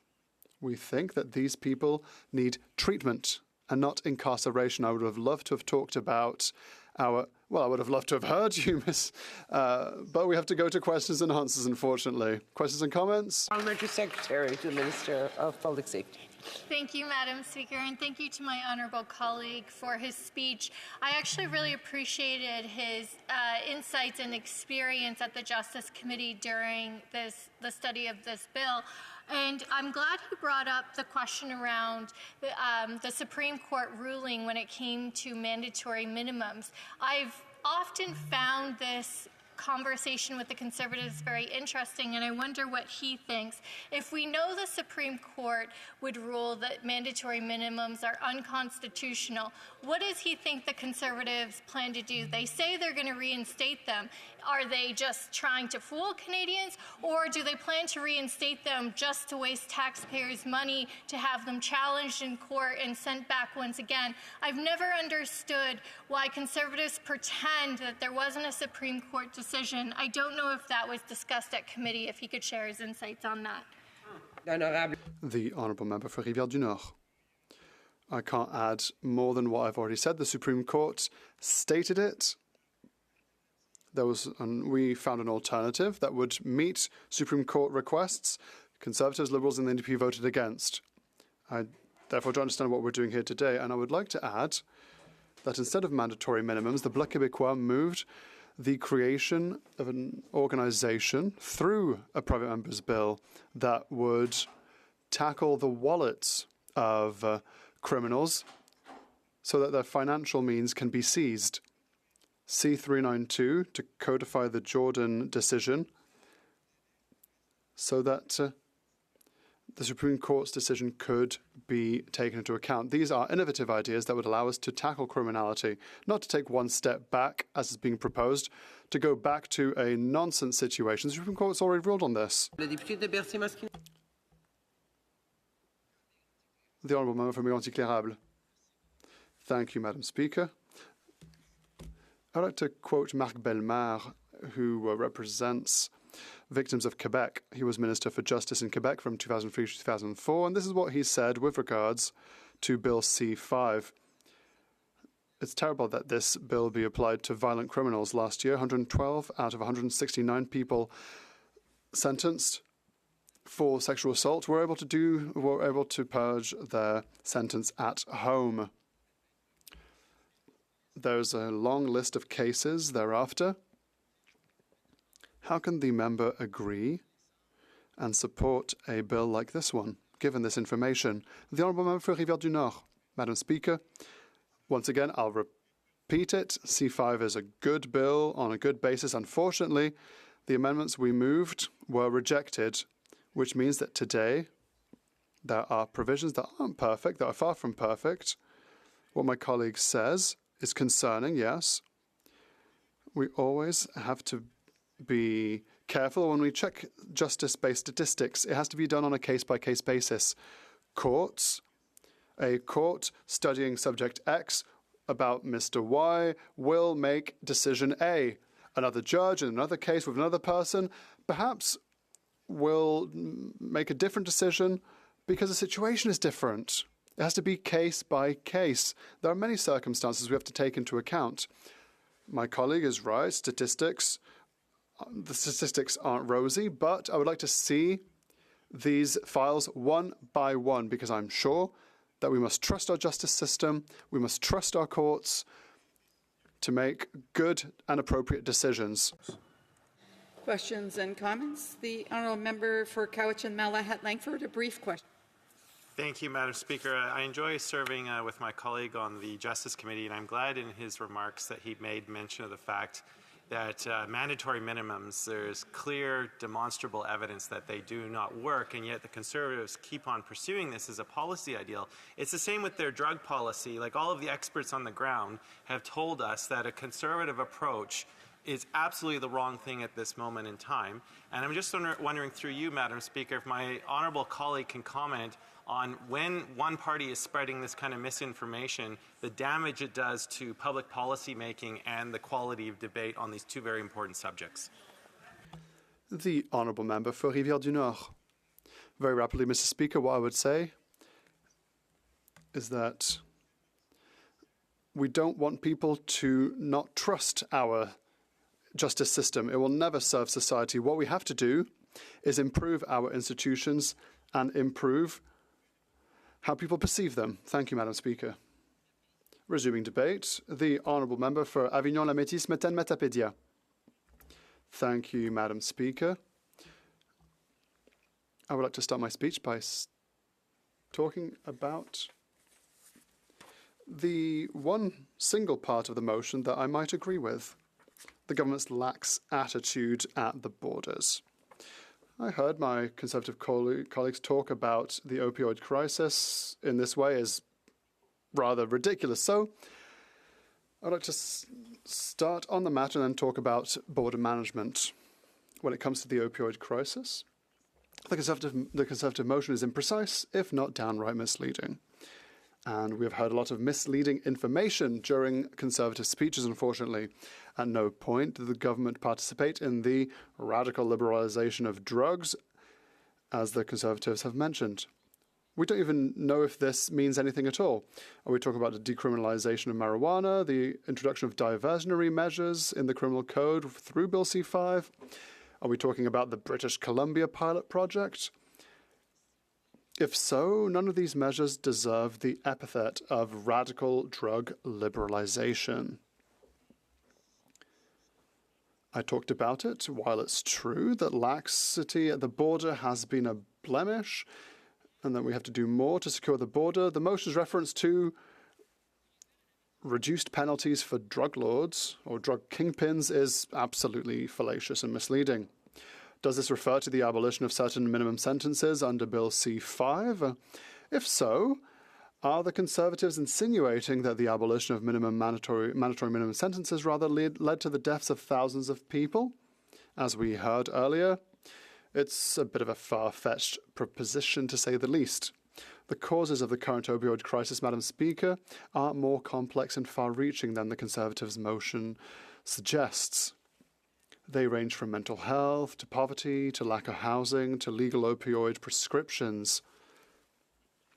Crime and the contamination of drugs by opioids is certainly an important part of the problem, but the magic wand being waved left and right by the Conservatives, who want to put everyone in prisons, victims and criminals alike, is not a sustainable solution. Or, well, it's not even a solution at all, Madam Speaker. And that is why it will be impossible for us to vote for the motion here before us today, because what they're doing is proposing oversimplistic solutions to complex solutions, as is very often the case with them. My colleague for Rivière du Nord talked about Bill C5 and the fact that we proposed to split the bill in two, because it had two very important elements and different objectives. So I won't repeat what he said. Perhaps I'd like to talk a bit more about diversion rather than mandatory minimums necessarily. These diversionary measures contained in C5 targeted only one provision of the criminal code, that is simple possession of drugs. The aim of this approach is to get people who have a drug problem and who do not pose a threat to security out of the justice system. We have to repeat it over and over again. The idea behind diversion is to relieve the courts of drug users so that we can devote our resources to the real threat, which is drug traffickers. It is important to note that diversion is not the same as legalizing all drugs. A person who systematically refuses to follow the alternatives of a diversion measure proposed by the justice system and whose drug-taking behavior is dangerous to others can still be prosecuted. So the Bloc Québécois supported this change of approach because the war on drugs, as waged by the American President Nixon, simply does not work. People with drug problems need health and social services.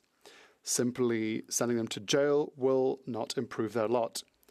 It is preferable to devote our resources to helping as many people as possible to become productive members of society again, and to devote our courts to prosecuting the true criminals of the matter, who sell their harmful drugs cut with synthetic drugs.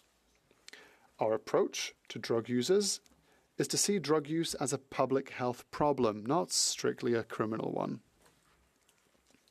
While the diversion approach is a step in the right direction, the fact remains that the federal government has only done half the job. Diversion is inspired by Portugal's highly successful approach, However, their success can be explained by the fact that they have invested massively in social services and services on the ground. If the federal government is sincere in its approach, it must improve health transfers and provide more funding to community organizations working on the ground.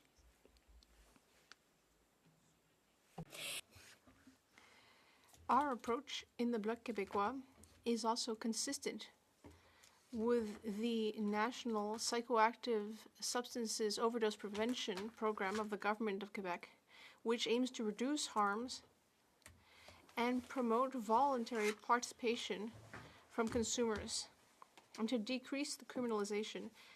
This is a program that applies not only to opioids, but also to other drugs. There are 15 measures in 7 areas. I will mention some of them.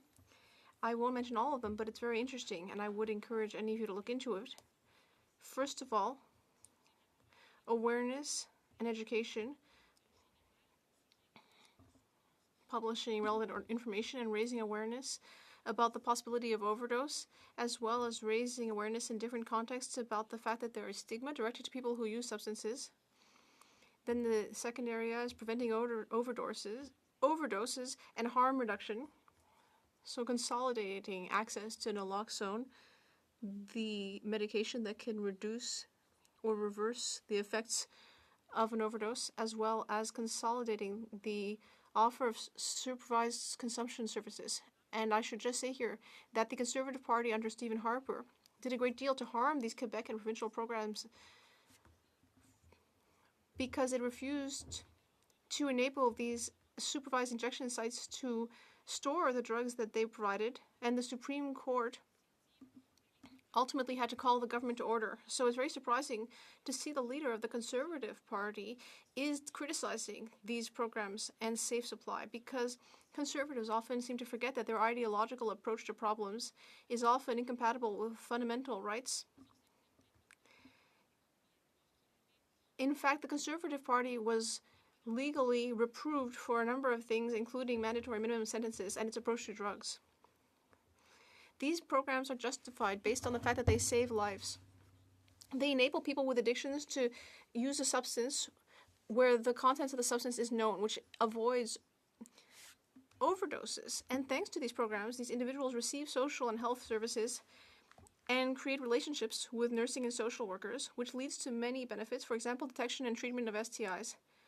All of this help people start down the long road to putting an end to addiction. So continuing with the Quebec government's plan,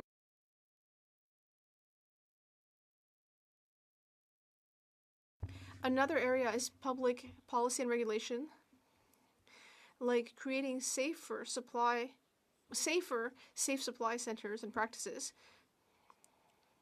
So these programs, unlike supervised injection sites, these safe supply programs provide a prescribed drug with the goal of avoiding overdoses. So this type of program aims to help people who would otherwise be on the black market with higher risks. And there are many other measures, including pain treatment, addiction treatment, research, monitoring, and so on. I think this is an excellent way to help with this kind of problem. This strategy is founded on values that are the polar opposite of the Conservatives' ideological approach, pragmatism and humanism. I know I don't have much time left, Madam Speaker, but coming back to the matter of the borders, it's been quite challenging recently. We've had to remind the government on many occasions to do something about the borders. It's been reactive, not proactive, and we've seen that recently with the President-elect Trump, who during his election campaign threatened to deport millions of people. And it's possible that those people will try to come to Canada. So we need to secure the border. And when I talked to the public safety minister about this after the American election, he said everything was fine at the border and that we shouldn't stress about it. But now we've learned that $1 billion will be invested in a plan to secure the border. We've heard about drone and helicopter purchases. I mentioned earlier that there is the option of allowing CBSA officers to patrol between checkpoints, which currently they're not allowed to do. We need to continue improving safety and security at the border. That's a method that would work much better than what the Conservative Party has proposed. Thank you. And comments. The honourable member for Yorkton Melville. Madam Speaker, safe supply is not safe. And the member's suggestion is we need a safer safe supply. I can say that there are 47,000 people dead now because of this approach, and their families are devastated. Addiction has skyrocketed since this has been brought in. I've watched it every day walking from my home to this place over the course of months and years now, and seen what's happening directly in front of me on our streets. To suggest that our approach is limited shows that the individual here does not have any clue as to what we will do to make life better for these Canadians who have been forced into these circumstances where safe supply is not safe. Oregon has shut down this program. BC has asked for help. How can this individual possibly trust this existing policy and not want to see it removed from our country? The Honourable Member for Avignon, Thank you, Madam Speaker. The premise of the Conservative motion is simply false. C5 is not the reason that thousands of people are dying due to drug overdoses. Addiction is a problem. It's an illness which we need to treat by offering access to health and social services. People need to be able to help these people and not simply put them behind bars. That is not how we will fight the opioid crisis. Secretary. Thank you, Madam Speaker, and I appreciate my honourable colleague's speech and intervention. We just heard that ridiculous ideology from the Conservative members. It was Stephen Harper's own former advisor on criminal justice that actually has come out condemning the Conservative policy, and he said, quote, "No amount of scientific evidence, studies from criminologists, from medical experts can displace that ideology because it is not based in any facts." So, Madam Speaker, while Conservatives continue to use no facts and only ideology, can the member opposites please speak to why we know supports for rehabilitation is the only thing that works in this country in truly dealing with addictions and saving lives? The Honourable Member. Well, Madam Speaker, we can, of course, say all kinds of things, anecdotes that, like the Conservatives do, about sad stories of overdoses, but we can also mention success stories about people who have gotten better because of some public policies that have been implemented thanks to social and health services. In order to help people who are suffering from drug addiction, we shouldn't confuse different things like we're seeing here in this motion. We shouldn't say that C5 is the cause of these thousands of overdoses.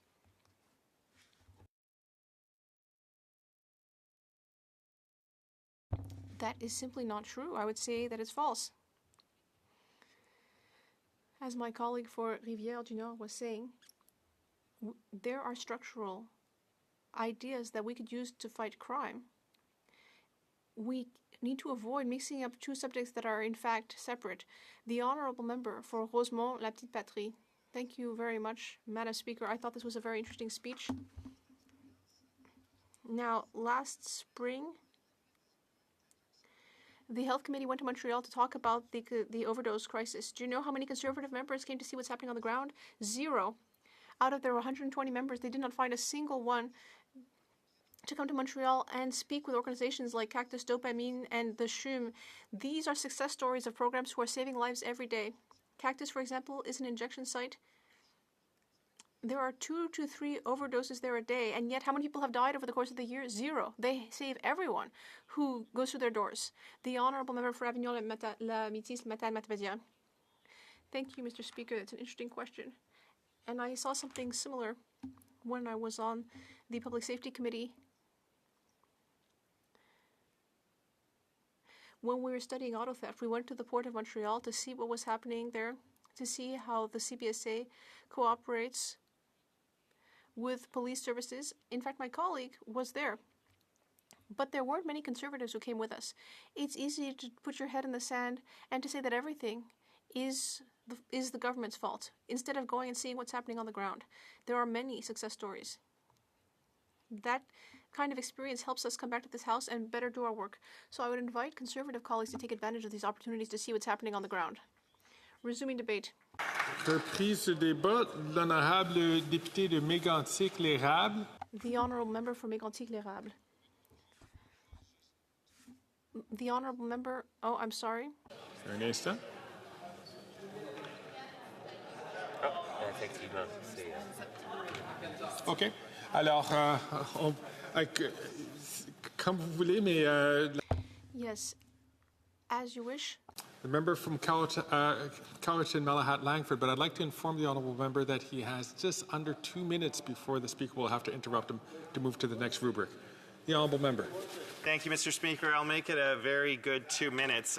You know, they say that when the only tool that you have is a hammer, every problem looks like a nail, and that is exactly the Conservative approach to criminal justice and drug policy, Mr. Speaker. Yep. Their arguments are so full of logical fallacies, it is laughable. They cherry-pick the data, they make use of straw man arguments, and when you dare challenge them, it's all ad hominem attacks from them. The laughable part of this motion today is about putting more boots on the ground at our ports to stop fentanyl and its ingredients from coming into our country. And it's laughable because the Customs and Immigration Union President, Tim Weber, is the one who has identified publicly that the CBSA today is still trying to recover from the deficits launched by the Stephen Harper government 9 years ago. Shame. So with that in mind, Mr. Speaker, and to clear up the obvious disinformation from the Conservatives, I am prepared to move an amendment that is seconded by the member for North Island Powell River. Here, here. I move, Mr. Speaker, that the motion be amended by replacing the words, quote, reverse Liberal Bill C-5, quote, with the words, quote, hire the... So I hate to interrupt the honourable member.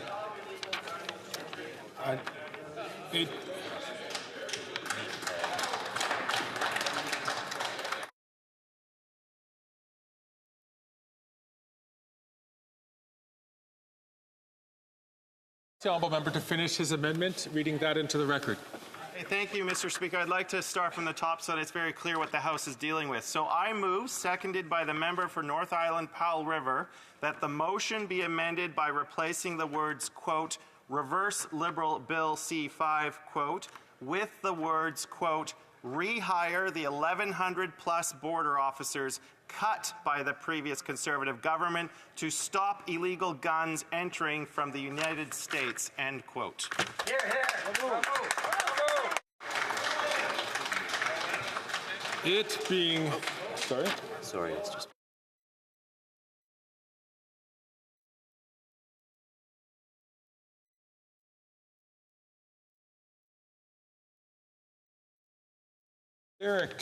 Y a-t-il du consentement? Il n'y en a pas de consentement de... No, leave is not granted. Rappel au règlement, l'honorable... Point of order. Mr. Speaker, the practice, as you know, in this House is that the House Leader, the mover, the Deputy House Leader, or the Whip or the Deputy Whip of the party that has the Opposition Day motion then consents to the amendment.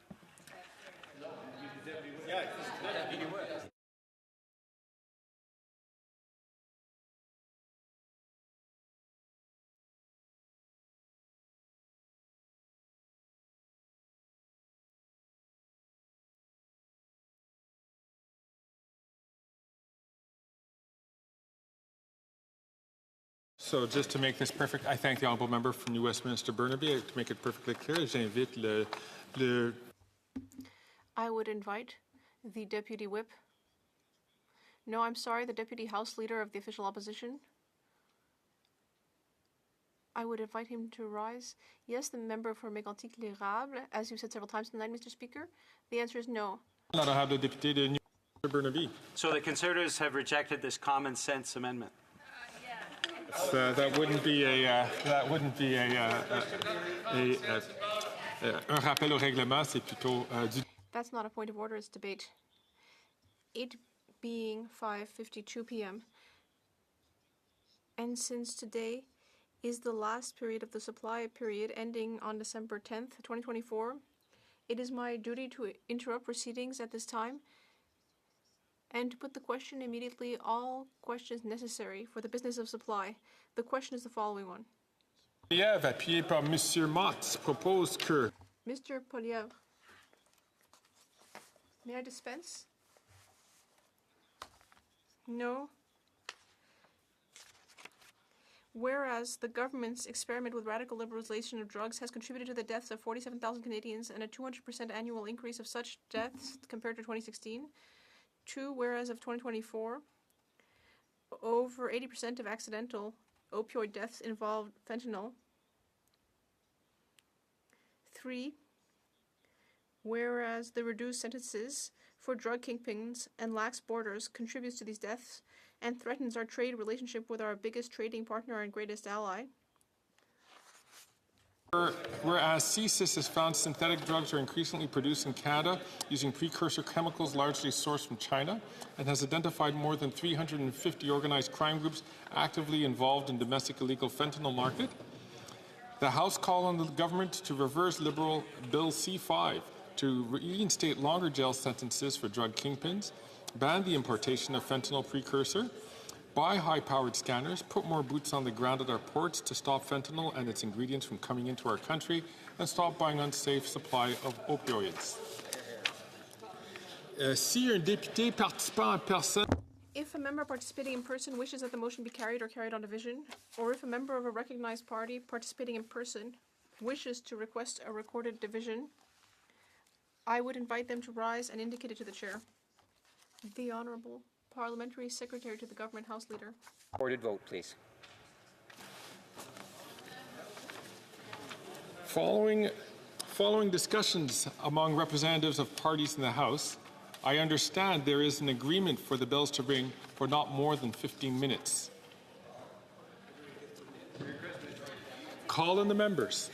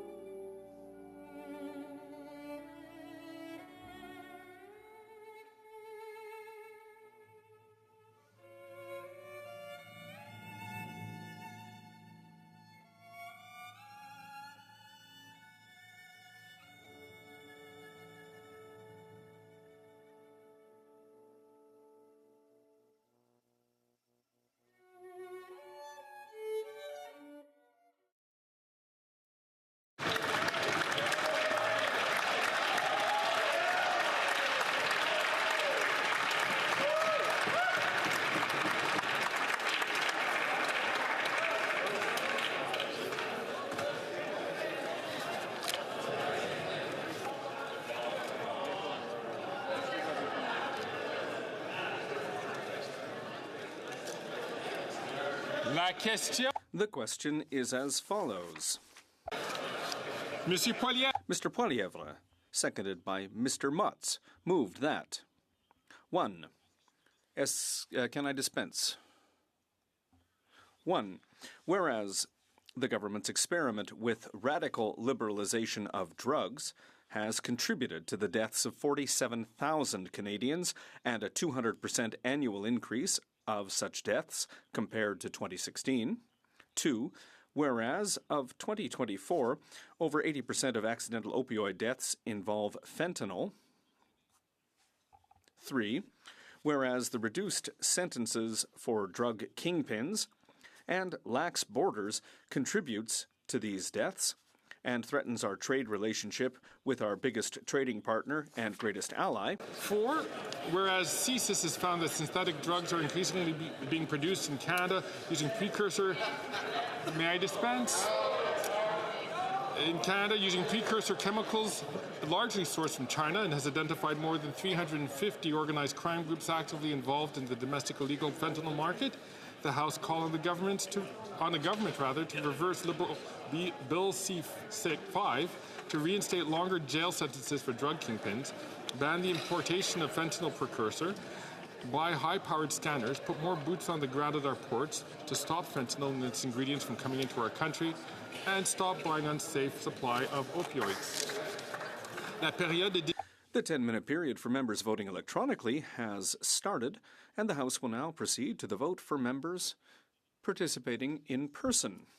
All those in favor of the motion will please rise. Mr. Poilievre. Mr. Poilievre. Mr. Schmale. Mr. Schmale. Mr. Bazan. Mr. Bazan.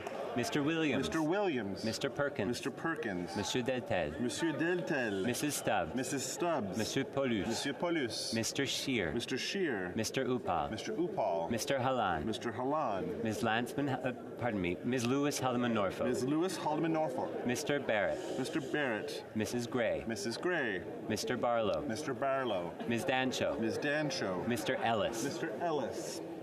Mr. Kelly. Mr. Kelly. Mr. Baldinelli. Mr. Baldinelli. Mr. Cooper. Mr. Cooper. Mr. Commit. Mr. Commitch. Mr.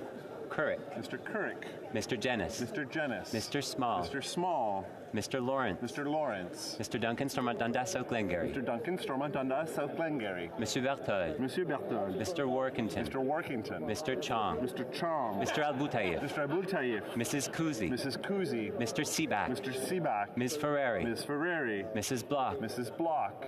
Mr. Stewart, Miramichi Grand Lake. Mr. Stewart, Miramichi Grand Lake. Mr. Chambers. Mr. Chambers. Mr. Viss. Mr. Viss. Mr. Doherty. Mr. Doherty. Mr. Macaulay, Edmonton West. Mr. Macaulay, Edmonton West. Mr. Lloyd. Mr. Lloyd. Mr. Straw. Mr. Straw. Monsieur Brassard. Monsieur Brassard. Mr. Aitchison. Mr. Aitchison. Monsieur Godin. Monsieur Godin. Mr. Hoback. Mr. Hoback. Mr. Morant. Mr. Morant. Mrs. Roberts. Mrs. Roberts. Mr. Malillo. Mr. Malillo. Mr. Tucker. Mr. Tucker. Mr. Canna. Mr. Canna. Madame Vien. Madame Vien. Mr. Patzer. Mr. Patzer. Mrs. Gallant. Mrs. Gallant.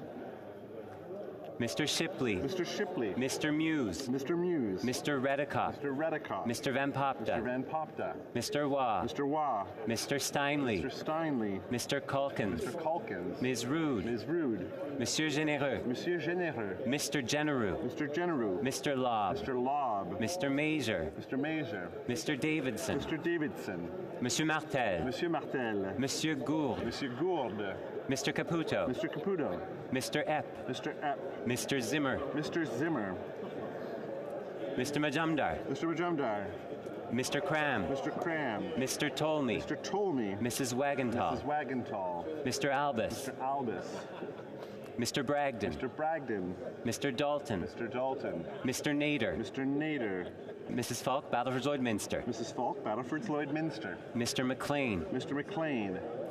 Mr. Weber. Mr. Weber. Mr. McGuire. Mr. McGuire. Mr. Reed. Mr. Reed. Mr. Shields. Mr. Shields. Mr. Falk Provencher. Mr. Falk Provencher. Mr. Motts. Mr. Motts. Mr. Williamson. Mr. Williamson. Mr. Arnold. Mr. Arnold.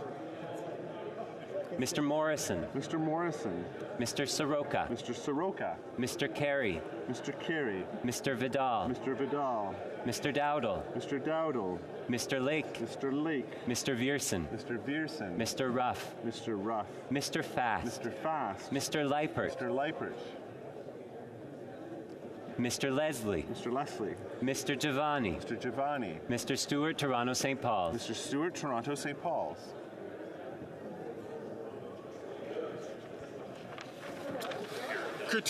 All those opposed to the motion will please rise.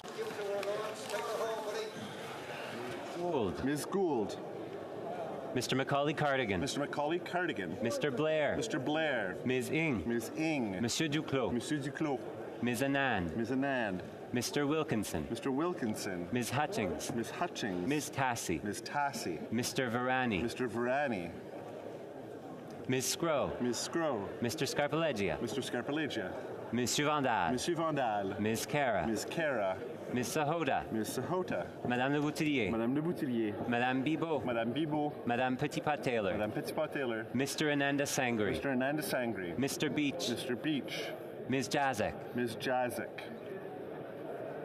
Madame Lalonde. Madame Lalonde. Mrs. Romanado. Mrs. Romanado. Ms. O'Connell. Ms. O'Connell. Mr. Oliphant. Mr. Oliphant. Madame Bendayan. Madame Bendayan. Mr. Lamoureux. Mr. Lamoureux. Madame Fautier. Madame Fautier. Mr. Fragascados. Mr. Fragascados. Mr. Biddle. Mr. Biddle. Ms. de Brusen. Mr. Brusen. Mr. Vancouverden. Mr. Vancouverden.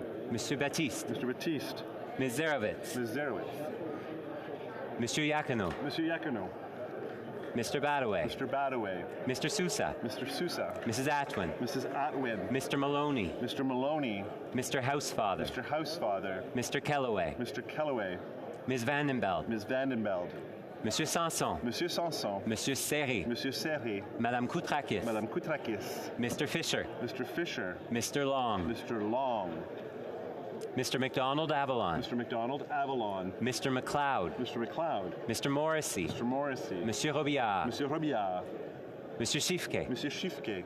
Mr. Turnbull. Mr. Turnbull. Mr. Nur Mohammed. Mr. Nur Mohammed. Mr. Chang. Mr. Chang. Mr. Rogers. Mr. Rogers. Mr. Baker. Mr. Baker. Mr. Blois. Mr. Blois. Mr. Lewis Kitchener-Conestoga. Mr. Lewis Kitchener-Conestoga. Mr. Pulowski. Mr. Pulowski. Mr. Van Bynen. Mr. Van Bynen. Mr. Weiler. Mr. Weiler. Mr. Ali. Mr. Ali. Mr. Baines. Mr. Baines. Ms. Bradford. Ms. Bradford. Monsieur Coteau. Monsieur Coteau. Mr. Hanley. Mr. Hanley. Madame Lapointe. Madame Lapointe. Mr. Miao. Mr. Miao. Ms. Taylor-Roy. Ms. Taylor-Roy. Ms. Thompson. Ms. Thompson. Ms. Gainey. Ms. Gainey.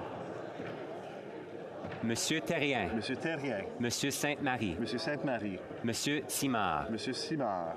Madame Michaud. Madame Michaud. Monsieur Brunel-Duceppe. Monsieur Brunel-Duceppe. Monsieur Thériault. Monsieur Thériault. Monsieur Lemire. Monsieur Lemire. Madame Desbiens. Madame Desbiens. Madame Bérubé. Madame Bérubé. Monsieur Sauvé. Monsieur Sauvé. Mr. Julian. Mr. Julian. Mr. Massey. Mr. Massey. Ms. Matheson. Ms. Matheson. Mr. Johns. Mr. Johns. Ms. McPherson. Ms. McPherson. Mr. McGregor. Mr. McGregor. Ms. Blaney. Ms. Blaney. Madame Hughes. Madame Hughes. Monsieur Bouleris. Monsieur Bouleris. Ms. Barron. Ms. Barron. Ms. Zarillo. Ms. Zarillo. Mr. Morris. Mr. Morris. La Chambre attendra maintenant. The House will now wait for the electronic voting period to end before resuming its proceedings.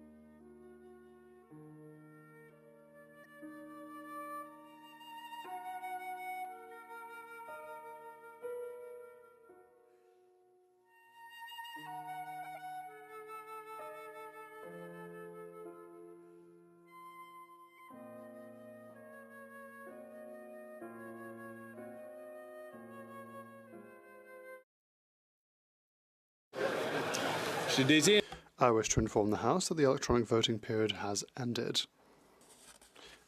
If members were not able to vote due to technical difficulties, they may now use the raise hand function, and the chair will recognize them. The table will now compile the results of the vote. Nays pour 121, 121. Nays contre 210, 210. I declare the motion defeated. The next question, colleagues, the next question is on opposed vote number 1. Pursuant to order made Wednesday, February 28, 2024, the motion is deemed moved and seconded. Furthermore, the question is deemed put and a recorded division is deemed requested. The question is as follows. Que le crédit That vote 1B in the amount of $10,725,771 under Department of Canadian Heritage. Operating expenditures in the Supplementary Estimates B for the fiscal year ending March 31st, 2025, be concurred in. The 10-minute period for members voting electronically has started, and the House will now proceed to the vote for members participating in person. in favor of the motion will please rise. Mr. Macaulay Cardigan. Mr. Macaulay Cardigan. Mr. Blair. Mr. Blair. Ms. Ng. Ms. Ng. Monsieur Duclos. Monsieur Duclos. Ms. Anand. Ms. Anand. Mr. Wilkinson. Mr. Wilkinson. Ms. Hutchings. Ms. Hutchings. Ms. Tassi. Ms. Tassi. Mr. Varani. Mr. Varani. Ms. Scrow. Ms. Scrow. Mr. Scarpaleggia. Mr. Scarpaleggia. Mr. Casey. Mr. Casey. Monsieur Vandal. Monsieur Vandal. Ms. Cara. Ms. Cara. Ms. Sahoda. Ms. Sahoda. Madame Le Boutillier. Madame Le Boutillier. Madame Bibo. Madame Bibo. Madame Petitpas-Taylor. Madame Petitpas-Taylor. Mr. Ananda Sangri. Mr. Ananda Sangri. Mr. Beach. Mr. Beach. Ms. Jazek. Ms. Jazek. Madame Lalonde. Madame Lalonde. Mrs. Romanado. Mrs. Romanado. Ms. O'Connell. Ms. O'Connell. Mr. Oliphant. Mr. Oliphant. Madame Bendayan. Madame Bendayan. Mr. Lamoureux. Mr. Lamoureux. Madame Fortier. Madame Fortier. Mr. Fragascatos. Mr. Fragascatos. Mr. Biddle. Mr. Biddle. Ms. Debruson. Ms. Debruson. Mr. Vancouverden. Mr. Vancouverden. Mr. Baptiste. Mr. Baptiste. Ms. Zerovitz. Ms. Zerowitz. Monsieur Yakino. Monsieur Yakino. Mr. Badaway. Mr. Badaway. Mr. Sousa. Mr. Sousa. Mrs. Atwin. Mrs. Atwin. Mr. Maloney. Mr. Maloney. Mr. Housefather. Mr. Housefather. Mr. Kellaway. Mr. Kellaway. Ms. Vandenbeld. Ms. Vandenbeld. Monsieur Sanson. Monsieur Sanson. Monsieur Serré. Monsieur Serré. Madame Koutrakis. Madame Koutrakis. Mr. Fisher. Mr. Fisher. Mr. Long. Mr. Long. Mr. McDonald Avalon. Mr. McDonald Avalon. Mr. McLeod. Mr. McLeod. Mr. Morrissey. Mr. Morrissey. Monsieur Robillard. Monsieur Robillard. Monsieur Shifke. Monsieur Shifke. Mr. Turnbull. Mr. Turnbull. Mr. Noor Mohammed. Mr. Noor Mohammed. Mr. Chang. Mr. Chang. Mr. Rogers. Mr. Rogers. Mr. Baker. Mr. Baker. Mr. Blois. Mr. Blois. Mr. Lewis Kitchener-Conestoga. Mr. Lewis Kitchener-Conestoga. Mr. Pulowski. Mr. Pulowski. Mr. Van Bynen. Mr. Van Bynen. Mr. Weiler. Mr. Weiler. Madame Mendez. Madame Mendez. Mr. Baines. Mr. Baines. Ms. Bradford. Ms. Bradford. Monsieur Coteau. Mr. Coteau. Mr. Hanley. Mr. Hanley. Madame Lapointe. Madame Lapointe. Mr. Meow. Mr. Meow. Ms. Taylor-Roy. Ms. Taylor-Roy. Ms. Thompson. Ms. Thompson. Ms. Gainey. Ms. Gainey. Mr. Julian. Mr. Julian. Mr. Massey. Mr. Massey. Ms. Matheson. Ms. Matheson. Mr. Johns. Mr. Johns. Ms. McPherson. Ms. McPherson. Mr. McGregor. Mr. McGregor. Ms. Blaney. Ms. Blaney. Madame Hughes. Madame Hughes. Monsieur Bouleris. Monsieur Bouleris. Ms. Barron. Ms. Barron. Ms. Zarillo. Ms. Zarillo. Mr. Morris. Mr. Morris. All those opposed to the motion will please rise. Mr. Poilievre. Mr. Poilievre.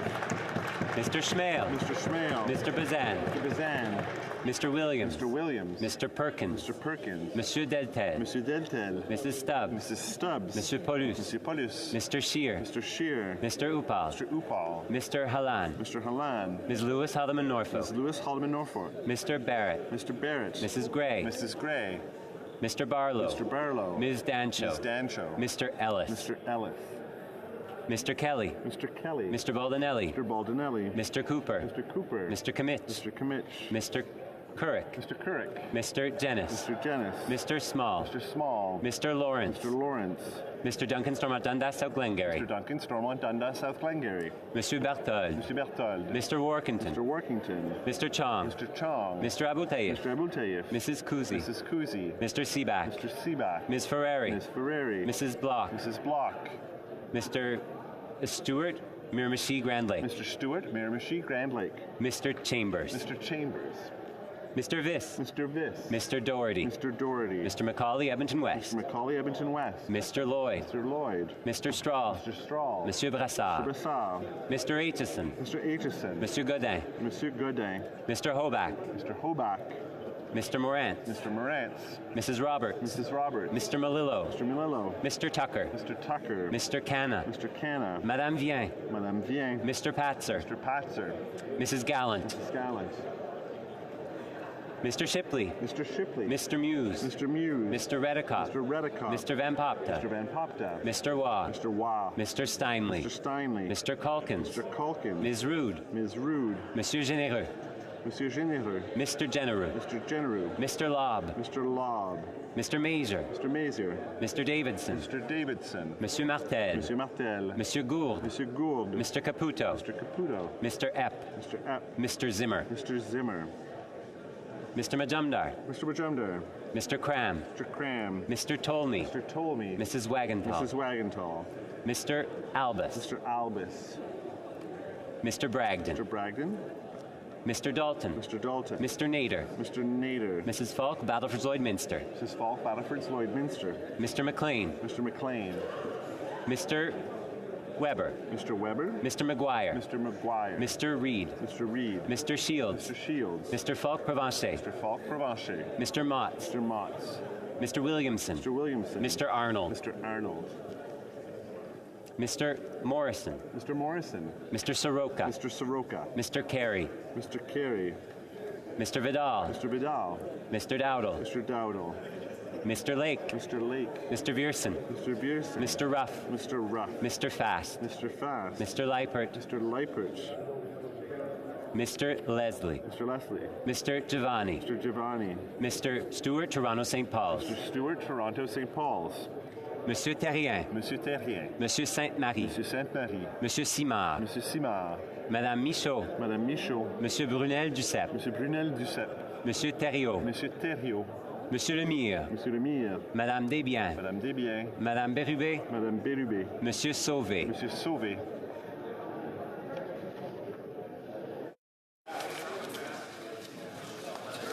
La Chambre attend.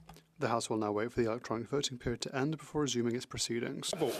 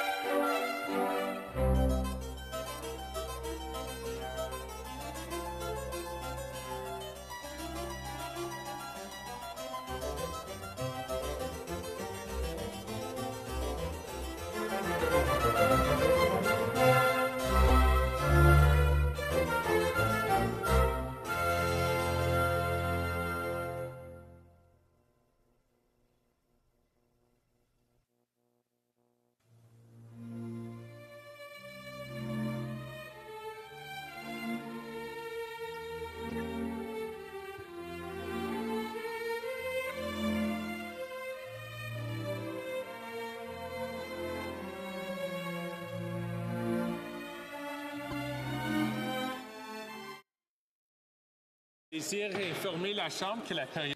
I wish to inform the House that the electronic voting period has ended. If members were not able to vote due to technical difficulties, they may now use the raise hand function, and the chair will recognize them. Connaîtra.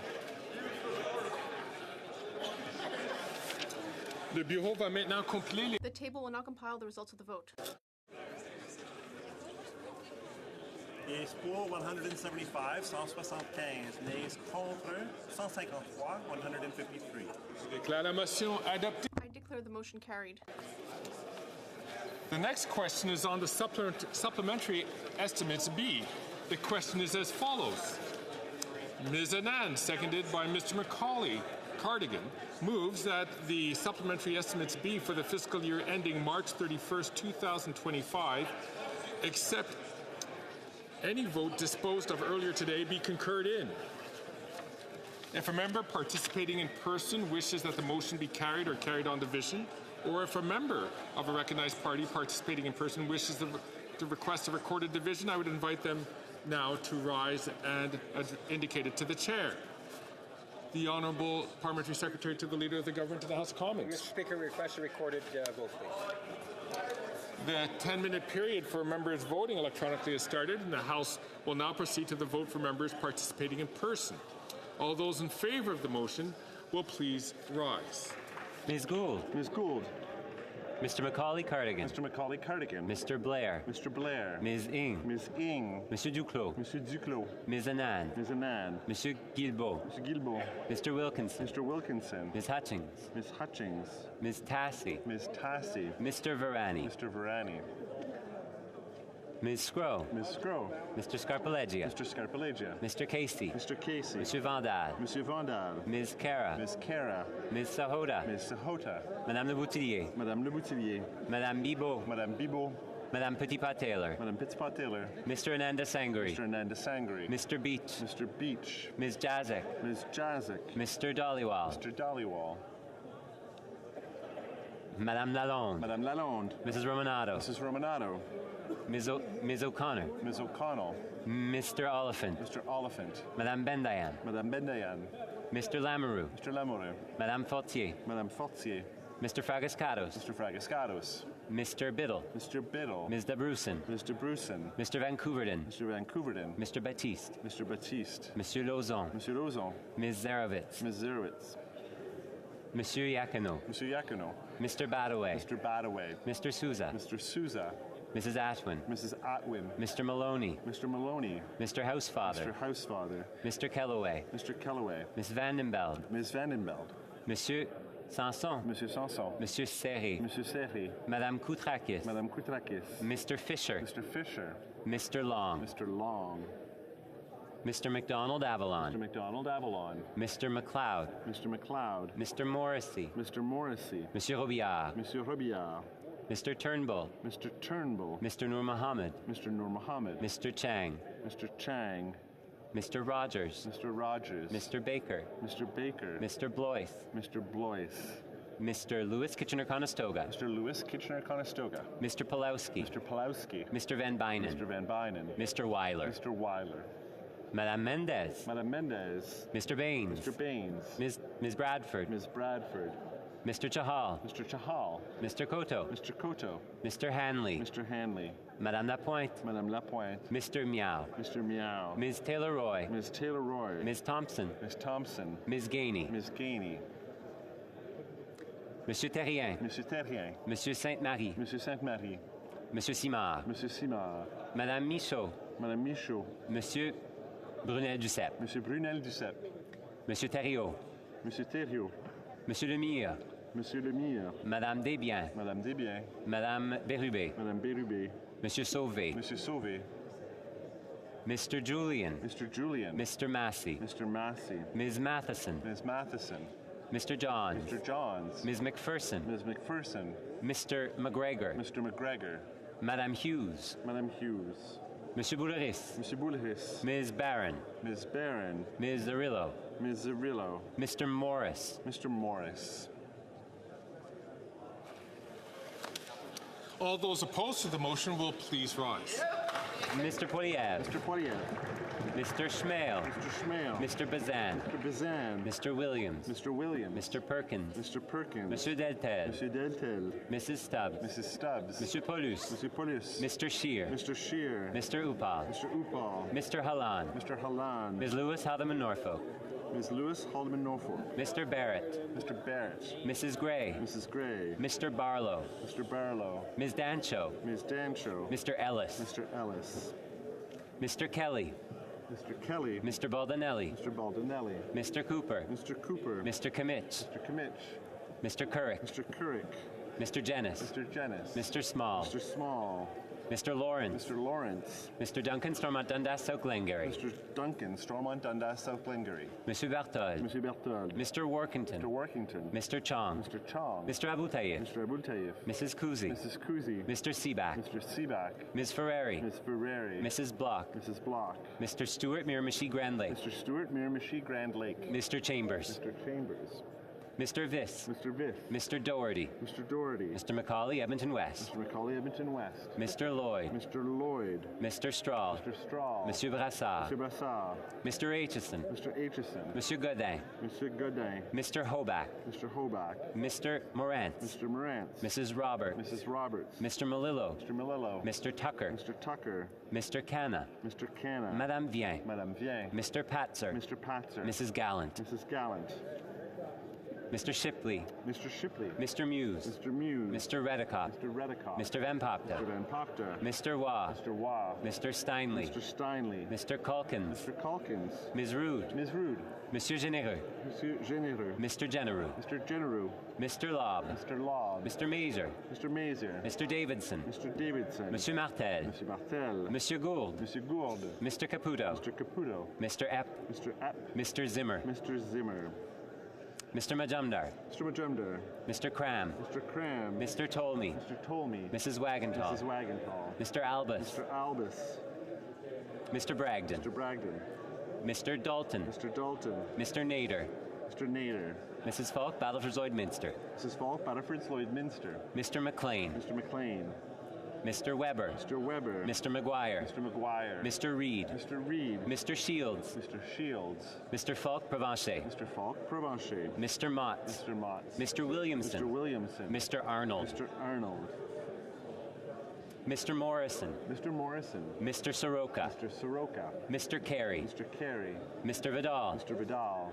Mr. Dowdle. Mr. Dowdle. Mr. Lake. Mr. Lake. Mr. Vierson. Mr. Vierson. Mr. Ruff. Mr. Ruff. Mr. Fast. Mr. Fast. Mr. Leipert. Mr. Leipert. Mr. Leslie. Mr. Leslie. Mr. Giovanni. Mr. Giovanni. Mr. Stewart, Toronto St. Paul's. Mr. Stewart, Toronto St. Paul's. The House will now wait for the electronic voting period to end before resuming its proceedings.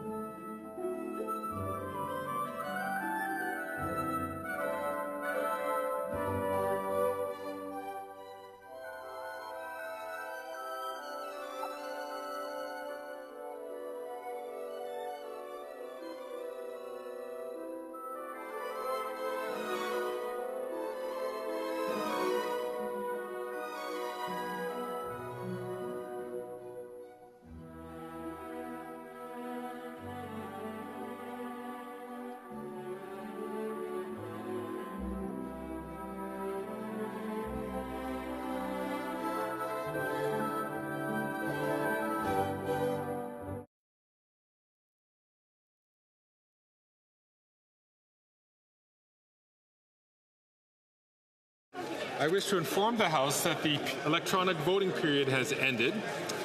If members were not able to vote due to technical difficulties, they may now use the raise hand function and the chair will recognize them. Mr. Sarai. Mr. Speaker, I seek unanimous consent to have my last vote changed to yay. Please. Order, please. Mr. Sarai. Mr. Speaker, I ask consent to have my last vote changed from nay to yay. That was the second vote today. All right, I'll interrupt you there. We will dispense with this vote, and then at the end of the proceedings of this vote, you will have to come back and resolve that issue and ask for unanimous consent.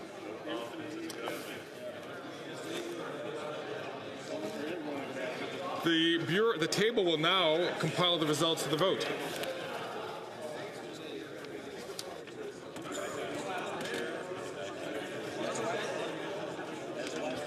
Yeas pour 209, 209. Yeas contre 120, 120. I declare the motion carried. Mr. Sarai, on a point of order.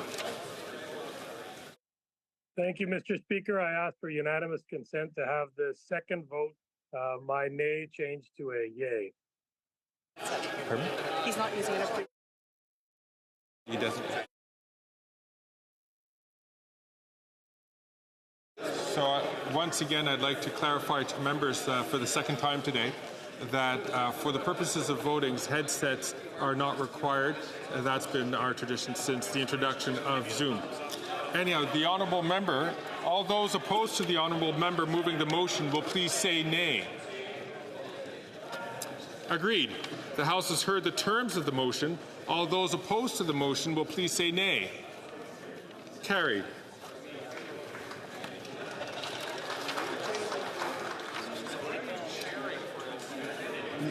Madame Anand, appuyée par Monsieur McCarthy. Ms. Anand, seconded by Mr. Macaulay Cardigan. Order, please. Madame Anand. Ms. Anand, seconded by Mr. Macaulay Cardigan, moves that a bill entitled An Act for Granting to His Majesty Certain Sums of Money for the Federal Public Administration for the Fiscal Year ending March 31st, 2025 be now read a first time and be printed. This motion is deemed adopted. Première lecture de ce projet de loi.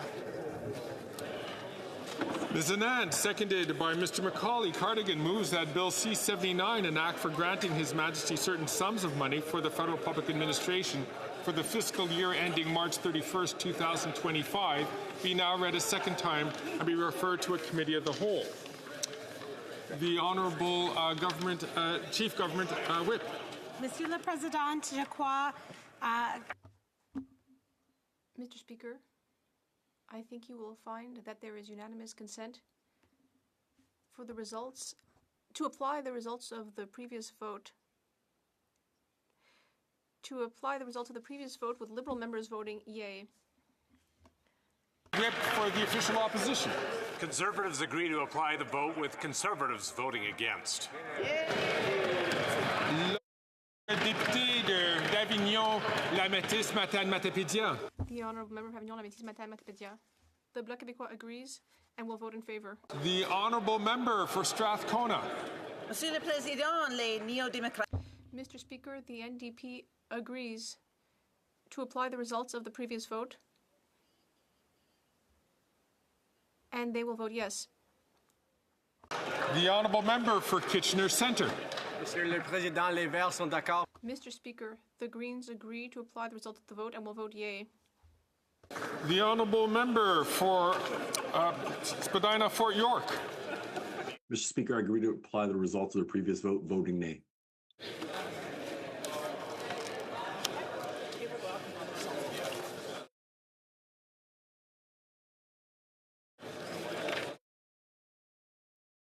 File the results of the vote. Yeas pour 209, 209. Yeas contre 120, 120. I declare the motion carried.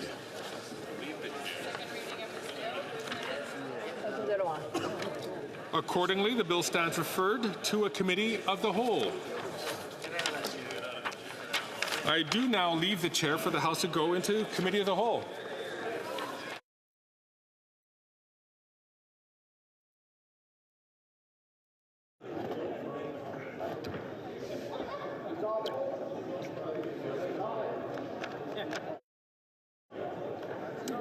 À l'ordre, la Chambre est au comité plénier pour l'étude du projet.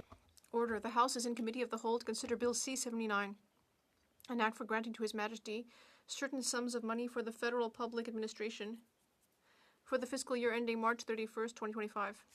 For Calgary Midnapore.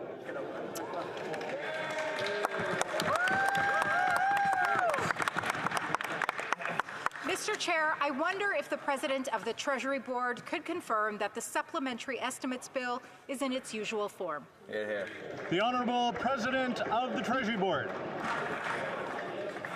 Monsieur le Président, la présentation. Mr. Speaker,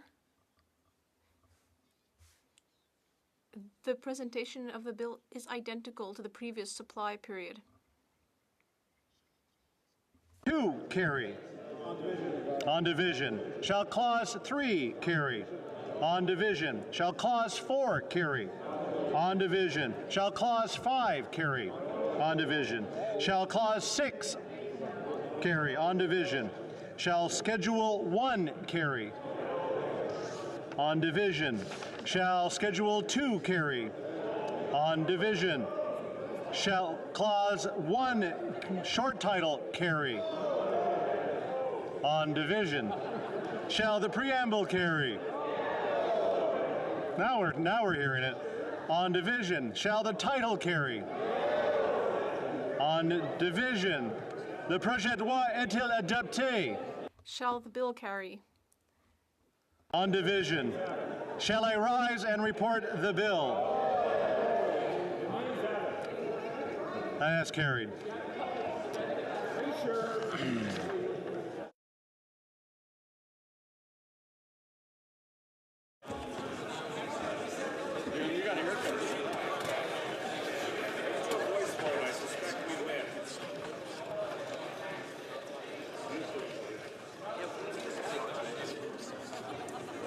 Monsieur le Président, le comité plénier a étudié le projet. Mr. Speaker, the Committee of the Whole has considered Bill C-79 and has directed me to report the same without amendments. The Committee of the Whole has considered Bill C-79.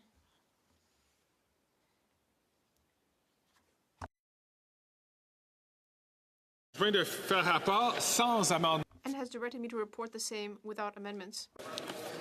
Madame Anand, appuyée par Mr. Macaulay. Ms. Anand, seconded by Mr. Macaulay Cardigan, moves that Bill C-79, an act for granting to His Majesty certain sums of money for the federal public administration for the fiscal year ending March 31st, 2025, be concurred in at report stage. L'honorable leader, whip en chef du gouvernement. The Honorable Government Whip.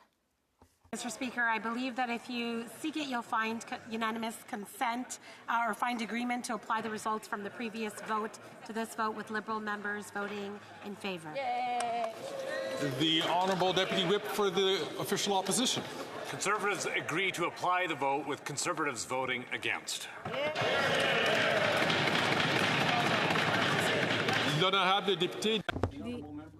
For Avignon, la Métis Matin, Matapédia. The Bloc Québécois agrees to apply the vote and votes in favour. The Honourable Member for Edmonton Strathcona. Mr. Speaker, the New Democrats agree to apply the vote, and we will be voting yes. The Honourable Member for Kitchener Centre. Merci, Monsieur le Président. Thank you, Mr. Speaker. The Greens agree to apply the vote and will vote in favour. The Honourable Member for Spadina, Fort York. Mr. Speaker, I agree to apply the results of the previous vote, voting nay.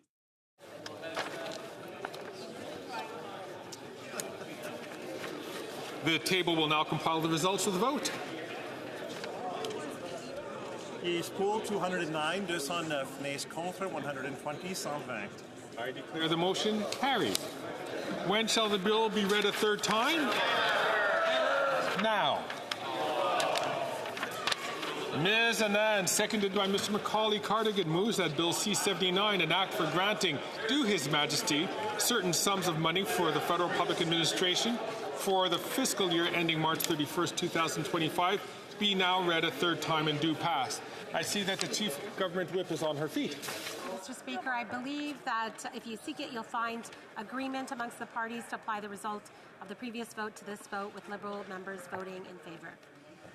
I see that the Honourable Deputy Whip of the Official Opposition is on his feet. The official opposition agrees to apply the vote, with Conservatives voting against.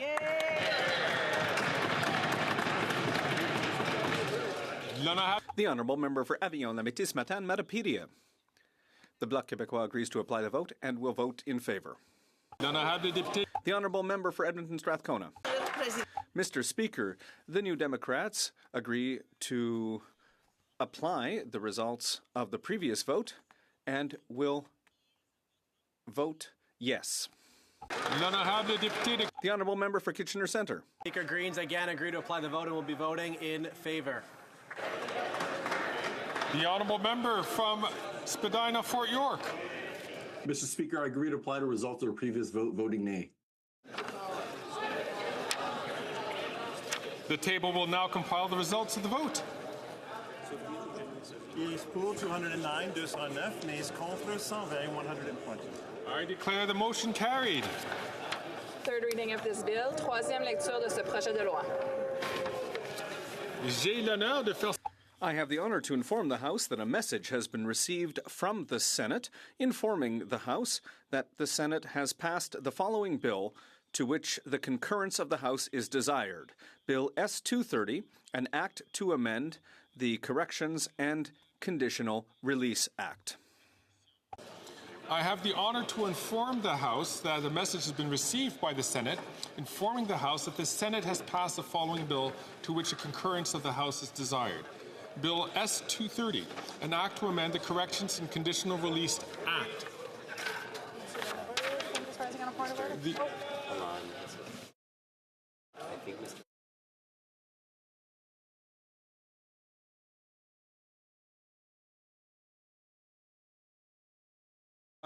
The Honourable Parliamentary Secretary to the Leader of the Government in the House of Commons. Yes, Mr. Speaker, I suspect if you were to canvass the House, you would find it leave unanimous consent to call it 7:07 so we can go to the late show.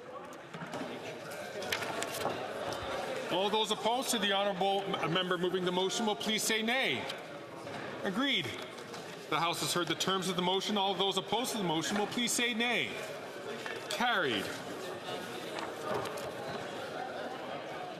À ce moment-ci, pursuant to Standing Order 38, a motion to adjourn the House is deemed to have been made and seconded at this time. Therefore, the question is that this House do now adjourn. The Honourable Member for Spadina, Fort York. Mr. Speaker, on November 27th, the Prime Minister avoided my question and tried to deflect the failures of his immigration minister to protect Canadians and secure our borders. The Prime Minister should worry less about the opposition leader and concentrate more about his ongoing refusal to name the individuals implicated in working on behalf of Chinese foreign interests and bring them to justice. What is motivating the Prime Minister to not provide those names? Is he afraid that on that list are members of his own party or his own cabinet? People who have benefited from Chinese foreign interference? Mr. Speaker, treason is a serious offense, and as is being bought off by foreign influencers in being in receipt of electoral and financial benefits, as reported by Entecop. These are all very serious matters that require full investigation by the appropriate authorities. The Prime Minister does not have the legal authority to determine if traitors get shielded from our laws. The Prime Minister knows the damage and the danger caused by his weak and ineffectual immigration minister and the precarious position his failures are posing to the Canadian economy in light of the 25% tariff threat issued by President-elect Trump. How is it possible, Mr. Speaker, that a Prime Minister will shelter people and permit a porous border where terrorists and those out to betray our democracy and our country are given free entry passes? Are we now to see another influx of extremists like we've seen with the IRGC, but this time from potential extremists exiting Syria? Mr. Speaker, at least 14 countries have already frozen Syrian asylum applications. 4 of which, by the way, are fellow G7 members. What about Canada? Is the immigration minister going to let even more extremists waltz into Canada under the pretext of being bona fide refugees, eager to exploit our compassion as Canadians and our refugee program as a cover to avoid detection or persecution? Mr. Speaker, what kind of immigration and refugee system do we have under this government? Because it seems more interested in letting in terrorists rather than to act to defend our borders and protect Canadians. Mr. Speaker, the Prime Minister must come clean and explain why he's so reluctant to bring those names forward for investigation and prosecution. And this entire mess can't be the product of some misguided, personal, or twisted interpretation by the Prime Minister of some form of executive privilege. It is the Prime Minister's duty to protect Canadians, our democracy, and our economy. And while he's at it, he must find a new immigration minister who's actually capable of doing the job. Mr. Speaker, it's not a coincidence that the Prime Minister did not bring the immigration minister with him to Mar-a-Lago, despite one of the core issues being the fact that there were 358 people on the U.S. terror watch list stopped from crossing into the United States from Canada. Mr. Speaker, first and foremost, how did these people enter Canada in the first place? For the same period, 52 people were stopped on the U.S.-Mexico border. That's nearly 1/7 of the terror suspects stopped at the Canada-U.S. border. And before, Mr. Speaker, the parliamentary secretary accuses me of talking down our country. No, it's focusing on the safety of Canadians and the dangers of this government and the worst immigration minister in our nation's 157-year history. So my question to the parliamentary secretary is simple. If someone who worked for him messed up this bad, putting his team, his staff, his customers at risk, wouldn't they fire them? Thank you, Mr. Speaker. The Honourable Parliamentary Secretary to the Minister of Immigration, Refugees and Citizenship. Thank you, Mr. Speaker. The Government of Canada takes the security of our borders and the integrity of our immigration system very seriously. We have process and measures in place to safeguard Canadians, while also ensuring that those who seek to come here are treated with dignity and respect. As part of our risk mitigation process, Immigration, Refugee and Citizenship Canada, in collaboration with Canada Border Service Agency, the Royal Canadian Mounted Police, and the Canadian Security Intelligence Services, conduct comprehensive security screening to identify those who might pose a threat to Canadians.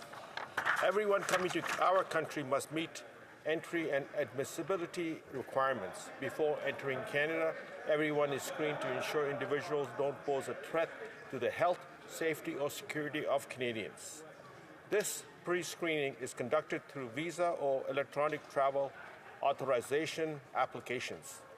It involves verifying identity and assessing for potential risk and can involve the use of biographic and biometric information. We check applicants' fingerprints against a wide range of databases, including RCMP and international partner holdings, to identify potential security risk. These thorough checks help maintain the integrity of our immigration system and keep our country safe, while facilitating the safe travel of those who do not pose a risk.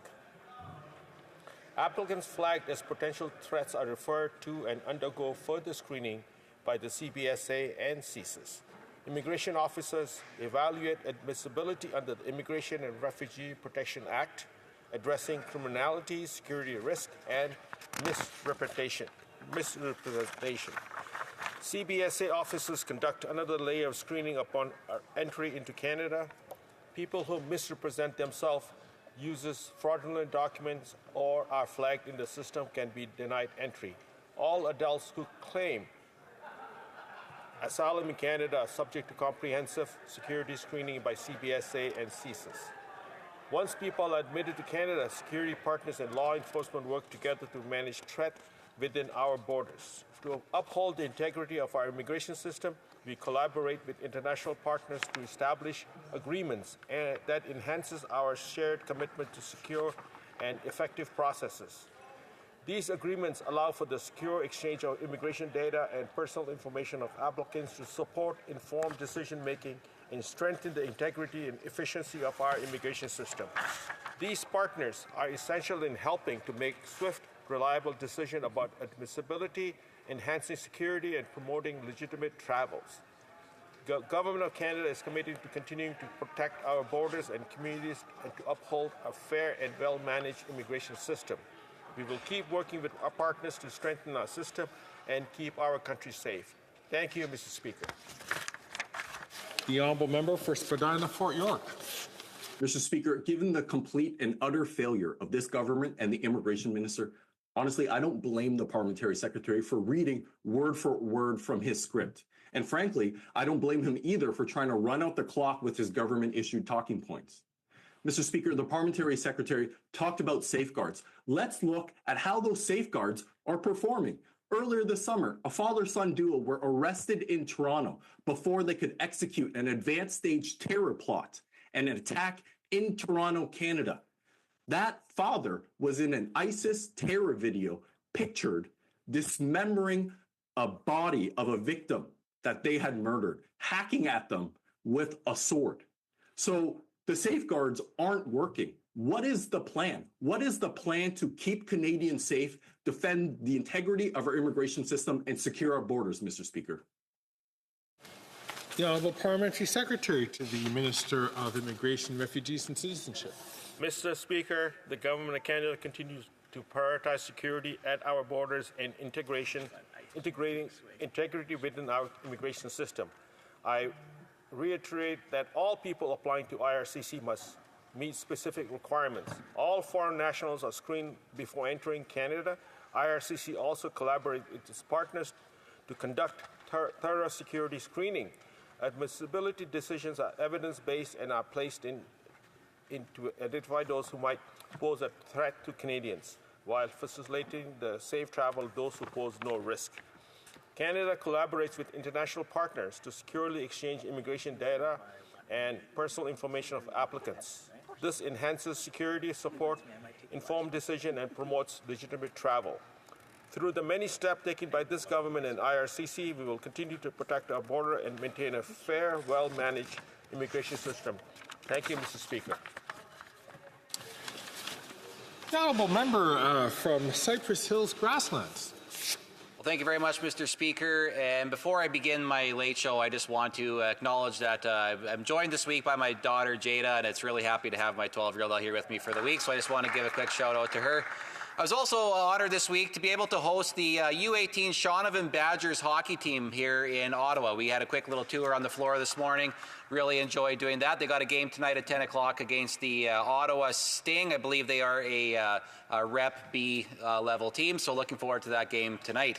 When I got up and asked the question of the Minister of Natural Resources, it was in regards to the government's emissions cap. And when I talked to people from the area around Shaunavon in particular, and even these young men who are here tonight, or earlier today, they talked a lot about what the future for our country looked like.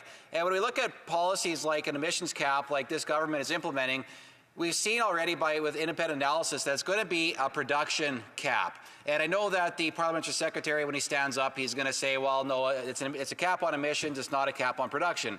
Well, the proof is in the pudding, and we've seen multiple reports already by several groups saying that the emissions cap will amount to 1 million barrels per day reduction in oil production. So we're already seeing that there's going to be a reduction in the amount of oil that is produced in this country by the emissions cap. Now, why is that a big deal? It's a big deal because 1 million barrels per day would amount to a 1% hit in Canada's GDP. Now, on Monday coming up, Mr. Speaker, we're going to hear from the Finance Minister finally on the supplementary estimates. And she is talking about, well, she hasn't told us what the deficit's going to be, but she said because the PBO said that we have a room for a 1.5% swing in GDP, that everything's fine, it doesn't matter how big the deficit is, it'll be okay. Well, the reality is when you implement policies that blow a 1% hole already right off the top before you even get to this 1.5%, you know you're already going to be operating within a very, very tight margin. What's going to happen to the spending power of the average Canadian after this production cap hits Canadians fully, it's going to amount to $420 a month per Canadian household in disposable income that they will not have access to. They're going to lose $420 per month based on those numbers. And that's important because when we look at the forecast for the cost of food for 2025, grocery prices are going to go up on average $800 per Canadian family. So when you factor bad policy A with bad policy B, with things like the carbon tax, with things like the liberal fuel standards, we're continuing to see a continual assault on the cost of living for Canadians. And when we look at the energy security of our country, we're seeing around the world right now that energy security is of utmost importance. And when you see what the oil and gas sector does for Canada, the strategic advantage that we actually have with our natural resources, and you see policies put in place like the emissions cap, they're going to cost 115,000 jobs for Canadian workers. We see the 1% hit in GDP. We see the multiple billion dollars that are going to be lost from the Canadian economy because of the singular bad policy. But you add that on top of the other pancaking of bad policies from this government, Canadians are going to be worse off. So how can the government seriously look Canadians in the face, Canadians who are looking at their future in their small towns, but even in our country at large, and say that this is going to be a good policy that's going to hamper and strike down the future of Canadians? The Honourable Parliamentary Secretary to the Minister of the Environment and Climate Change, as well as to the Minister for Fitness and Amateur Sport. Thank you very much, Mr. Speaker. I'd like to join my colleague in welcoming his daughter Jada to the House of Commons and to Ottawa, and certainly as well I'd like to join my colleague in welcoming the Shaunavon Badgers to Ottawa. And since there's no Milton team in the tournament, I presume I can cheer for the Shaunavon Badgers. Is it the Badgers, Jeremy? Badgers. Okay. So I'm a big fan of sports, and I love that.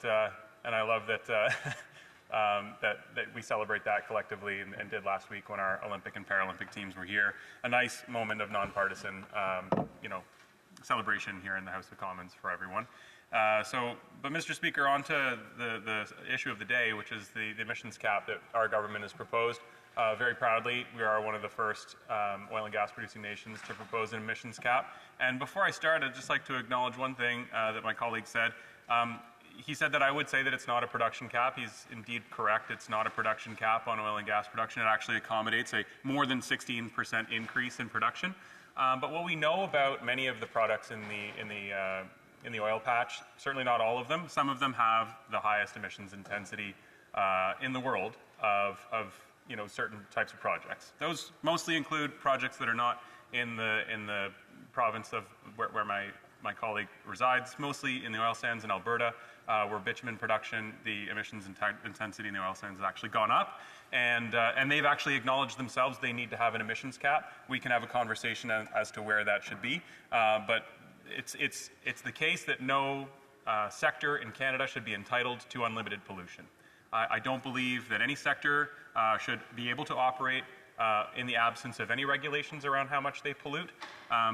I am also, similarly, like my colleague, concerned about the future of our planet and our country. I'm concerned about our economy, and I'm concerned that climate change is having a really negative impact on our economy. Food reports have come out from various organizations and agencies recently, and all of those have pointed to climate change as a leading cause of food inflation. The Conservatives have recently kind of leaned into the direction of misinformation when they've talked about the difference in food inflation rates between Canada and the United States. I'd like to call them out on that because they continually provide false information, false narratives around the difference in food inflation between Canada and the United States. Canada and the United States have very, very similar rates of food inflation. United States, in the absence of a federal price on pollution, here in Canada, they have a federal price on pollution. And all of these things are very measurable. It's not a new thing. We've been pricing carbon in Canada in various ways for over a decade.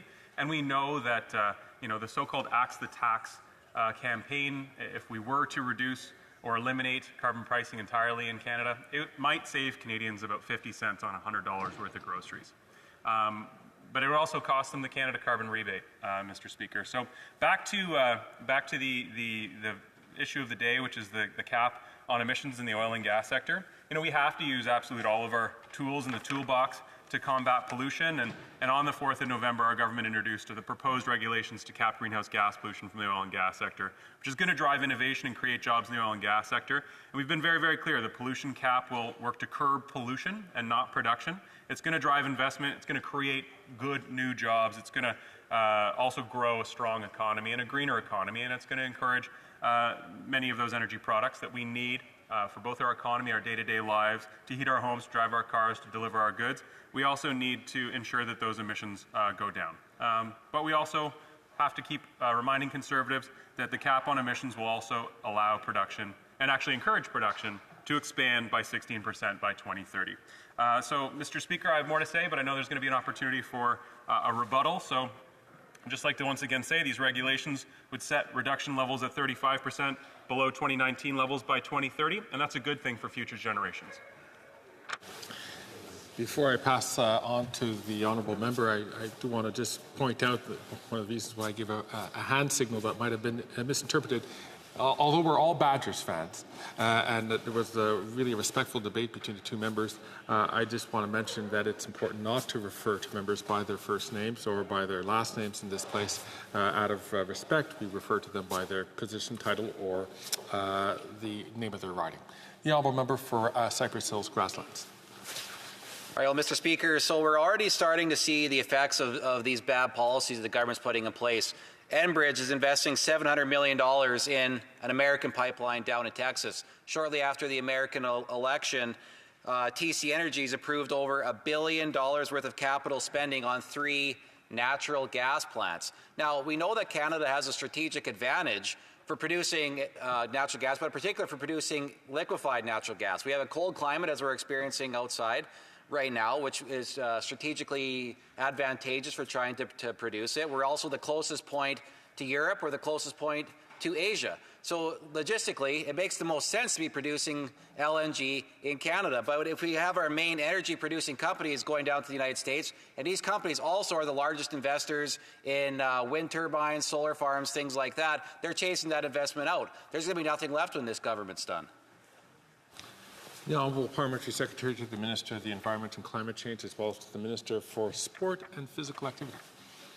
Well, thank you, Mr. Speaker. My colleague won't be surprised to hear that I disagree that effective climate policy, climate action, emissions reductions are chasing away investment. They don't. They do the opposite. In fact, the world wants cleaner and greener electricity. The world demands cleaner and greener energy, oil products, and fuels, and that's where we've got to go. Many of the oil companies, some of them who the member mentioned, are doing a lot of these things on their own. Certainly with respect to the LNG sector, they are constantly looking for ways to innovate and to create a greener, cleaner fuel supply chain. But I'd ask my colleague from Saskatchewan if he shares the sentiment of the Premier of Saskatchewan, who has said that he's considered alternatives to carbon pricing, but decided against those because he's decided they're too expensive. Or more recently, he said, and I quote, "People often come to me to say Saskatchewan has the highest carbon emissions per capita in Canada, but I don't care." The motion to adjourn the House is now deemed to have been adopted. Accordingly, this House stands adjourned until tomorrow at 2 p.m., pursuant to Standing Order 24.1. La motion portant que la Chambre s'adjourne. The motion to adjourn the House is now deemed to have been adopted. Accordingly, this House stands adjourned until tomorrow at 2 p.m., pursuant to Standing Order 24.1.